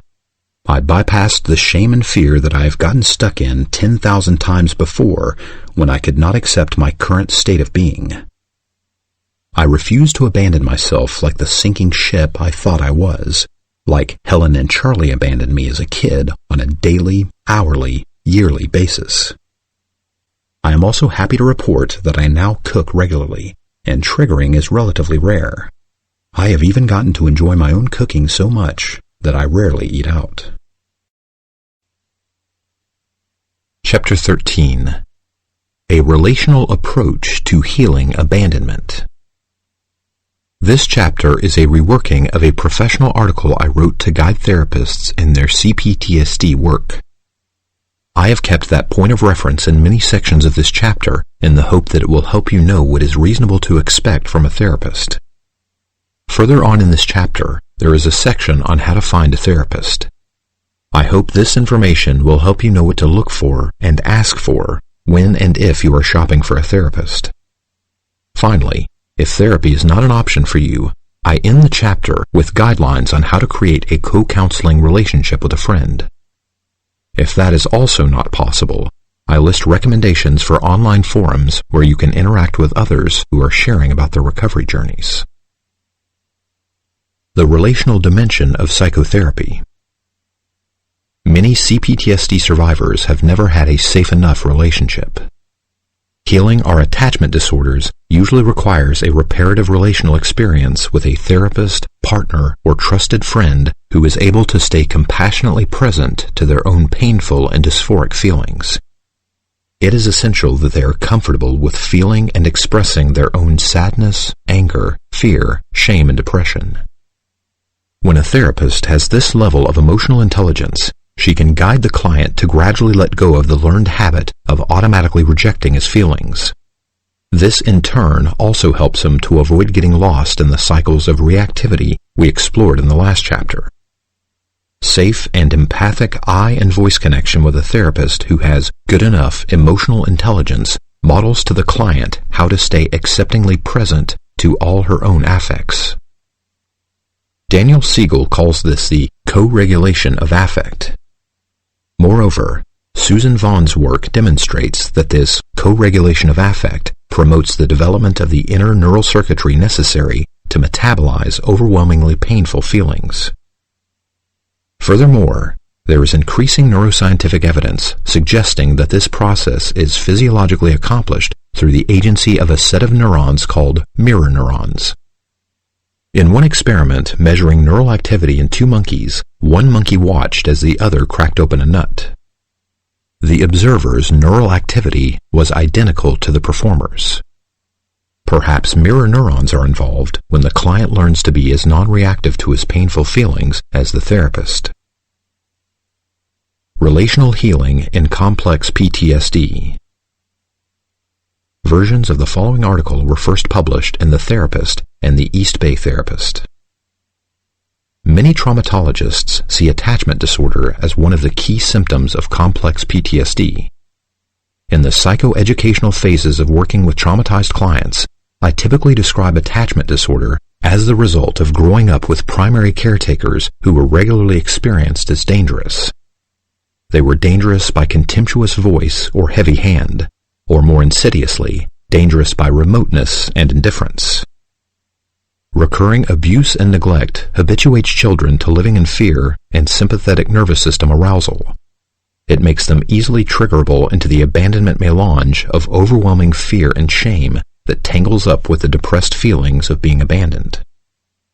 A child with parents who are unable or unwilling to provide safe enough attachment has no one to whom she can bring her whole developing self. No one is there for reflection, validation, and guidance. No one is safe enough to go to for comfort or help in times of trouble. There is no one to cry to protest unfairness to, and to seek compassion from for hurts, mistakes, accidents, and betrayals. No one is safe enough to shine with, to do show and tell with, and to be reflected as a subject of pride. There is no one to even practice the all-important intimacy-building skills of conversation. In the paraphrased words of more than one of my clients, talking to Mom was like giving ammunition to the enemy. Anything I said could and would be used against me. No wonder people always tell me that I don't seem to have much to say for myself. Those with CPTSD-spawned attachment disorders never learn the communication skills that engender closeness and a sense of belonging. When it comes to relating, they are often plagued by debilitating social anxiety and social phobia when they are at the severe end of the continuum of CPTSD. Many of the clients who come through my door have never had a safe enough relationship. Repetition compulsion drives them to unconsciously seek out relationships in adulthood that traumatically reenact the abusive and/or abandoning dynamics of their childhood caretakers. For many such clients, we are their first legitimate shot at a safe and nurturing relationship. If we are not skilled enough to create the degree of safety they need to begin the long journey towards developing good enough trust, we may be their last. Emotional flashback management, therefore, is empowered when it is taught in the context of a safe relationship. Clients need to feel safe enough with their therapist to describe their humiliation and overwhelm. At the same time, the therapist needs to be nurturing enough to provide the empathy and calm support that was missing in the client's early experience. Just as importantly, the therapist needs to be able to tolerate and work therapeutically with a sudden evaporation of trust that is so characteristic of CPTSD. Trauma survivors do not have a volitional on switch for trust, even though their off switch is frequently automatically triggered during flashbacks. In therapy, the therapist must be able to work on reassurance and trust restoral over and over again. I've heard too many disappointing client stories about past therapists who got angry at them because they would not simply choose to trust them. As the importance of this understanding ripens in me, I increasingly embrace an intersubjective or relational approach. That means that I believe that the quality of the client's relationship with me can provide a corrective emotional experience that saves them from being doomed to a lifetime of superficial connection, or worse, social isolation and alienation. Moreover, I notice that without the development of a modicum of trust with me, my CPTSD clients are seriously delimited in their receptivity to my guidance, as well as to the ameliorative effects of my empathy. In this regard, then, I will describe 4 key qualities of relating that I believe are essential to the development of trust, and the subsequent relational healing that can come out of it. These are empathy, authentic vulnerability, dialogicality, and collaborative relationship repair. 1. Empathy. I used to assume that the merits of empathy were a given, but I have sadly heard too many stories of empathy-impoverished therapy. In this regard, I will simply say here that if we are hard and unsympathetic with our clients, we trigger the same sense of danger and abandonment in them that they experienced with their parents. In terms of a definition, I especially like Kohut's statement that empathy involves immersing yourself in another's psychological state by feeling yourself into the other's experience. When I delve deeply enough into a client's experience, no matter how initially perplexing or intemperate it may at first seem, I inevitably find psychological sense in it, especially when I recognize its flashback components. In fact, I can honestly say that I have never met a feeling or behavior that did not make sense when viewed through the lens of transference and traumatology. Empathy, of course, deepens via careful listening and full elicitation of the client's experience, along with the time-honored techniques of mirroring and paraphrasing, which show the client the degree to which we get him. Noticing my subjective free associations often enhances my empathetic attunement and ability to reflect back to the client in an emotionally accurate and validating way. When appropriate, I sometimes share my autobiographical free associations with a client when they are emotionally analogous. I do this to let her know that I really empathize with what she is sharing. This is an example of this. My client tells me with great embarrassment that she stayed home all weekend because she had a pimple on her nose. She is ashamed of the pimple and of her vanity about it. She moans, "How could I be so stupid to let such a little thing bother me?" I suddenly remember canceling a date once when I had a cold sore. At the time, I also got lost in a toxic shame attack. I share this with her, minus present-day shame about it. She tears up and then laughs, relieved as her shame melts away. Months later, she tells me that her trust in me mushroomed at that moment. Guidelines for being judicious about this kind of self-disclosure will be discussed below. Of the many benefits of empathy, the greatest is perhaps that it models and teaches self-empathy, better known as self-acceptance. To the degree that we attune to and welcome all of the client's experience, to that same degree can the client learn to welcome it in her or himself. 2. Authentic vulnerability. Real-ationship makes healthy relationship. Authentic vulnerability is a second quality of intimate relating. Authentic vulnerability often begins with emotionally reverberating with a client. I have found that emotional reflection of the client's feelings is irreplaceable in fostering the development of trust and real relational intimacy. Emotional reflection requires the therapist to be emotionally vulnerable himself and reveal that he too feels mad, sad, bad, and scared sometimes. Modeling vulnerability, as with empathy, demonstrates to the client the value of being vulnerable and encourages her to risk wading into her own vulnerability. I came to value therapeutic vulnerability the hard way via its absence in my own therapy with a therapist who was of the old blank screen school. She was distant, laconic, and over-withholding in her commitment to the psychoanalytic principle of optimal frustration. Therapy with her was actually counter-therapeutic and shame-exacerbating for me, as we reenacted a defective child, perfect parent dynamic. Therapeutic emotional disclosure. Thankfully, I eventually realized that I had unresolved attachment issues and sought out a relational therapist who valued the use of her own vulnerable and emotionally authentic self as a tool in therapy. Her tempered and timely emotional self-disclosures helped me to deconstruct the veneer of invincibility I had built as a child to hide my pain. Here are some examples that were especially helpful. God, the holidays can be awful. I get scared when I teach a class too. I'm so sorry, I just missed what you said. I got a little distracted by my anxiety about my dental appointment this afternoon. I feel sad that your mother was so mean to you. It makes me angry that you were so bullied by your parents. My therapist's modeling that anger, sadness, fear, and depression were emotions that could be healthily expressed helped me to renounce the pain-repressing, emotional perfectionism in which I was mired. With her, I learned to stop burying my feelings in the hope of being loved. I renounced my just-get-over-it philosophy and embraced vulnerability as a way of finally getting close to people.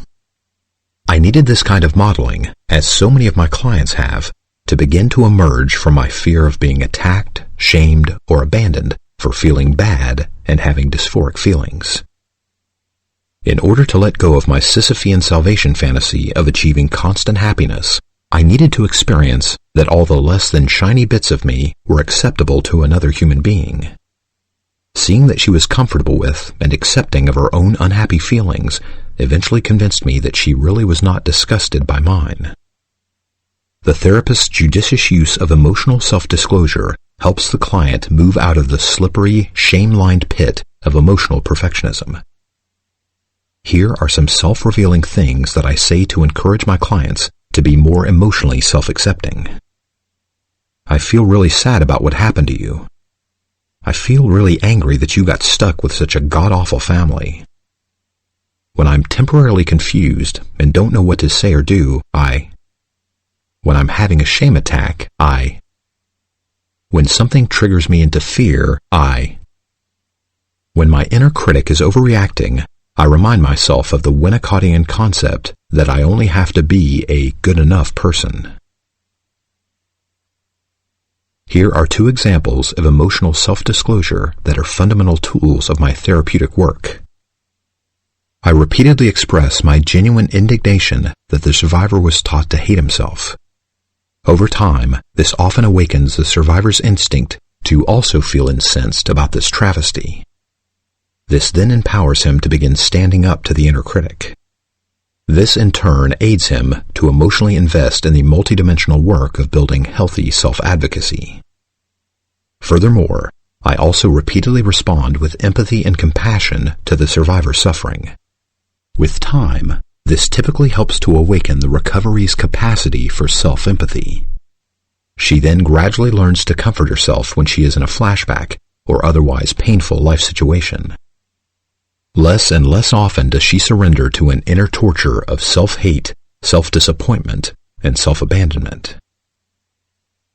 My most consistent feedback from past clients is that responses like these, especially ones that normalize fear and depression, helped them immeasurably to deconstruct their perfectionism and open up to self-compassion and self-acceptance. Guidelines for self-disclosure. What guidelines, then, can we use to ensure that our self-disclosure is judicious and therapeutic? I believe the following 5 principles help me to disclose therapeutically and steer clear of unconsciously sharing for my own narcissistic gratification. First, I use self-disclosure sparingly. Second, my disclosures are offered primarily to promote a matrix of safety and trust in the relationship. In this vein, my vulnerability is offered to normalize and de-shame the inexorable existential imperfection of the human condition, For example, we all make mistakes, suffer painful feelings, experience confusion, etc. Third, I do not share vulnerabilities that are currently raw and unintegrated. Fourth, I never disclose in order to work through my own stuff or to meet my own narcissistic need for verbal ventilation or personal edification. Fifth, while I may share my appreciation or be touched by a client's attempt or offer to focus on or soothe my vulnerabilities, I never accept the offer. I gently thank them for their concern, remind them that our work is client-centered, and let them know that I have an outside support network. Emotional self-disclosure and sharing parallel trauma history. Since many of my clients have sought my services after reading my somewhat autobiographical book on recovery from the dysfunctional family, self-disclosure about my past trauma is sometimes a moot point. This condition has at the same time helped me realize how powerful this kind of disclosure can be in healing shame and cultivating hope. Over and over, clients have told me that my vulnerable and pragmatic stories of working through my parents' traumatizing abuse and neglect gives them the courage to engage the long, difficult journey of recovering. Now, whether or not someone has read my book, I will, with appropriate clients, judiciously and sparingly share my own experiences of dealing with an issue they have currently brought up. I do this both to psychoeducate them and to model ways that they might address their own analogous concerns. One common example sounds like this. I hate flashbacks too. Even though I get them much less than when I started this work, falling back into that old fear and shame is so awful. I also sometimes say, I really reverberate with your feelings of hopelessness and powerlessness about the inner critic. In the early stages of this work, I often felt overwhelmingly frustrated. It seemed that trying to shrink it actually made it worse. But now, after 10,000 repetitions of thought stopping and thought correction, my critic is a mere shadow of its former self. A final example concerns a purely emotional self-disclosure. When a client is verbally ventilating about a sorrowful experience, I sometimes allow my tears to brim up in my eyes in authentic commiseration with their pain. The first time my most helpful therapist did this with me, I experienced a quantum leap in my trust of her. 3. Dialogicality. Dialogicality occurs when two conversing people move fluidly and interchangeably between speaking, an aspect of healthy narcissism, and listening, an aspect of healthy codependence. Such reciprocal interactions prevent either person from polarizing to a dysfunctional narcissistic or codependent type of relating. Dialogicality energizes both participants in a conversation. Dialogical relating stands in contrast to the monological energy theft that characterizes interactions whereby a narcissist pathologically exploits a codependent's listening defense. Numerous people have reverberated with my observation that listening to a narcissist monologue feels as if it is draining them of energy. I have become so mindful of this dynamic that, in a new social situation, a sudden sense of tiredness often warns me that I am talking with a narcissist. How different than the elevation I sense in myself and my fellow conversant in a truly reciprocal exchange. Again, I wonder if there are mirror neurons involved in this. I was appalled the other day while perusing a home shopping catalog to see a set of coffee cups for sale that bore the monikers Designated Talker and Designated Listener. My wife and I pondered it for a few minutes and hypothesized that it had to be a narcissist who designed those mugs. We imagined we could see the narcissists who order them presenting them to their favorite sounding boards as Christmas presents. In therapy, dialogicality develops out of a teamwork approach, a mutual brainstorming about the client's issues and concerns.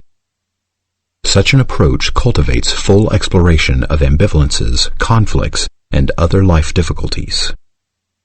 Dialogicality is enhanced when the therapist offers feedback from a take-it-or-leave-it stance. Dialogicality also implies respectful mutuality. It stands in stark contrast to the blank screen neutrality and abstinence of traditional psychoanalytic therapy, which all too often reenacts the verbal and emotional neglect of childhood. I believe abstinence commonly flashes the client back into feelings of abandonment, which triggers them to retreat into safe superficial disclosure, ever-growing muteness, and/or early flight from therapy. Meeting healthy narcissistic needs. All this being said, extensive dialogicality is often inappropriate in the early stages of therapy. This is especially true when the client's normal narcissistic needs have never been gratified and remain developmentally arrested. In such cases, clients need to be extensively heard. They need to discover through the agency of spontaneous self-expression the nature of their own feelings, needs, preferences, and views. For those survivors whose self-expression was especially decimated by their caretakers, self-focused verbal exploration typically needs to be the dominant activity for a great deal of time. Without this, the unformed healthy ego has no room to grow and break free from the critic. The client's healthy sense of self remains imprisoned beneath the hegemony of the outsized superego. This does not mean, however, that the client benefits when the therapist retreats into extremely polarized listening. Most benefit, as early as the first session, from hearing something real or personal from the therapist. This helps overcome the shame-inducing potential that arises in the one-seen client, one unseen therapist dynamic. When one person is being vulnerable and the other is not, shame has a huge universe in which to grow. This also creates a potential for the client to get stuck flashing back to childhood when the vulnerable child was rejected over and over by the seemingly invulnerable parent. Consequently, many of my colleagues see group therapy as especially powerful for healing shame, because it rectifies this imbalance by creating a milieu where it is not just one person who is risking being vulnerable. In this regard, it is interesting to note a large survey of California therapists that occurred about 15 years ago. The survey was about their therapy preferences, and upwards of 90% emphasized that they did not want a blank screen therapist, but rather one who occasionally offered opinions and advice. For 25 years, I have been routinely asking clients in the first session, based on your previous experiences in therapy, what would you like to happen in our work together? And what don't you want to happen? How frequently clients respond similarly to the therapists in the survey. Moreover, the next most common response I receive is that I don't want a therapist who does all the talking. More than a few have used the exact phrase, I couldn't get a word in edgewise. How I wish there was a way that our qualification tests could spot and disqualify the narcissists who get licensed and then turn their already codependent clients into sounding boards. This is the shadowy flip side polarity of the blank screen therapist. Psychoeducation as part of dialogicality. Experience has taught me that clients who are childhood trauma survivors typically benefit from psychoeducation about complex PTSD. When clients understand the whole picture of CPTSD recovery, they become more motivated to participate in the self-help practices of recovering. This also increases their overall hopefulness and general engagement in the therapeutic process. I sometimes wonder whether the rise in the popularity of coaching has been a reaction to the various traditional forms of therapeutic neglect. One of the worst forms of therapeutic neglect occurs when the therapist fails to notice or challenge a client's incessant, self-hating diatribes. This, I believe, is akin to tacitly approving of and silently colluding with the inner critic. Perhaps therapeutic withholding and abstinence derives from the absent father syndrome that afflicts so many westernized families. Perhaps traditional psychotherapy overemphasizes the mothering principles of listening and unconditional love, and neglects the fathering principles of encouragement and guidance that coaching specializes in. Too much coaching is, of course, as counter-therapeutic and unbalanced as too much listening. It can interfere with a client's process of self-exploration and self-discovery as described before. At its worst, it can lure the therapist into the narcissistic trap of falling in love with the sound of his own voice. At its best, coaching is an indispensable therapeutic tool. Just as it takes fathering and mothering to raise a balanced child, mothering and fathering principles are needed to meet the developmental arrests of the attachment-deprived client. The sophisticated therapist values both and intuitively oscillates between the two, depending on the developmental needs of the client in the moment. Sometimes we guide with psychoeducation, therapeutic self-disclosure, and active positive noticing, and most times we receptively nurture the client's evolving practice of her own spontaneously arising self-expression and verbal ventilation. Once again, I believe that in early therapy and many subsequent stages of therapy, the latter process typically needs to predominate. In this vein, I would guess that over the course of most therapies that I conduct, I listen about 90% of the time. Finally, I often notice that the last phase of therapy is often characterized by increasing dialogicality, a more balanced fluidity of talking and listening. This conversational reciprocity is a key characteristic of healthy intimacy. Moreover, when therapy is successful, progress in mutuality begins to serve the client in creating healthier relationships in the outside world. Dialogicality and the 4 F's. Because of childhood abandonment and repetition compulsion in later relationships, many 4F types are dying to be heard. Different types, however, vary considerably in their dialogical needs over the course of therapy. The fawn codependent type, who survived in childhood by becoming a parent's sounding board or shoulder to cry on, may use her listening defense to encourage the therapist to do much of the talking. With her a listening defense, she may even invoke the careless therapist into narcissistically monologuing himself.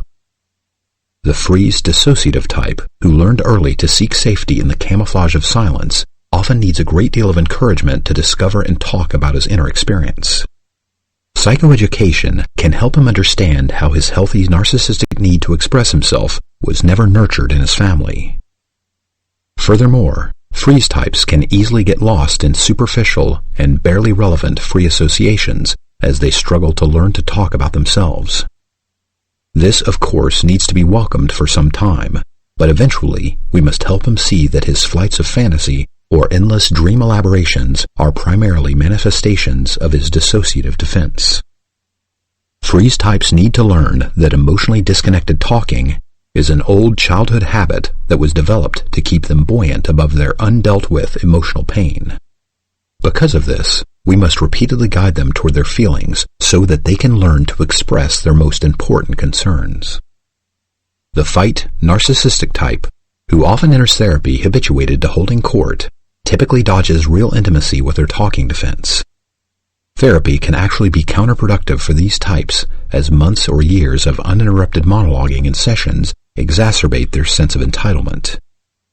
By providing a steady diet of uninterrupted listening, the therapist strengthens their intimacy-destroying defense of over-controlling conversations. Sooner or later, we must insert ourselves into the relationship to work on helping them learn to listen. As I write this, I remember Harry from my internship, whose tiny capacity to listen to his wife evaporated as my 50 minutes of uninterrupted listening became his new norm and expectation in relationship. I felt guilty when I learned this from listening to a recorded message from his wife about how therapy was making him even more insufferable. I was relieved, however, a few years later when a different client told me that Harry's wife eventually felt happy about his therapeutic change. Her husband's increased self-centeredness was the last straw for her, and she finally, with great relief, shed herself of him.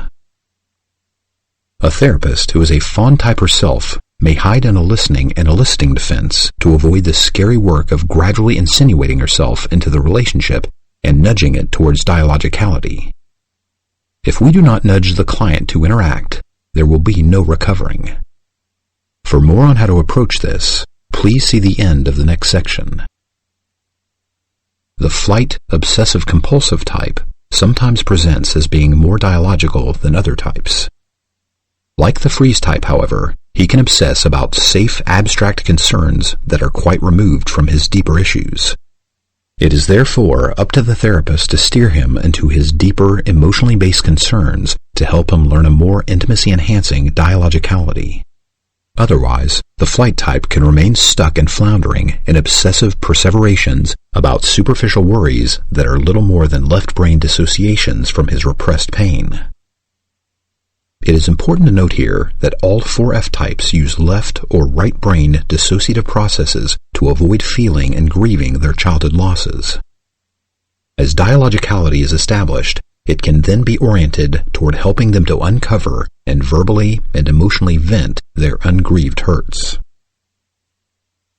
4. Collaborative rapport repair. Collaborative rapport repair is the process by which relationships recover and grow closer from successful conflict resolution. Misattunements and periods of disaffection are existential to every relationship of substance. We all need to learn a process for restoring intimacy when a disagreement temporarily disrupts our feelings of being safely connected. I believe most people, if they think about it, realize that their best friends are those with whom they have had a conflict and found a way to work through it. Once a friendship survives a hurtful misattunement, it generally means that it has moved through the fair-weather friend stage of relationship. Synchronistic with re-editing this last section, my son uncharacteristically got into a conflict at school. During 3rd grade recess, 2 of his good friends, also uncharacteristically, started teasing him, and when they would not stop, he pushed each of them. This earned them all a trip to the principal's office. The principal is a strict but exceptionally wise and kind woman. My son's offense, using physical force to resolve a conflict, was judged as the most serious violation of school policy, but his friends were also held responsible for their part and given an enlightening lecture on teasing. My son, not used to being in trouble, had a good cry about it all. He then agreed that a 1-day loss of recess plus writing letters of apology to his friends were fair consequences. 2 days later, I asked him how things were going now between him and the 2 friends. With a look of surprise and delight, he told me, "It's really funny, Daddy. Now it feels like we're even better friends than we were before." Rapport repair is probably the most transformative intimacy-building process that a therapist can model. I guide this process from a perspective that recognizes that there is usually a mutual contribution to any misattunement or conflict. Therefore, a mutually respectful dialogical process is typically needed to repair rapport. Exceptions to this include scapegoating and upsets that are instigated by a bullying narcissist. In those situations, they are solely at fault. I have often been saddened by codependent clients who apologize to their bullying parents as if they made their parents abuse them. In more normal misattunements, I often initiate the repair process with 2 contiguous interventions. Firstly, I identify the misattunement. For example, "I think I might have misunderstood you." And secondly, I then model vulnerability by describing what I think might be my contribution to the disconnection. Abbreviated examples of this are, "I think I may have just been somewhat preachy, or tired, or inattentive, or impatient, or triggered by my own transference." Owning your part in a conflict validates the normality of relational disappointment and the art of amiable resolution. Taking responsibility for your role in a misunderstanding also helps to deconstruct the client's outer critic belief that relationships have to be perfect. At the same time, it models a constructive approach to resolving conflicts, and over time leads most clients to become interested in exploring their contribution to the conflict. This becomes an invaluable skill which they can then take into their outside relationships. As one might expect, fight types are the least likely of the 4 Fs to collaborate and own their side of the street in a misattunement. Extreme fight types, such as those diagnosed with narcissistic personality disorder, have long been considered untreatable in traditional psychoanalysis for this reason. With less extreme fight types, I sometimes succeed in psychoeducating them on how they learned their controlling defenses. From there, I try to help them see how much they pay for being so controlling. At the top of the list of debits is intimacy starvation. Consciously or not, they hunger for human warmth, and they do not get it from those whom they control. Victims of fight types are too afraid of them to relax enough to generate authentically warm feelings. Finally, I believe one of the most common reasons that clients terminate prematurely is the gradual accumulation of dissatisfactions that they do not feel safe enough to bring up or talk about. How sad it is that all kinds of promising relationships wither and die from an individual or couple's inability to safely work through differences and conflict.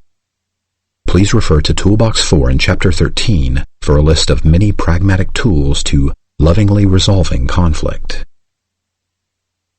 Moving through abandonment into intimacy. A case study. A sweet, freeze-fawn client of mine suffered severe emotional abandonment in childhood. Both his parents were workaholics. They were, by definition, exceedingly unavailable. As the youngest of 5 children, Frank always finished last in the sibling competition for the paltry caretaking his parents had to offer. His adulthood was unfortunately a reenactment of the relational impoverishment of his childhood. Childhood trauma left Frank hair-triggered to retreat and isolate. He had never experienced an enduring relationship. As a result of our long-term work, however, he became more motivated to seek a relationship. He successfully dated a healthy and available partner. For the first 6 months of their relationship, my coaching and her kind nature enabled him to show more of himself. He was rewarded by increasing feelings of relaxation and comfort while relating with her. When he accepted her request to move in together, however, it became harder to hide his recurring emotional flashbacks. He was more convinced than ever that his feelings of fear, shame, and depression were the most despicable of his many fatal flaws. As we worked with this belief in therapy, he remembered many times when even the mildest dip in his mood triggered his mother to retreat into her home office. He saw that the only times his mother had a bit of time for him was on those rare occasions when he was buoyant enough to lift her spirits.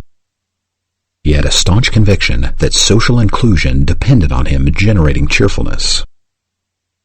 Gloomy and abashed, he confessed, "That's pretty hard for me, Pete. I'm not much fun to be around."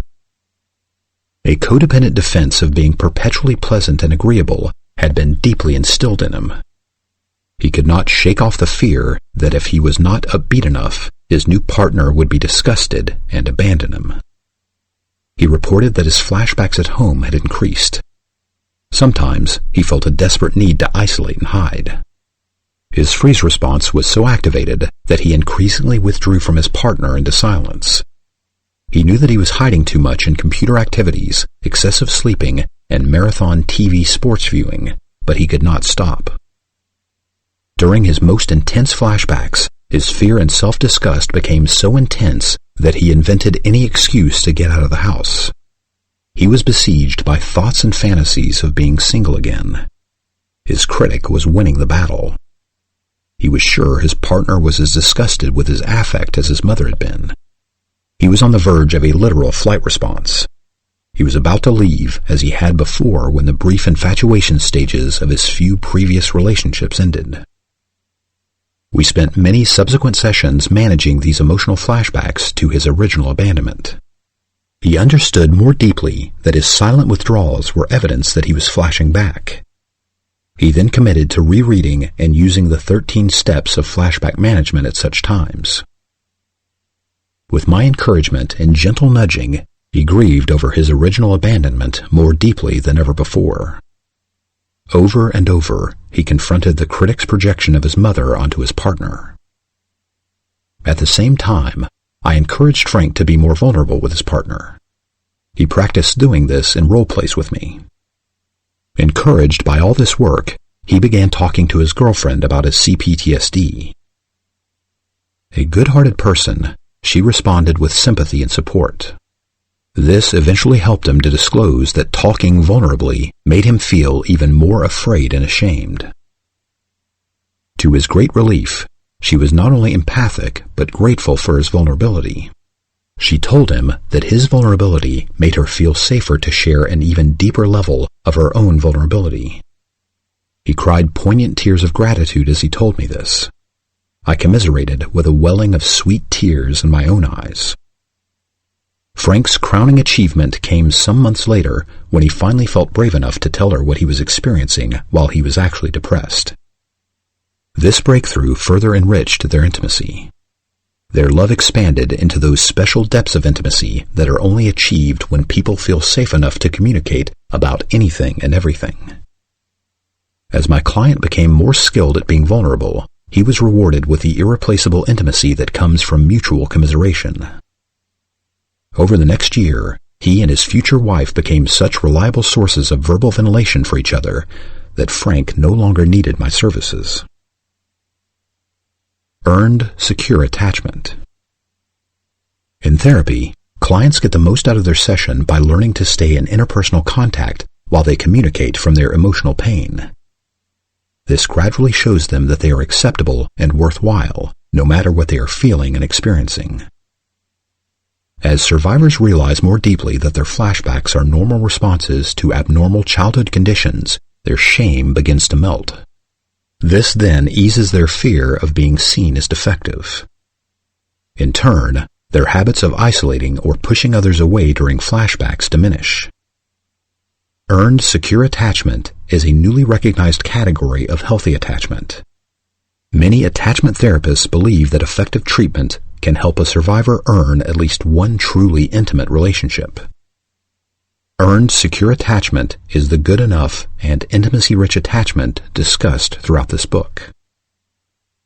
I believe the principles outlined in this chapter are keys to achieving an earned secure attachment. In this vein, good therapy can be an intimacy modeling relationship. It fosters our learning and practicing of intimacy-making behavior. Your connection with your therapist can become a transitional earned secure attachment. This, in turn, can lead to the attainment of an earned secure attachment outside of therapy. I have repeatedly seen this result with my most successful clients, and I am grateful to report that my last experience with my own therapy led me to this reward. Rescuing the survivor from the critic. I will conclude this section with a final note to therapists. The term rescuing and what it represents has become taboo in many psychotherapy circles and in the 12-step movement. For example, AA, CODA, and ACA. The word rescuing is often used in such an all-or-none way that any type of active helping is pathologized. However, I believe that helping survivors out of the abyss of emotional flashbacks is a necessary form of rescuing. A key place to practice healthy rescuing is in the realm of the critic. I believe there is an unmet childhood need for rescue that I help meet when I save my client from the critic, the proxy of her parents. This is the need no one met. The child was not rescued from her traumatizing parent. This was terrible neglect on the part of the other parent, the relatives, the neighbors or teachers who ignored the signs that she was withering from being abused. Decades of trauma work have taken me to a place where my heart no longer allows me to be silent when someone's inner critic is on the attack. Silence, in my mind, is equivalent to tacit approval. I can no longer sit quietly and not intervene when survivors abuse themselves with their parents' internalized voice. I am additionally motivated to challenge the client's toxic critic because of the failure of my first long-term experience of psychoanalytic therapy.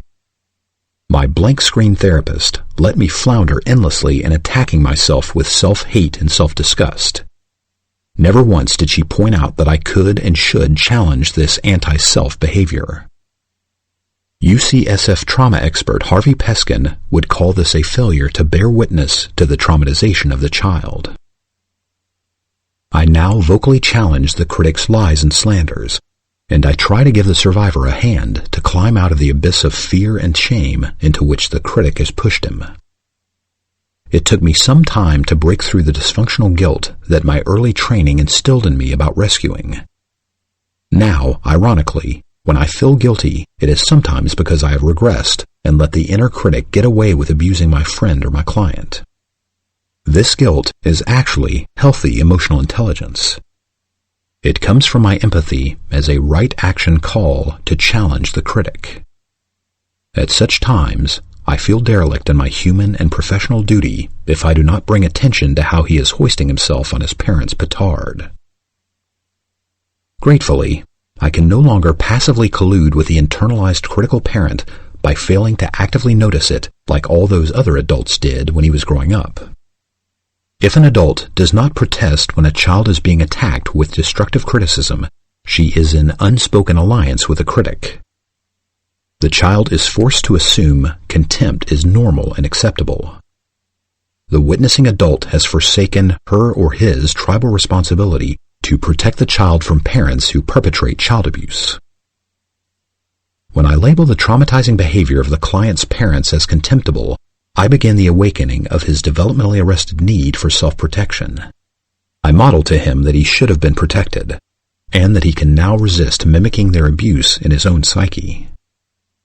With most of my clients, this eventually encourages disidentification from the aggressor and weakens the internalization of the attacking parent as the locus of the critic. In my own case, I felt loved by my grandmother who lived with my family, but she failed to help me see that my parents' vitriolic rages were wrong and not my fault. In retrospect, I believe that her neglect crystallized my belief that I deserved their abuse. The stage was then set for me to morph their contempt into self-loathing. I did this chapter and verse for nearly 2 decades. I have also noticed a significant difference in survivors who were helped in childhood to see that it was not their fault that they were being traumatized. When there was one witnessing adult who sufficiently decried what was being done to them, most did not develop such a ferocious, self-annihilating critic. Typically, this was the other parent, an enlightened older sibling, a relative, a teacher, or a kindly neighbor. Finding a therapist. I have not as yet to do any therapist trainings in my approach outside of the San Francisco Bay Area, so I cannot make any recommendations for therapists outside this area. However, because my approach is compatible with that of John Bradshaw's, I refer people to a website that lists therapists around the U.S. and the world who report that they embrace his approach. The link to this is creativegrowth.com/referral.htm. I and the Creative Growth Center are, however, unable to personally endorse these therapists as we are not personally familiar with their work. Nonetheless, I think this is a good place to start. Please begin by first listening to the following recommendations for interviewing a therapist. The purpose of the interview is to ascertain whether your potential therapist is able and willing to work at the levels I described before. I recommend interviewing and having a trial appointment with at least 3 therapists if possible to determine if their approach is compatible enough with the one I described before.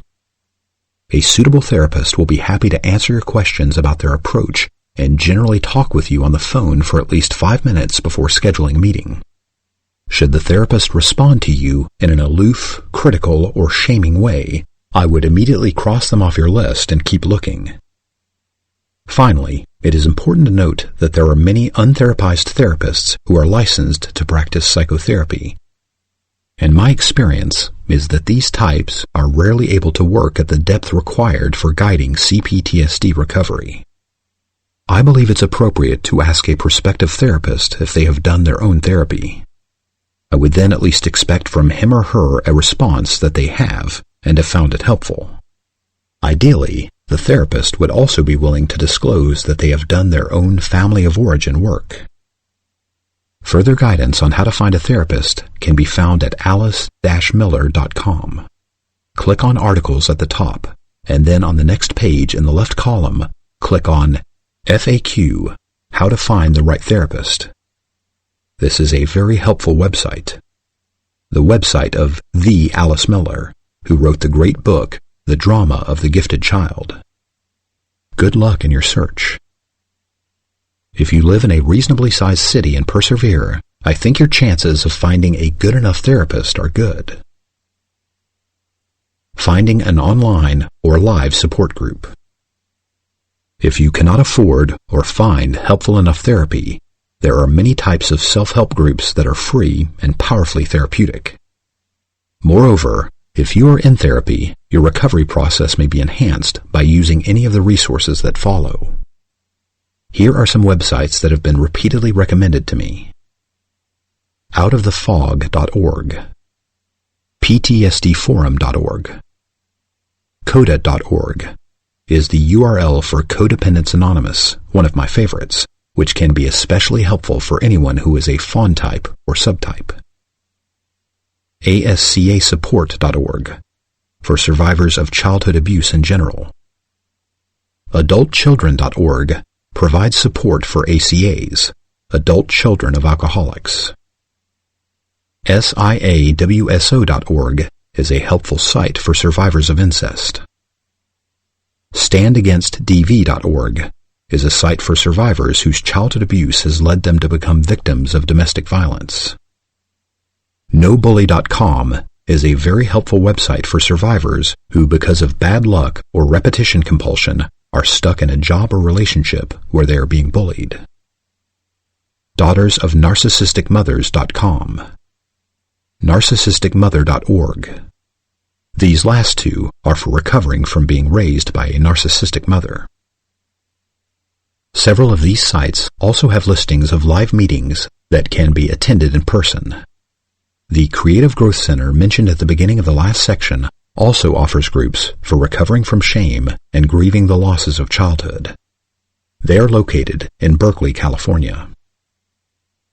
Finally, if none of these recommendations seem suitable, Googling online support groups for recovering from childhood trauma brings up a plethora of results. An important guideline for finding a safe enough online or in-person group. If you find that a leader or member is over-dominating a group through narcissistic behaviors such as monologuing, monopolizing the time, pressuring anyone with unwanted advice, or shaming anyone in any way, please allow yourself to leave and try another group. Co-counseling. If you are not able to find or afford a good enough therapist, or if you want to supplement your current therapy as my wife and I do regularly with each other, you can look for a safe partner who is willing to work with you to mutually evolve a co-counseling relationship. There are many forms of co-counseling. Google co-counseling to learn more. My wife and I have a simple structure for establishing a safe and healing co-counseling relationship. We have been using this model for many years and derive great benefit from it. I have similarly benefited from co-counseling with two wonderful friends in the past. Please feel free, of course, to adapt the model to fit your own mutual needs and agreements. Meet weekly and exchange 30 or 60-minute sessions. Begin with the counselee talking about all and any of his or her concerns, and with the counselor refraining from intervening other than to practice active listening. Active listening is based on an attitude of unconditional positive regard. It enhances the counselee's process of full verbal ventilation, and it uses non-directive, non-intrusive verbal feedback to let the counselee know that you are attuned and paying attention to him or her. Active listening includes responses like, uh-huh, and mm-hmm, as well as a technique known as mirroring. Mirroring occurs when we repeat key words or phrases that the other person says to let them know that we are paying attention to them. Advanced mirroring occurs when we paraphrase in our own words what we hear. This is only helpful, however, if we make an accurate translation of what's been said. Finally, the use of open-ended questions is perhaps the penultimate active listening technique. Questions such as, "Can you tell me more about that? What else happened?" and "Do you have other thoughts and feelings about that?" can be very helpful. Open-ended questions stand in contrast to pointed questions, which tend to limit or shape the way the counselee responds. "What do you think or feel about that?" allows the other person greater internal exploration than, "Did you feel upset about that?" which may be perceived as a statement rather than a question. It can sound like you are telling them what they should be feeling. People vary in the amount of active listening they find helpful. please be open to giving and receiving feedback about how much you or the other person would like. In order to establish safety and build trust, begin with a commitment to refrain from advice giving, criticism, or any kind of unsolicited feedback except active listening. If and when the desire for feedback comes up, it is best to let the counselee determine when, what kind, and how much they want. Feedback is best given from a take-it-or-leave-it perspective. Do not give any feedback unless it is clearly asked for. The counselee often does well to be specific about the type of feedback desired, or the desire to not have any feedback. For example, I'd like to just verbally ventilate about my relationship, but don't really want any feedback about it other than active listening. At another point, the counselee might like to say, "This is something I would actually like some feedback on. I'd like to know whether it seems that I'm perceiving my boss clearly." With enough grace, luck, respect, practice, and compassion, mutual trust may eventually come so far that you both agree to change the structure to allow for spontaneous feedback at certain times in the session. Don't rush to get there, and always reserve permission to invoke the no feedback guideline for any given issue, session, or indefinite number of sessions. In this vein, my wife or I might say to each other, "I think I'd just like active listening today. I'd like to just extensively free associate on and explore this anxious feeling in my chest without getting any input about it." Practice therapeutic confidentiality. Let what is said in a session stay in the session. I also recommend that both partners listen to Toolbox 4 in Chapter 13 and the section before on the 4 key qualities of relational healing prior to commencing a co-counseling relationship. Chapter 14. Forgiveness. Begin with the self. This chapter is a reworking of an article of mine that was published in Recovering, November 1991. I wrote it because I was appalled at how much pressure my clients were getting to just forgive and forget. Consequently, many of them were diving right back into denial and minimizing all the trauma that they had endured. Their recovery processes then screeched to a halt as their inner critics denigrated them for being so unforgiving. Because this article was helpful to my clients, and because I received so much positive feedback from the recovery community, I was motivated to write my first book, The Tao of Fully Feeling, Harvesting Forgiveness Out of Blame. This book explores the complex subject of forgiving past abusers in considerable depth. In this vein, it asserts that some parents were so destructive to us that they are not forgivable. There is a lot of shaming, dangerous, and inaccurate guidance put out about forgiveness in both the recovery community and in many spiritual teachings. Many survivors of dysfunctional families have been injured by the simplistic black and white advice that they must embrace a position of being totally and permanently forgiving in order to recover.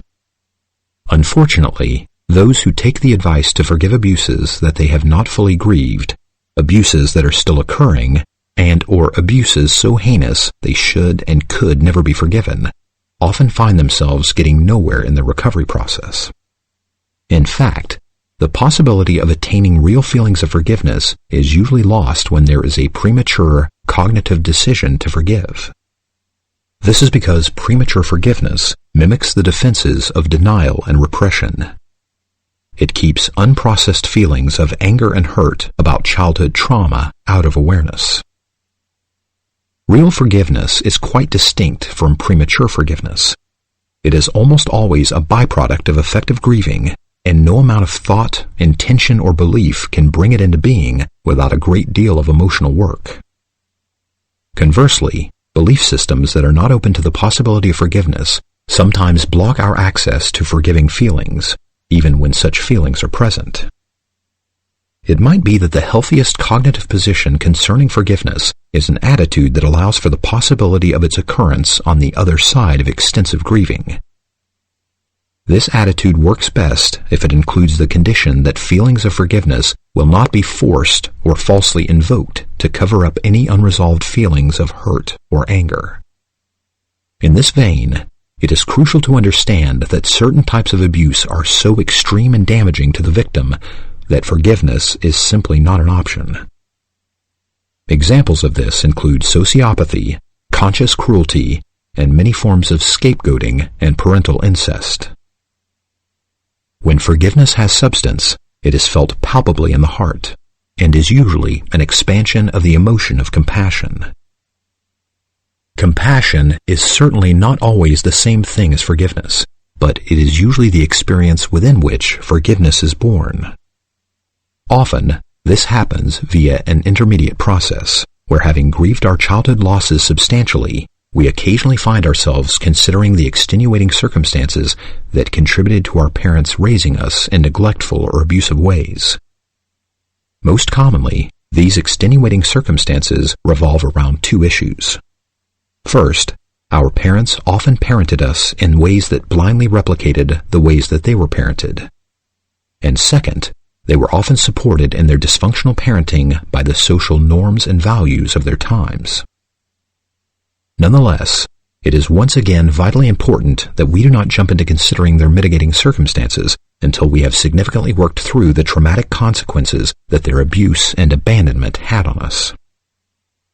When considering our parents' extenuating circumstances, we may sometimes get that our parents were also quite victimized, and we may consequently find ourselves on occasion feeling sorrow for them. Sometimes, this experience of feeling compassion for them becomes profound enough for us to comprehend how similarly awful and unfair their childhoods were. This feeling-based realization may on occasion morph into feeling some forgiveness for them. However, unless the feeling of forgiveness for our parents is grounded in compassion for ourselves, this process is an empty mental exercise. Even worse, it may become a great hindrance to doing the fundamental angering work of real recovery. Premature forgiveness will prohibit us from showing the inner child that she had the right to be angry about our parents' cold-hearted abandonment of her. It will stop us from helping her to express and release those old angry feelings.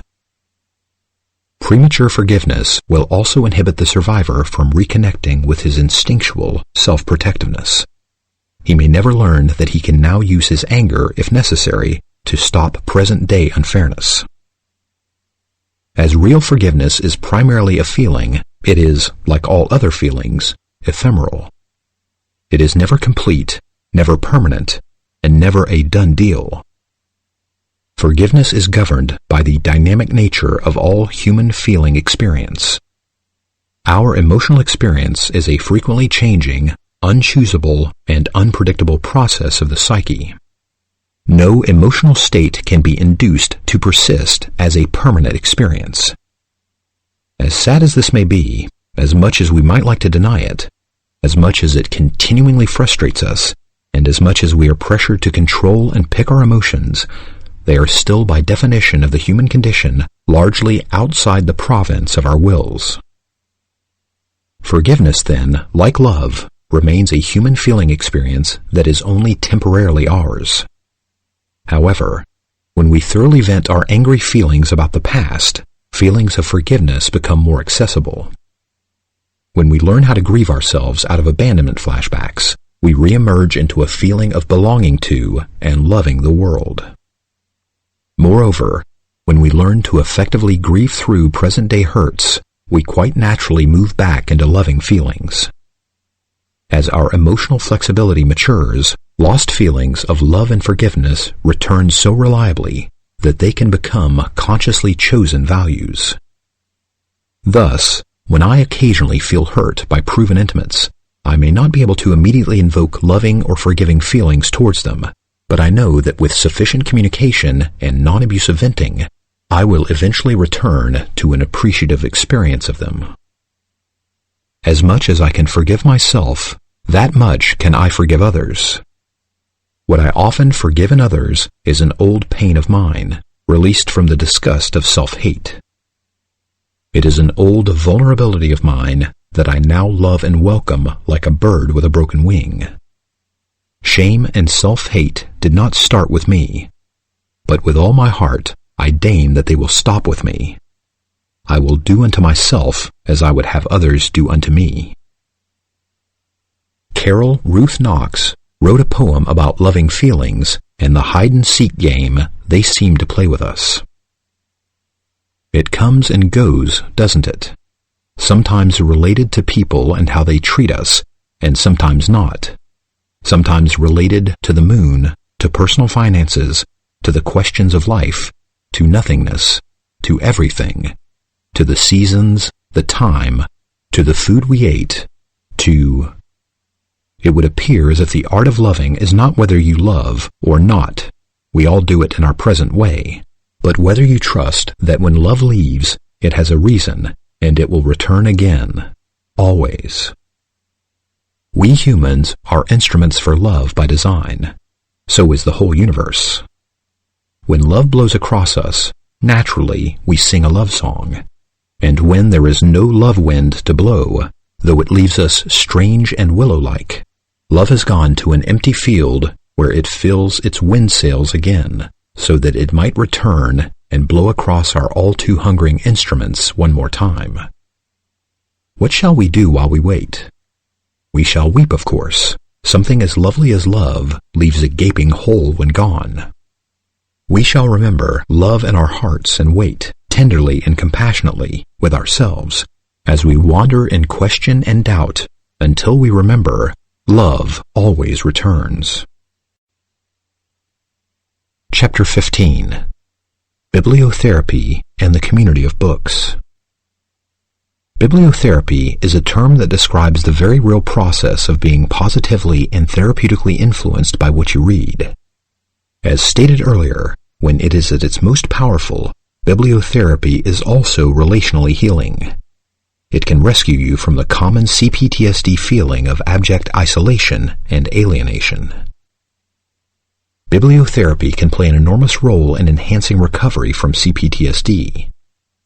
I usually find that my clients who make the most progress are those who augment their therapy sessions with reading homework, self-prescribed or recommended by me. This is especially true of those who further augment their reading with journaling about their cognitive and emotional responses to what they have read. I believe that journaling helps build the new physiological and neuronal brain circuitry that occurs as we effectively meet our developmentally arrested childhood needs. For more on journal therapy, read the section on verbal ventilating in Chapter 5 of my first book. Bibliotherapy is especially helpful for people like me who grew up in dangerous social environments, replete with adults who offered little but criticism, intimidation, and disgust. It equally serves those whose early lives were devoid of adults who could be looked to for safe support and guidance. It was not until later in life, after I had quite a few years of group and individual therapy, that I realized that my journey of recovering had actually begun decades before my formal therapy. It began with all the therapeutic reading and writing I had instinctively gravitated to.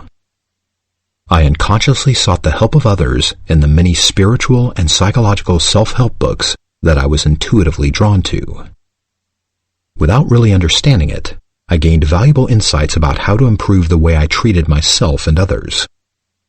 Just as importantly, I subliminally realized that there were a number of good, safe, wise, and helpful adults out there who could be trusted and who had a great deal of wise and kind guidance to offer. I remember my first deeply emotional experience of entering the community of books. I was in the library, resentfully slogging through the poetry section, trying to find a book for my homework in high school English. I was up to W and had found nothing that remotely interested me when I came to an anthology with a picture of a very compelling-looking old man on its cover. Walt Whitman. His epic poems, Song of Myself and Song of the Open Road, thrilled me and changed my life. He became my hero and the first adult role model that had something useful and important to teach me. His ideas became my raison d'etre and gave me a hopeful plan for what I would do when I finally escaped my family.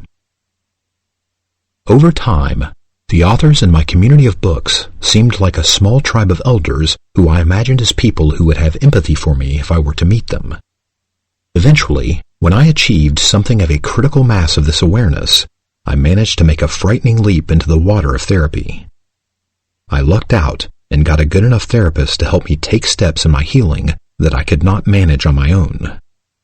So here are some authors and their works who have been especially helpful to me on my journey. These are the wise aunts and uncles I never biologically had. Especially recommended reading: Alice Miller, The Drama of the Gifted Child. Great book for overcoming denial and understanding the profound impact of growing up poorly parented. Very relevant for fawn types. Gravitz and Bowden, Guide to Recovery. Great, short, powerful overview of recovery. Oriented to recovering from having alcoholic parents, but very relevant to having traumatizing parents. Read this if you can only read one book. L. Davis and E. Bass, The Courage to Heal. Classic on recovering from sexual abuse. Jack Kornfield, A Path with Heart. Using meditation to increase self-compassion.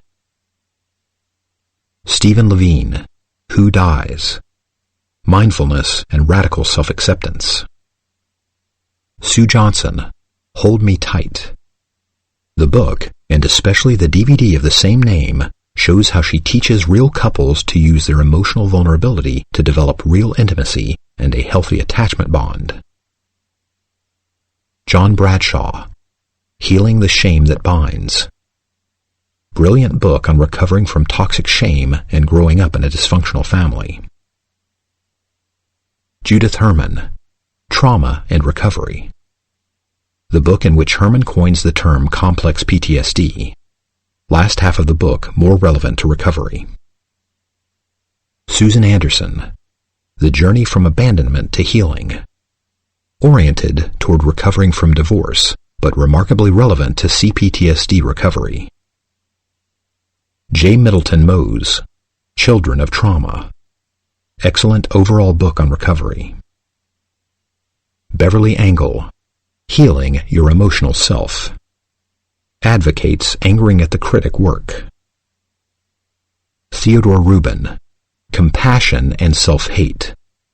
Wonderful appeal to self-compassion. Susan Forward, Betrayal of Innocence. Good overall book on recovery. Byron Brown, Soul Without Shame. Inner critic shrinking with angering at the critic and mindfulness perspective. Susan Vaughn, The Talking Cure.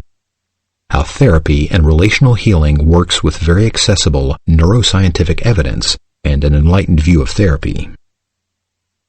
Lewis and Amini, A General Theory of Love. Accessible poetic and scientific argument on the human need for love and attachment.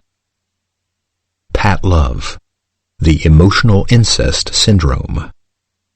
Great book to heal from codependent entrapment with a narcissistic mother. Robin Norwood, Women Who Love Too Much.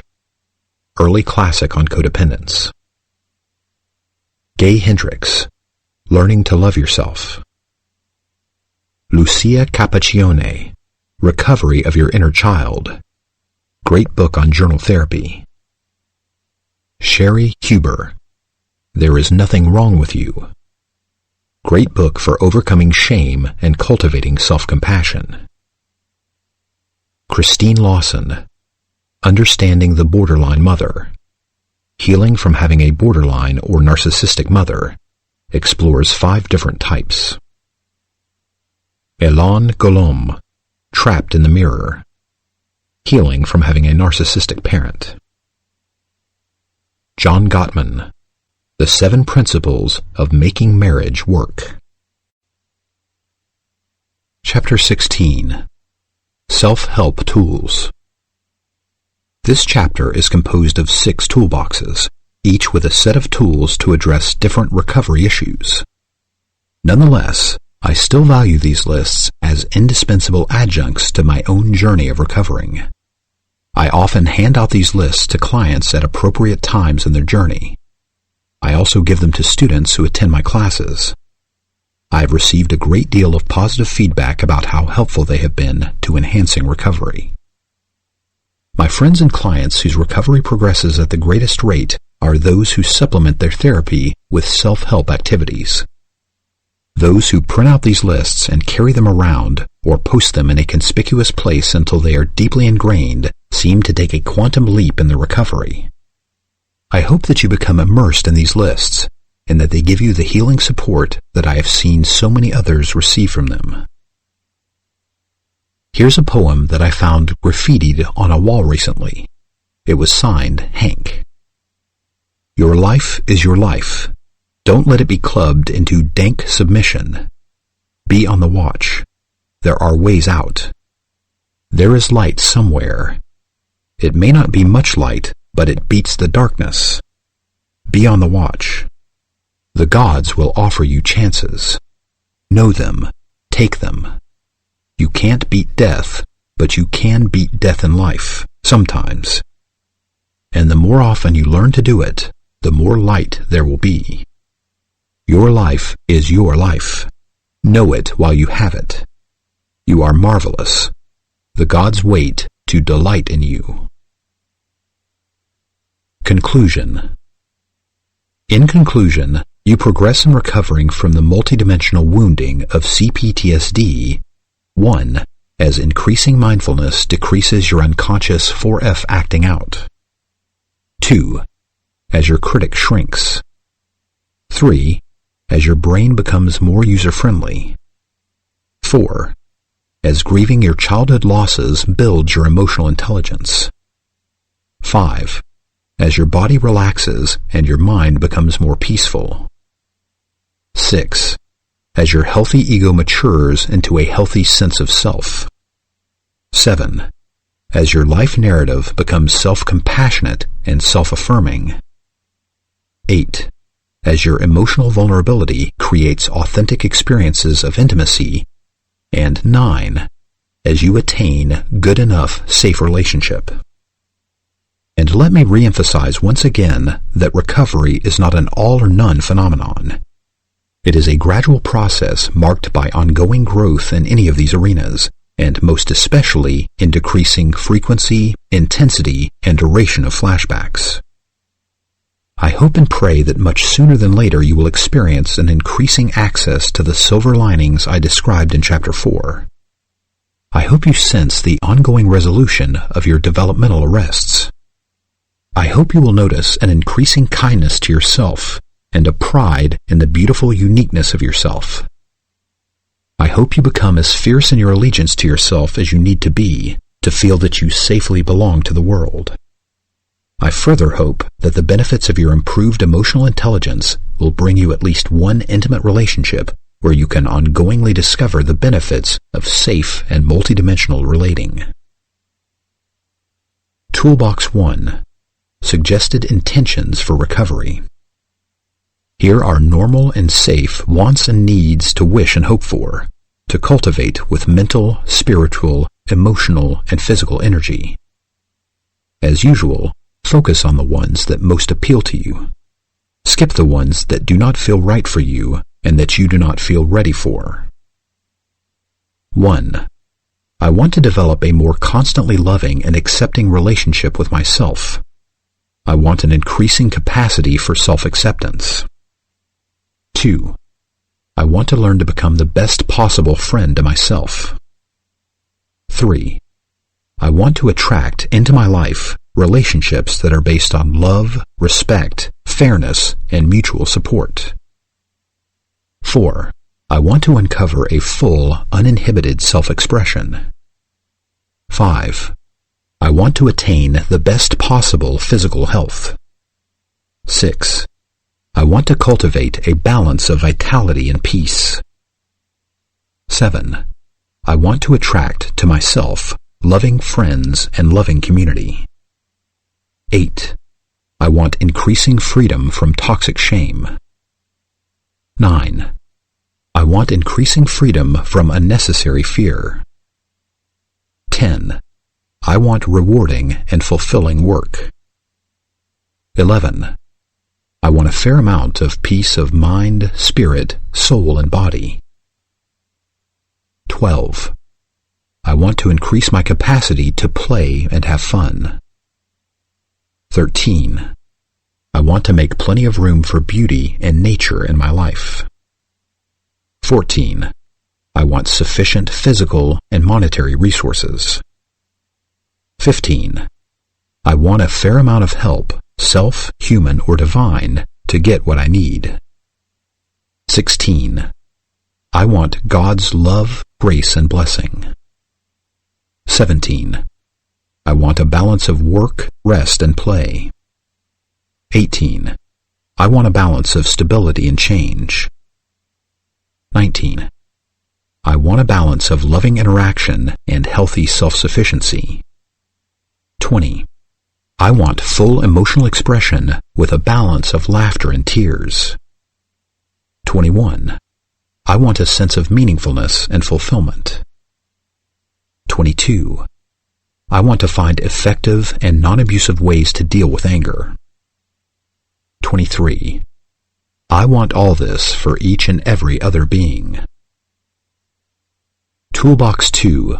Human Bill of Rights. Guidelines for fairness and intimacy. 1. I have the right to be treated with respect. 2. I have the right to say no. 3. I have the right to make mistakes. 4. I have the right to reject unsolicited advice or feedback. 5. I have the right to negotiate for change. 6.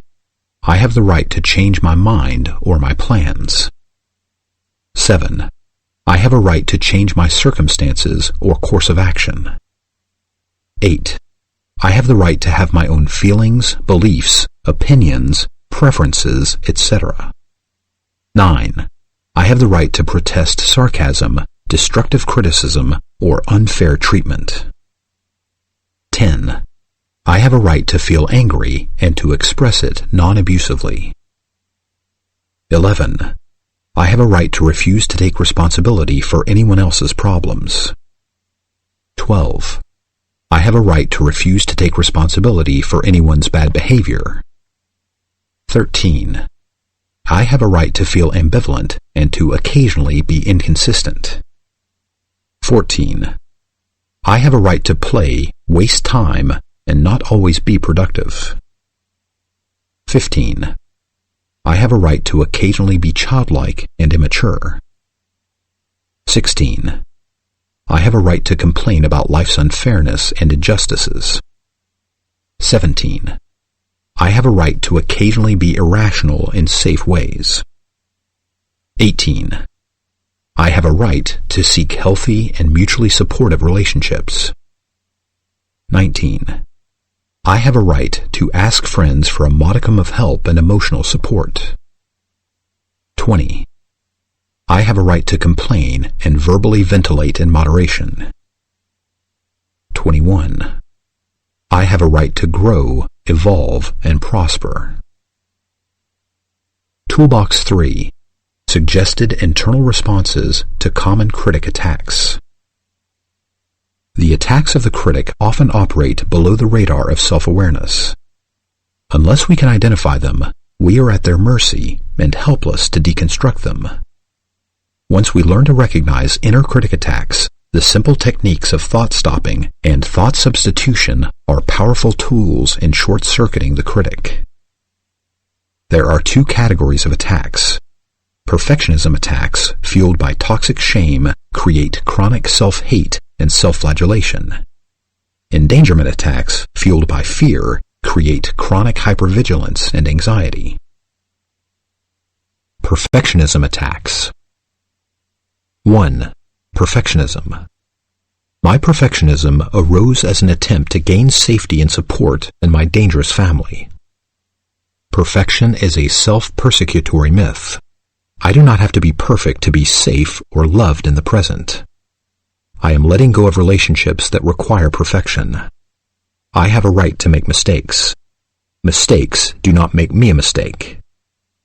Every mistake or mishap is an opportunity to practice loving myself in the places I have never been loved. 2. All or none and black and white thinking. I reject extreme or overgeneralized descriptions, judgments, or criticisms. Statements that describe me as always or never this or that are typically grossly inaccurate. 3. Self-hate, self-disgust, and toxic shame. I commit to myself. I am on my side.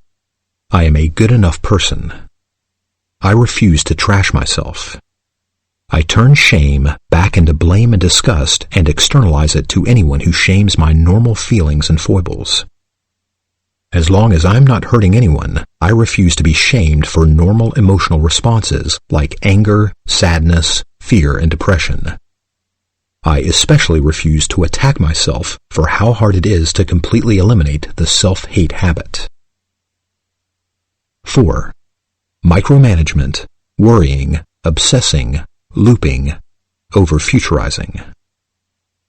I will not repetitively examine details over and over. I will not endlessly second-guess myself. I cannot change the past. I forgive all my past mistakes. I cannot make the future perfectly safe. I will stop hunting for what could go wrong. I will not try to control the uncontrollable. I will not micromanage myself or others. I work in a way that is good enough, and I accept the existential fact that my efforts sometimes bring desired results, and sometimes they do not. God, grant me the serenity to accept the things I cannot change, the courage to change the things I can, and the wisdom to know the difference.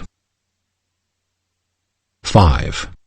Unfair, devaluing comparisons to others or to your most perfect moments.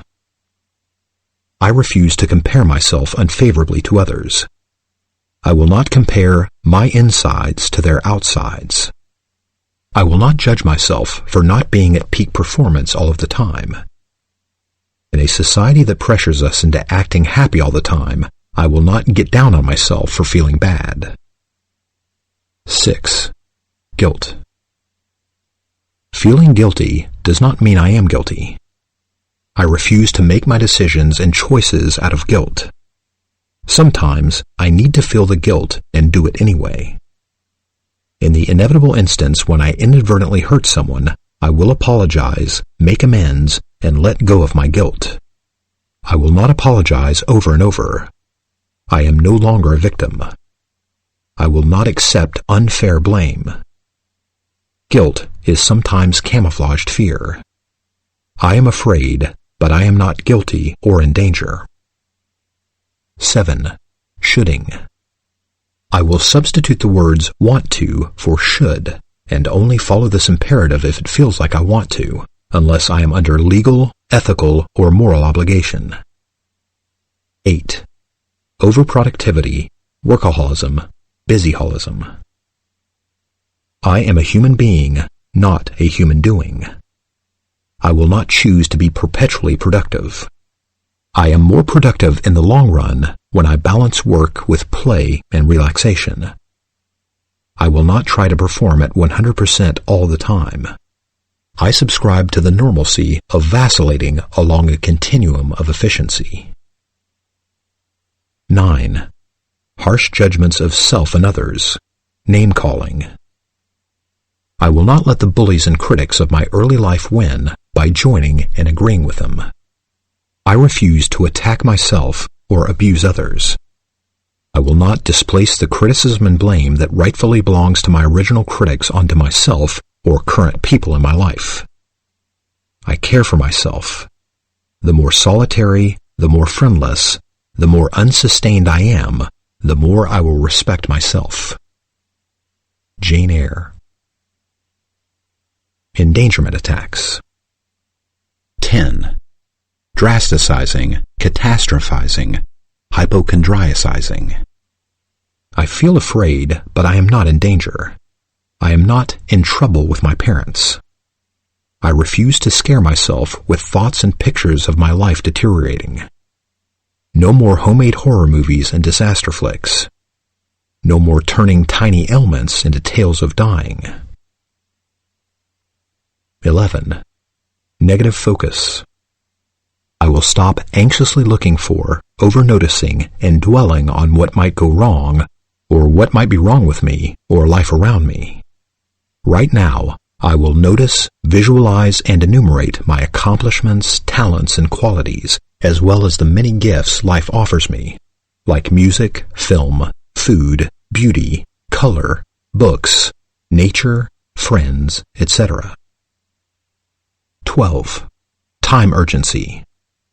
I am not in danger. I do not need to rush. I will not hurry unless it is a true emergency. I am learning to enjoy doing my daily activities at a relaxed pace. 13. Disabling performance anxiety. I am reducing procrastination by reminding myself not to accept unfair criticism or perfectionist expectations from anyone. Even when afraid, I will defend myself from unfair criticism. I won't let fear make my decisions. 14. Perseverating about being attacked. Unless there are clear signs of danger, I will thought stop my projection of past bullies, critics onto others. The majority of my fellow human beings are peaceful people. I have legal authorities to aid in my protection if threatened by the few who aren't. I invoke thoughts and images of my friends' love and support. Toolbox 4. Tools for lovingly resolving conflict. This is a list of techniques and perspectives I've gathered over the years to help couples resolve conflict as lovingly as possible. When I give it to couples that I work with, I ask them to take time at home to read it aloud together and to discuss each one as much as necessary to see if they can agree to adopt it as a guideline for handling conflict. When I first got together with my wife 11 years ago, we spent considerable time on a weekend trip discussing these guidelines one at a time. We aired our concerns, enthusiasms, caveats, and reservations about using them. Over subsequent years, we refined our usage of them and have evolved a communication style around our conflicts that has helped to keep our intimacy healthy and ever-growing. 1. Normalize the inevitability of conflict and establish a safe forum for it. Discuss and agree to as many of these guidelines as seem useful. 2. The goal is to inform and negotiate for change, not punish. Punishment destroys trust. Love can open the ears of the other's heart. 3. Imagine how it would be easiest to hear about your grievance from the other. Say it as it would be easiest for you to hear. 4.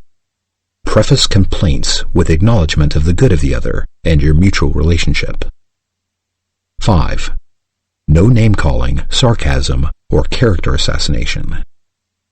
6. No analyzing the other or mind-reading. 7. No interrupting or filibustering. 8. Be dialogical. Give short, concise statements that allow the other to reflect back and paraphrase key points to let you hear that you are accurately being heard. 9. No denial of the other's rights as outlined in the Bill of Rights above. 10. Differences are often not a matter of right or wrong. Both people can be right and merely different. Be willing to sometimes agree to differ. 11. Avoid you statements. Use I statements that identify your feelings and your experience of what you perceive as unfair.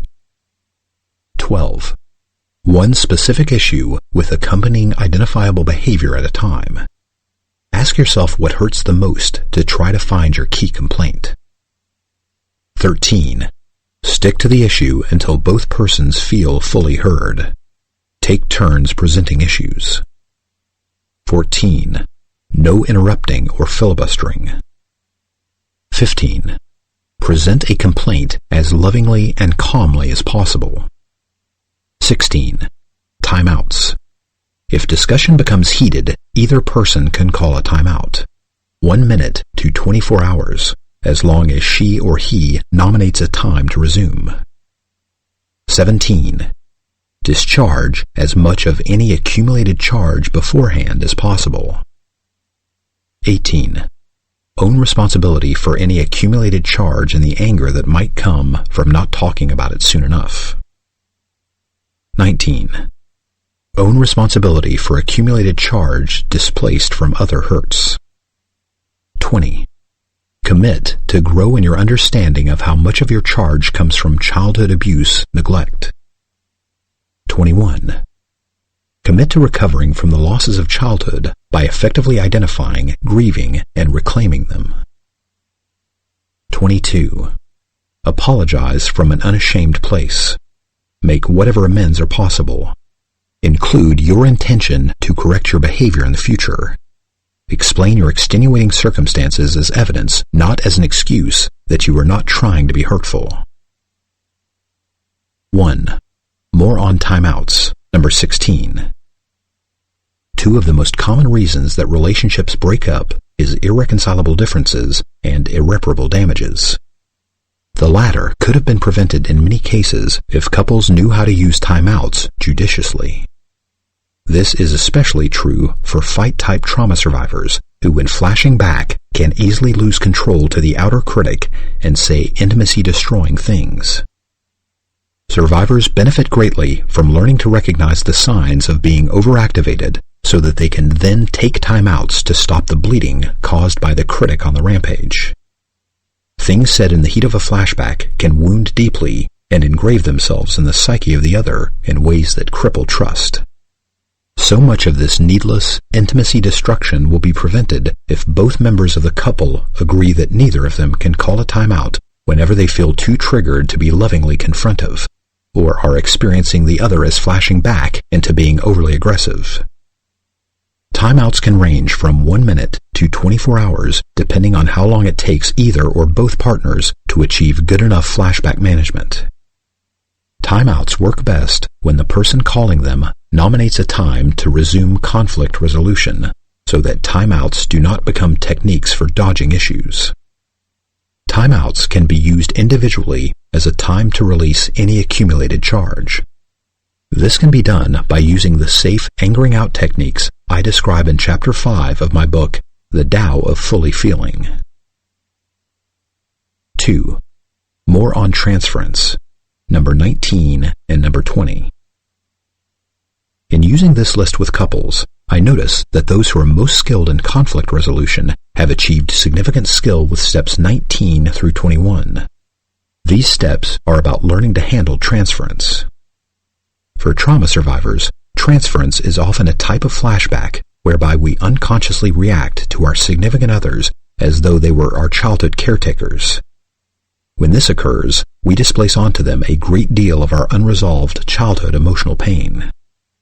One common example of this occurs when a partner's fair and minor complaint triggers a torrent of rage, fear, and/or shame that is left over from decades of a parent's overwhelming and rejecting criticism.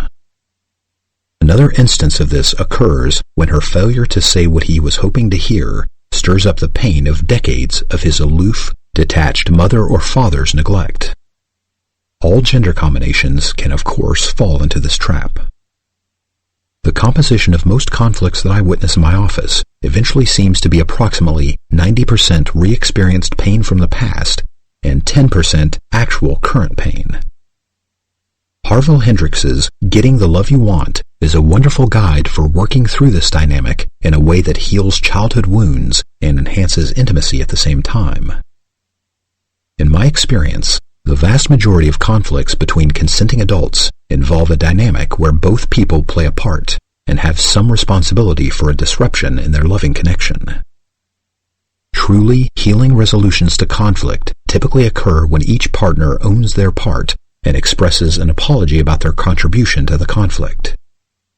For deep-level resolution, this usually includes an apologetic reference to your transference.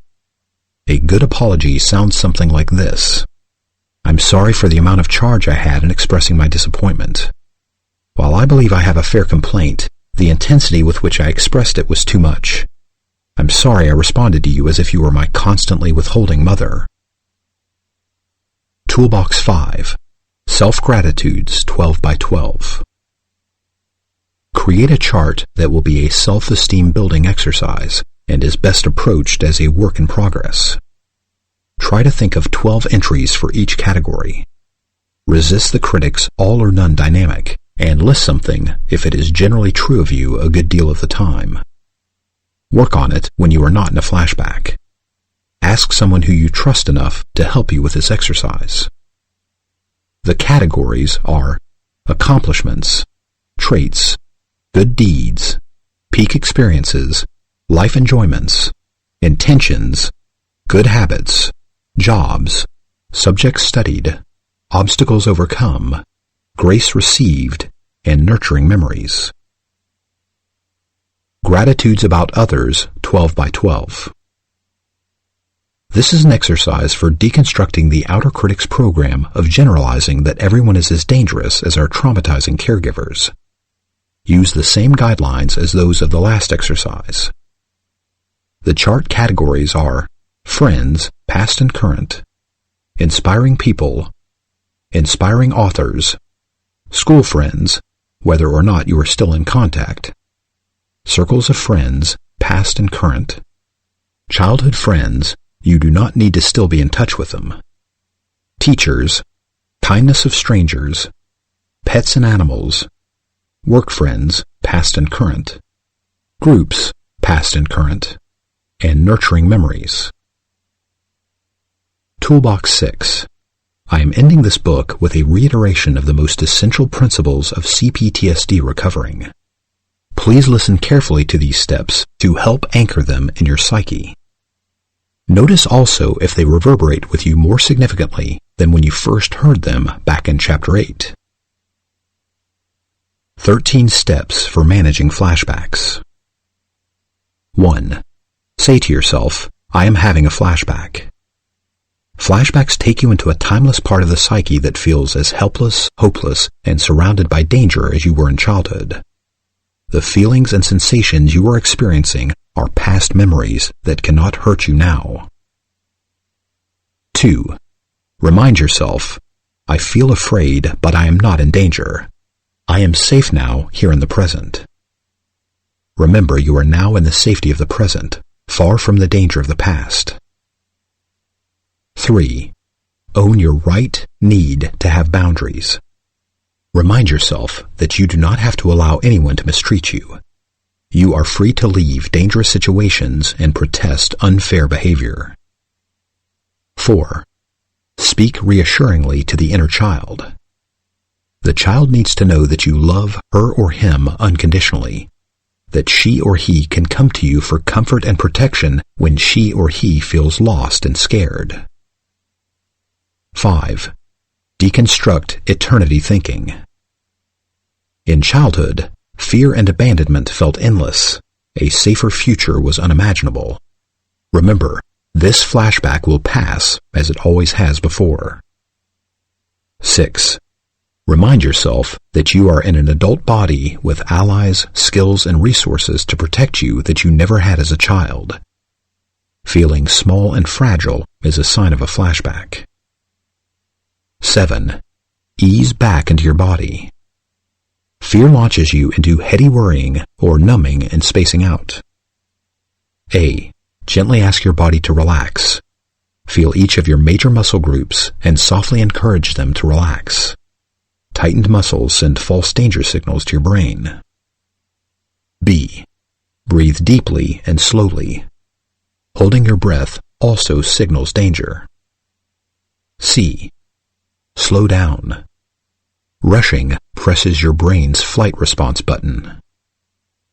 D. Find a safe place to unwind and soothe yourself. Wrap yourself in a blanket, hold a pillow or a stuffed animal. Lie down on your bed or in a closet or in a bath. Take a nap. E. Feel the fear in your body without reacting to it. Fear is just an energy in your body. It cannot hurt you if you do not run from it. 8. Resist the inner critic's drasticizing and catastrophizing. A. Use thought stopping to halt the critic's endless exaggerations of danger and its constant planning to control the uncontrollable. Refuse to shame, hate, or abandon yourself. channel the anger of self-attack into saying no to your critic's unfair self-criticism. B. Use thought substitution and thought correction to replace negative thinking with your memorized list of your qualities and accomplishments. 9. Allow yourself to grieve. Flashbacks are opportunities to release old, unexpressed feelings of fear, hurt, and abandonment. Validate and soothe your child's past experience of helplessness and hopelessness. Healthy grieving can turn your tears into self-compassion and your anger into self-protection. 10. Cultivate safe relationships and seek support. Take time alone when you need it, but don't let shame isolate you. Feeling shame doesn't mean you are shameful. Educate your intimates about flashbacks and ask them to help you talk and feel your way through them. 11. Learn to identify the types of triggers that lead to flashbacks. Avoid unsafe people, places, activities, and triggering mental processes. Practice preventative maintenance with these steps when triggering situations are unavoidable. 12. Figure out what you are flashing back to. Flashbacks are opportunities to discover, validate, and heal your wounds from past abuse and abandonment. They also point to your still unmet developmental needs and can provide you with motivation to get them met. 13. Be patient with a slow recovery process. It takes time in the present to become de-adrenalized and considerable time in the future to gradually decrease the intensity, duration, and frequency of flashbacks. Real recovery is a gradually progressive process, often 2 steps forward, 1 step back, not an attained salvation fantasy. Don't beat yourself up for having a flashback. This concludes Complex PTSD by Pete Walker. Narrated by Paul Brion. Copyright 2014 by Pete Walker. This unabridged audiobook is published by arrangement with Pete Walker and was produced in the year 2018 by Tantor Media Incorporated, a division of Recorded Books which holds the copyright thereto. Please visit Tantor.com for more information on our growing library of unabridged audiobooks.